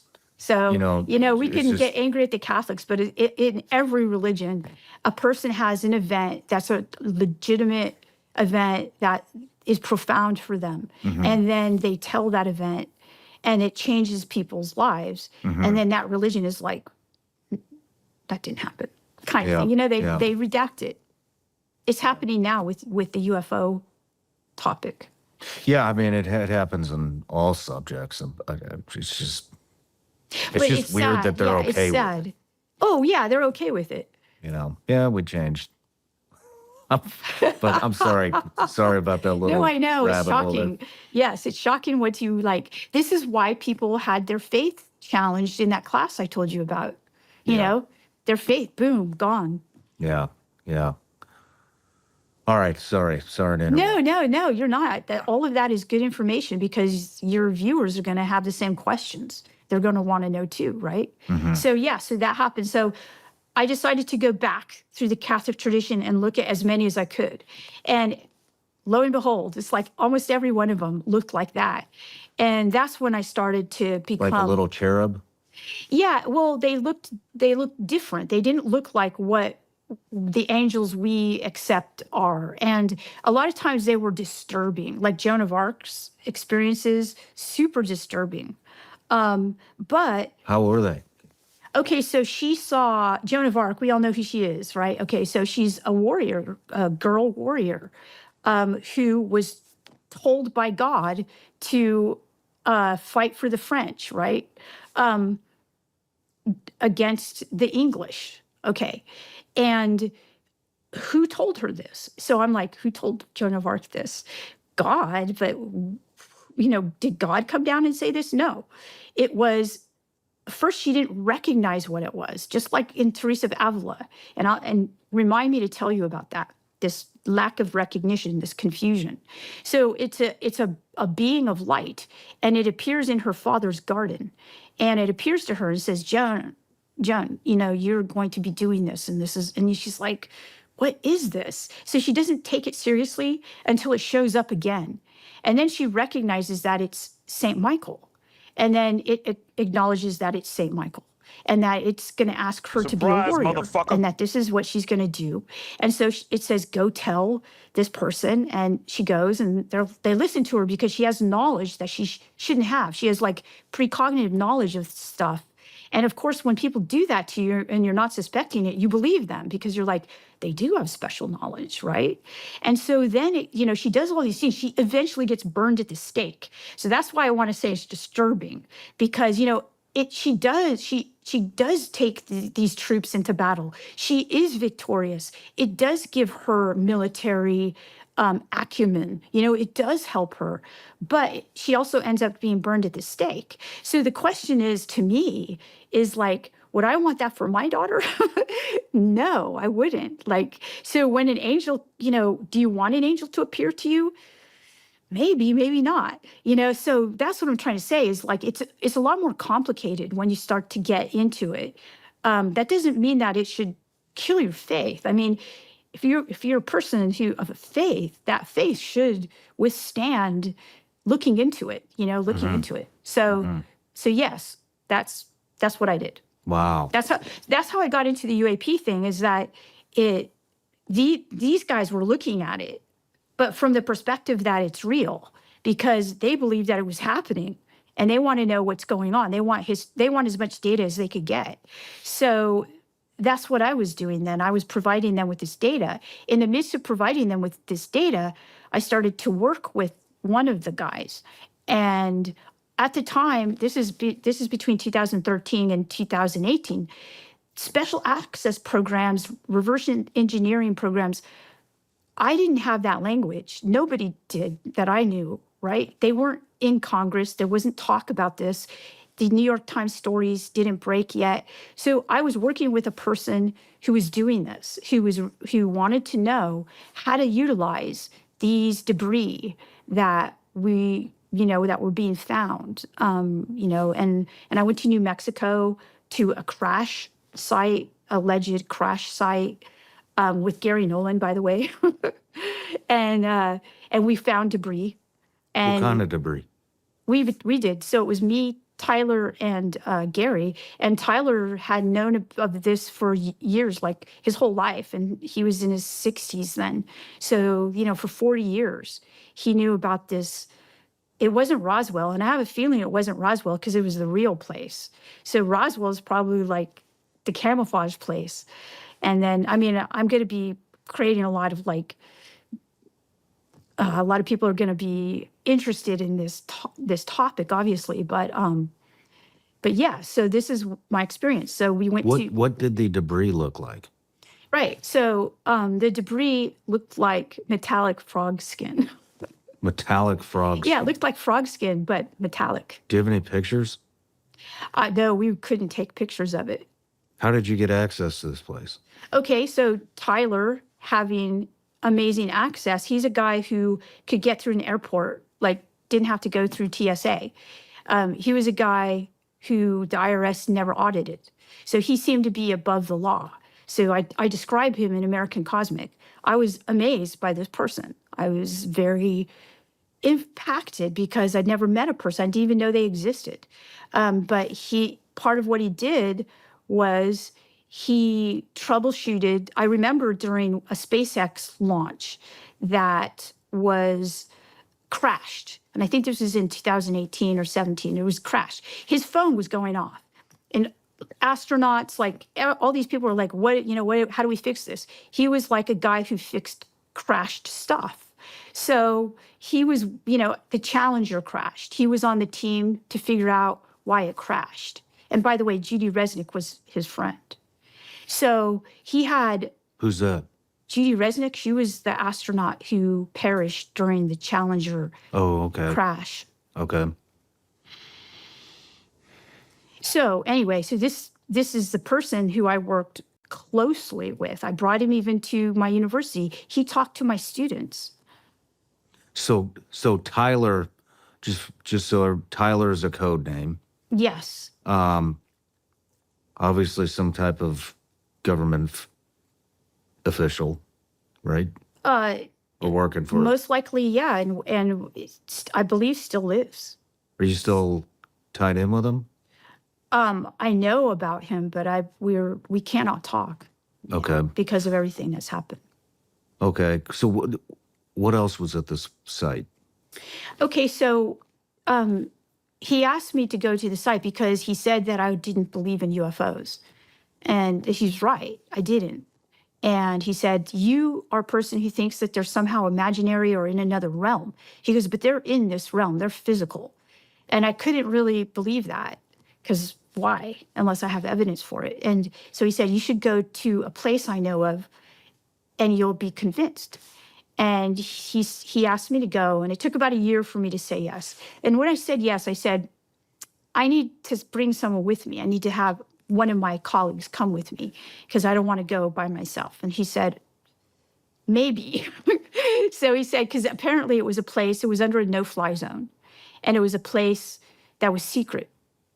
But he'd been going there, and I think it was a crash retrieval site, frankly. So now what I'm learning about, by the way, I keep going back to my book, American Cosmic, because I wrote a lot in that book, and I wrote it all truthfully. So that means that there's data in there that at the time I did not understand. Now, when I go back and read it, I learned from my own book. I'm like, whoa, that happened. And I have a lot of stuff from him, like a lot of presentations and papers and everything, notes that I still go back to. And now I understand. Like at the time I didn't, because I didn't believe in them. And I didn't know it was happening. I didn't know that this was going on. I didn't believe in it. So he invites me to New Mexico, to this place. He says it's going to be a place where a UFO crashed in the 1940s, but it's not Roswell. And I was like, I was the chair of my department at the time, by the way, and already had won research awards for my work in Catholic history. Nobody knew that I was really doing work in UFOs, only a couple friends. So it's nothing I advertised. So I said, I'll invite Jeff Kripal to go with me, the guy at Rice, colleague, good friend. And he said, Diana, that's just way too out of my comfort zone to do that. I was like, it is kind of weird. We had to wear blindfolds to go. So I said, okay, I'll ask. I had just been introduced to Gary Nolan. He's a professor at Stanford. He's now well known. And I asked him if he'd go with me. And he said, yes, of course I'll go with you.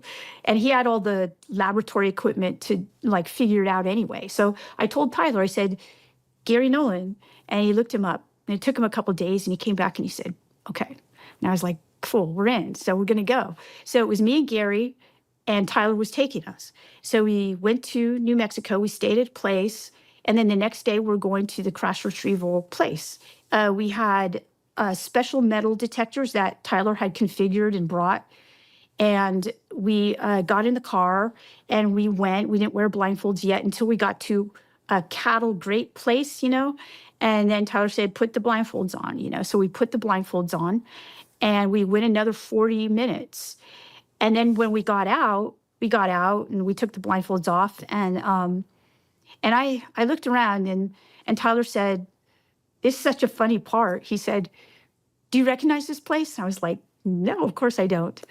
And he goes, this is like one of the episodes on the X-Files. And I was like, oh, okay.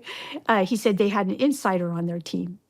And I thought that was honestly, it was really you have to understand, I still didn't believe. I was like, I wanted to know why these guys believed, because they both were believers, complete believers.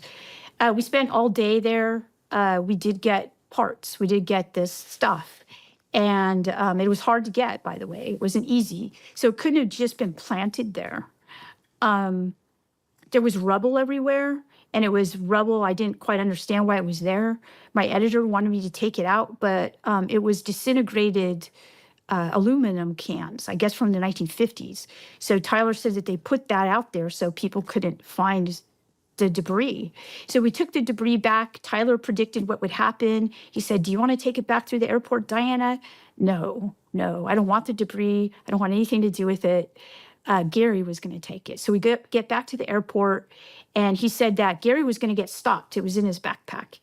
And that exactly happened. He said exactly what was going to happen. So I get through. Tyler doesn't have to go through TSA. He's already at the end. He's, cool, collected, sitting there watching us.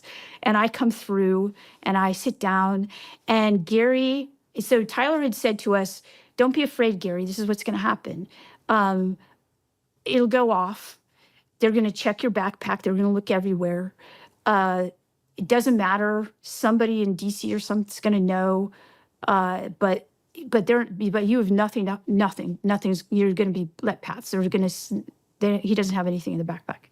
And Gary's like, "Okay," but Gary was sweating the whole time. It happened exactly like Tyler said. He was sweating when it happened, and I was afraid for him. So I was afraid. Tyler was just cool, calm, and collected, drinking a glass of water.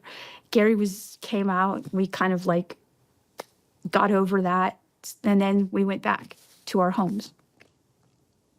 Gary later looked at it through his microscopes and things that he has, laser microscopes and things like that. And he said it was anomalous. That's it? Anything else? I mean, whatever else happened, there's a lot. Yeah, a lot happened, but I can't say what happened after that. And I know everybody's going to hate that, but... Interesting. Let's take a quick break. Yeah, okay. Cool.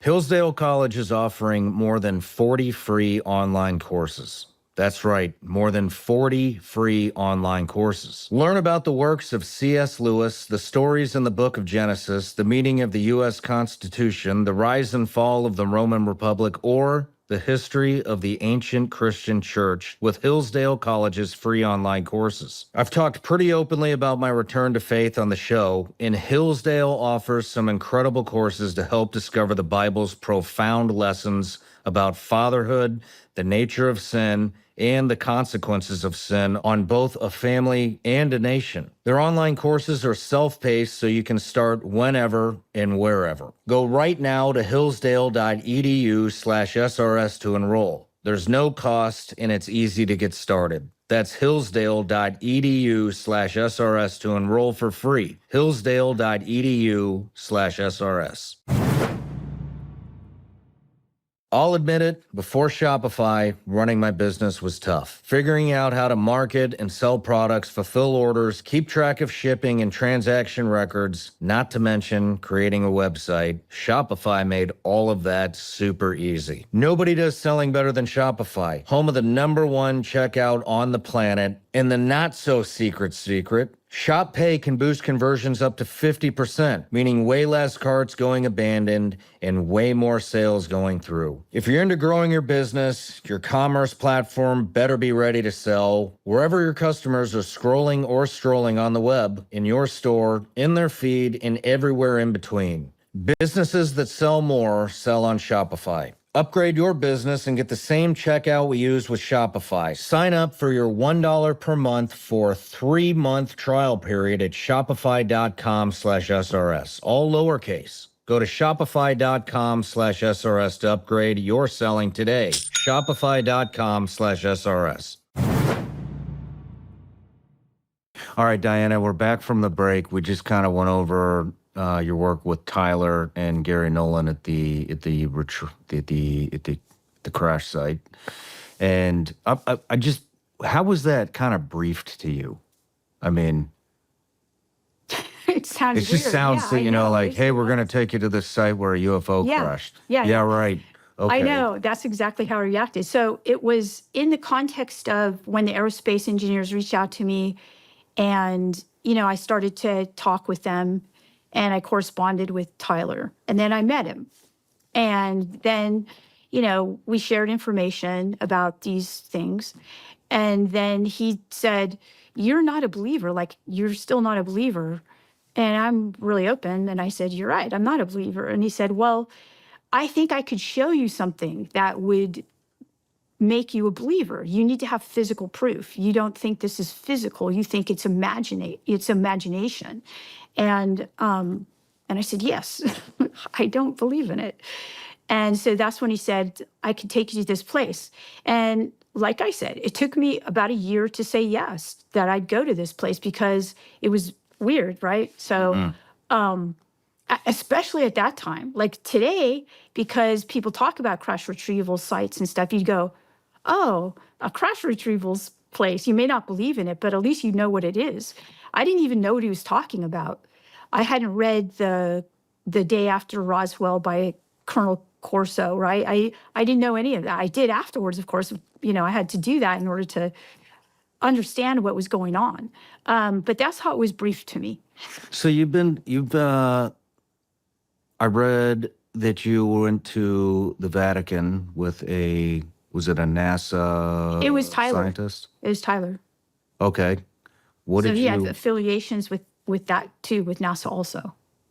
what happened? Okay, so this was a really interesting trip. What prompted the trip? Let me start there. What prompted the Okay, so the trip had nothing to do with UFOs in the beginning.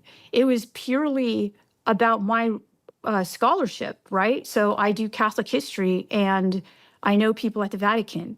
I was invited to go by Brother Guy Consolmagno. He is the director of the Vatican Observatory, which is the observatory of the Vatican. It's been around since the 1800s.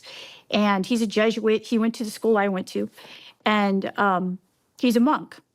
And so we were talking, and I was interested in UFO stuff. So I asked him about the Vatican, if they had anything that had to do with space. And he said, yes. We have a whole observatory archive. Everything that has to do with space at the Vatican comes to our archive.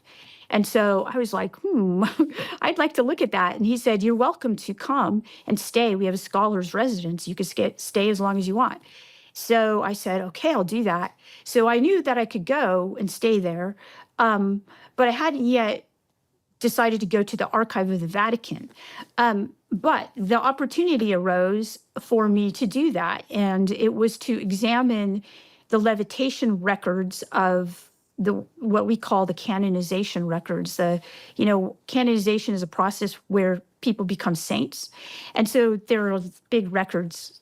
You just don't say this person's a saint. You have to prove it. So they have these records at the Vatican. And this was for Joseph of Cupertino, who's a saint who's said to have levitated. And I was supposed to go and look at those records. By the way, I have those records in a strange series of events. So those records are now in my possession. Signed an agreement with the Vatican about it, and I didn't intend for that to happen, nor did I even want those records, but I do have them. And I keep them in a safe place. And they're translated too. So I have these records. They were in like 17th century Latin and Italian. So that's something I can't translate. So I had to find a team of translators. So in any case, I'm supposed to go to the Vatican. And so Tyler says, "I'd like to go and look at those records too." And I thought, that actually might be really an interesting thing. I'll see what he thinks about these levitation records and also the space observatory stuff, because he's a space guy. He's been in the space program his whole life. So it would be really interesting for me to see his reactions to this data. So I thought it would be good for him to go. But this really had nothing to do with, in my opinion, the UFO thing. But it actually did, but I didn't know it. So we ended up going, and let me describe how he got in, because he shouldn't, by rights, get into the secret archive because he doesn't have those credentials. So we thought about that. Now, it takes a while. You can't just go there and say, "I want to see these books or these old manuscripts." You actually, because there's there's like 53 miles of shelving at the Vatican. So they need to know what you need to, they need time in order to find it for you. So like a year in advance, I was in touch with the Vatican and said, I need to find these, you know, do you have these and these, all the records? And so they said, yes, okay. So we had to fly there. He was on a different plane than me. And he got to the Vatican before I did. And we had anticipated that he wouldn't be able to get into the Vatican archive. So we did the best we could. We got like a friend of his who was a department chair and said, you know, he vouched for his character. He's doing research in this area and stuff. But he couldn't get in. So I was on the plane and he was texting me and he was like, I can't get in. They're not letting me in. He said, I think I should show my ID. Now, I didn't really want anybody at the Vatican to know that I was there with someone who's a space researcher because I didn't want them to know that we were looking for anything that had to do with UFOs because in the one sense I wasn't, but in the other sense, I just wanted the best impression when I got there. So I didn't want him to do that. And I honestly didn't think it would work. Okay, so I didn't think he'd be able to get in. But after like an hour or two, I'm on the plane, I feel bad for him, and he finally says, can you please just, I'm gonna do this, all right? And I said, okay, just go ahead. So one of his IDs, I don't know which one, he shows to the guy who's the security at the secret archive. And he said he dropped his wallet and he went down to pick it up. And when he looked up, he saw his face on the screen of the guy's computer. And he was in. And as soon as he got in, he met a priest who was an American, and we got access. So that's when when he changed my idea of Catholic history, he also changed my idea of the Vatican. So when we got to the Vatican, I couldn't believe it. I was like, what, you know, how come this guy has way more access than me? How did he get that access? So it was a mystery to me. But he also pointed out a couple things too. So there's some really, really scary guards in the Vatican itself that don't look like the Swiss guards. Like they look like militia guys. They have these, like, I'm not well versed in guns, but they look like they have like machine guns, right? And you can't go anywhere. Like I was holding on to Father Kelty, who was showing us around, you know, in the Vatican and helping us out. Like if I was away from him, I was fearful of my life because these guys were mean. You know, they're like, why are you here? Kind of thing. So, so Vatican has some incredible security. Also, Tyler pointed some things out to me. So we were at the Vatican Observatory, and in the gardens, they have a beautiful garden there, the Papal Gardens, in fact. And there were these gardeners. And he said, see the gardeners? And yes. And he said, are they gardening? And I looked at them and no, they were not gardening. And what were they doing? So he was pointing out to me the intelligence at, you know, like Secret Service type people at the Vatican. He could spot them. And when he would show them to me, it was like my eyes, like I didn't see it before. To me, I just, in my mind, registered gardener. And that was it. I didn't even bother looking at them. But no, they weren't gardening. And if they were, they should be fired because they were bad, right? They weren't gardening. They were posing as gardeners. So that was all over. I saw that. And so I saw the Vatican in a completely different light when I was there. And we did find interesting information that basically made it into the last chapter of American Cosmic. So that book had been done in my mind before I went to the Vatican. After I was at the Vatican, I wrote to my editor and I said, this has to be the last chapter of the book. And she agreed. So I incorporated a lot of the data. Tyler had a conversion experience. So he was a Southern Baptist, but he was one of those Southern Baptists that, you know, like I was a Catholic, like, you know, in name only, like, you know, we maybe go to church and stuff, but we were not true believers.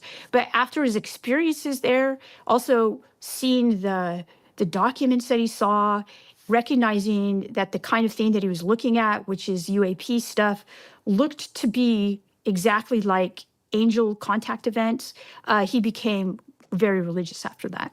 Why? I've heard that the Vatican has the largest observatory or the biggest telescope? or Okay, so something? it's Is that true? yeah, no, it's not the biggest telescope. They have telescopes that are large. They may have just purchased one. They have two observatories, one in Arizona and one in Castel Gandolfo, which is in Rome, near Rome, not in Rome, but near Rome. They may Why? have why? Yeah, why Well, did I they mean, have they had it before we did, right? So they've been studying, they've been scientists before Americans were scientists. Okay. So it's not, once you start to understand it, it's not weird. It's Okay. like, I know it sounds weird because you're not used to thinking about the Vatican has these telescopes. What are they doing?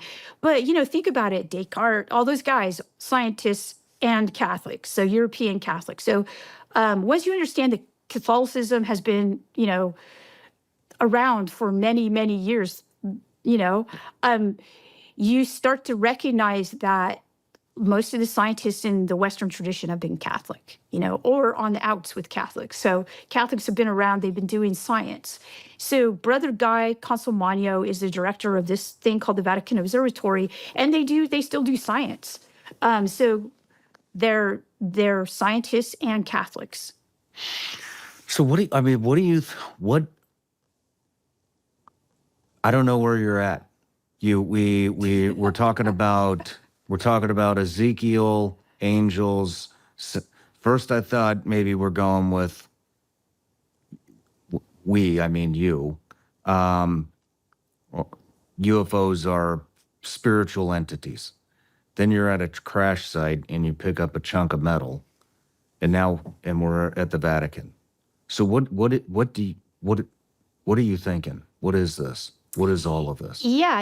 Is it two separate things? Is there a spiritual entity and a nuts and bolts thing, or where are I you think at? so. Yeah, I think so. I don't know. You have to think about this all the time. Well, of course, this is what I'm doing right now. So yes, I do. But that doesn't mean that I have an answer. So I do know this. I do know that when people who are part of these programs, or not anymore, of course, because the programs are under scrutiny, when aerospace people reach out to me, they're looking at this. They don't know either. They don't know. They want to know. So it's an area of exploration. And to me, there's something that I think some of them are missing. And it's something that Tyler did not miss. It's that there's a spiritual component to this. And if you don't get with the spiritual component, you're not going to have access to the information. That's what I believe. Only because that's how I've seen it in the last 12 years. So since I've been doing this, there are a lot of people, governments, people who represent government, our government, who are scrambling to figure this technology out, safeguard this technology, or, do something with technology for either weapons or to better humanity, all of these things. But the people who I've met who seem to have the most access to this, they don't have those intentions. Those intentions are not their intentions. So to me, there seems to be, just like when you said you did psychedelics, your intention was allowed you to have a positive experience. That's my interpretation. Because why do I think that? I'm not randomly just thinking that. I'm thinking that because I'm going back to the history of these protocols that allow people to access these realms. And when you are reverent and respectful, it seems there's a better outcome. Well, maybe that's the case here. I don't know. But that's so far my conclusion. So what I do know, though, is that it appears that there's a... Let me help me understand. So you're saying that your intentions for research might trigger a specific outcome or let's answer. see, that sounds very quantum, but I think that your character might determine access to information or knowledge. So Tyler had a certain character, and I don't see that in the people who are scrambling to be the first UFO genius scientist. Okay. completely different characters right there. So how do you differentiate I asked you if you believe there's a spiritual component and a kind of nuts and bolts type component. How do you differentiate the two? I mean, do they have any relation to each other? I don't know. So this is something that I think people are trying to figure out. Let's put it this way. Okay, if you think about something that we think to be subjective in our minds, completely, like you could even call it spiritual in the sense that it's spirit, it's not matter. That would be our thoughts, right? We tend to think of thoughts as completely non-physical, non-material. Would you not agree? I don't believe that anymore. I know used you to. don't believe it anymore. Okay. Why don't you believe that anymore? And I agree with you. Why don't I? Through some of my own experiences and interviews, and it's impossible for me to articulate this, but I'll try. I think that you can believe or manifest or whatever you want to call it, realities into existence. I honestly believe, I think I've done it. I think other people that I know have done this. I think that we know very little about consciousness, and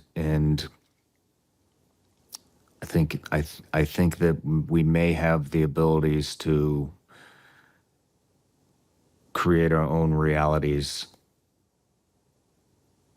but we don't have the knowledge on how to do that. I think we get little snippets on how that could be done, but as far as like a full scope, I don't think anybody has a.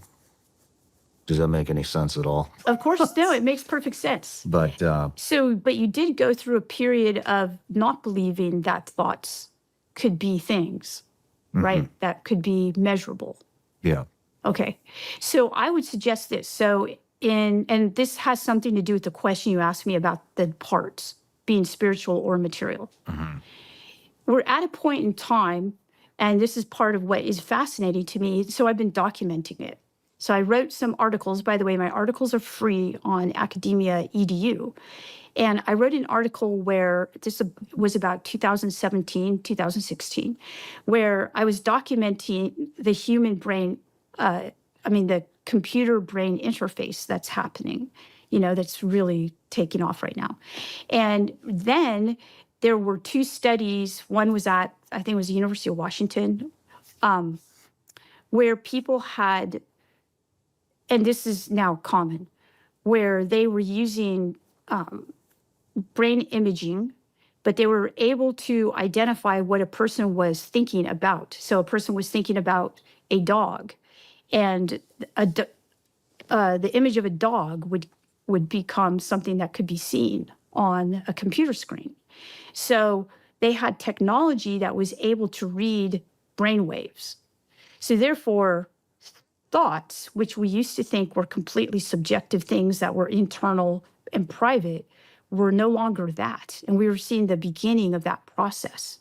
And I think that the beginning of this process is going to be exponential at this point because of what Elon Musk is doing and other scientists. with Neuralink. Yeah, with all of these types of things that are happening. I also think that the government has been in on this in terms of its remote viewing programs, utilizing consciousness, in order to obtain information. So I would suggest that UAP is like this, is very similar. So in terms of the combination, we're going to be able to identify, when people report UAP events, a lot of what happens is that they report experiences of what you call downloads, like experiences of information that they're getting from whatever it is that are UAP.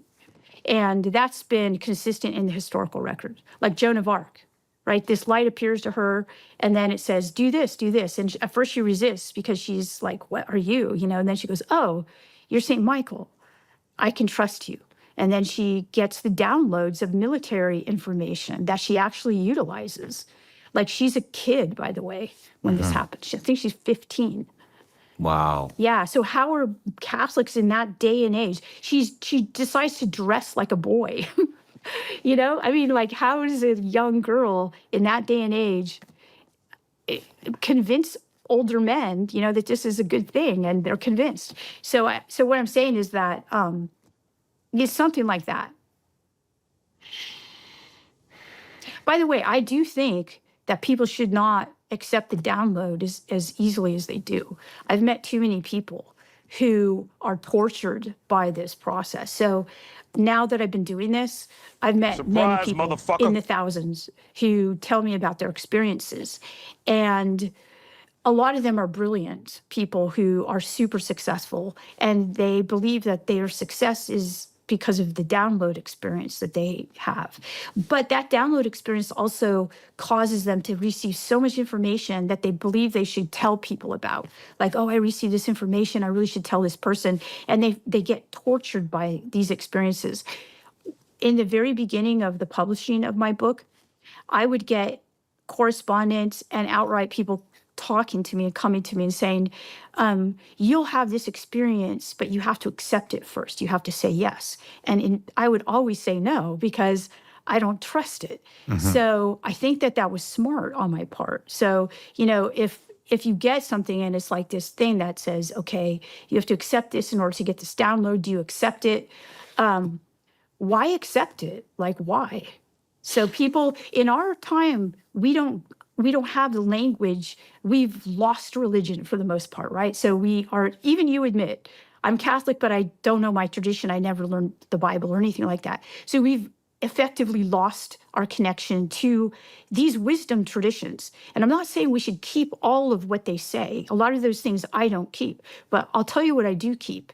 And that's the reticence to allow my mind to be hijacked. So I call it cognitive sovereignty. So I think we should identify that we do have, you know, sovereignty if, you know, we're quickly losing it because of the technologies that are happening. But we've got to, at least where this is concerned, where UAP is concerned, I think we should be careful and not just say yes to that. I mean, so you're a skeptic. Did you think that UAP, sorry, I'm off on my timeline. Did you think that UAP activity when you went to the crash site was complete bullshit? Or did you think it was some type of a spiritual entity? Have you dove in, like, had you looked into the Vatican stuff before you went to Yeah. site? So I already knew the tradition of, you know, contact events with angels and you know, that kind of thing. Did you believe it at that time? Did you believe that it was? I believe that people had experiences. So when you went to the crash site and you saw an actual chunk of metal that you believe came off of some type of a... I'm still not sure I believe that. I don't know what it came off of. I just know that it was a real physical object. So it didn't necessarily turn you into... It did not turn you into a believer? No. Did it... I mean, it had to have brought up some type of... It had to have brought up thoughts. Yeah. You know, if this is real, is it two separate... Is it two completely separate things? Because then I don't think a chunk of metal is going to fall off of an angel. It's hard to say. Or a spiritual entity. I don't know. So when people... what do you think about, you know, let's put it guys this like, way. I heard Ryan Graves or, I forgot, is it John Favor? Yeah, John Faber and Ryan Graves, fighter pilots. What do you think about firsthand accounts like these guys? Yep, totally anomalous UAP is what I think.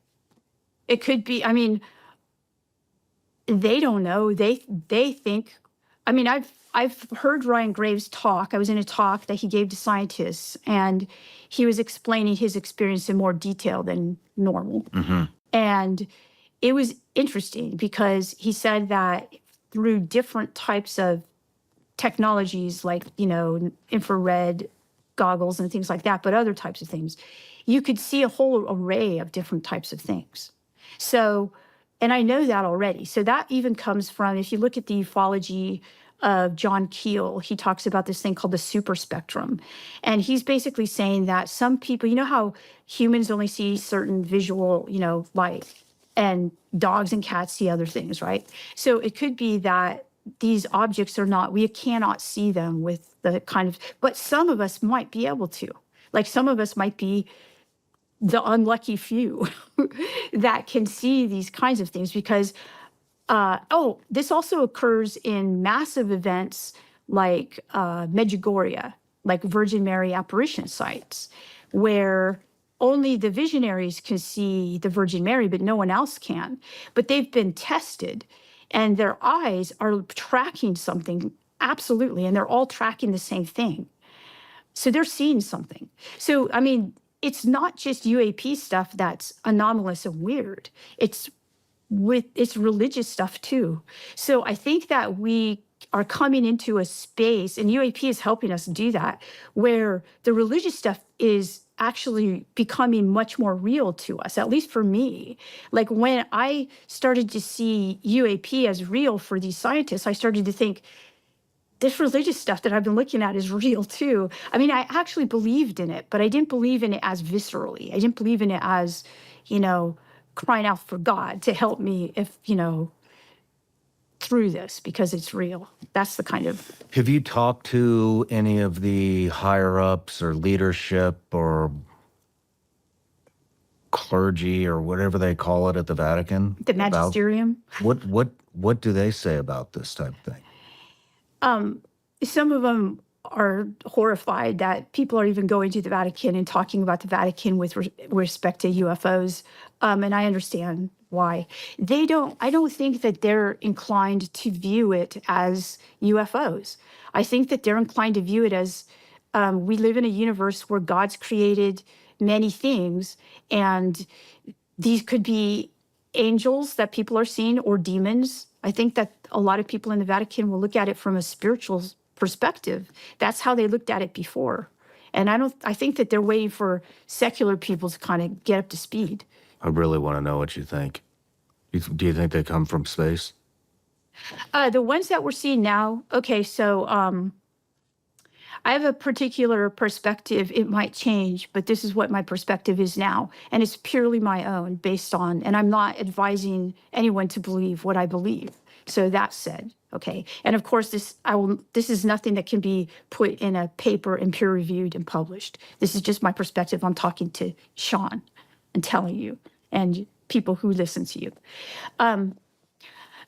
To me, this looks pretty weird, and I'm not liking it. Okay, so I get a feeling from it, and I feel that, and especially what happened to me after American Cosmic was published, I had people surrounding me. So I had a collegial friendship with Tyler and Gary, and we were studying these objects and things like that. And Tyler became a Catholic or just much more Christian, let's put it that way, a believer, that what he was studying were like angels, and that changed his life. Okay.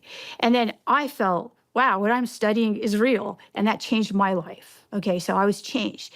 Directly after that, I was targeted by what my friend Tim Gallaudet would call counterintelligence. And they had the same idea, by the way. They did not view these things as extraterrestrial, and they thought that they were bad. And so this group I got a distinct feeling that there's something really bad happening. There's something really bad. And I started to talk to people who now we call whistleblowers. So they would talk to me, and they would say the same thing. They're afraid. They would be afraid. And by the way, none of those whistleblowers are at the congressional hearings, none of them. And they don't want to be. If And in fact, most of the information that's getting taken from them is being taken in ways that are not public and not like what I would call nice. Okay. It's uncomfortable. So I believe that if we were to call these things anything, they would be in the realm of like the angelic and the demonic. That's how I feel about them personally right now. My mind might change in 2 years if with more data, but I feel that because of the types of responses I've had from people who are associated with our government, and they shouldn't, in my opinion, they shouldn't be. That's how I feel. My experiences. Interesting. You talk a lot about. Thank you for sharing that, by the way. Yeah, I think this is the first time I've actually shared it, to tell you the truth. I mean, I'm an academic, and that's, and I've been talking as an academic. I've been going to universities to talk. I'm now talking publicly, and this is the first time I've actually said that. That's what I think. Not that I've done even a smidget of the research that you have, but that's, I mean, it seems to be the only thing that could not leave a trace. And when I brought up, kind of what I think about, other realms and manifesting or praying into or whatever you want to say, I think that the human mind, I think we've been indoctrinated to think that we have a lot of limitations that are not really there. And I don't know how we're going to break that, but you talk a lot about technologies. What kind of technologies are you speaking about? Okay, so are we talking about the UAP affiliated type of technologies or the AI that's happening right now? Let's go with both. Okay. So let's see. Well, obviously, we have some issues coming up with respect to AI, and especially with things like Neuralink, right? Not to say it's bad, right? I'm just saying that we've got things to deal with as it's becoming much more rolled out to the public. So the cognitive sovereignty type of thing, I mean, I think there's a point, if you look at the Bible does say this, that at some point, all the things that are hidden will be exposed, okay? And I was talking to, this sounds weird, but a Game of Thrones producer, one of the producers for that show, and he was asking me what I thought would be kind of like if the apocalypse happened, how I thought it would roll out, because I think he's thinking of making a show about it or something. And I said, okay. And this made him nervous too, which I thought was pretty funny. I said, all those thoughts that you have, they're all going to be known. And he was like, that's horrible. He's like, that's terrible. And I said, but actually, that's literally what it says. So all the things that were hidden, will be known. And what does that mean? I think part of it is what we're seeing with AI, that our thoughts, what if our thoughts were known? Like, how would that change us, How would that change us? I guess that would be the ultimate truth. Yeah. Right? I think so. But what if that's something to think about. But I said, look, I didn't make that up. That's actually there in the Bible. You can look it up. I mean, if you can see and read somebody's thoughts, then you know their true character. Yeah. And that, of course, I heard your discussion with the exorcist. I forgot his name. Father Dan Rehill. Yeah. It was fascinating. Where, he talked about this, and you did too, about the reading of the minds, right? So this you see in the Catholic historical record, and you also see it in almost all religious traditions, right? Where when a person has done, even people without doing a lot of the protocols or a lot of Yo, you know yo, yo, prayer yo, yo, or yo, yo, yo, meditation. good morning. They have this Good ability. morning, It's called the good discernment of morning. souls to actually know a person's character or read their minds, right? Good morning. And so I have that in that record I told you about, the Joseph of Cupertino. Apparently, he had that ability to know that kind of thing.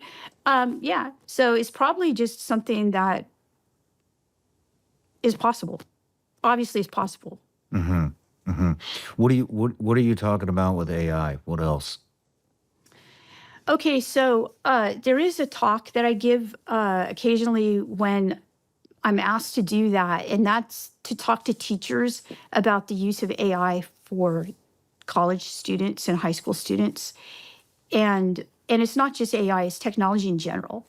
And part of it is basically what happens to our brains when we're in certain developmental stages, like we're 11 up to 19. So certain developmental stages happen in the brain.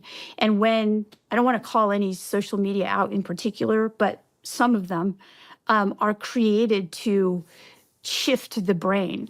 Now, whether that's an intentional weaponization, which can damage the brains of young people, or whether it is something that coders did purposely to create a product that was addictive for monetary purposes, it's not doing us any favors because it's creating a generation now of people who have to fix that because their brain has been trained on it. So, my work, my greater work, even beyond UAP and Catholicism, was looking at how technology and belief work together.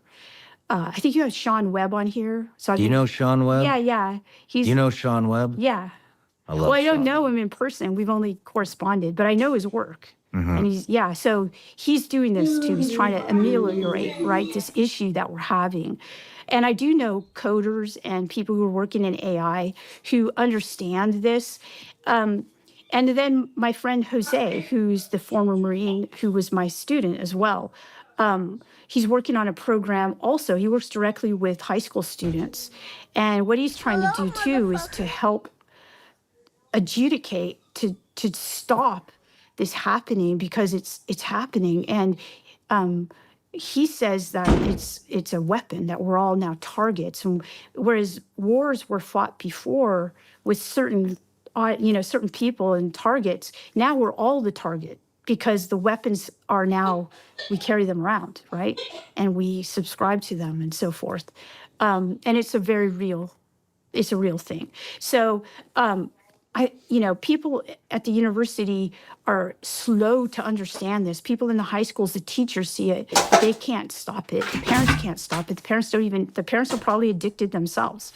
So this is the talk I give that I'm most happy about when I'm asked to give a talk, because teachers come up to me and they're in tears. They want to help their students. I have teenagers, I have.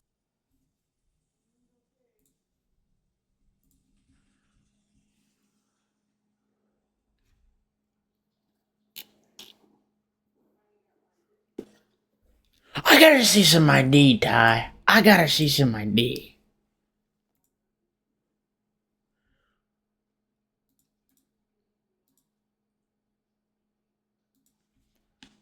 I'm 19. I know anybody can say that they're 19. I'm 45. I'm 74.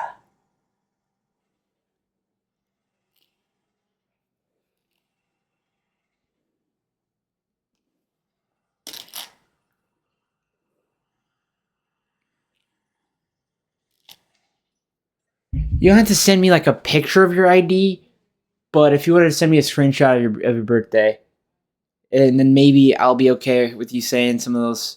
I mean, call me gorgeous. I can take a compliment, but like any more than that, like some people full on try to be like sexual and shit, and then that is what really crosses the line. Is that some people don't know their age, and now I don't want to get fucking caught up in anything that I shouldn't get caught up in. You know what I'm saying? I overthink, and you don't even have to do that, man. I'm chilling, bro. I had like a solid 2 minutes of sleep last night. Oh, yo, it's Riggs, dude. What is up, brother? You followed me 19 minutes ago? Thank you so much, dude. Welcome to the stream. I wasn't sleeping. I just had to take a shower. Tell them about the ghost. Oh my gosh. Get this, guys. I have a motherfucking ghost in my freaking apartment. I have a ghost in my apartment. Never in my life have I been more fucking scared in my whole life. Oh God. Oh God, oh God, oh God.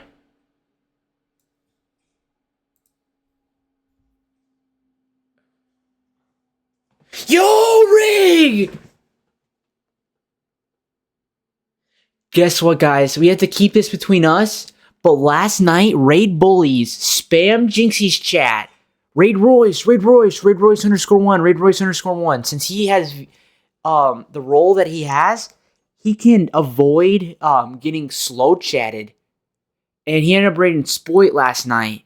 But I had a couple people come in from his stream saying that they thought they were gonna raid me. And if they thought that Jinxie was going to raid me, Neon? Is that who you're talking about, Neon?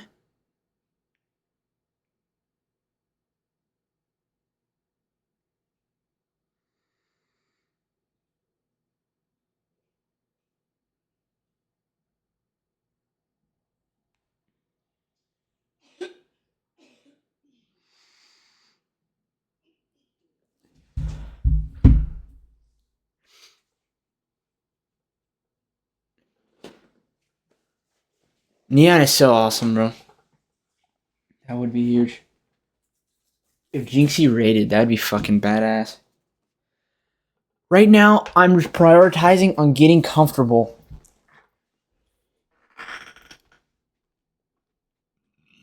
Oh, okay, the ghost. Yeah, seems like a W man. Yo, brother, I'd love to get to know you more, man. You have no idea, dude. Like, it's an honor to have the opportunity to chat with you. For the fact that it can only happen once, the first time chat. Hello, motherfucker. And guess what, guys? Guess what? We did it. Guess what? Good morning, good morning. Do do do do do do. Good morning to you. Do do do do do do. Do do do do do do. Good morning to you. Guess what, dude? We did it. Do do do do do do. Do do do do do do. Look at this. Do do do do do do do do. Thank you. Thank you, Rig. I really appreciate it. You should do the daily check-in. You put us at 3,600, pretty much. We're at 3,601. But the fact that people unfollow, like they do that shit religiously, like, you got a good singing voice? People don't know this, but I was in a audition choir in high school. And not many could get into that audition choir. I don't talk about it a whole lot, but I do like to sing. I know it's kind of cringe to some.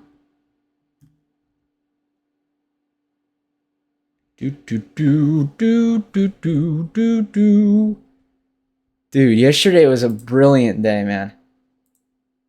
Yesterday was a brilliant day. Wow. Wow! It's a Christmas miracle!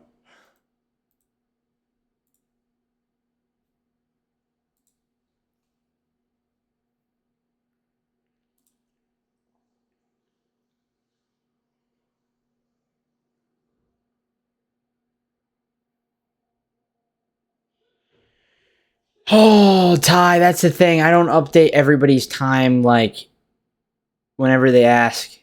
Just because there's so many people's times I have to update that it is going to take me an hour and a half to update everybody's at once. And that is the thing. Who wants to see me stare at a monitor for an hour and a half? Is the real question. And I have a few priorities that I got to do. I got to make a video. I have to journal. I already took care of my dogs. I took care of my general hygiene.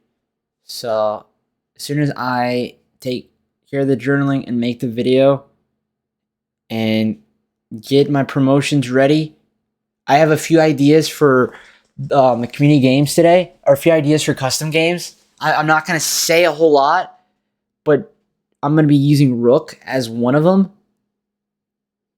And imagine having to get a Rook armor plate or you die is the only thing I'm going to say. Imagine your life being put on the line. If you don't get the Rook armor, you are dead.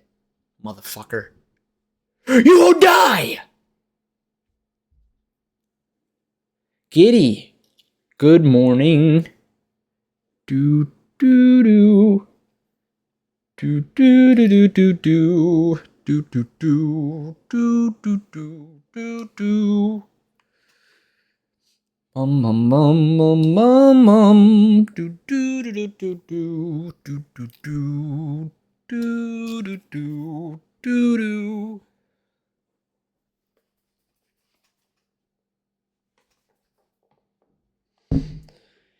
Who wants to guess how many daily check-ins we have for a large amount of bread points? How many unique daily check-ins have we had in the last 19 hours and 33 minutes?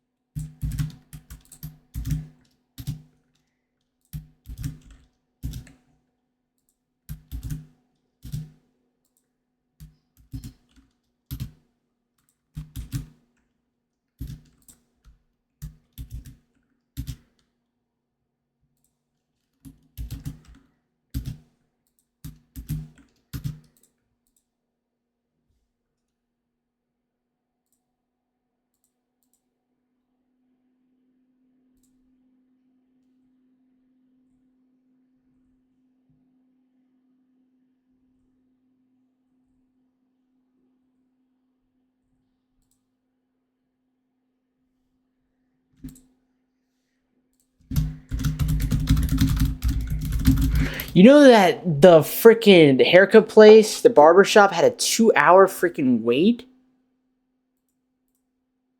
Had a fucking 2-hour wait. That shit is unreal. That shit is unfreaking ridiculous.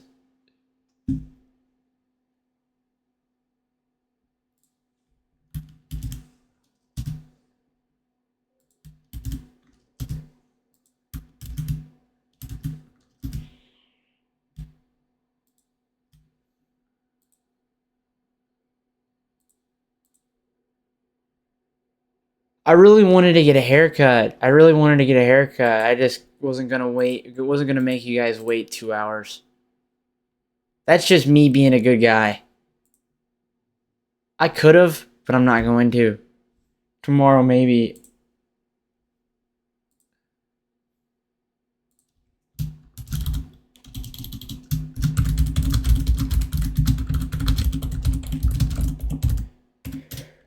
Can you tell that I only had a couple hours of sleep?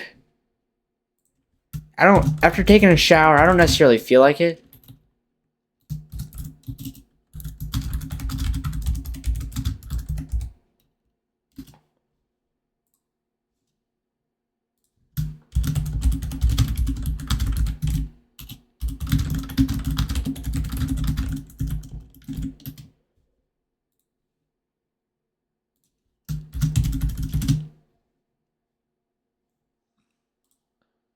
Hey, yo! First time chat, let's motherfucking go! Let's Motherfucking go! Let's go! We're about to get jiggy! We're about to get jiggy with it! What the fuck is even up? Do you know the Muffin Man? She was married to the Muffin Man! The Muffin Man! Yo, Hayden, today is community games. We're going to be playing hide and seek, Sledge Myers, and Roy Says. Roy Says is our main game. And the top 3 people who win the most games today will get Skype Charms. So every game that you win, you'll get a tally, like a tally mark. And that the top 3 people with the most games won will get Skype Charms.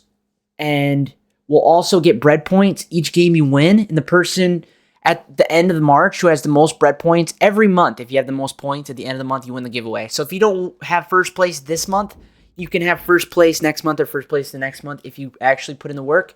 We have this thing called Team Game, Hayden. And Team Game is basically teams of 3 that you and 2 others can combine your watch time every week for a prize of bread. And you can change your teams every week. You can even back out of teams. There's going to be fun things to make it like sabotage and like make it really fun. We also keep track of watch time. We have 15 different watch time commands that help us recognize the active people in our community. What's the prize for giveaway? So every single month, the giveaway is the most points, or the person with the most points. So when do you start today? Hayden, the people who are part of my priority invite. And so the people who really value my stream, and they're not necessarily here to play the customs, and that they have just been here watching the stream, those people are going to get in first. I'm not even going to say a time because I want to know that you truly value my stream. I stream every single mother freaking day of my whole life. Every day of my whole life. Never missing a day. It's my 625th day streaming every day. We play community custom games every 25 days. And even if it hits midnight, we're going to still be playing probably. We're going to be playing a couple times today. So, and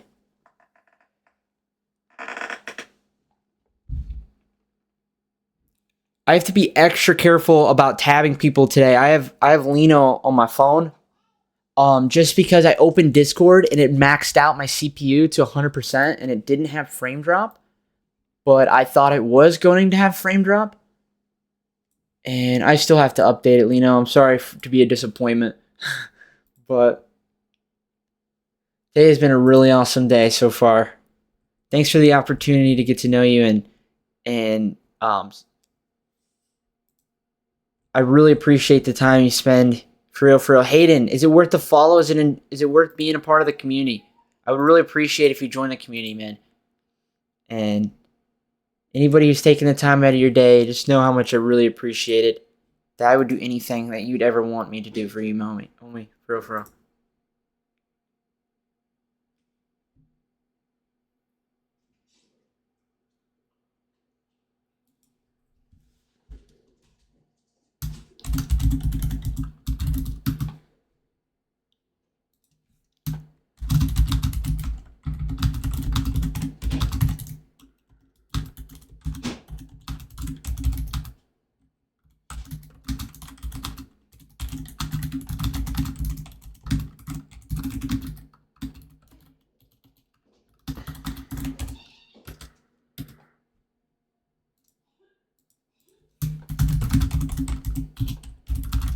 And also make things for people. My next project, I'm making a profile picture for Lovable Duke. And this man has supported me like no other, for real.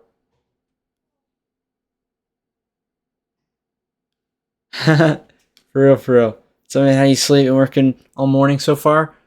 Jared, I slept for a solid freaking 5 hours. Yay! I love 5 hours! Yay! Yippee!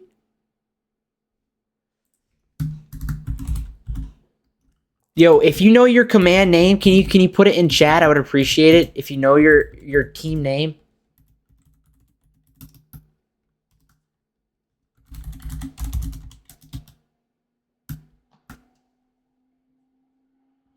The duck names are kind of hard to remember.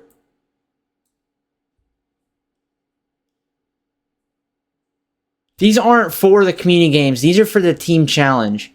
And anybody who doesn't have a team, who would want a team, I would make it my #1 priority to find you a team. For real, for real.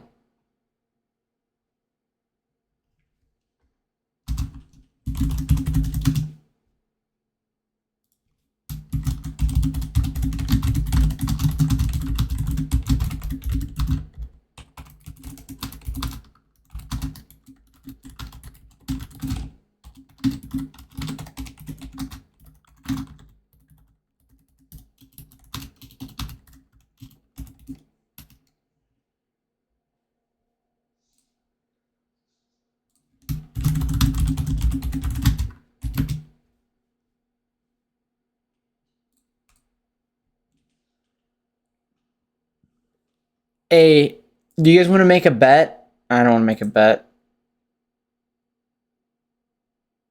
I don't think that guy is here anymore. That guy who asked me to 1v1. I wish some people, I know I shouldn't say this. I wish some people didn't ask the 1v1 and maybe would like to value me long term and be a part of my community.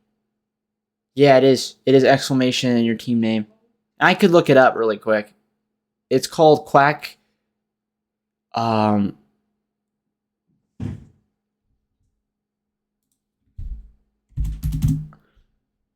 Wise Quackers? Wise Quack, actually.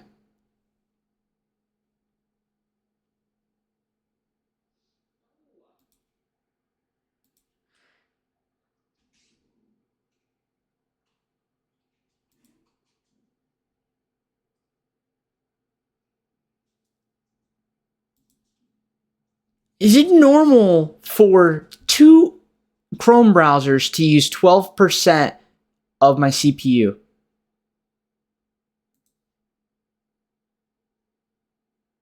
Good morning, Sub-Zero.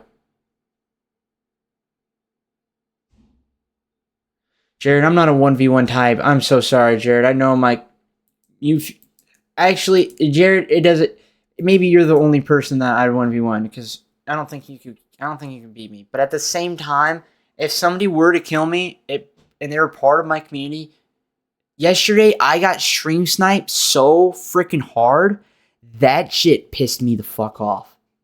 I got so upset yesterday over one guy who has no morals and values. He's a part of my community, or not anymore, K-Dot. And so he has no values for me as a person, that he would Q snipe me, stream snipe me, and quick match. So far that he is literally watching my stream and he knows exactly where I am. And it's like, an hour ago, hey buddy, thanks for giving our stream another chance, brother. I'm sorry that sometimes I feel like a shitter goblin at moments, and that you give me another opportunity to get to know you, and I'm very lucky for that. Thank you. You doing 1v1s? Oh, don't start that. Jared, reply to that, please. Reply to that. I'm not a 1v1 guy at all. I would rather cut off my fucking left pinky toe than 1v1 anybody.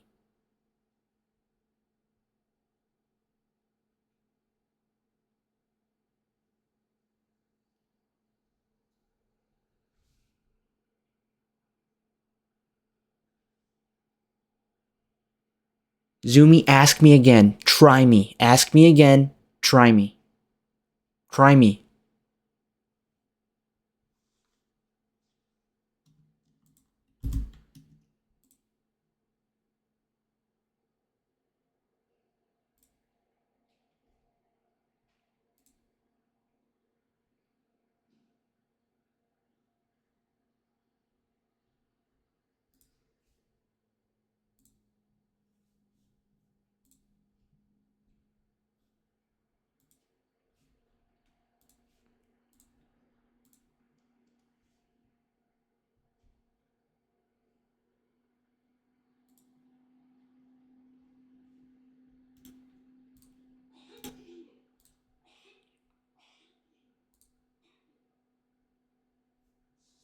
I don't mean for any negative. It's just when I tell somebody something, I mean it. That I don't want to be messed with.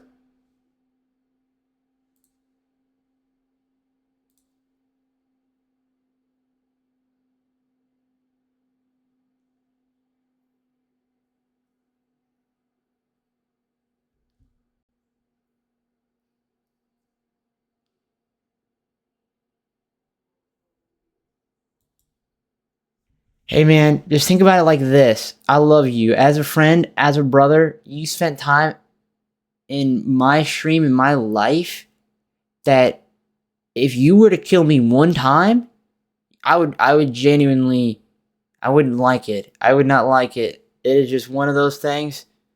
I don't really like to 1v1 friends. I don't like to 1v1 people part of my community. I think anybody who brags about a 1v1 is a shitter goblin.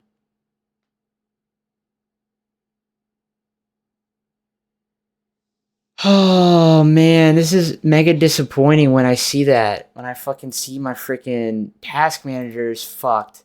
I'm scared. I'm genuinely scared. I don't want to do.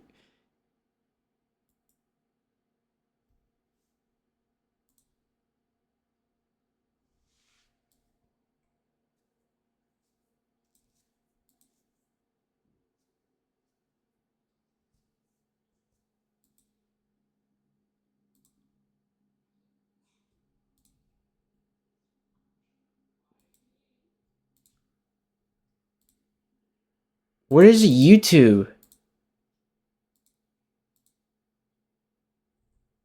I know what is YouTube. I will show you what I mean by that.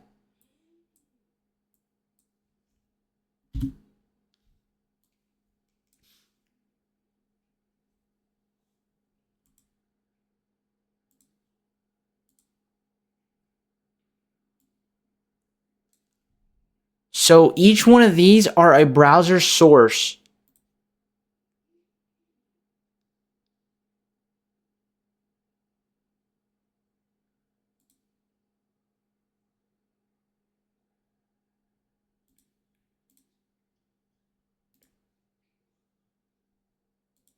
I'm sorry, Zoomy. I love you, buddy.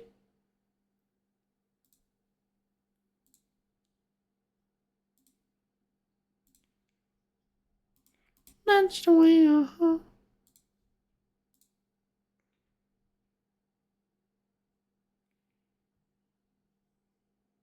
I don't think my hair looks that bad at all. Actually. Hey Zumi, the one thing about myself that I would change if I could change anything about myself is my impulse control. How sometimes I feel like I just don't feel very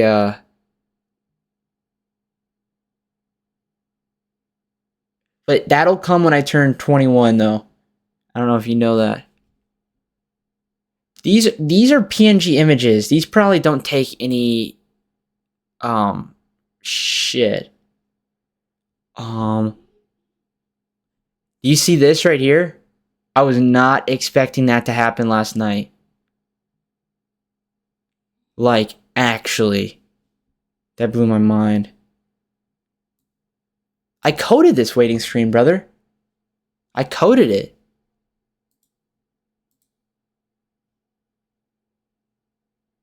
This is in HTML. I coded this waiting screen. All I see is red. You want to see the code?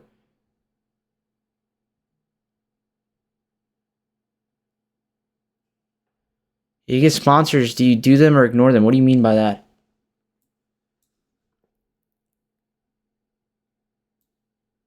I make things for people, brother. I'll literally make anything for anybody.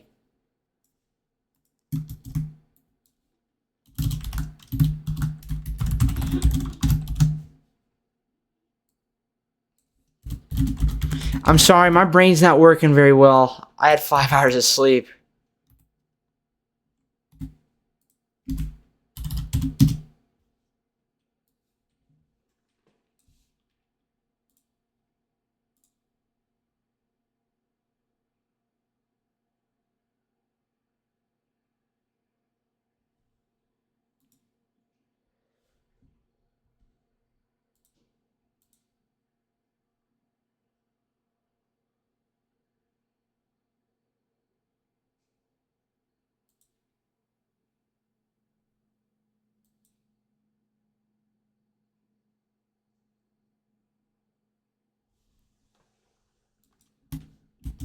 Hey, Shed, please don't complain about ads, brother. It's not my fault. You know I have it on the minimum.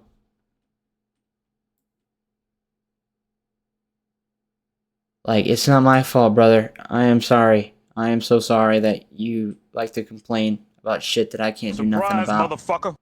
Jared! Butter said 80 motherfucking subs. Sorry for cussing.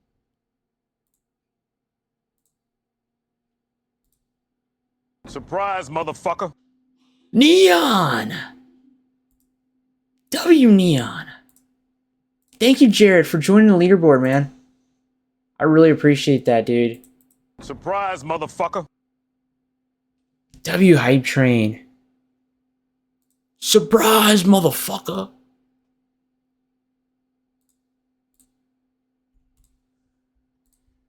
My overlay, my sub overlay, used to like to over sub, and so that's why the manual thing is off at the moment. But good morning, everybody.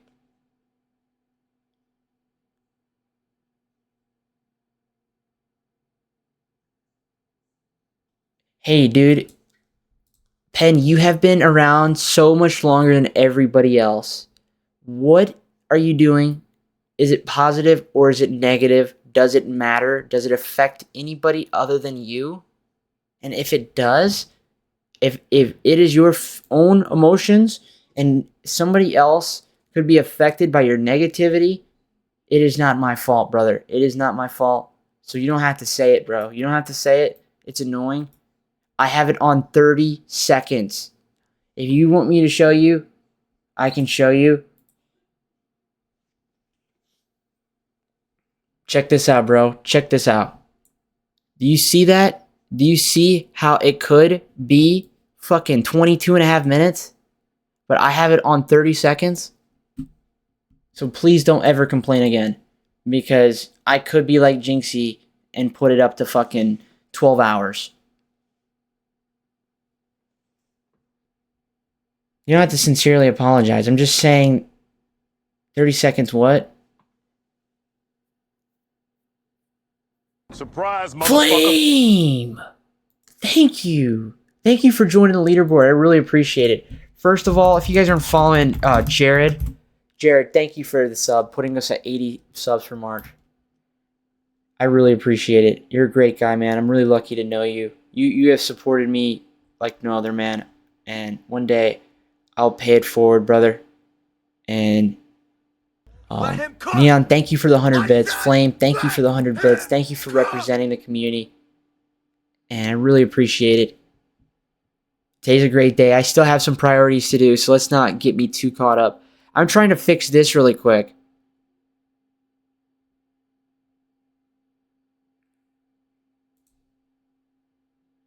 I'm going to get rid of this one. I'm sorry. I'm going to get rid of this one because it's counting as a tab. This is counting as a tab in my task manager. And I'm just trying to figure out what I can remove. I'm not going to remove this one because this is for the gameplay.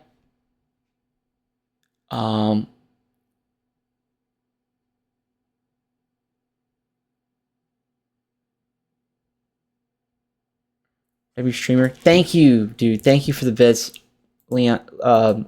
Lino. Joining the leaderboard is honestly, if you guys would like to help me out, I can give you guys freaking like $5. Not like I can literally give people $5 if you want to spend freaking 5 bits on me every month. I'm not saying like anybody. I'm saying like friends who are long term. I could literally probably give you $5 to spend on just 2 bits to join the leaderboard to represent our community. Literally just being on the leaderboard as it is, it helps me out for real.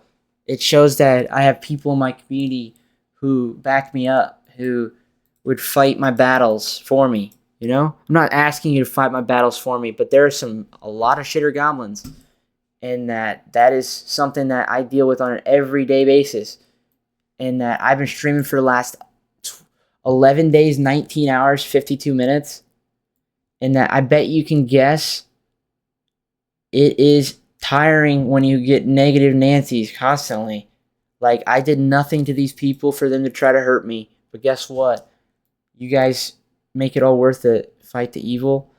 If you ever see a negative Nancy in here, you can say thanks to them, but don't be negative. Just call them a negative Nancy at them with a negative Nancy emote and just say, what are you doing with your life? Is it really worth it? This man, Royce, really wants to help people, because I really do want to help people. And honestly, I converted somebody who was a negative Nancy yesterday. Ty, do you remember? Do you remember who I converted? How come you're doing a super long stream? Hey, brother, it's because I did a 680-hour stream when I hit 1 year streaming every day. 11 days ago, and around 11 days, 15 hours or so, like 5 hours, 6 hours into my stream, Skype rated me. We were up really late. Skype rated me, and then 5 days later, he rated me again. But so the first time Skype rated me, I was like, yo, we're just gonna continue. We're gonna do the long stream until people don't want me to not stream anymore. But now that we've gotten so close to my birthday, it's only 12 days away from my birthday. I actually want to stream at least until my birthday or longer. And hey, guess what, bro? You want to see the waiting screen I'm making for Skype? Good morning, good morning, do do do do do do. Good morning to you. Bum bum bum bum bum bum. Do do do do do do. Good morning to you. Bum bum bum bum bum bum. Do do do do do do do do do. Do do do do do.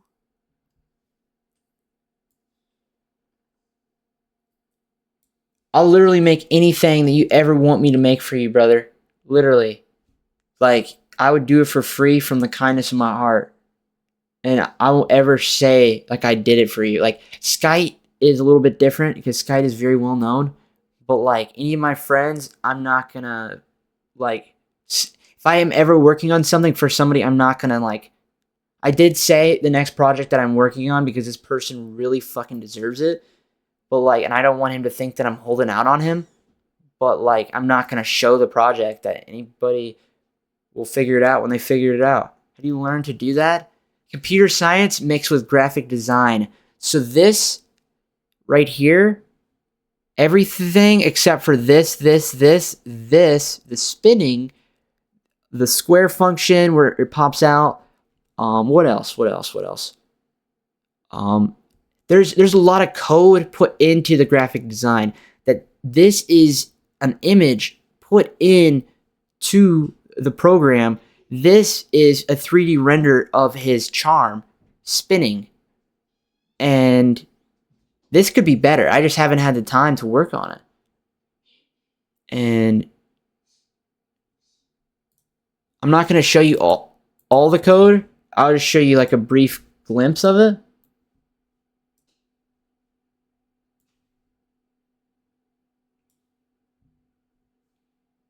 I don't even want to show any more than this, to be honest. So right here is to set the background image. And so you need to have host it. And basically hosting means that you need to use Imager, and you need to have it available online. And you have to do the same thing for the render of the 3D model viewer.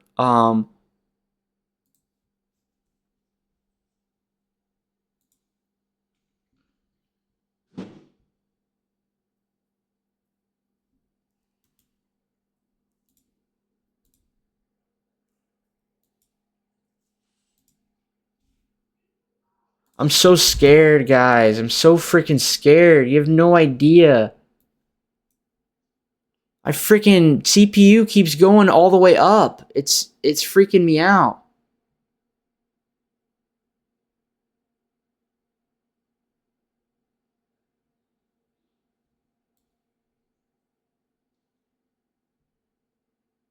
If I didn't create it, I did create it. The fuck? Who said I didn't create it, man? You can ask Flame, you can ask Lovable Duke, you can ask Lino, you can ask Jared. I'm a very good graphic designer. I'm not gonna ego you, and I'm not gonna say something that isn't true. That I put a lot of time and effort into improving and getting better.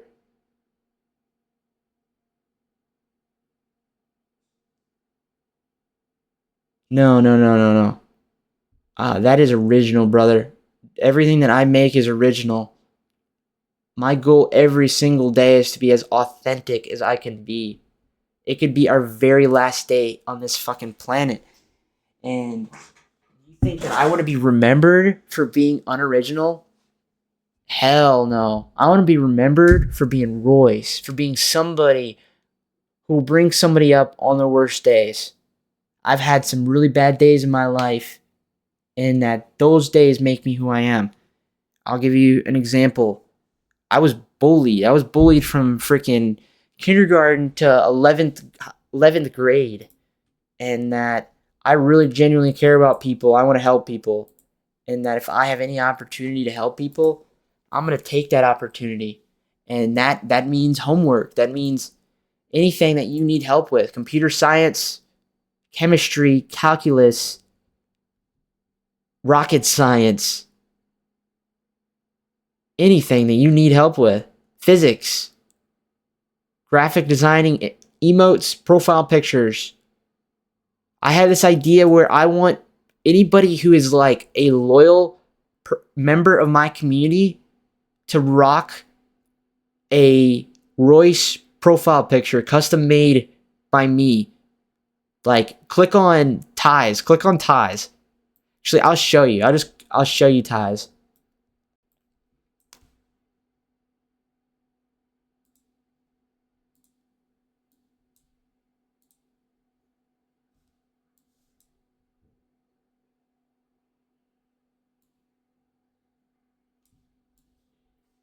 I can't fucking, it's not letting me. 1 second.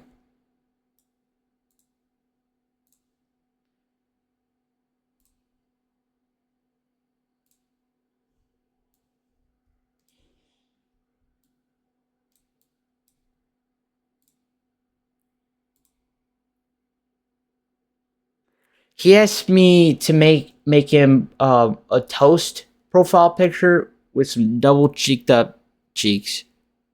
And I did the job.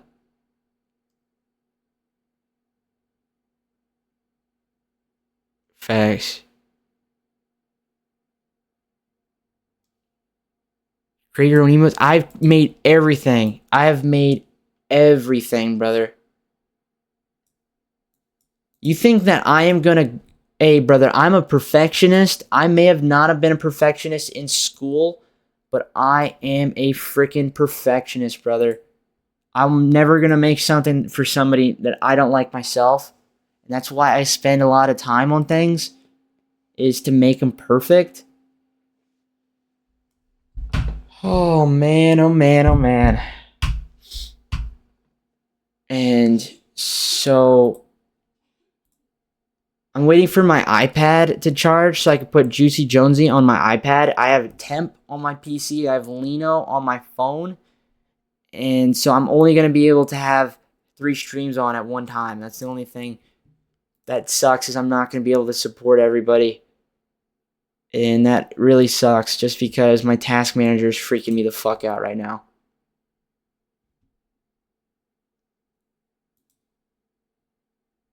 Yesterday at the beginning of the stream, we had frame drop, and I want to teach somebody who doesn't know how to fix it. If you ever have frame drop and you want to know how to get rid of the frame drop without ending your stream, do this. So you see task manager right here, you click OBS and then you click end task, and your stream will stay up for 90 seconds.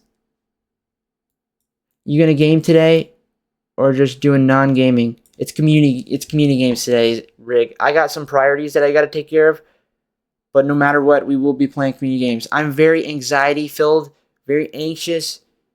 To be honest with you, I have a hard time with social interactions. And for that very reason, I may not necessarily be the best community streamer. That I play community games every 25 days. And for that reason being that I'm not rushing it. I'm not rushing it. I only want to play with the people who value my stream. And if they don't enjoy the conversation that I'm having, then they're not going to enjoy my customs. It's just how it is. I think that is a great way to look at it.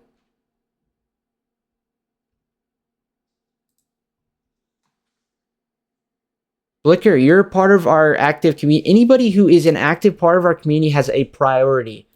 That if you have been joining me the last couple of days, that goes for the next time. That goes for the next community custom games as well. And I'm going to prioritize invite you. Last time, I had to invite a bunch of people at one time. I'm not doing that this time. I'm going to invite the active part of our community. And then if we have any spots remaining, then anybody, like new people, of course, we will get in. But at the same time, I don't want anybody, new people, to say the N-word or try to say something that they can try to cancel me over. And that is the whole reason that I got to be careful. And that people see that I have something going for me and they want to ruin that. That's just how society works. And that the people that really value my community, like, that is something that I'll be able to get on the game. Hey, get this, Jared. We're probably going to be playing until even into the next day. So, like, there's no rush. There's no rush. Like, it's not just going to be one section. It's probably going to be 2 sections. So, like, the first half and then take a break, play solo quick match, and then whoever sticks around will then be a part of the second half. Hey, Ty, and Riggs, too. You're new and you've already have been in chat a lot. And, like, everybody here who's in chat right now is an active part of our community. Every single one of you. There is not one person. I'll name one person who is not an active part of our community, and that's the guy who came in here and asked a 1v1 and then left. For real, for real. Thanks, Shed. Appreciate you, man. And I hope whatever you're dealing with, that if you ever need anybody, that I'll be there for you, man. That I feel like you might be having some hard days, and that's maybe why you go to the negative side. But all I got to say is that I have faith that everything will work out. Everything that happens, happens for a reason. The universe works in mysterious ways.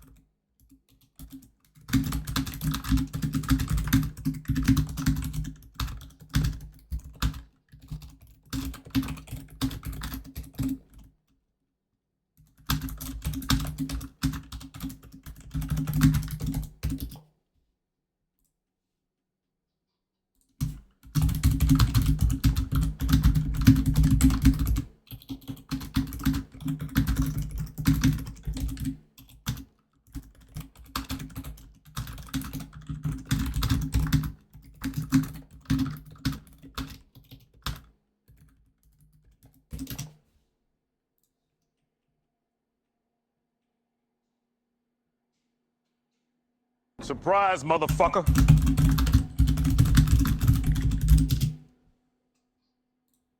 Yo, Duke! Duke!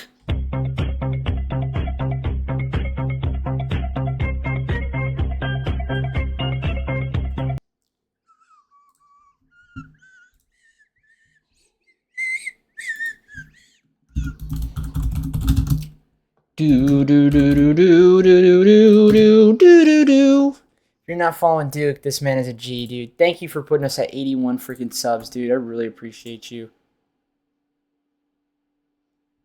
PC just said, "Fuck you, motherfucker."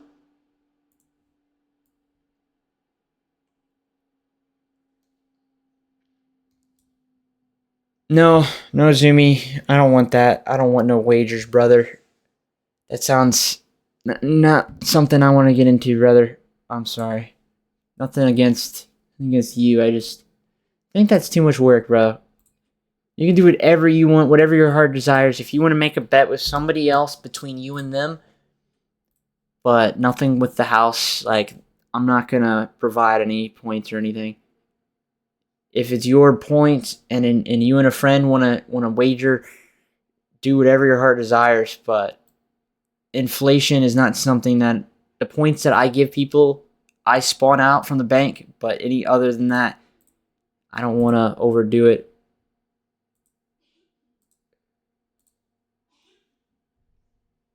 Just followed him. Thank you for the support, for real, for real. I really appreciate it. Representing the stream, representing the community is very greatly appreciated. There's so many amazing people who have been supporting the stream lately, and there's way too many that I can't even recognize everybody. And like, if I ever don't say somebody's name, I feel really bad. The fact that like people have really gone out of their way to treat me and make my life. This is the greatest day of my life. The present day that we're living, that if I wouldn't have woke up today, I would be the most devastated person ever. And that I got to live today. And it is an honor, for real, for real. It is a truly an honor to have you, to be a part of my stream. Shed. Guess what, dude? I'm going to say this since he's not here. Vitternet is Jinxie's moderator. Raid Bullies was in Jinxie's stream last night. When he was raiding out, he spammed Raid Royce 1, Raid Royce 1, Raid Royce 1. And I learned that. I sent Raid a message saying, thank you, I really appreciate you trying to get him to raid me. And then I put my link in Jinxie's Discord self-promo. And then Vitternet came back for like the third or fourth time. But this time, he, like, in a way, shouted out the promo and said on Jinxie's self-promo, he said this. He said, this stream is goated, bro. Join it, on God. And then he gifted me 51 subs. Lovable Duke I don't think that he streams yet, but he's going to stream. And so, like, I have had the freaking greatest, the last couple, I've slept for 5 hours. There's no way I could have slept past freaking noon. There's no way my body would have let me did that. Because the algorithm, the people who want to watch the stream, like, if I were... And I like to teach people, brother. I like to teach people. Ghost Cat. I love you, brother. Thanks for being here. I hope you're down to stick around.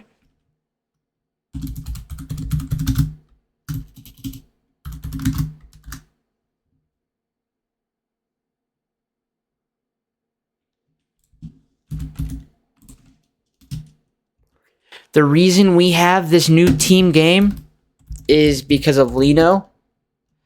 That if I didn't know, if it's /shoutout at, I didn't show it on my screen, at the person, But if I didn't know Lino, and if he wasn't as nice as he is, he would have never gave me this idea.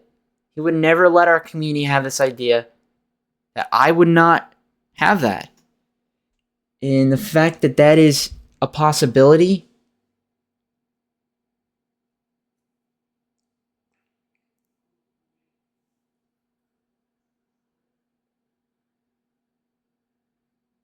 like,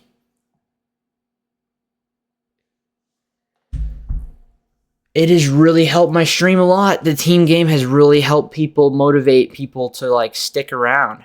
And another command, if you want to learn how to do another command, /announce.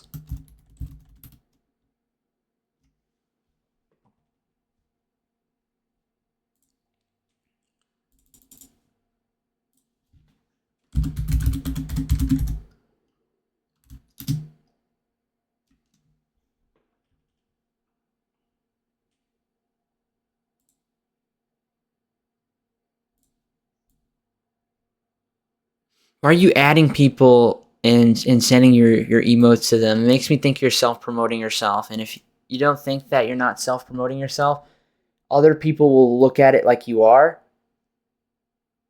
And I am not a community that I will support the people that have came in here and have not promoted themselves. That is something that Lino has not ever came into my stream and said anything about his stream. And if he did, I wouldn't even care. The fact that Lino deserves it. Lino has given our stream an opportunity to grow like no fucking other. That's a team game. We have like 4 officialized teams.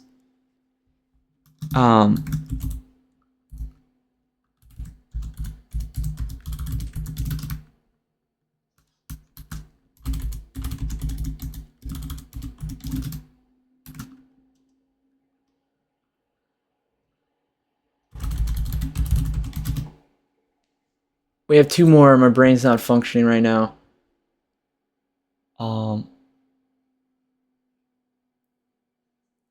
I have to do my journaling really quick.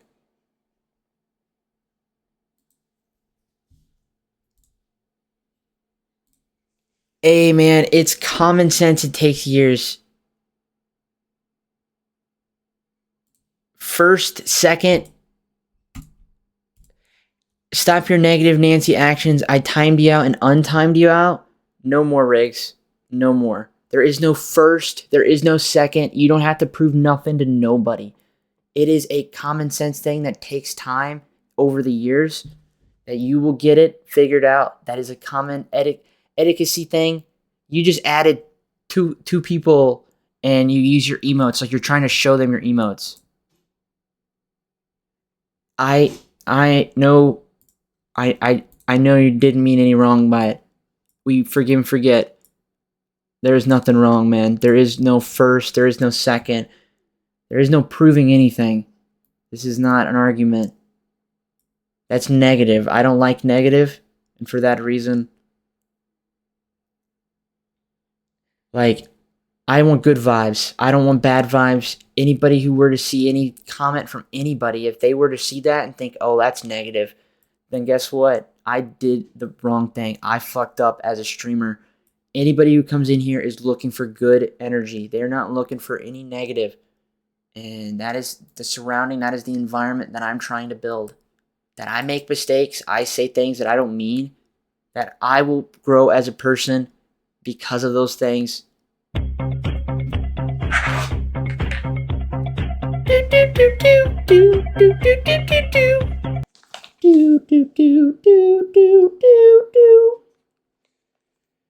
Today's a great day. Today's a great day. Today's the greatest day. Today's the greatest day of my whole life. You did not, brother. And guess what? Guess what? It's gonna last a long time, Jaeger. So you're not gonna miss out on anything. Trust the process. I haven't got my priorities done today. And I also don't necessarily want people to like only be here for customs.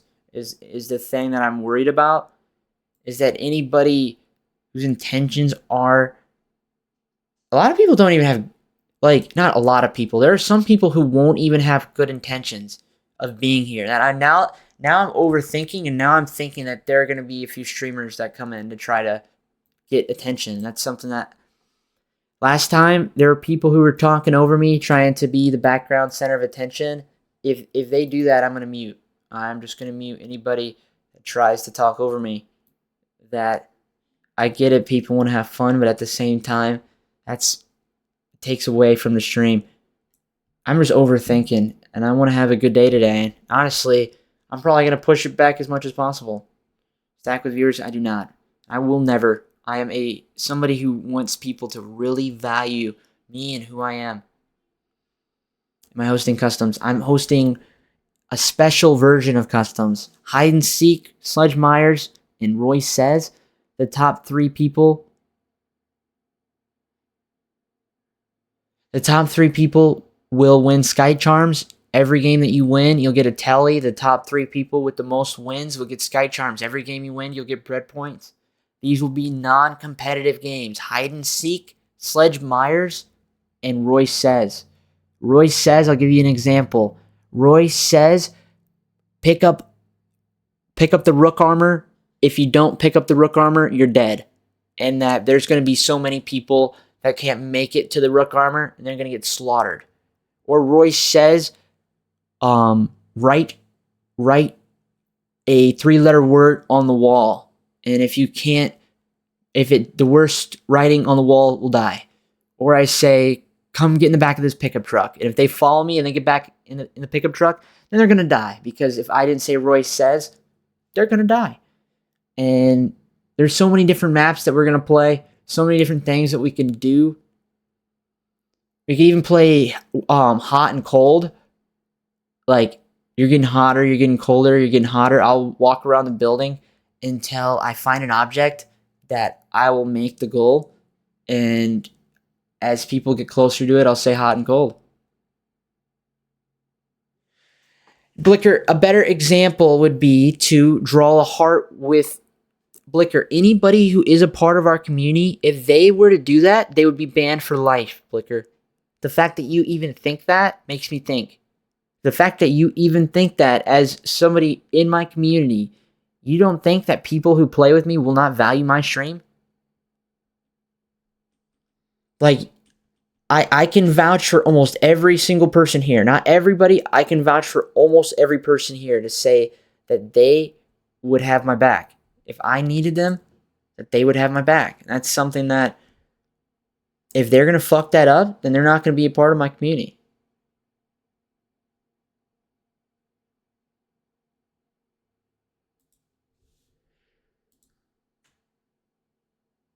I think that is just how it's going to be.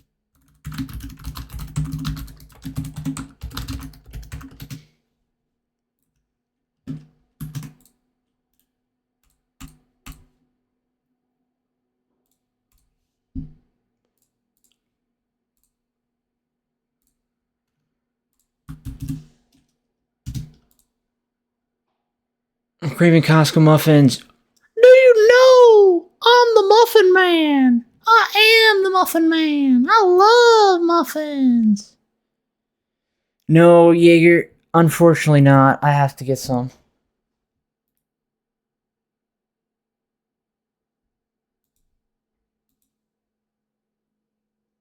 You know Jinxie's gonna raid one of these days? And when that day happens, that will be my time. That will be my time to shine. And then I hope that everybody here represents me and represents my community well and shows a good image. That shows a community of loving people that people want to be around. I know everybody right now is doing a great job, but when the time comes, it's what I worry about.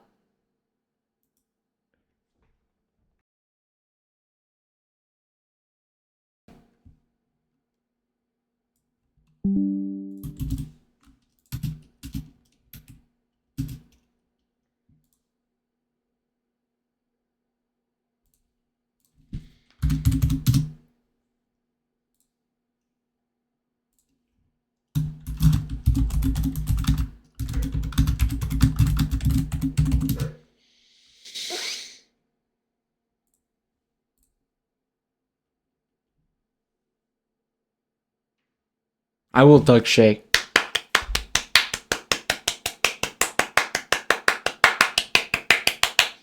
If it's positive, you can say anything positive, brother. You can even say negative things if you don't mind, like a reply that you might not like. Just because you can say whatever you want, you have freedom of speech. That I am never going to keep you from saying anything, and you probably already know that.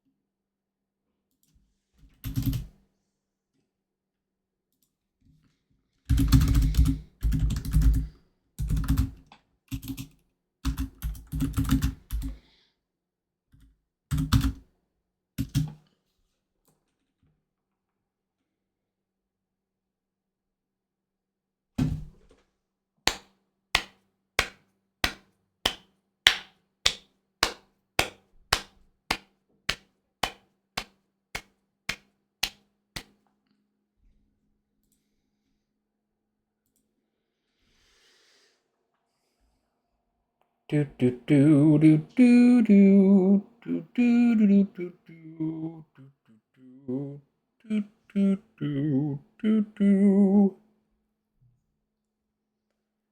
Bum bum bum bum bum bum. Bum bum bum bum bum bum bum bum bum bum bum bum. So ready for computer games? The more you say that, the more I don't want to do it. Tricky. I'm just saying that I want you to be here for the community. I don't necessarily.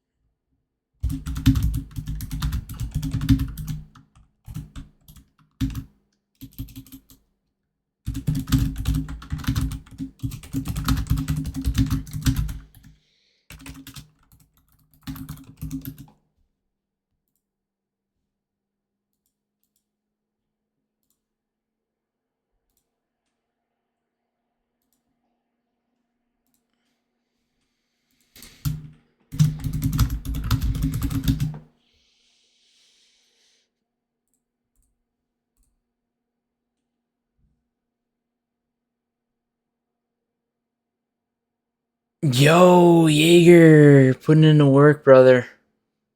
What happened, Royce? What do you mean, what happened?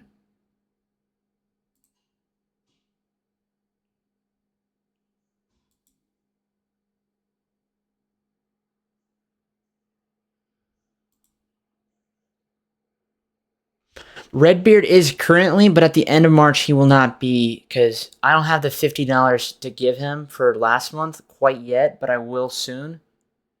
And it is one of those things. Landscaping season starting very soon. I'm a man of my word that I always follow through. That is something that I am the biggest, strongest advocate of. Your word is your bond. And that if you don't live by your word as your bond, then people will not value the things that you say. It will have a lot less meaning, a lot less value.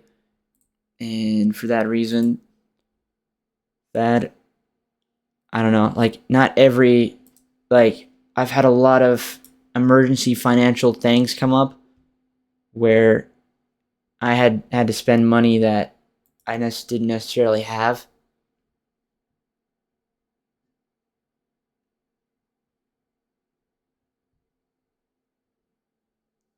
I can't believe it. We're almost at $40 ad revenue in the last month. $40 ad revenue. That's fucking insane. You know what that means? That every single one of us that has been watching the stream and supporting has generated almost $40 in the last 30 days. That is fucking crazy. Dabs! Dabs.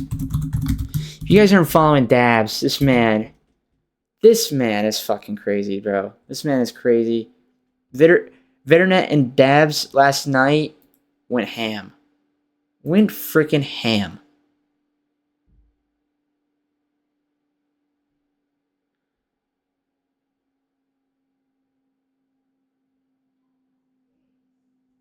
Oh, Tricky, yeah. I wasn't talking about you, Tricky, by any means.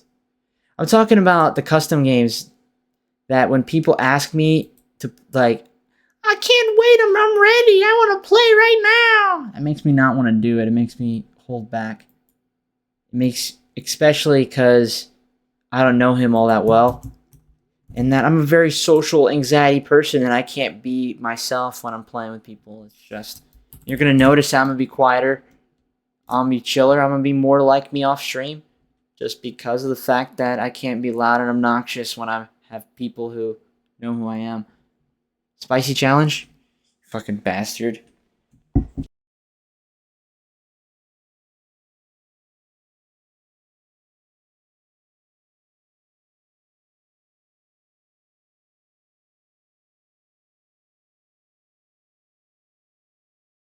Just know, I'm coming for your life, motherfucker.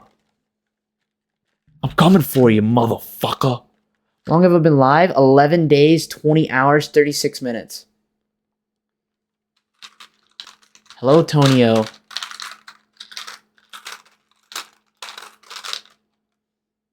Oh, fuck. Oh, fuck. Oh, fuck. Oh, fuck. Oh, fuck. Oh, fuck. Oh, fuck. I think this is the cayenne bean.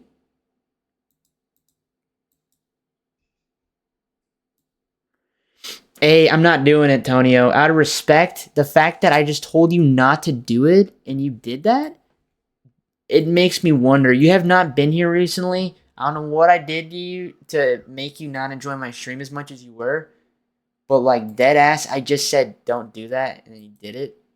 Actually makes me wonder.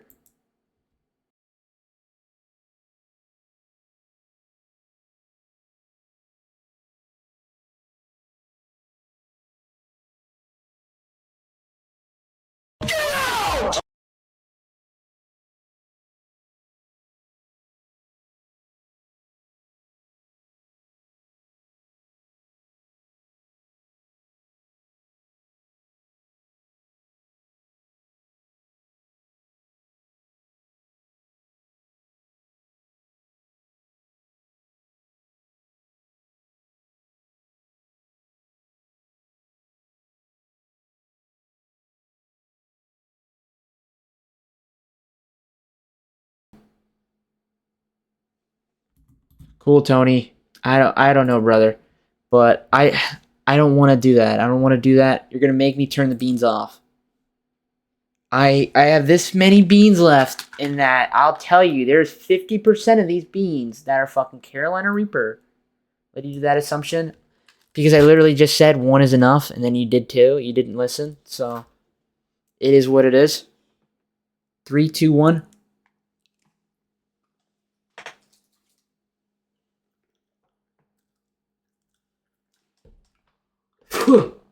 Redeem it a little bit later and I'll eat it.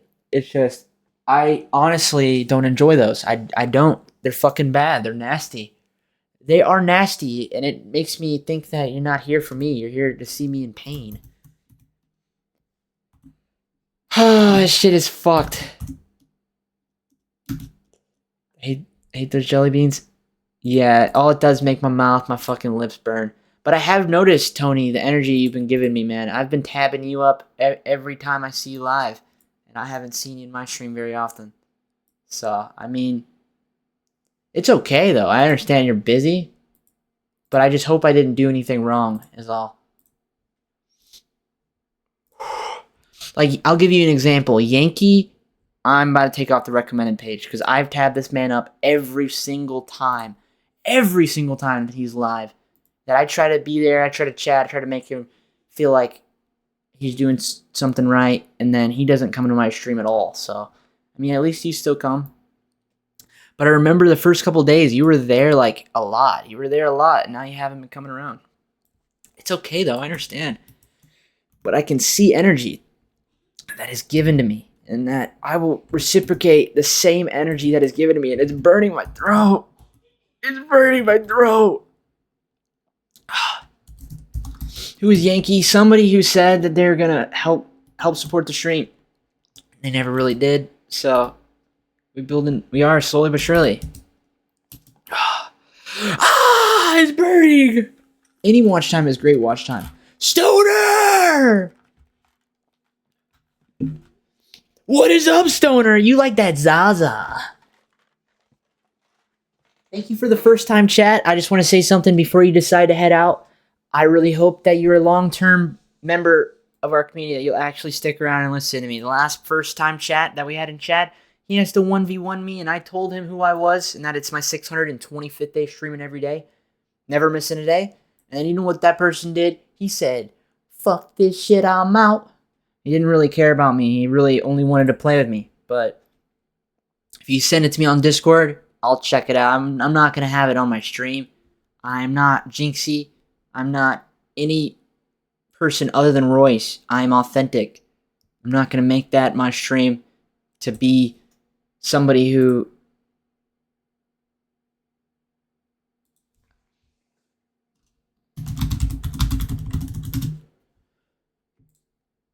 But, yeah.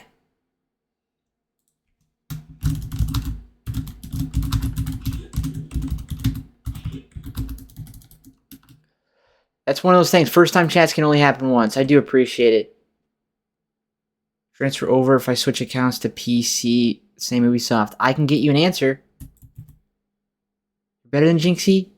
Tap the cap, internet. I'll be original, though. I will be myself. I will be myself 100%. I will get you an answer in 15 seconds, Stoner. 100%. And it's not through Google. I don't Google things. I have a better way of getting it. The fact that Vitternet is Jinxie's mod, one of Jinxie's mods, you know this man freaking... That could work, Vitternet. We'll talk about that in Discord. But at the same time, you can't use that for everything. You can't use that to cheat the world. Based on community reports, for example, Reddit thread on Rainbow Six says match replays don't transfer automatically between platforms, even if you're using the same Ubisoft. So no, you will not. But how is your morning going, Vite? And if you guys aren't following Vite, look at what he did. Look at what he did last night. Him and Dabs and Jello and Jesse. Jesse is Dabs' other half. Put us at freaking we're at 81 subs in March. It wouldn't be if it wasn't for him. And Stoner, Zaza, I really hope to have you around. And it's my 625th day streaming every day. We streamed the last 11 days, 20 hours, and 43 minutes. And I would really hope that you join the community. A follow would be very greatly appreciated. Positive, you talk to chat. It never really does. It's very loud sometimes. Play PC or console. Community games will be crossplay, but get this, that they're non-competitive. So that means hide and seek, Sledge Myers, and Roy Says that they're not like the regular custom games. That the top 3 people who win the most games will get Sky Charms. And somebody said that I can't redeem a Sky Charm. If you can't redeem it, I'm sorry. I'll give it to somebody else who can redeem it. Sky hooked me up. So might as well make that something that people can get out of it. Add me on Ubisoft? No. You didn't even follow me, homie. Why do you think I would want to add you on Ubisoft? Thanks for letting me know. I was not looking at my screen. Thank you for letting me know.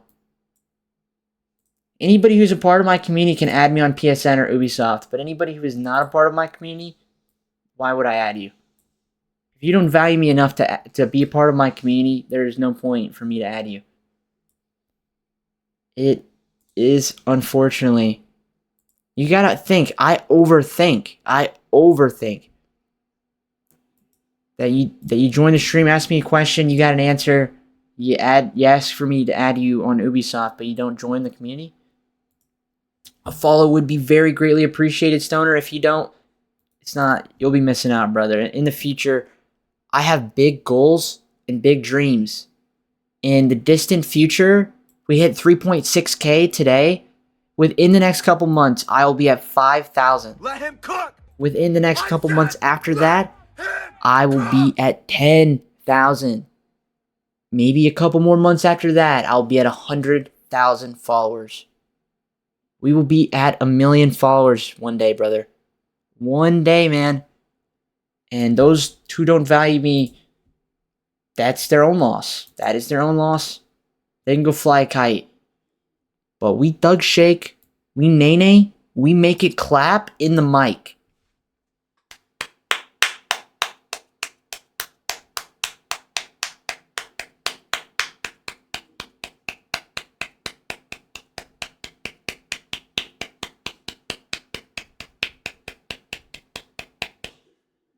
It's out of stock, by the way.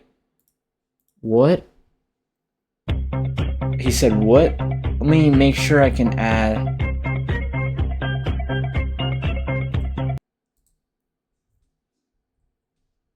And do you mean it, Vitternet? Like, actually, when you said that, do you genuinely mean it? Hello, motherfucker.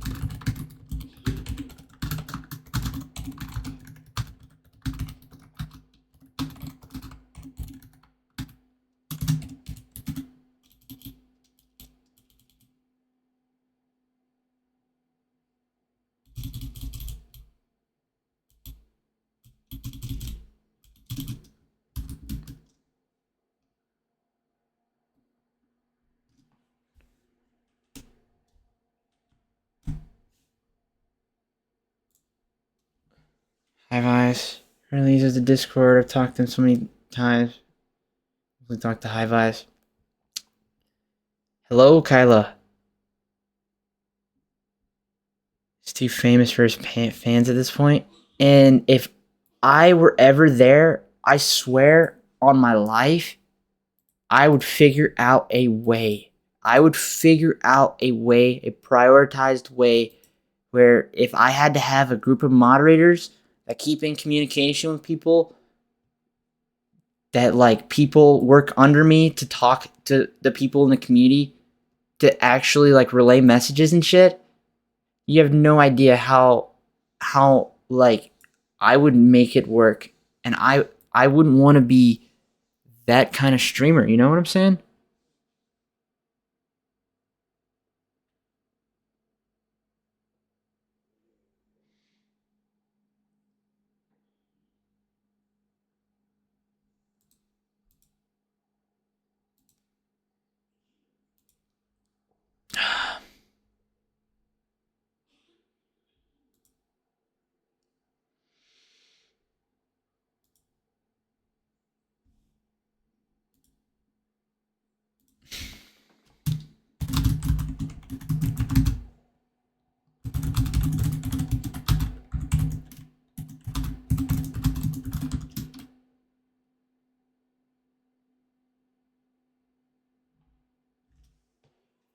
I have got 5 hours of sleep in me. If you can tell, I am very sorry that I may be a little bit under the weather, but I am trying my best.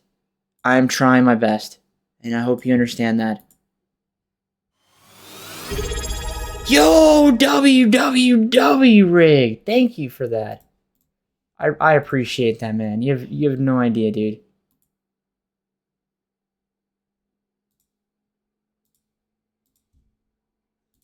I know 5 hours of sleep is no excuse to be. Surprise, motherfucker. Yo! Let's fucking go! Oh my gosh!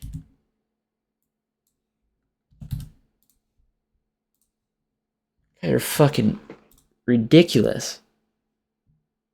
They're fucking ridiculous.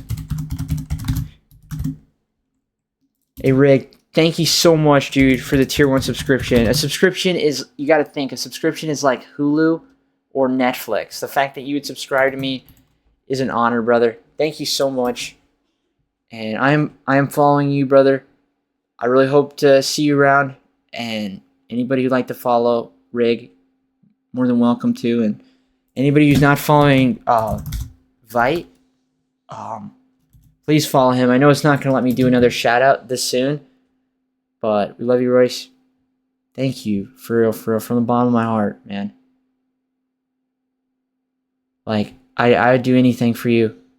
Truly anything. I feel like a fucking shitter goblin. If you knew how I felt right now, I feel like a shitter goblin. Dead ass.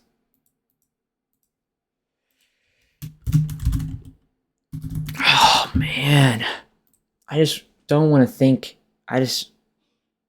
Thank you so much, dude. You gifted Lifeline Sucks a sub, Kyla a sub, Okafor a sub, Bowermere a sub, Zumi a sub. Those are all people who have no ads and we use it. Jaeger, I appreciate you. You don't have to do that, man.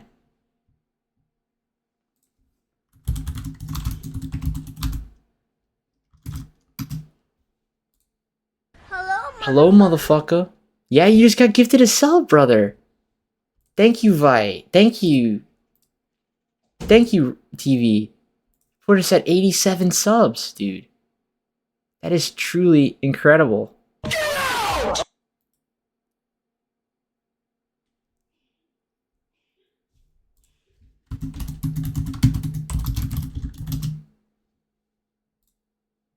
Like, I wish I had a way to repay you. Like, it feels like I can't do a whole lot. Do do do do do. Do do do do do. Do do do do do. Do do do do.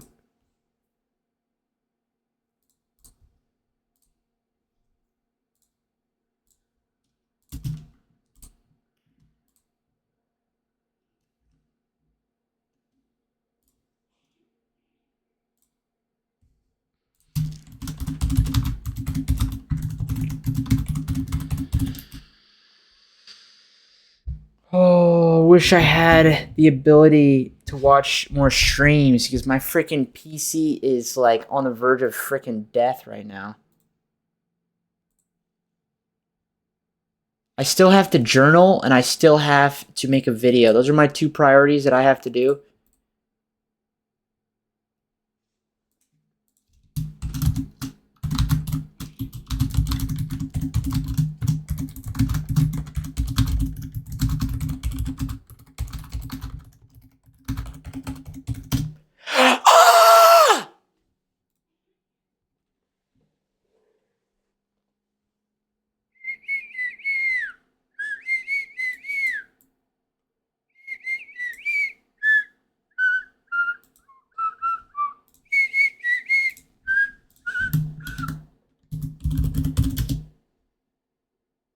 Guess what? Guess what?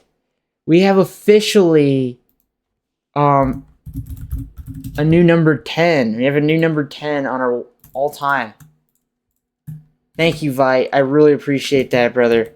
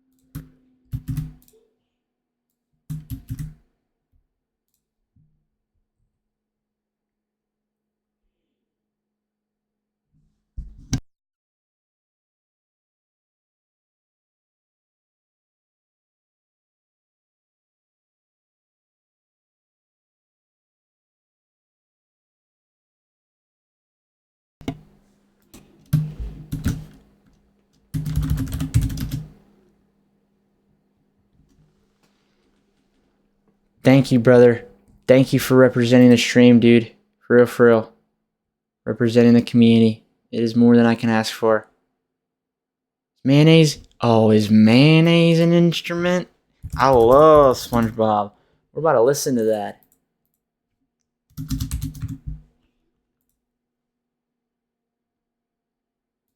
Surprise, motherfucker.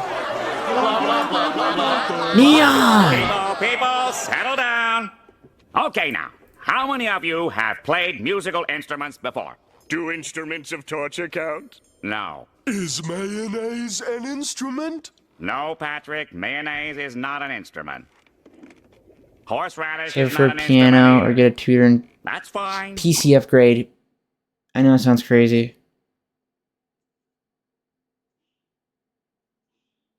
How does this dude got so much bread? I'll just say that he isn't this dude. He is Vite. This man freaking hyped my promotion up in Discord, Jinxie's Discord, with over 100,000 people in that Discord. He hyped me up. He's one of Jinxie's mods. And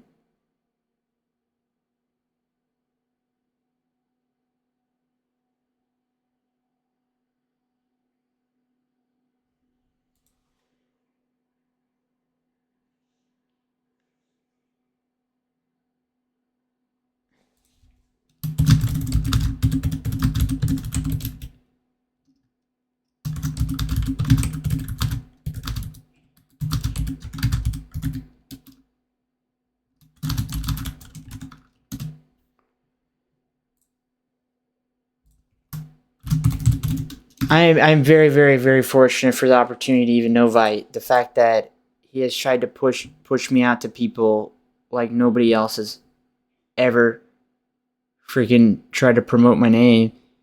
Like people try to promote me, but like that feeling was absolutely incredible.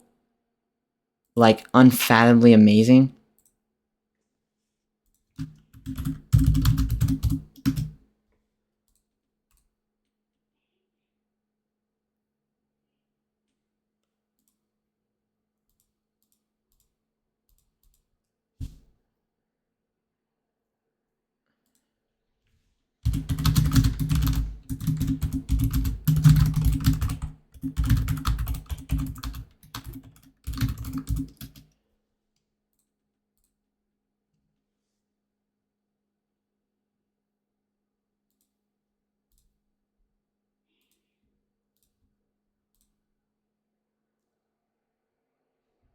Wow.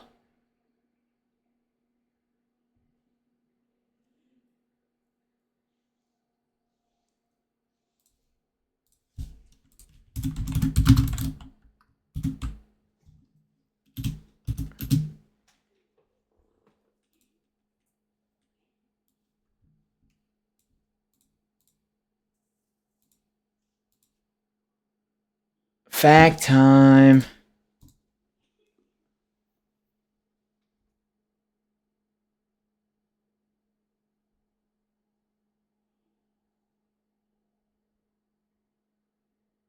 Alrighty. Did you know that neon lights emit bright colors by electrifying gas inside tubes?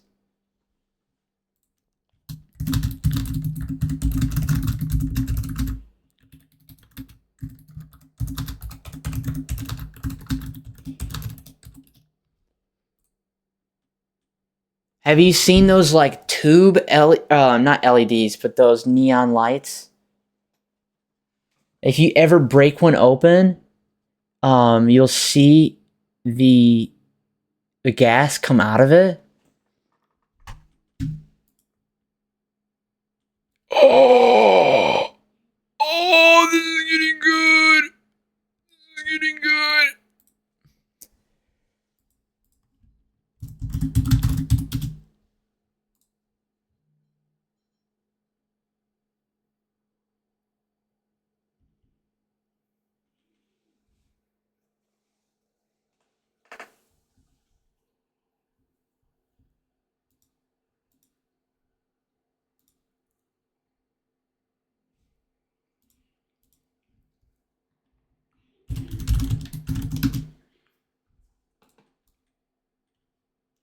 All right, I'm going to get back to journaling.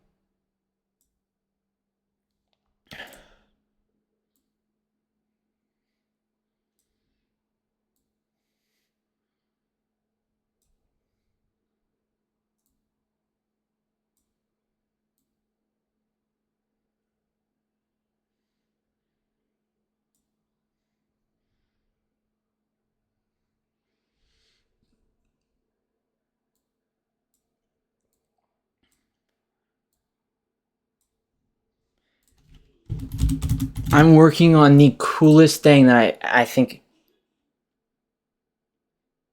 Sometimes I mod Twitch. I don't really mod Twitch as much. Favorite to mod is Discord.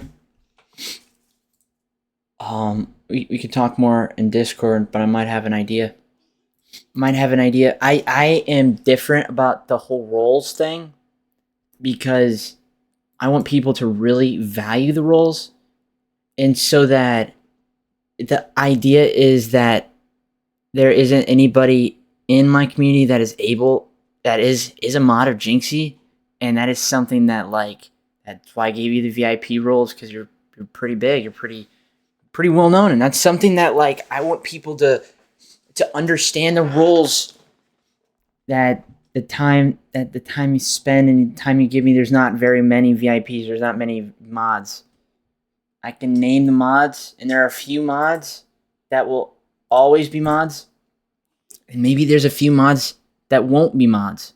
I'm not even gonna name all the mods. I'm just gonna tell. There's 1, 2, 3, 4, 5, 6, 7, 8. Okay, I have 8, but get this. I modded Jinxie last night just because if he were to end up raiding me one day, just the fact that if he would be a mod, it would probably look better. You know what I'm saying? It would probably look better, overall to everybody for versus him not having a role. Good morning, Ro. Be a mod in the future. I'm not going to give any promises, just because the way I'm doing it right now is that there won't be any other mods unless big things happen, and big things haven't happened. So I can't guarantee anything, but maybe one day, brother.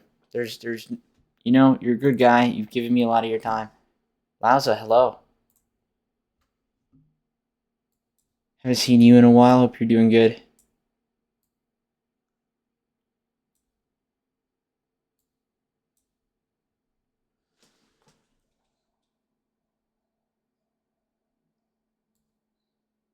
You guys ever see me this focused, this locked? It's because I'm working on something. And I'm actually really, really enjoying it. Making things is more fun to me than a video game.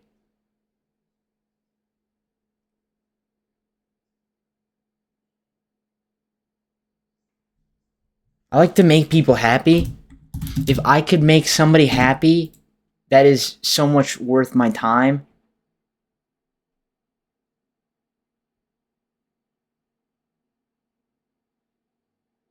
Tricky. Raid Bullies is a friend of mine, and Raid Bullies has a thing where he can spam chat and it not get paused by the delay, or not the delay, but you know how you can't in some chats, you can't do that. Well, he said Raid Royce _1, Raid Royce _1, and he spammed it yesterday, and he tried to get Jinxie to raid me yesterday. Then he raided Spoit. So if he did that, there's a chance. There's a freaking chance, brother. There is a chance. And Raid Bullies is a part of the Jinxieverse. I don't know if you knew that.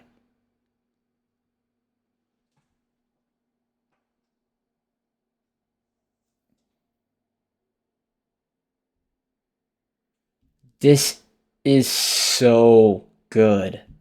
This is so fucking good.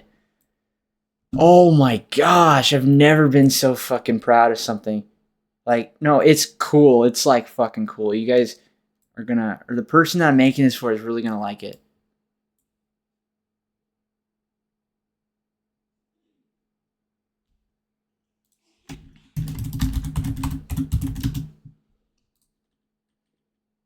Once they add it, they'll probably show it.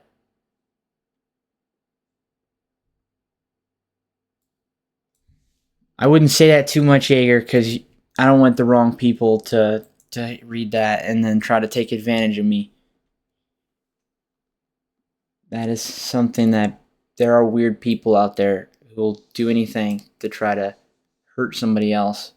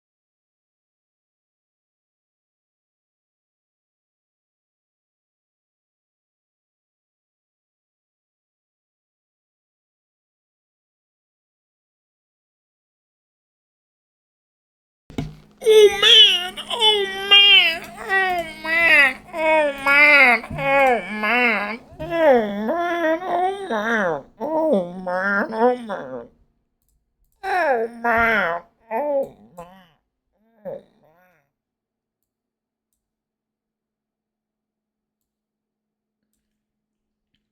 I will be done with the project that I'm working on in the next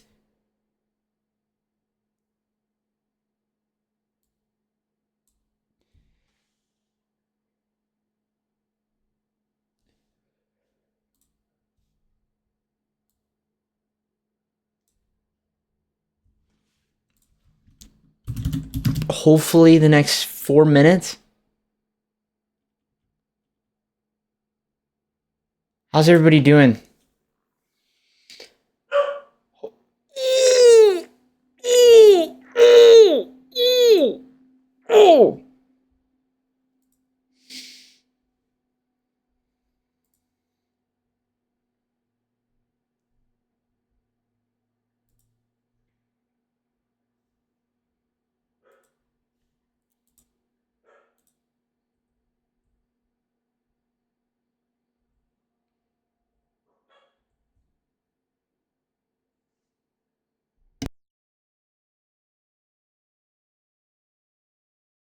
I got 5 hours of sleep. I am feeling eepy. My dogs keep barking in the background. Pretty frustrating.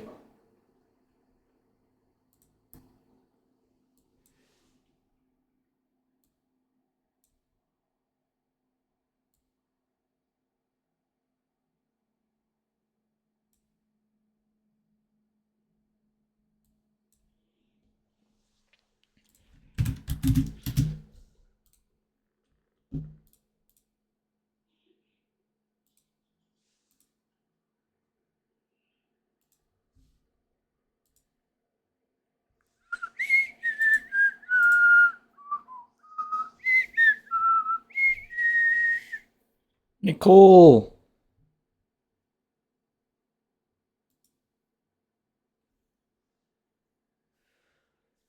Oh man, there's not a lot I can do about that one, brother. Oh man, I already committed to the day. You have no idea, man. It was too freaking late in the day, and I thought I had so much time that I'm wasting right now. So much opportunities to be made.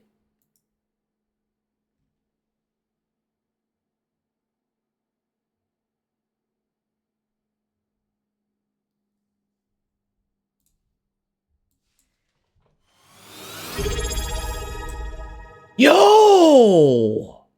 What? What? What? You little blue weirdo. You might be cool as shit. You're insane. Surprise, motherfucker. Goa! Goa! Let's fucking go! Let's fucking go!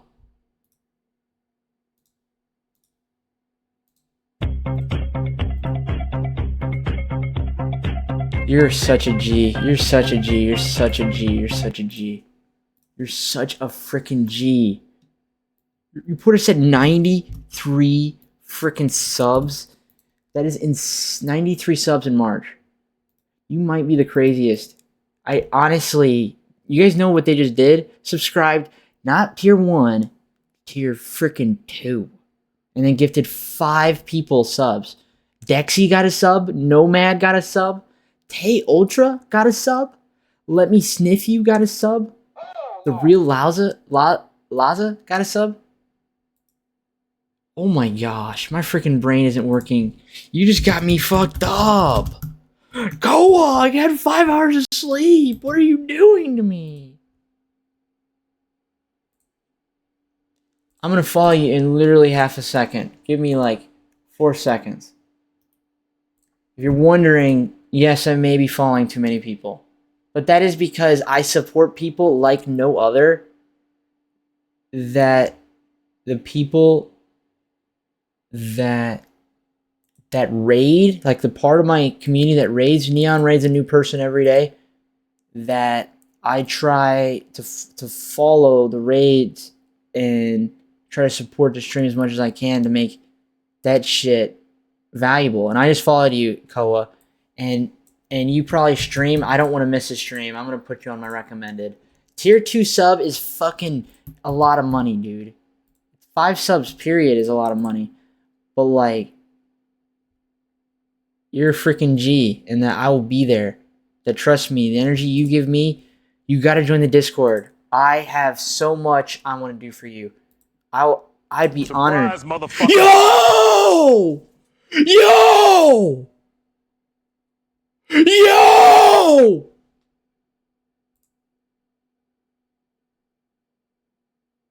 What?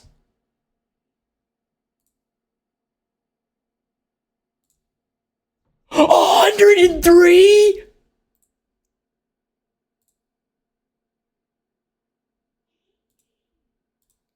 Holy.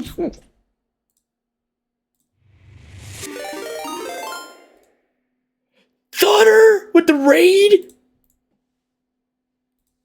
You got my brain messed up! Dude, I haven't even freaking journaled today.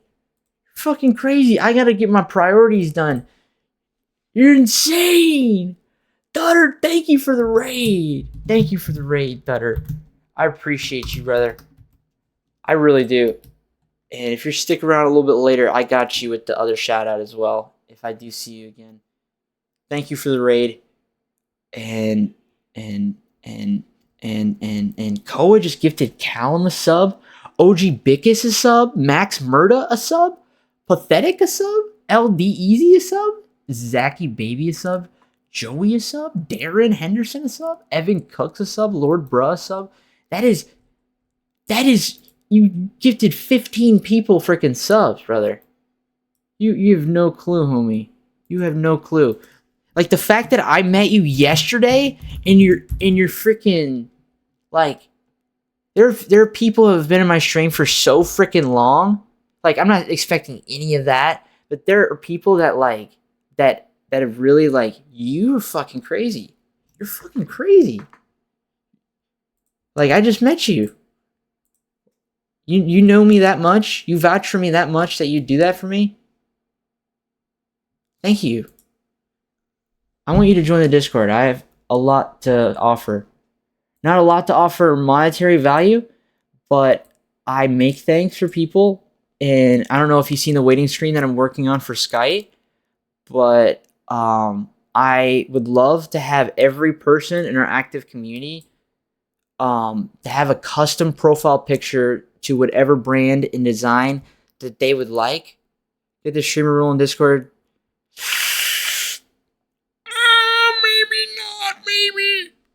Maybe if you get your watch time up and really get to know me, man. Let's see what your watch time is, Stutter.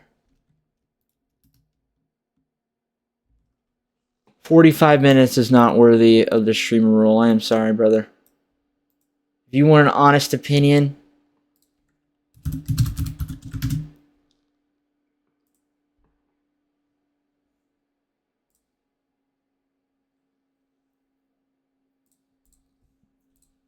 is this even happening right now? What the fuck?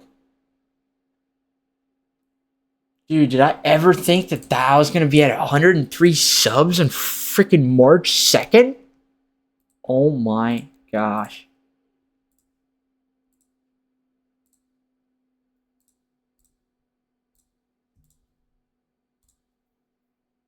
Two hours, 3 hours. Stutter, there is no absolute way that you think watching my stream 3 hours is going to get you the streamer role.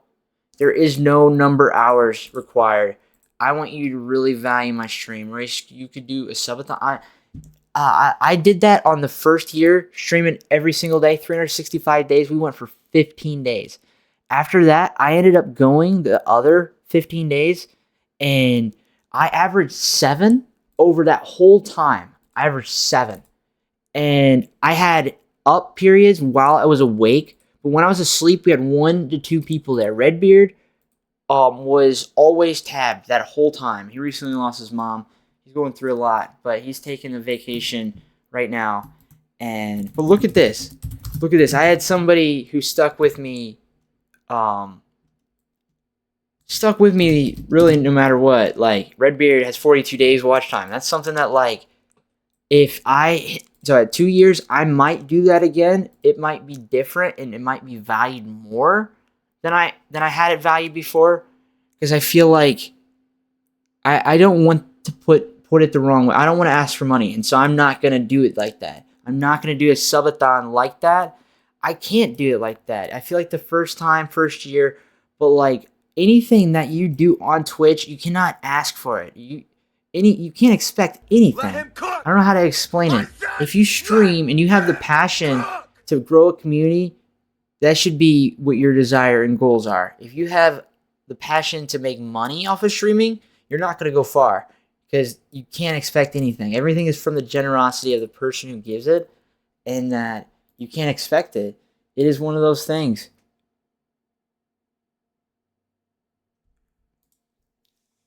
And I think I finished his profile picture. And when he puts it up, I'll tell you guys to go look at it, or I'll show it when he puts it up. Nope, you didn't. It is 3:27 right now. I am probably going to wait until 6 p.m. Eastern because that's when I restart my stream. I have priorities I have to do. I have to make a video for noon Eastern tomorrow. I have to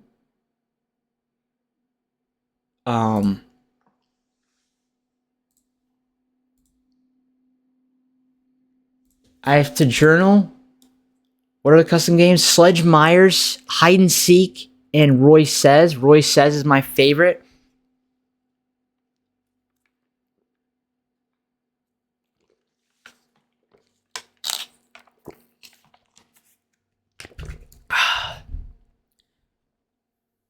Streaming is like sales. It feasts or famine. You're selling entertainment. Always appreciate viewers that donate. That is why I love the community / family aspect of streaming. Because, like, I grew up with having literally nothing. Like anything that I ever had, like, I don't know how to explain it. I value the dollar more than people because of the fact that the food that I eat, I am eating money. That is something that I see it as. I don't like other people in my family will order fast food and they'll do that. I will not. I don't like spending money on things that I get it. It's a luxury. If you can afford it, if you can afford the finer luxuries in life, and go for it. But at the same time, I see it as spending more money than you should on like something that you're going to eat and it's going to be gone. So I really value the dollar a lot for the fact that, like, growing up, growing up in the time when there were new things out, I had a Game Boy for the longest time. I had a GameCube. Then I upgraded.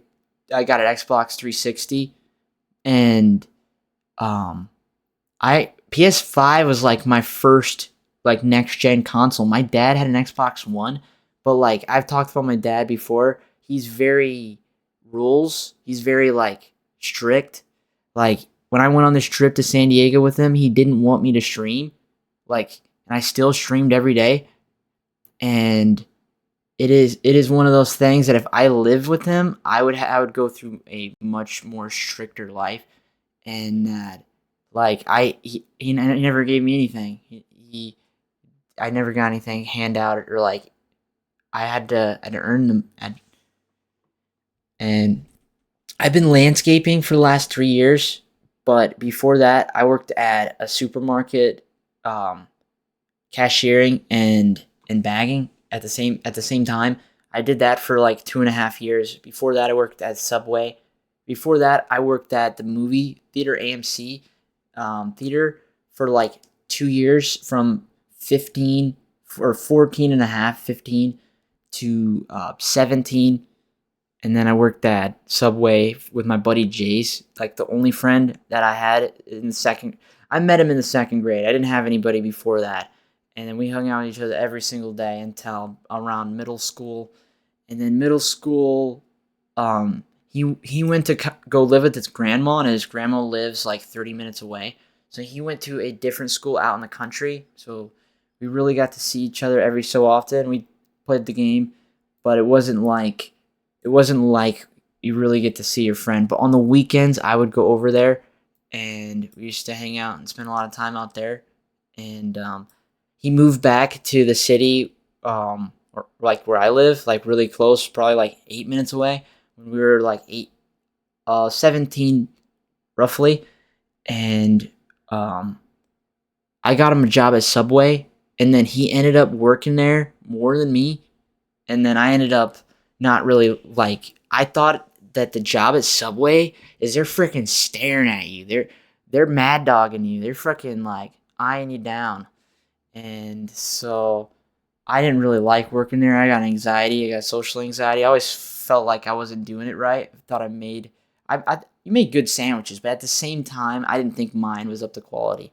But after that, I ended up landscaping, and I was going to have a business landscaping with a friend, not Jace, because when we turned 18, he decided that he's going to go to Germany in the army. And so we've been pretty distant since then. But I had another friend. He's not a friend anymore. But I have a lot of equipment for landscaping. I have a weed whacker, push mower for small gated fenced in yards that you can't get the 360 mower in. So I have a 360 mower. I know how to mulch. Did I say weed whacking? Like picking up sticks and picking up things and putting them by the side of the road. And just like in general, like landscaping, I had all the equipment, and the buddy of mine thought it was more his business than mine, and he like saw superiority, and I just realized that I can do it all on my own, that I don't necessarily need him, and that I've been landscaping from first week of April, sometimes mid March. That's when season starts, but then to early fall, sometimes later fall, and so I've been doing that the last 3 years, and I make more money doing that than I did working in the supermarket and working $8 an hour at AMC, and just standing up for 8 hours a day and not necessarily valuing the time you spend, and your back hurts but at the same time, like landscaping, you'll get heat exhausted. There are negatives. That is not necessarily all good. Have you heard of water being stuck inside? I don't know how to explain it. What is that called? Water buildup, like inside of you. Time is money, and that's exactly what I'm saying, and that's why I've been landscaping the last 3 years. That I really value the time, and that you guys are gonna see as soon as it is spring, as soon as I can landscape. I'm gonna be doing this long stream until at least my birthday. I'd even like to go the month, but my birthday is March 14th in 12 days, so I would like to go until my birthday. But like that means that it's probably gonna be landscaping season after that, and that means I'll start making money after my birthday. So that means it'll be probably shorter streams, but they'll still be decent streams. Prototype, hello. Stagnant? What do you mean? How's everybody doing? Rocco, how are you? Daily check-ins, question mark? How's your guys' day going? Thanks for the good vibes. Really appreciate it.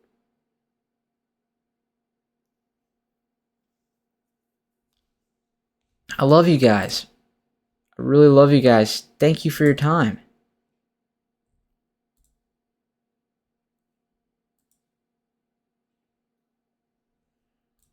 I just finished a project that I was working on, and I was just trying to get the project done before I started the journaling, because I have a set of priorities.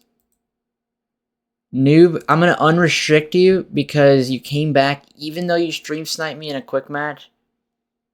You came back and you're having good vibes. If you say anything negative, you'll go back and restrict. But Noob, hopefully you're having a good day, man. sometimes you gotta do what you gotta do, especially if somebody thinks they could fuck with you, because I'm not gonna let somebody walk all over me. I will always stand up for people. I'll always stand up for myself. And I have morals and values. That is something not everybody has, morals and values. You know, brother, I take that as a compliment, Steer. Thank you, brother. Smelly, as in I smell so good. Smelly clone. I smelly the clone. And I also think that I am very, very happy. I'm a very, very happy guy. And I also have a stench. Guess what, brother? You chatting in my stream and showing your value and your worth shows the kind of person you are. And I hope you have the most amazing day, and I hope you come back after your 10-minute timeout and that you decide that you don't want any more negative. And if you decide more negative, I'm going to restrict you. If you're restricted, nobody will see your chats ever. If you decide to annoy me after that, I will ban you. And then you won't even get to watch the stream. I give a lot of chances. I give a lot of warnings to people. Fuck with me, so be it. Fuck with the community. Oh, we got a problem. I'll come for you, motherfucker. I will come for you, motherfucker!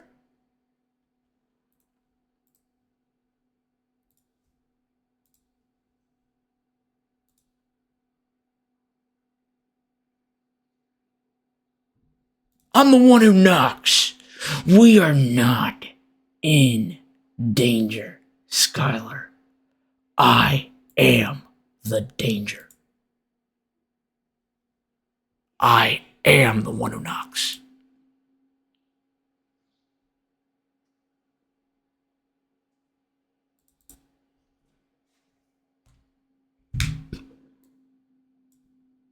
Lovable Duke, are you still here? This is who I'm making it for, so I'm wondering if he's here. Good morning, good morning. Do do do do do do. Good morning to you. Good morning. It's such a great day. Do do do do do do. Good morning. Surprise, good motherfucker. morning to you.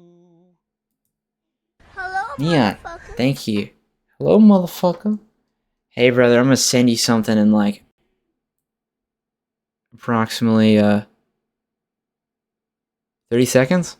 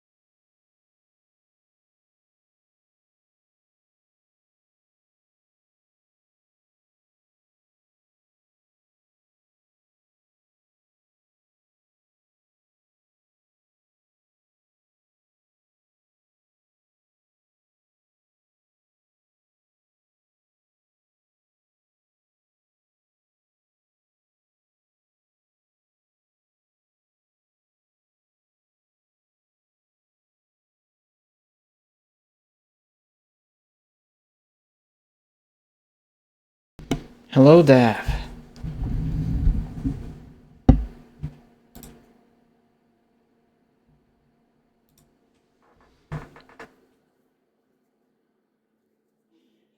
How's everybody doing today?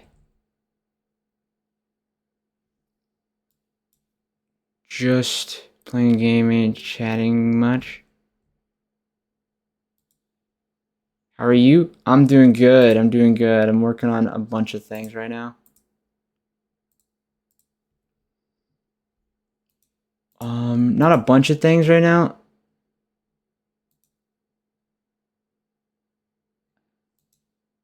So happy. Oh man, if I could make you happy, then I have been. It's actually incredible, man. Thank you so much, dude.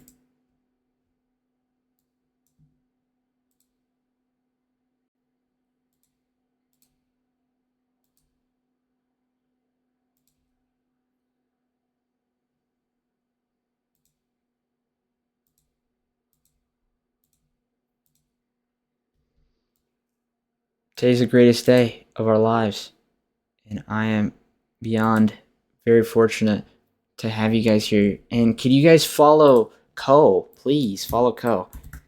I don't know how to pronounce your name, and I'd love for you to tell me how to pronounce your name. For real. Subscribe tier 2 and then gifted me 15 fucking subs. Yesterday gave me 100 bits. It's actually insane.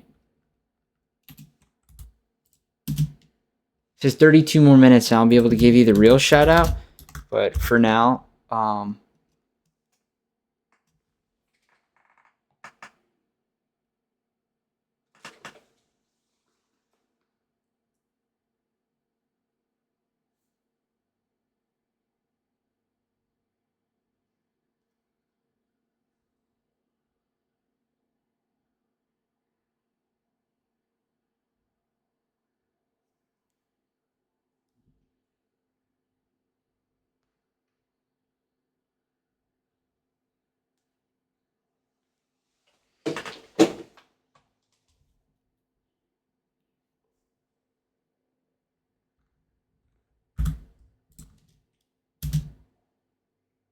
we woke up today. Exactly, brother. Exactly. And I'm getting my fucking shit done. I'm getting my shit done. All right, I'm almost there. Should we change the emoji in the title?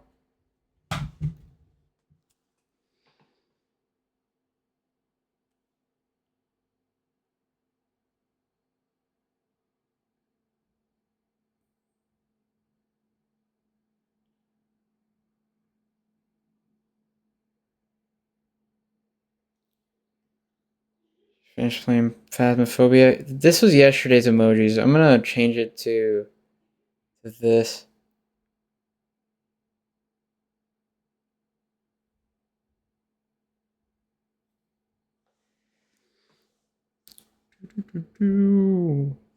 I need a hero. And he's gotta be fast, and he's gotta be strong. I need a hero.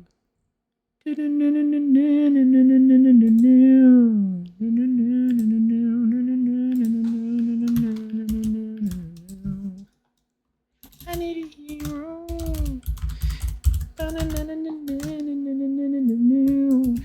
What is up, Willie? What is up, Stacy? Her name is Stacy. Change my Xbox profile picture. Hey, Daff. I could make you something if you do plan on being in our active community. I have this idea that everybody in our active community could have custom profile pictures that I made for them to whatever they want until it's perfect. If it's not perfect, it could be perfect. Like any idea, ever. Any idea. Any idea. It could be anything.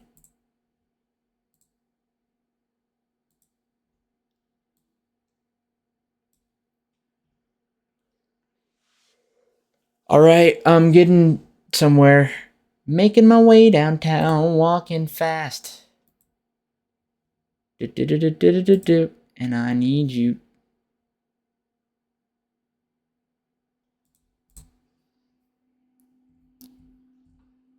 And I miss you.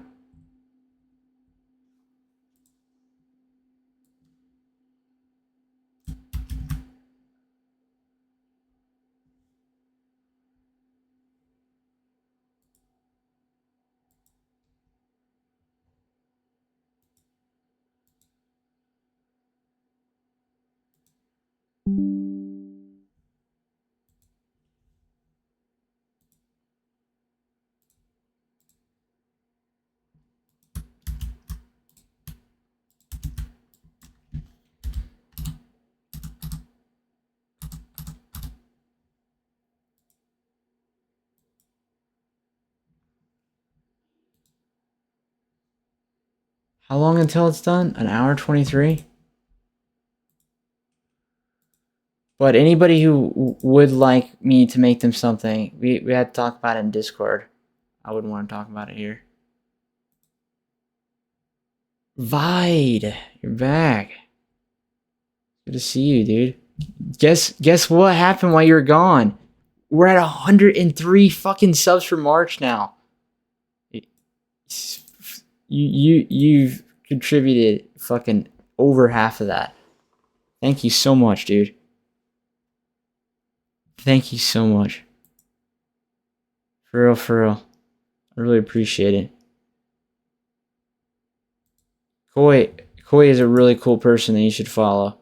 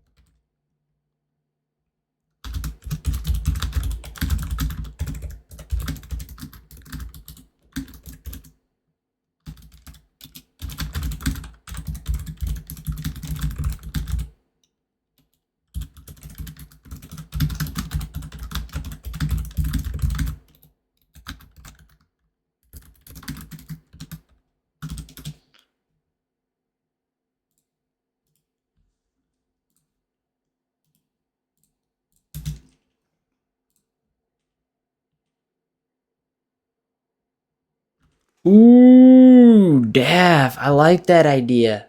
I like that idea. That's fire.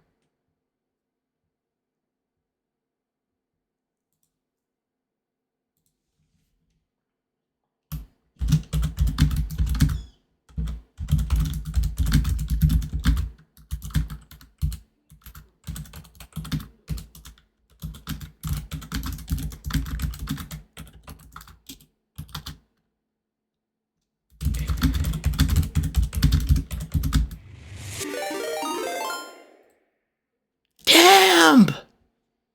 Thank you for the raid, Temp. Let's fucking go. Temp, you're a G, brother. You are the man, the myth, the legend. In that, I was limited on devices, but no matter what, Temp, you're my boy, and I would have had you tab no matter what, because you're a fucking G.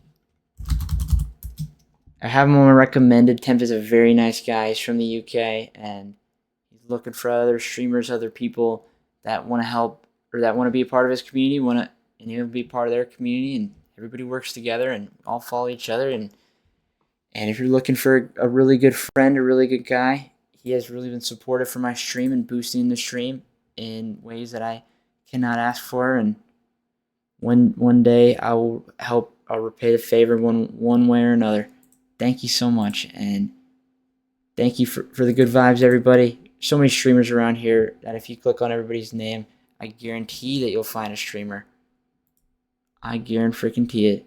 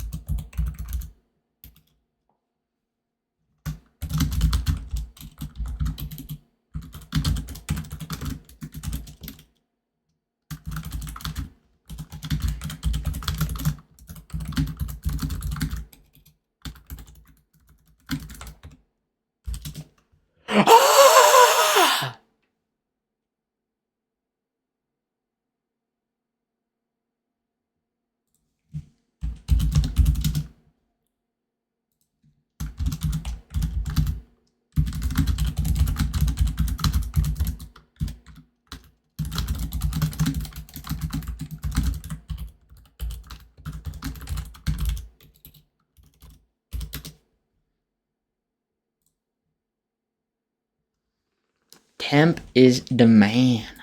Temp is the man. Temp is the man. Temp is the man. Thank you. Thank you. Thank you for, like, you also saving my PC a little bit more. I can put Juicy Joni up. I think he's live. I had to be very careful. I cannot have frame drop. I did not want to restart the stream. Not restart the stream, but do what I had to do.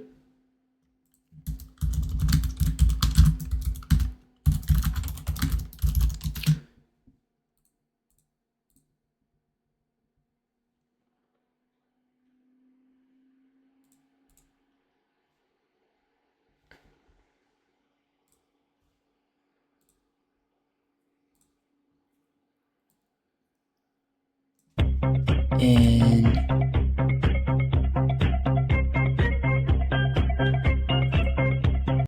do do do do do do do do do do do do do do.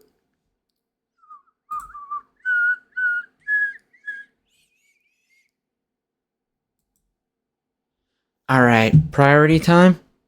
Actually, do our priorities.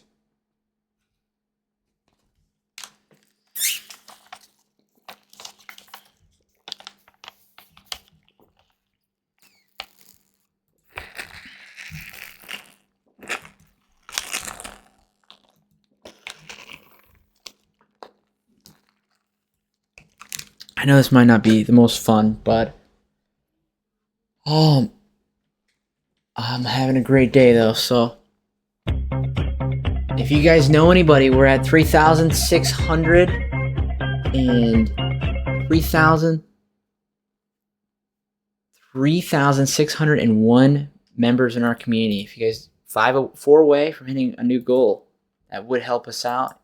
Any recommendations? I know it's saying a lot. I know it's asking a lot, but you guys are freaking G's. And you see who's live. See if I'm missing.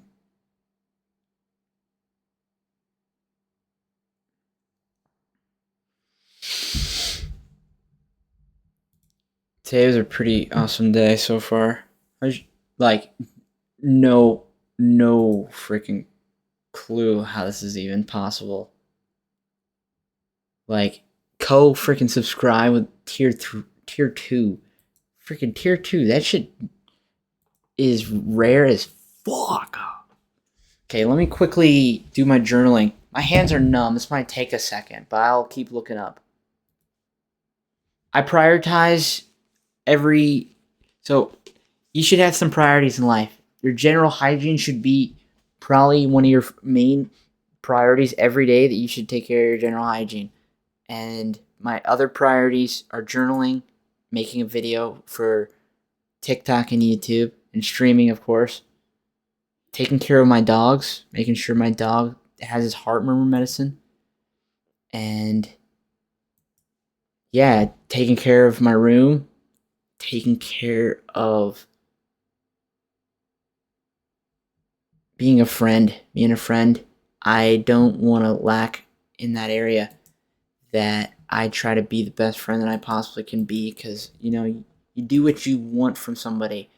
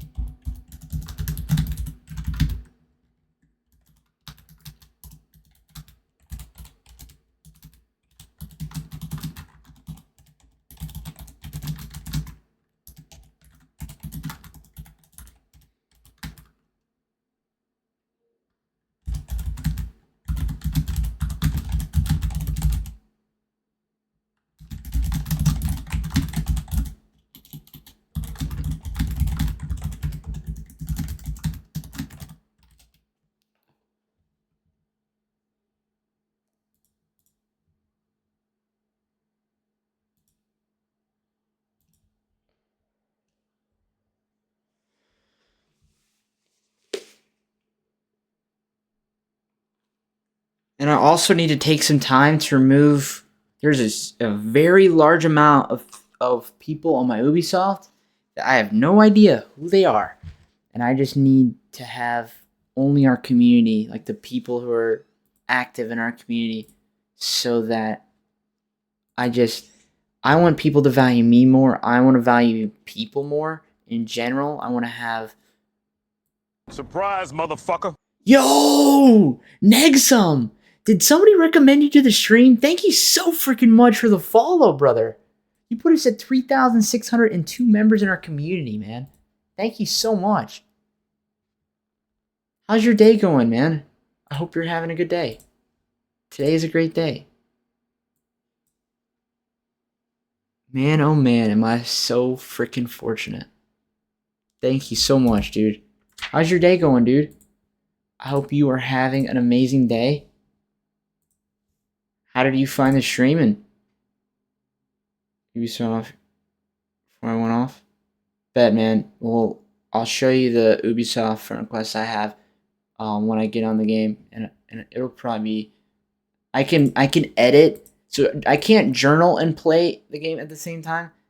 But at the same time, I want to set up everything. Actually, I'm not. I take that back. I'm probably not gonna. So we restart the stream at 6 p.m. So we've been streaming for 11 days and 22 hours. And at 6 p.m., I start my stream every single day to notify everybody.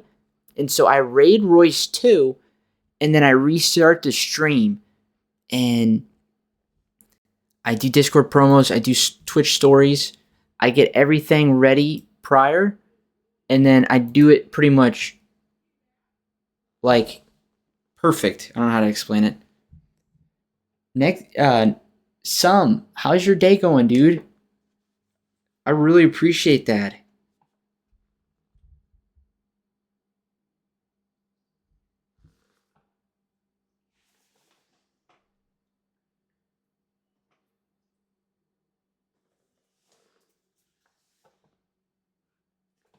This is page 216 out of my journal.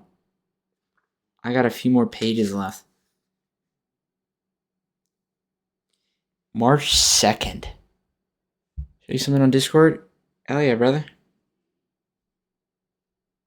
I'm pretty good at replying to people as long as it's not negative. As soon as it's negative, I just block. But like I don't have to do that.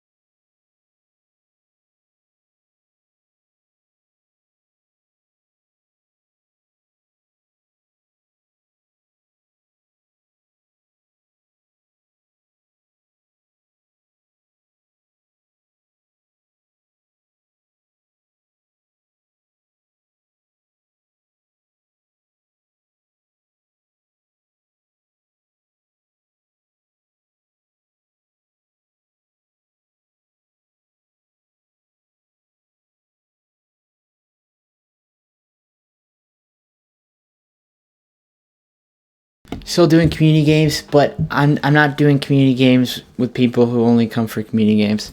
That's just sorry, brother.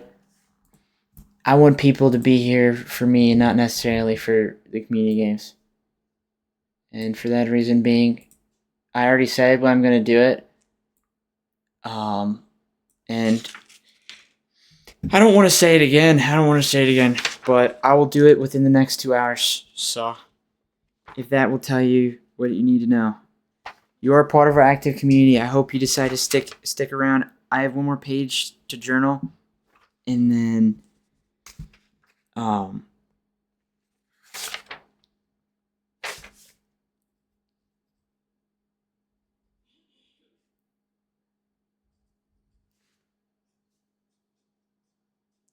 this one's quicker.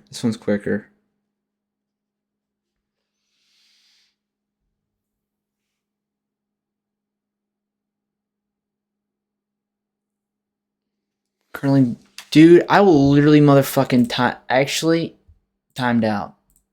Untime out. Jaeger, do not ever say I'm fucking diarying. I'm not a little fucking 2-year-old. This is not a diary. There's a difference between being a studying journalist and journaling versus a diary, motherfucker.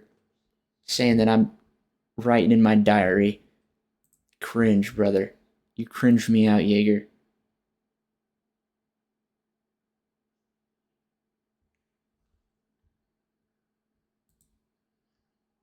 You gotta represent me more than that, brother.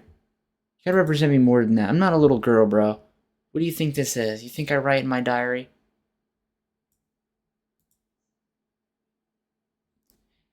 It's alright. It's good. Chill, please. I'm just saying. It's cringe, bro. I didn't look up for like 30 seconds and I see that. I'm just thinking, how many people are gonna see that and think that I'm writing in a diary? I'm not writing in no diary. I'm journaling. It helps mental clarity. It helps you have a great day.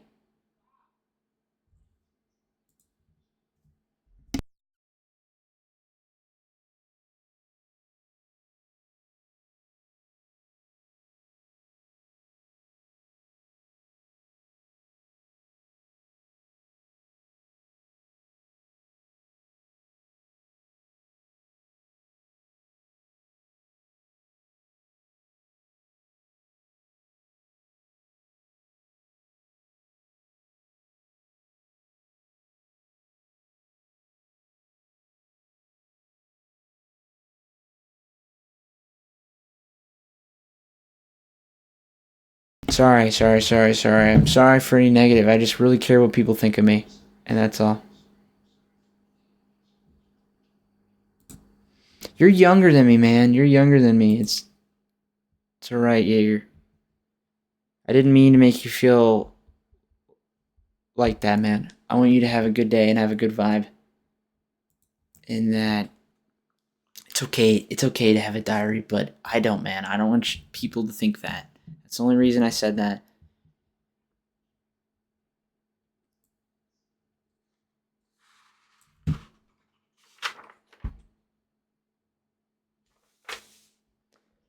Alright, back to it. I hope that we can move on.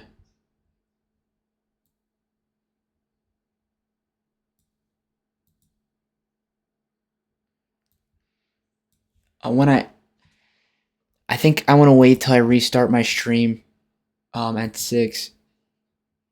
I still have to make a video, and I'm in the process of uploading the Meaty Marley series. 27 minutes until part 2 is uploaded, and then I have to upload part 3. And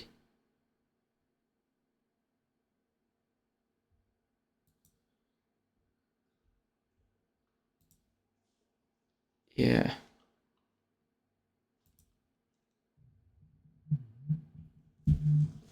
Get some sleep, man, and we're going to be playing it probably into the new day as well.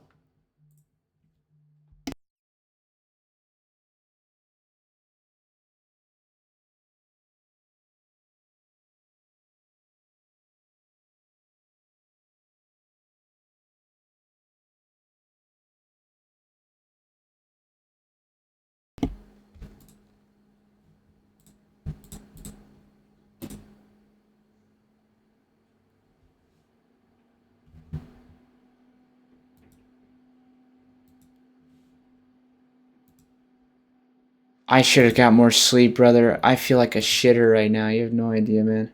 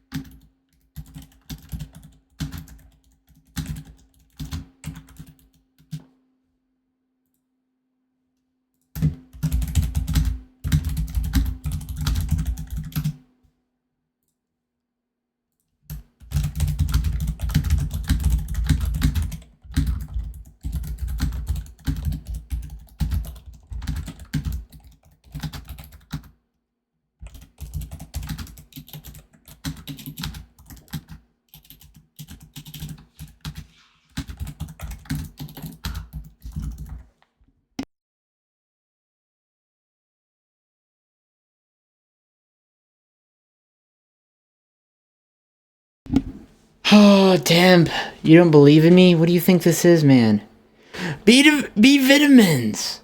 How are you, dude? You want to join the Discord? Is there any reason? Because thank you for the first time chat. And I already have a plan, Temp. There are going to be probably 2 separate times we will be playing community games that we will play for one section period of time. And then I'll play solo quick match. And then after that, we'll play another section. But I want to see who is here for the stream and not necessarily here to play the game, you know? But trust me, we will have the people. 100% we will have the people. From your stream? Vitamins, thank you, man. I'm really lucky to know you. Thank you for following me the other day, and thank you for the first time chat. Gogu, how are you, bro?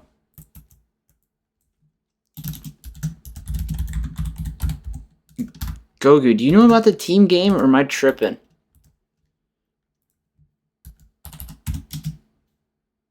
You're doing good? 20 e-girls versus 1 blicker segment. Imagine. That'd be the life.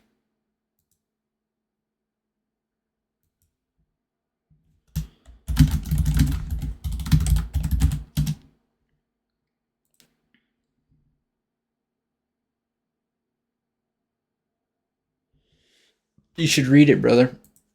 I'm freezing cold. I'm so freezing cold.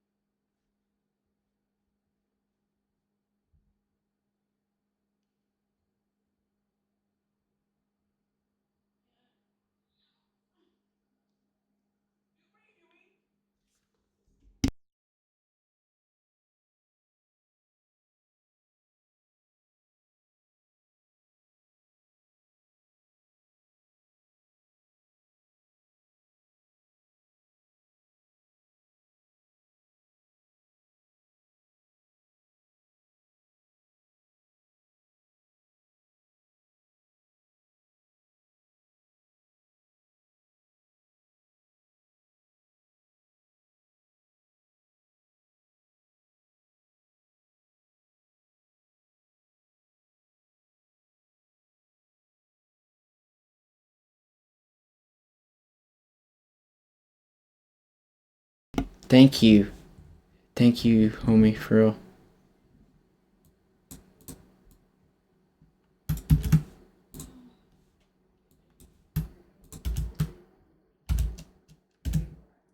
Hello, motherfucker. Hello, motherfucker.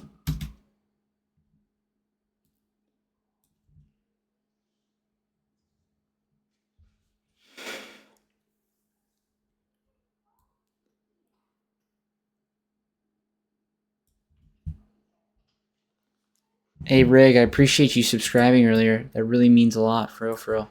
I won't forget it, brother. I won't forget it. If you'd like me to make you anything on Discord, just let me know. Or just not make anything on Discord, but just make anything in general. Just let me know, man. And anything, the energy you give me, I'm gonna give you, and it's worth a lot, man. For real. Thank you.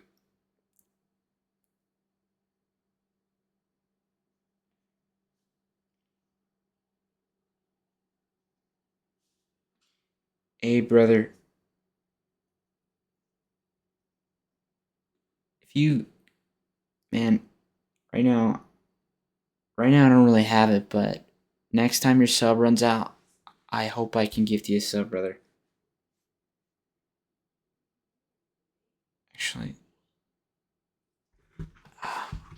Gogu, you're a cool guy.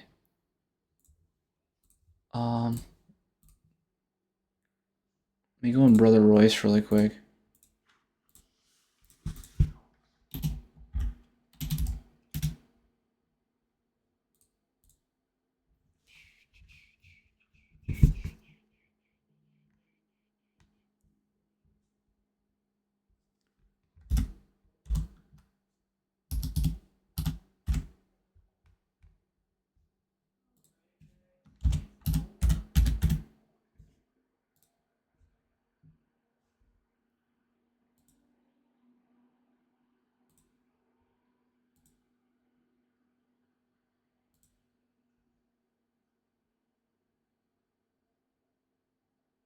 Surprise, motherfucker.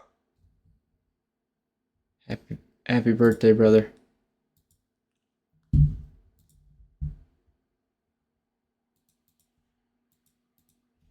It's only happiness for Gogu.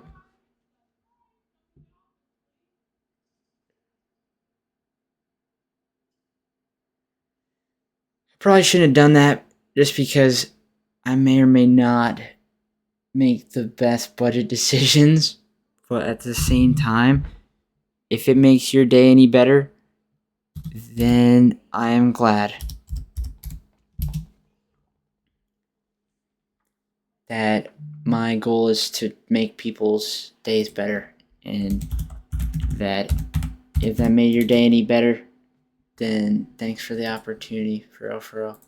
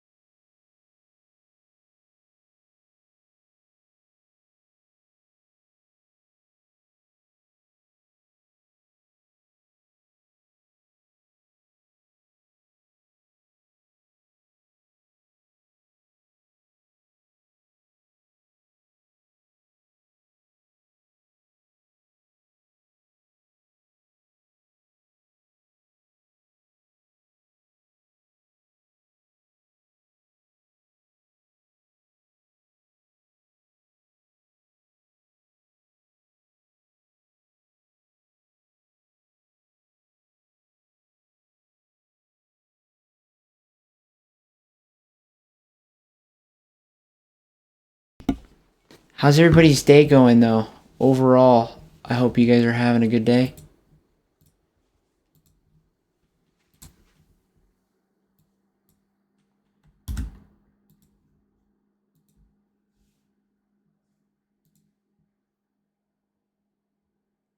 How about you? Great, brother. I'm getting my priorities done at the moment. And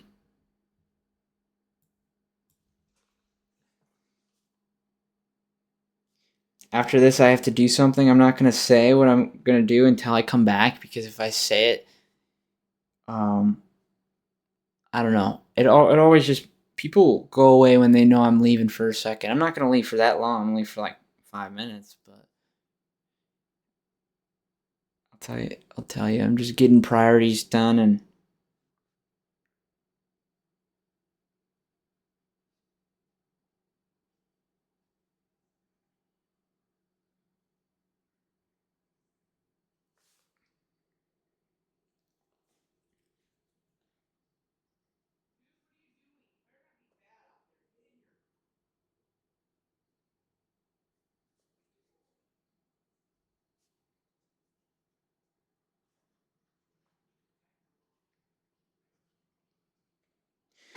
I'm going to take a second to go do that, because I can pick the journaling back up in a moment.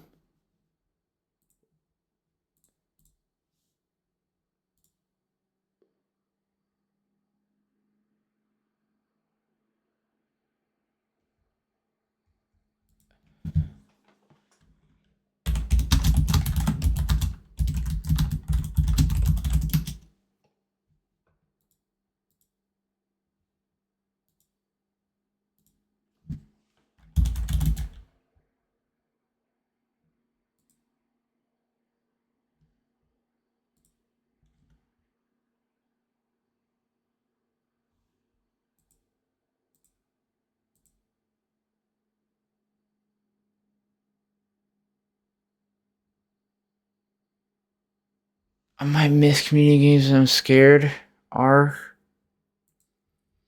Man, fuck. I'll start it in an hour and a half, brother. I'll start it in an hour and a half.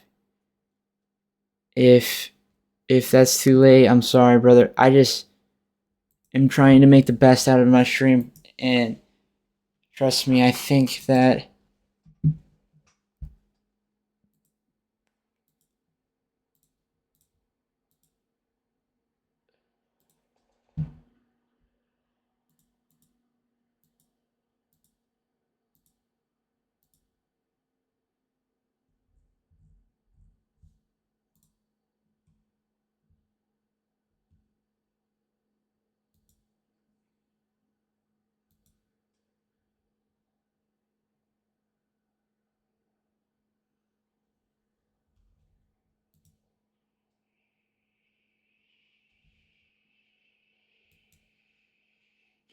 Ray, so you can go do your thing. Thanks, brother. Do appreciate that.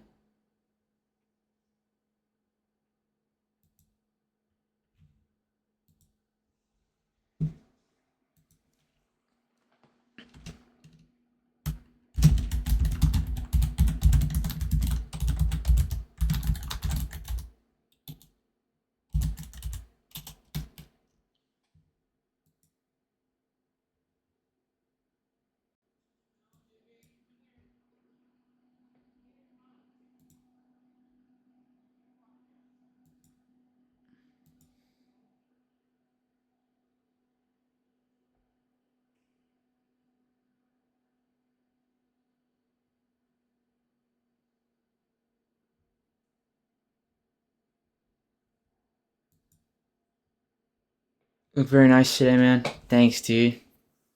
Little parts. It's doing it on its own. I can't stop it. I can't fucking stop it. It's doing it on its own.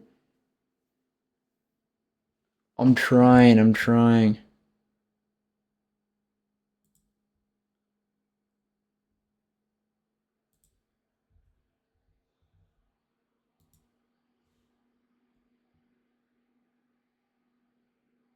Thanks, brother.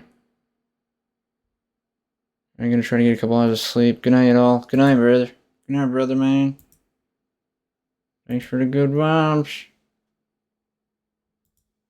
Have an amazing rest of your day, man.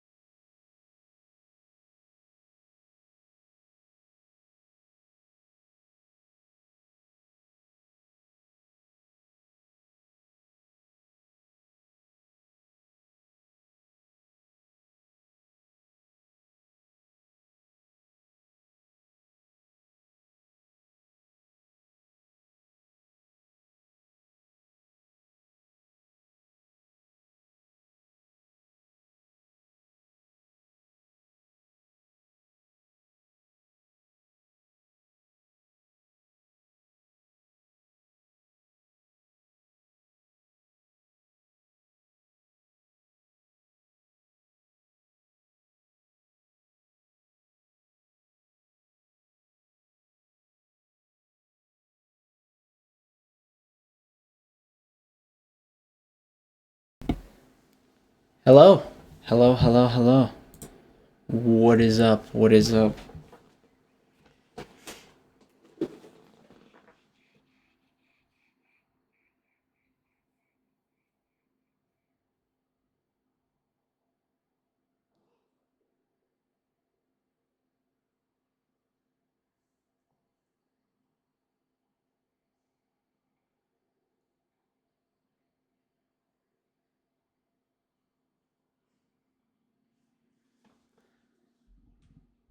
I have a day. Yo, W man.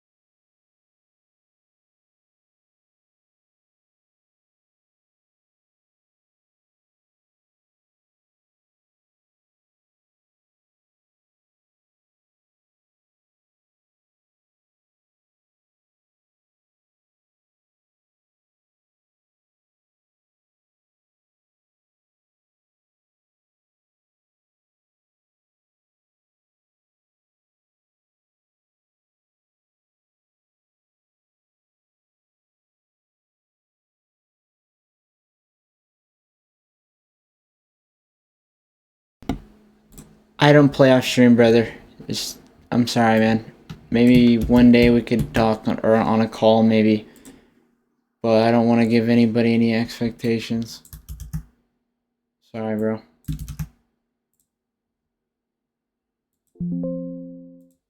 Hello, Ellie. Hello, hello.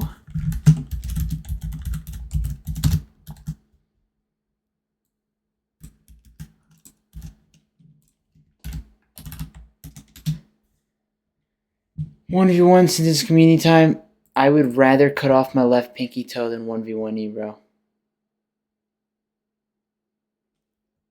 I don't play with people on stream, but we're gonna play hide and seek, Sledge Myers, and Roy Says in an hour and 15. When I restart my stream, I'm gonna have that ready. Just woke up, so I'm waiting for coffee to kick in. Australia, hell yeah, exciting! Thank you for joining us. Just working on some priorities.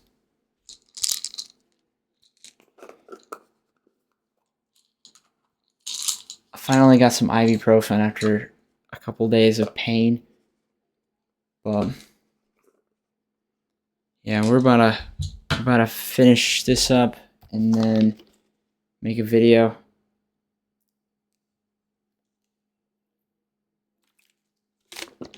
Oh, it's about to be better. It's about to be better. Ladies and gentlemen, we got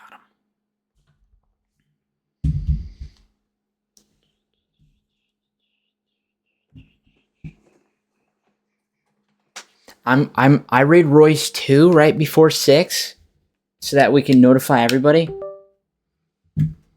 And play without glasses. You monster. On way to America. But I hope your coffee goes amazing, Ellie, and thank you for being here. Thank you for your time.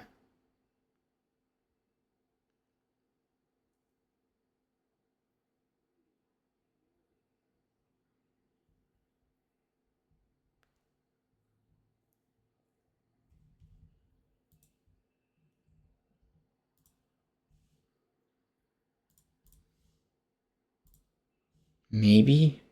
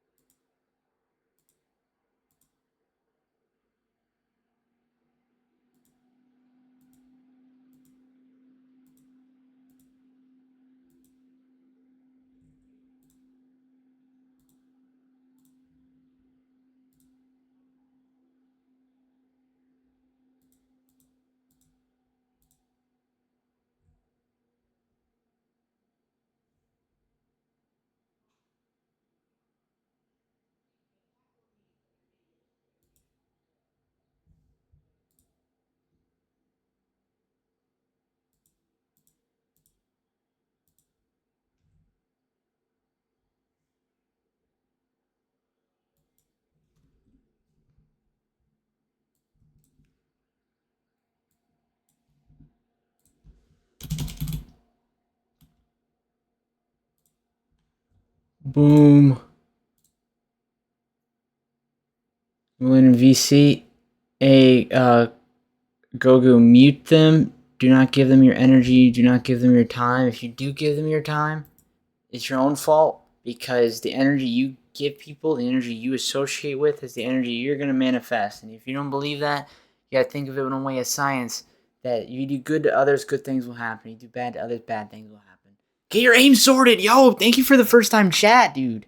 Thank you for joining. Welcome to the stream. It's my 625th day streaming every day.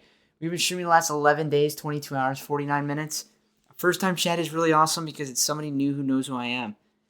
And I hope you're having the most amazing day, brother. And I really appreciate you for joining. I hope you'd like to join the community. We're at 3,602 members in our community. And it's very, very lucky to see you. See, you know my name. So I'm curious, how do you know me?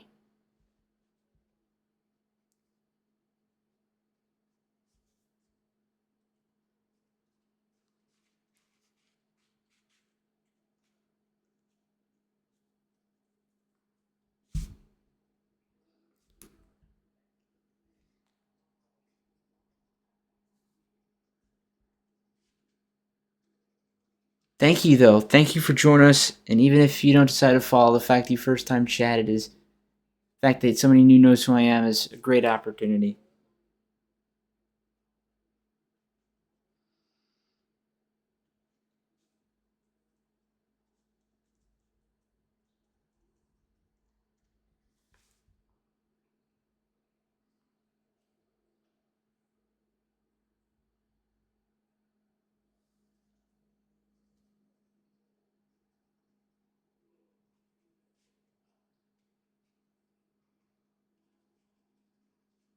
Hello, motherfucker. Hello, motherfucker.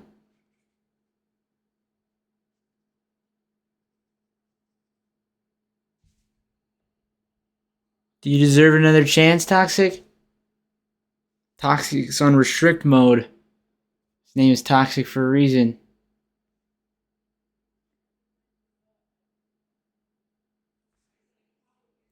May I ask what he'd done? He brought his friends into my stream to troll me. And I don't respect that, but I hope he has better decision making skills, and I unrestricted him, and hopefully he's a good guy. That's all I ask.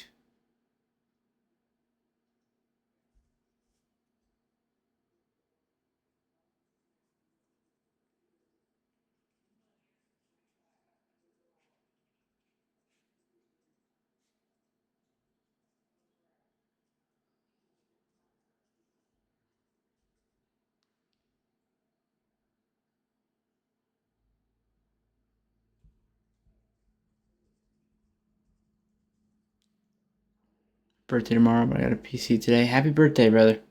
Give you your points in a moment. I'm trying to finish my priorities. I'm almost done with this. Almost done with almost all my priorities.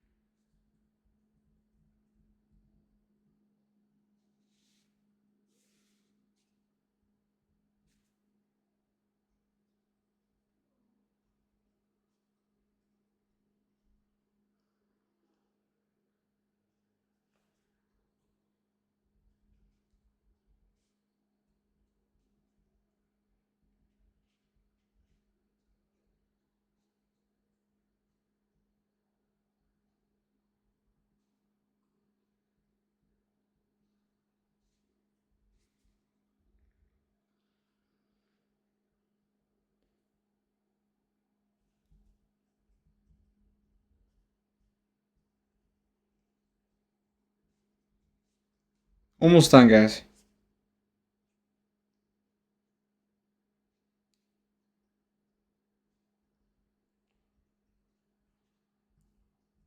Four more lines.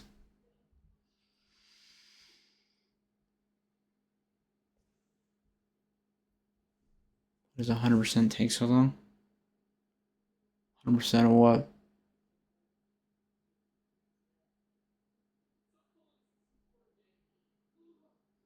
Don't do that. Don't break your monitor. It won't be worth it. It will not be worth it.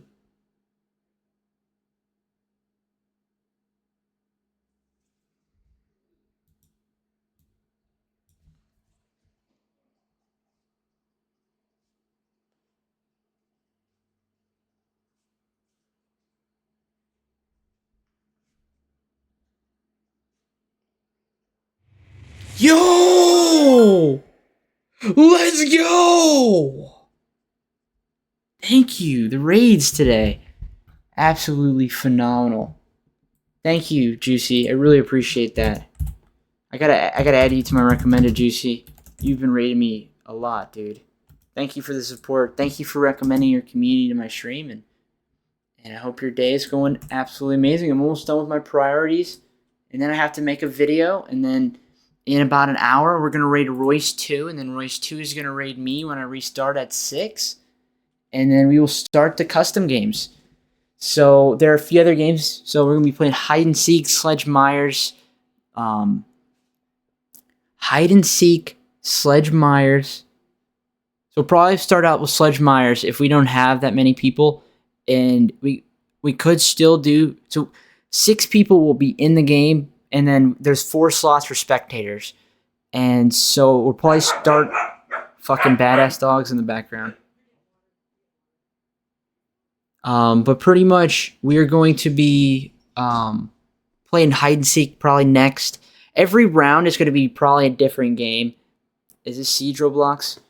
No, brother. Hide and seek. Actually, Toxic, don't be annoying. Do not be annoying, Toxic. I put you off a restrict so that you would not annoy me. I want a community of people who are mature and value me and respect me. If you don't respect me, I'll put you... What did I do? You did too much. Back in restrict. You're trying to be funny. You're trying to be cringe. I don't like it. Is this Siege Roblox? No, brother. I'm coming up with ideas to make the games more fun. And the next game, Royce Says, is a game where basically if I say Royce Says, you basically do what I say in the game. And kind of you the thanks, Dick Lurk, sweet human being. You're amazing. Really do appreciate it.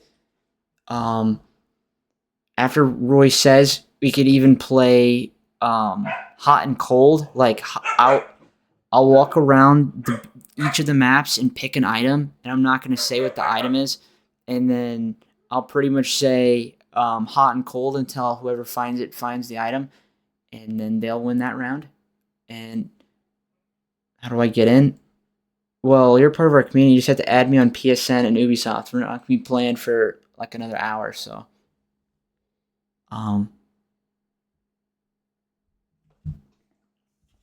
Thank you for the raid, Juicy. Before I forget, I gotta add you to the recommended.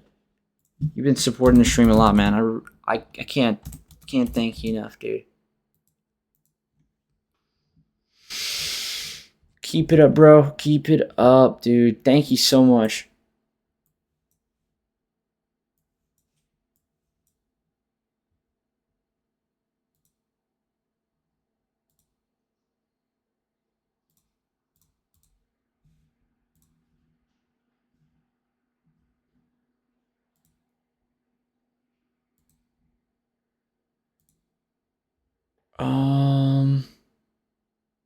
We did that. I did that. Now what? Now we are chilling. Alright, last few hours. I lost my charger. Ain't no worries. 3 more lines of this, and then I have to make a video.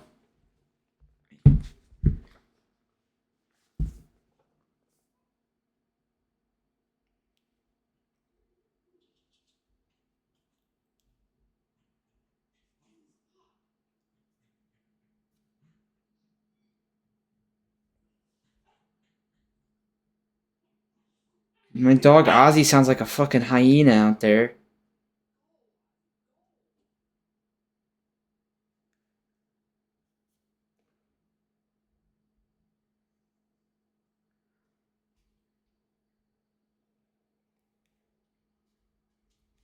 And the main reason I add you on the recommended is so that I can see your stream easier and know when to join your stream because I check it all at once.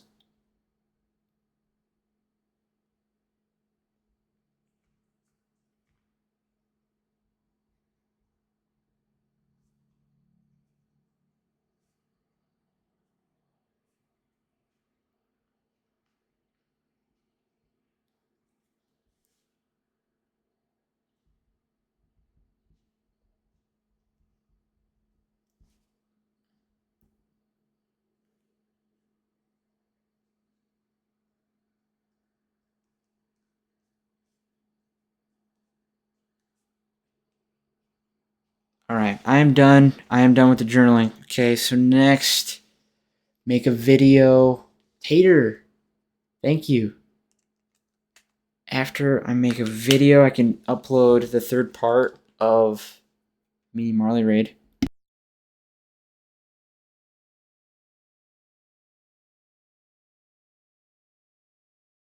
A few people that I didn't end up giving points to.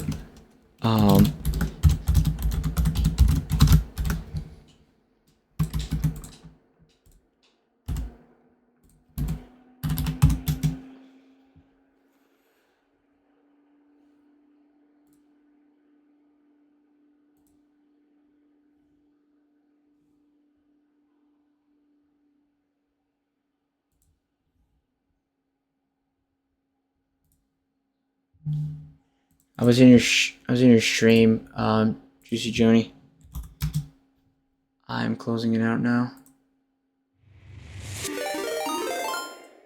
Yo, Loudish! I literally, on God, I'm literally in your raid. I'm sorry, brother. I don't know if you see that. I joined your stream just a second ago. Sorry that you feel like you had to raid out. If you don't know Loudish, I have him on my recommended as well. He's a nice guy who is looking for people that want to be a supportive streamer community. And thanks for picking me to raid, man. I'm lucky to know you. And I've been having like really bad PC problems, so I haven't been able to tab more than like one person at a time. And the stream's been up for almost 12 days now. And I have to make sure that I don't max out my CPU percentage. But I was gonna be there. I appreciate you, brother. I really appreciate you. Like, you have no idea, brother.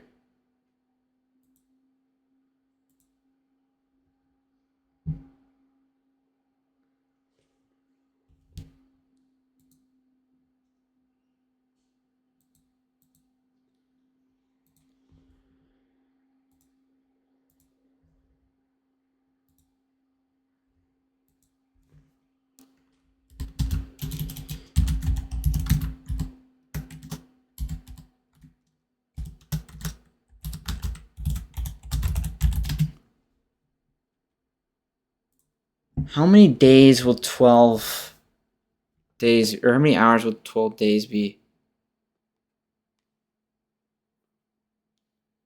24 times 12, 288 hours.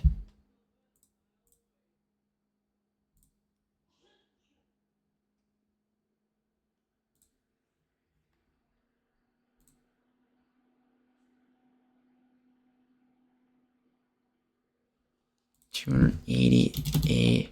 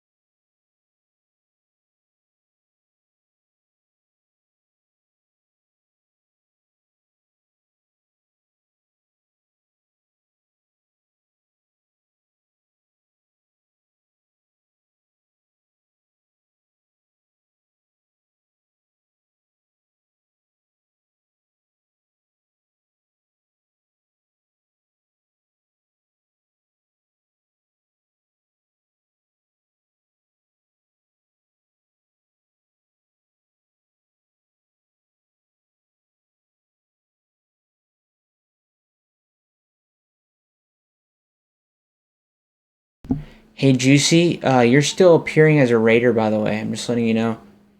If you want to help, if you want to fix that, you don't have to fix that, but I'm gonna go make a sandwich. I'll be right back.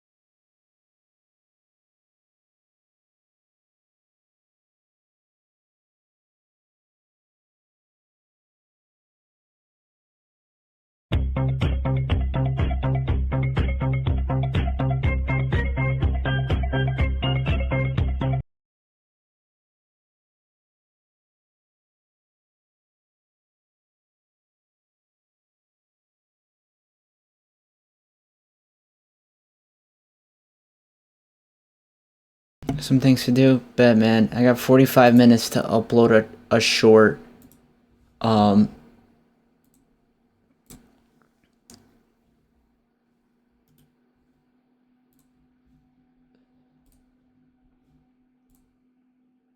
I literally almost have everything done, and I'm going to have actual comfort and peace at mind. And that is something I haven't had in a fucking long time. Oh my gosh. Oh man. You know, like, not having to stress because my VOD is gonna get deleted.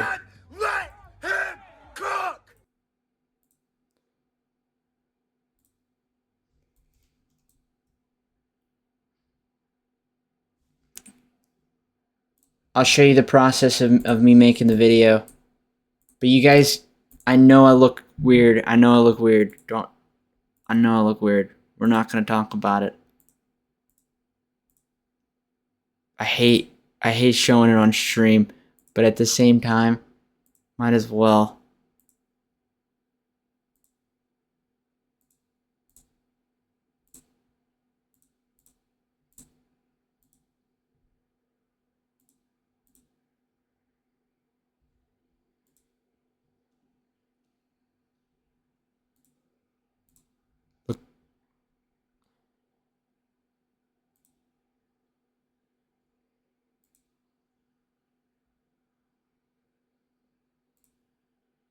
I also have a sandwich that I'm gonna eat.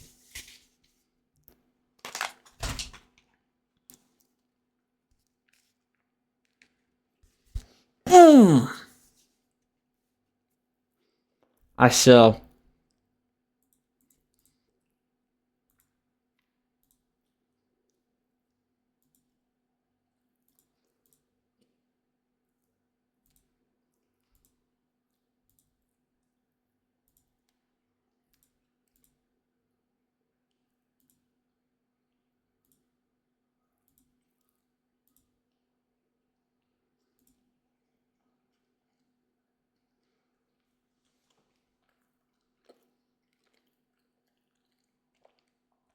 Hey, Akuma. I'm trying to make a video. I would just be on the waiting screen if I wouldn't show this. I would be on my other monitor. Just doing it. I'm trying to see if I get at least 3 kills before it says overtime match point. So most of the games I play are quick matches, and people make fun of you if you post quick matches on YouTube. So I basically get the 3 kills before it says overtime match point, and then I clip them together. And there are standards that I played yesterday, but at the same time, I think this is a quick match. I think I wasn't quite conscious in this moment. Maybe I was. How are you, brother?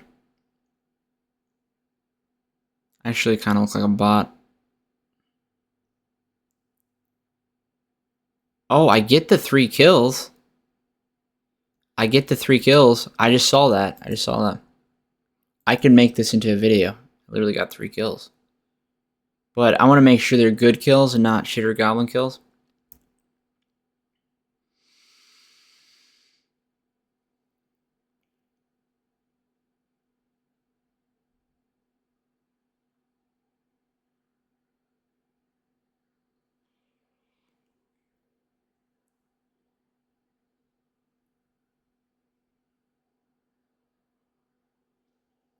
Kuma, you listening? How are you? 1. Fuck. Let's see the other 2.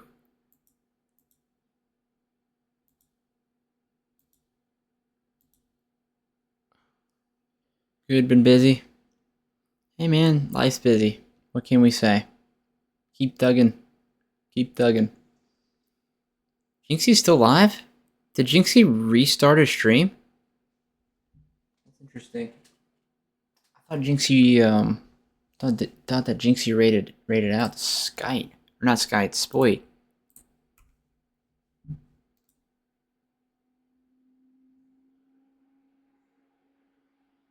What the fuck? I'm tripping. How did Spoit get on my other device? That is interesting.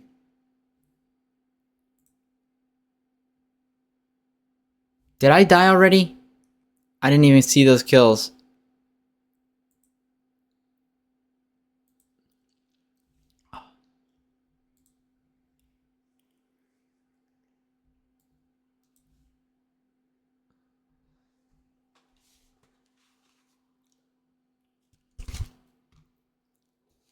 Oh!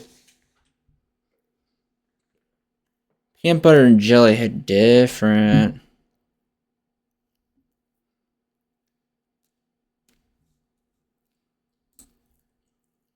We're gonna take it because we don't have time. It's going to be our excuse. We are gonna take the 3-kill video and we're gonna post it and we're gonna run with it.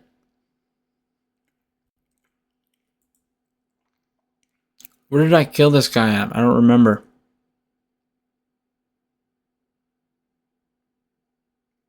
Oh, it was at the end. Right here.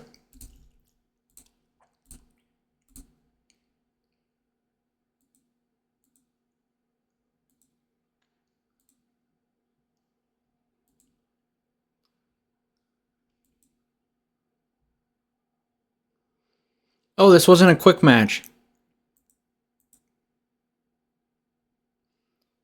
The video just got longer.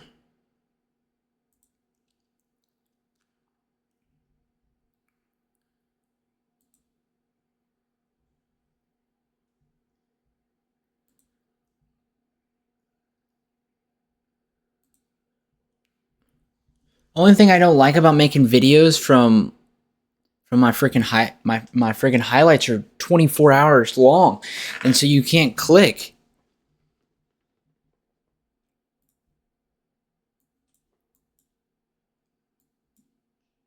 I have to get a little bit before so I can make a loop.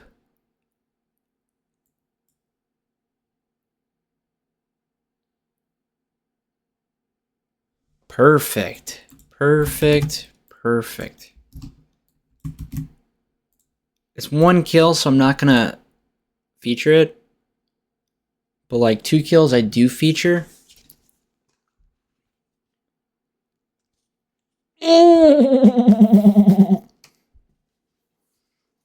Okay.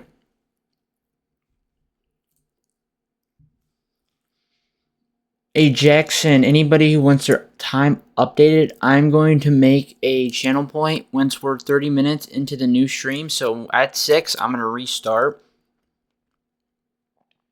About 30 minutes or so into the new stream. Like once we're settled in, I'm going to make a channel point that is update your time on the watch time. You know the 15 commands? I'm not talking about that. I'm talking about the 15 commands.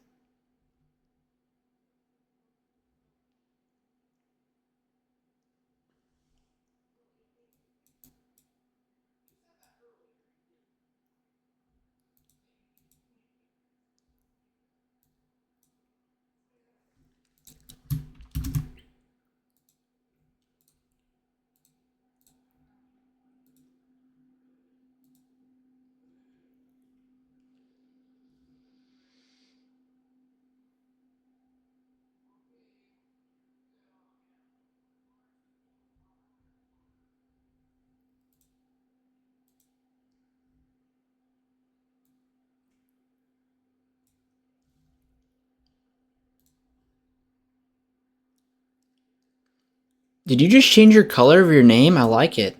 If you did.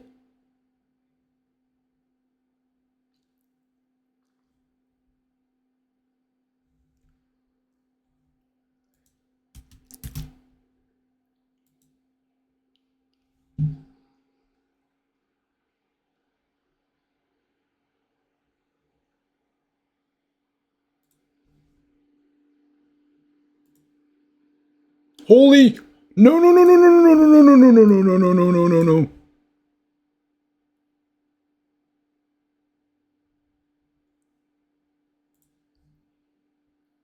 It went up to 90% CPU. Went up to 90%. 100% maxes, it will frame drop. It looks nice.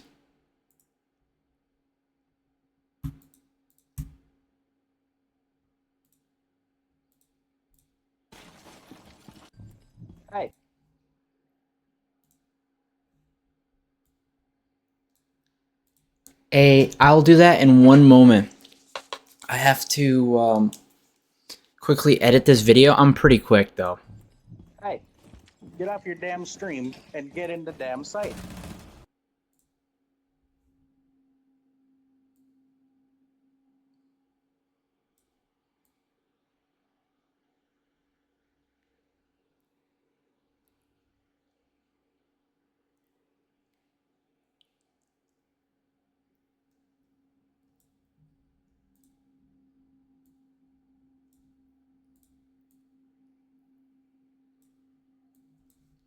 Get off your damn stream and get in the damn site.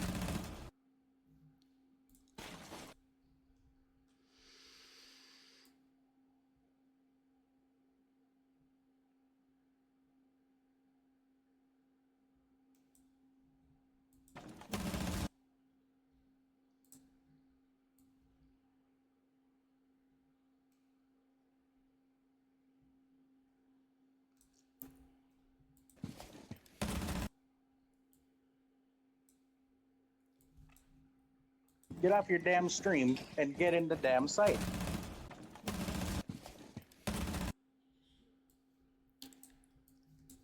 Get in the damn site. Get off your damn stream and get in the damn site. Get off your damn.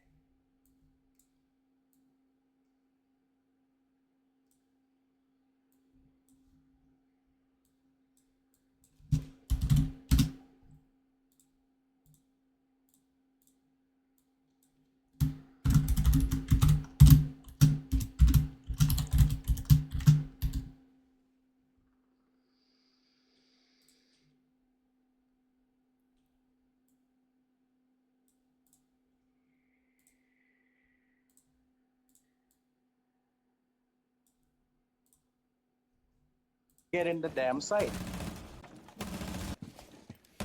Get off your damn stream and get in the damn site.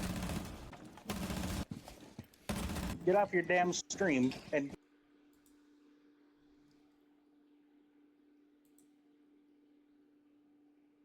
get in the damn site.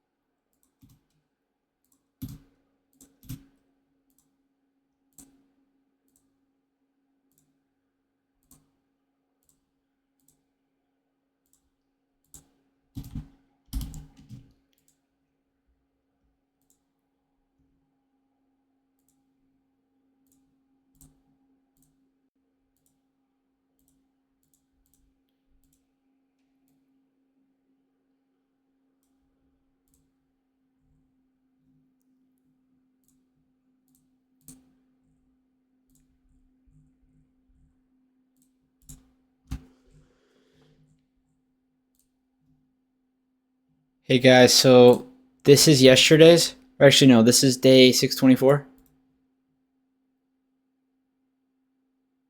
Oh, there's no sound. I realized I accidentally muted the sound.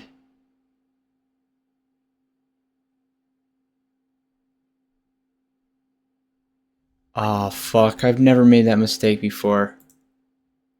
Alright, and then the next one. It's stream elements. Didn't even.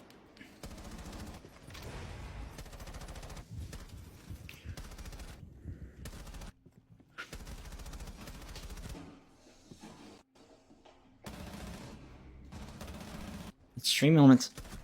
Didn't even.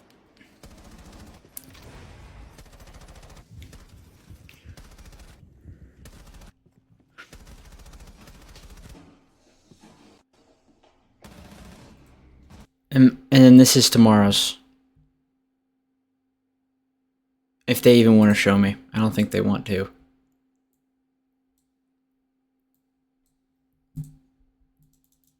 Unfortunate.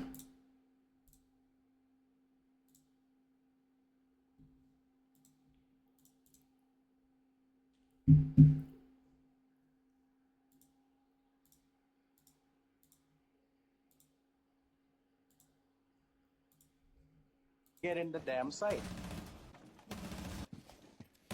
Get off your damn stream and get in the damn site. Alright, so yeah, that's TikTok. And now, let me delete this. Delete. Alright. Boom. Okay, I'm quick. I'm fast as fuck. No idea even how fast I really am. I'm so fast.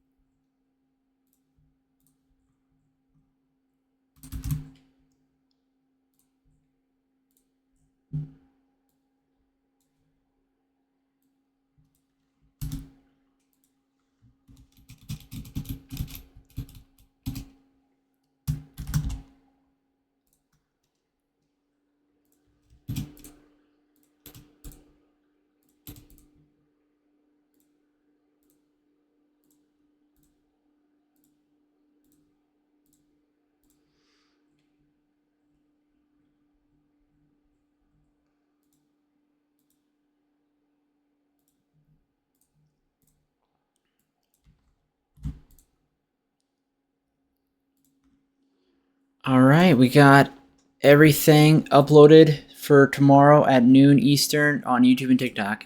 And then we can close that out. And then I have, this is already uploaded. So this is the day that Meaty Marley rated me. This is a 51-hour stream in 6 parts that I'm uploading 1 part every day. This is like the main one right here. This is going to be released tomorrow at noon Eastern. The Meaty Marley raid, Chaos Unleashed. And yeah, as a check, I have to do something. Freaking glasses. So, our YouTube hasn't been doing as good as it normally does, so you guys should check it out. I would appreciate it. Almost at 500.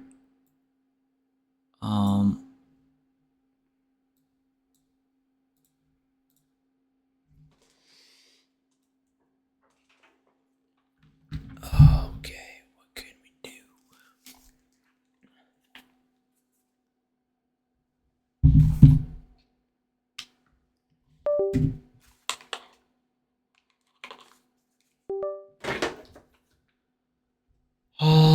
Now I'm going to, we have about 25 minutes of spare time. I'm going to adjust my Ubisoft in my PSN list to the people that are part of my community because I have too many. I want to make it easier.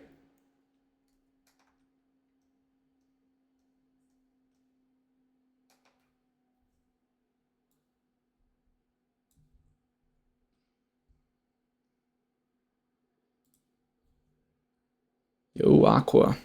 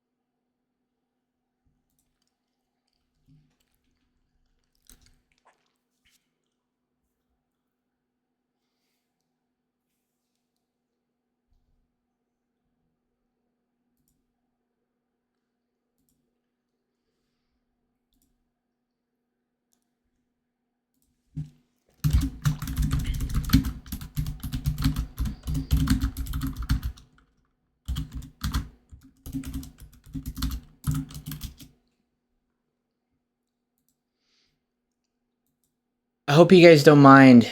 Like, I am done with my priorities now. I hope you guys didn't mind me doing that, like, doing that work.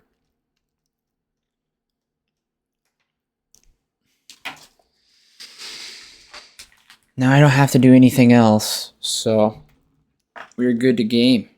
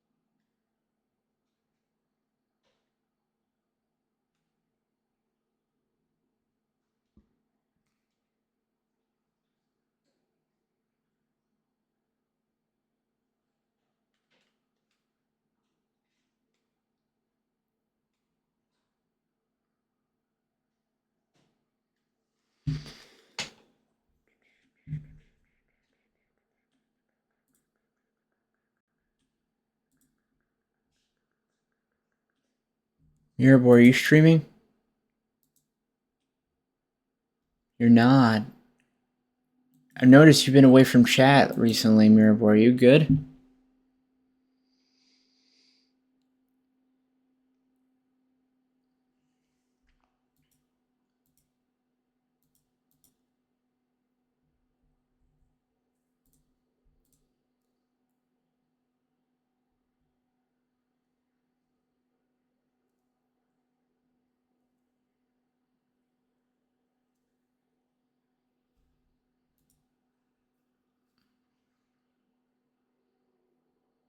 No. I have plans, Daph. I got plans already. For Royce says I have ideas that I don't know, man. I don't know. If I let people choose the maps, I think it'll take away from the fun.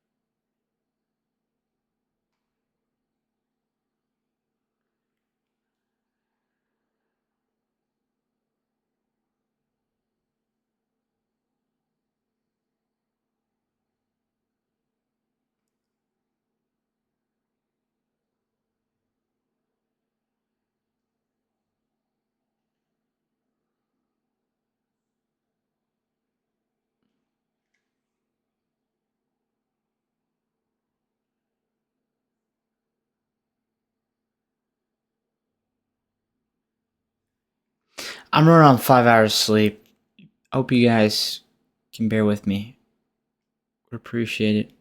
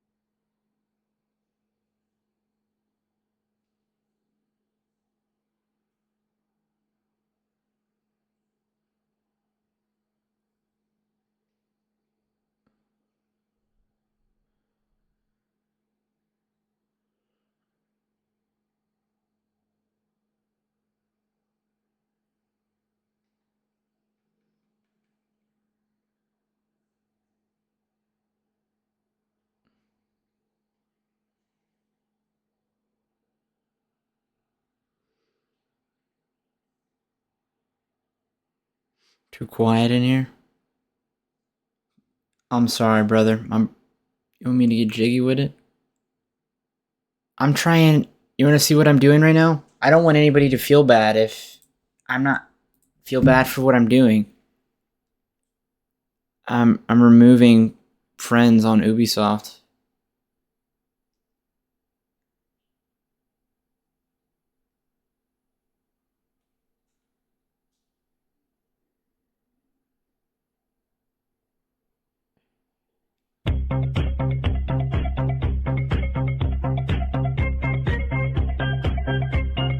Hey, I can't sleep at night, brother.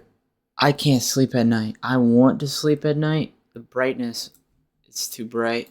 I gotta figure out something.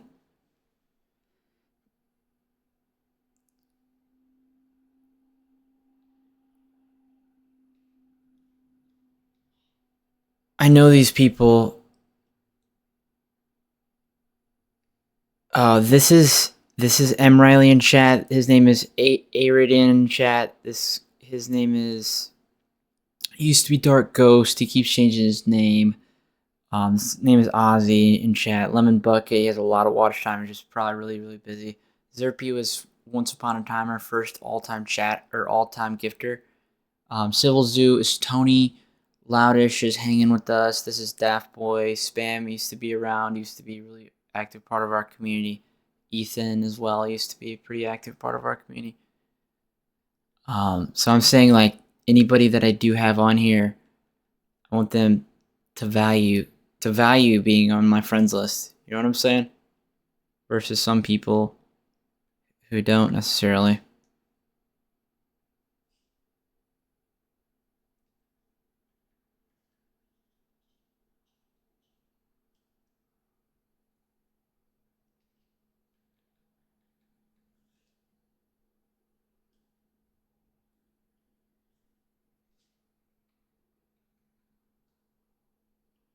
And anybody, if you are on PSN and you want to preemptively send me a message on PSN, so it's easier to invite you when it is time.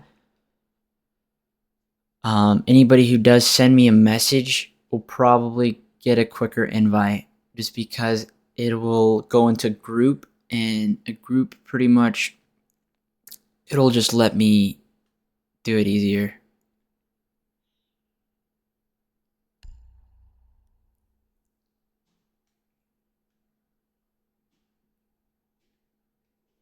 What the fuck, Ubisoft? You can't do that.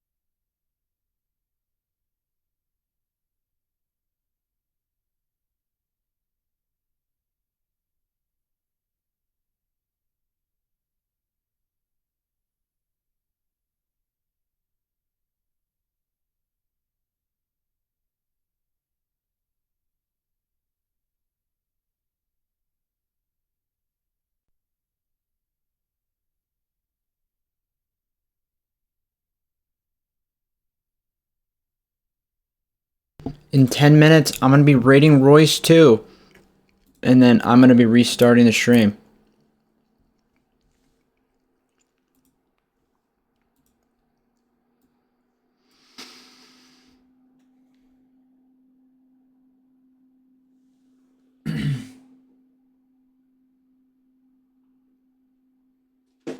Who did I have on this device?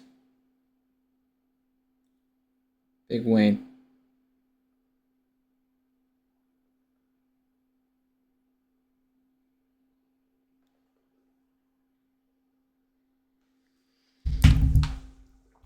One second.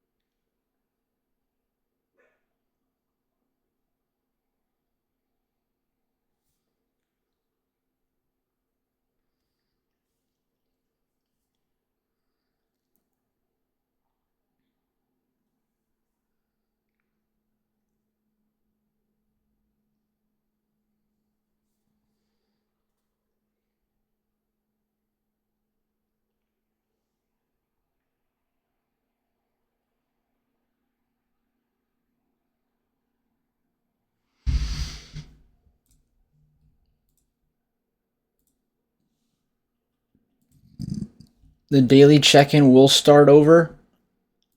The good vibes will start over. And yeah, we're getting closer and closer to it. Basically, I restart my stream every day at 6 p.m. since we started doing this long stream. And that's so that people get notified at the time they normally would get notified. And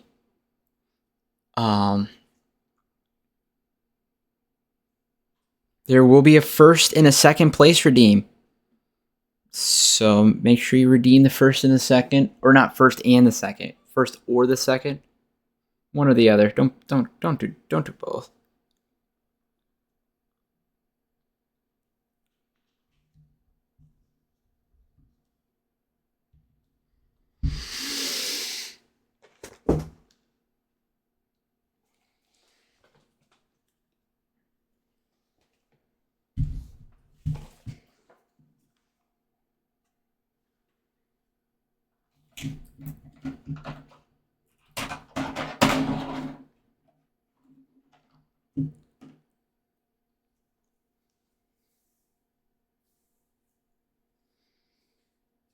These games are going to be fun, though. I have a lot of awesome ideas. A lot of it, is going to be surprise. It's going to be new. It's not going to be like the last time.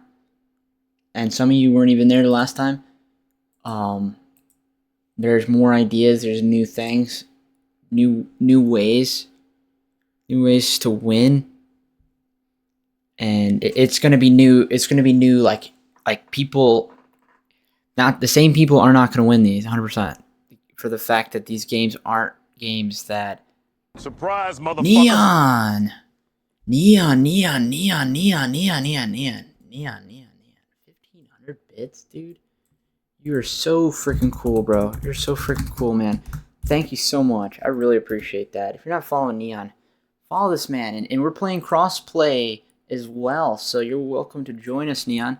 These games are not competitive, so you could be on PC and you might have a slight advantage, but at the same time, I'm talking like if we were to do like knife only or some shit.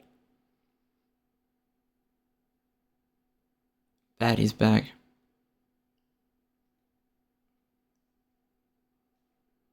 So I'm gonna be rating Royce 2 in a moment, and I'm gonna start my stream on Royce 2, and we're gonna go from my stream to Royce's. I start Royce 2 stream in approximately 2 minutes, and then a minute before I reset, at 6 p.m., I will reset my stream. I will turn it off, and then I will turn it right back on. And that means you get the notification, join the notification.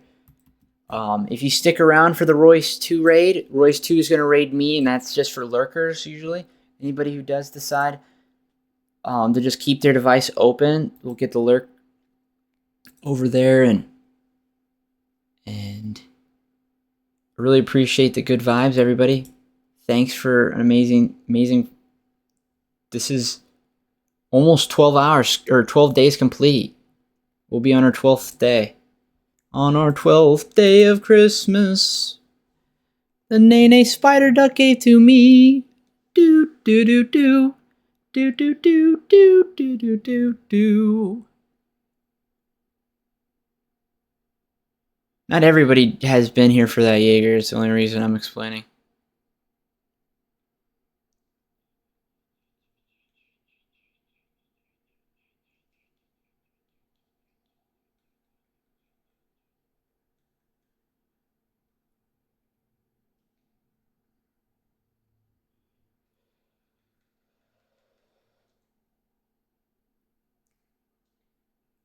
And also, like, you could probably, anybody who's on PC, you could probably tab Brother Royce when I go live on Brother Royce, in that it might count more if we rate out if you're in Royce 2 stream and Royce 1. I don't know how to explain it. Genuine, no insult, anything, but if you stream for 12 days straight, does that mean? No, bro. I take care of my dogs every day, and if I have to get something, of course, you have to go. You have to go outside, brother. You cannot do anything without going outside, man.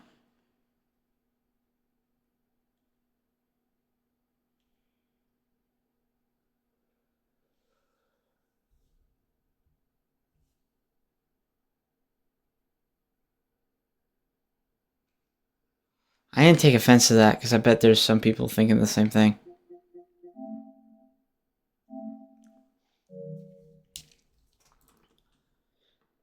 All right, I am going to refund every channel point. Please do not spend them. I'm refunding them. We hit 94 daily check-ins today. And right now it is 5:55 p.m. At 5:59, I'm going to raid Royce 2. And then at 6 p.m., I am going to start it.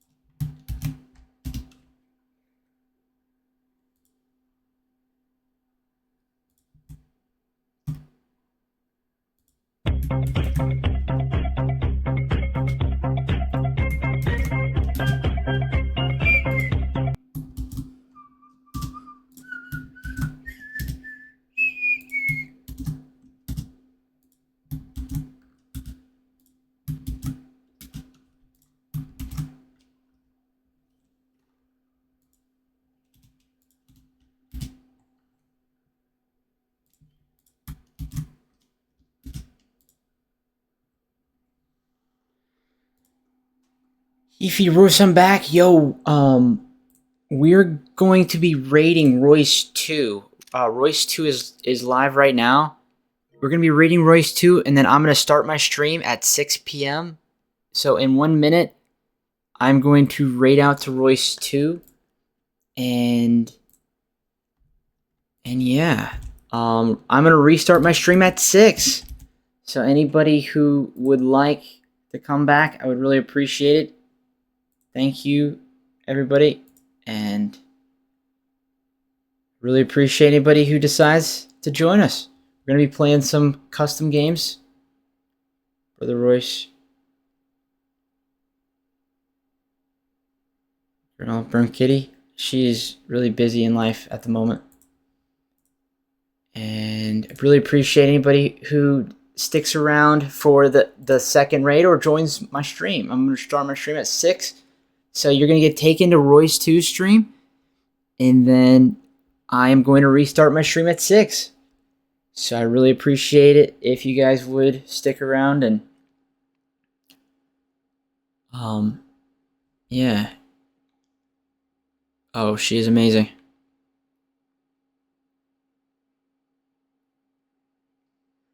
Thank you everybody so much. I love you guys. I will be right back. I will be restarting the stream at 6 p.m. So in 2 seconds. 3, 2, 1. Peace.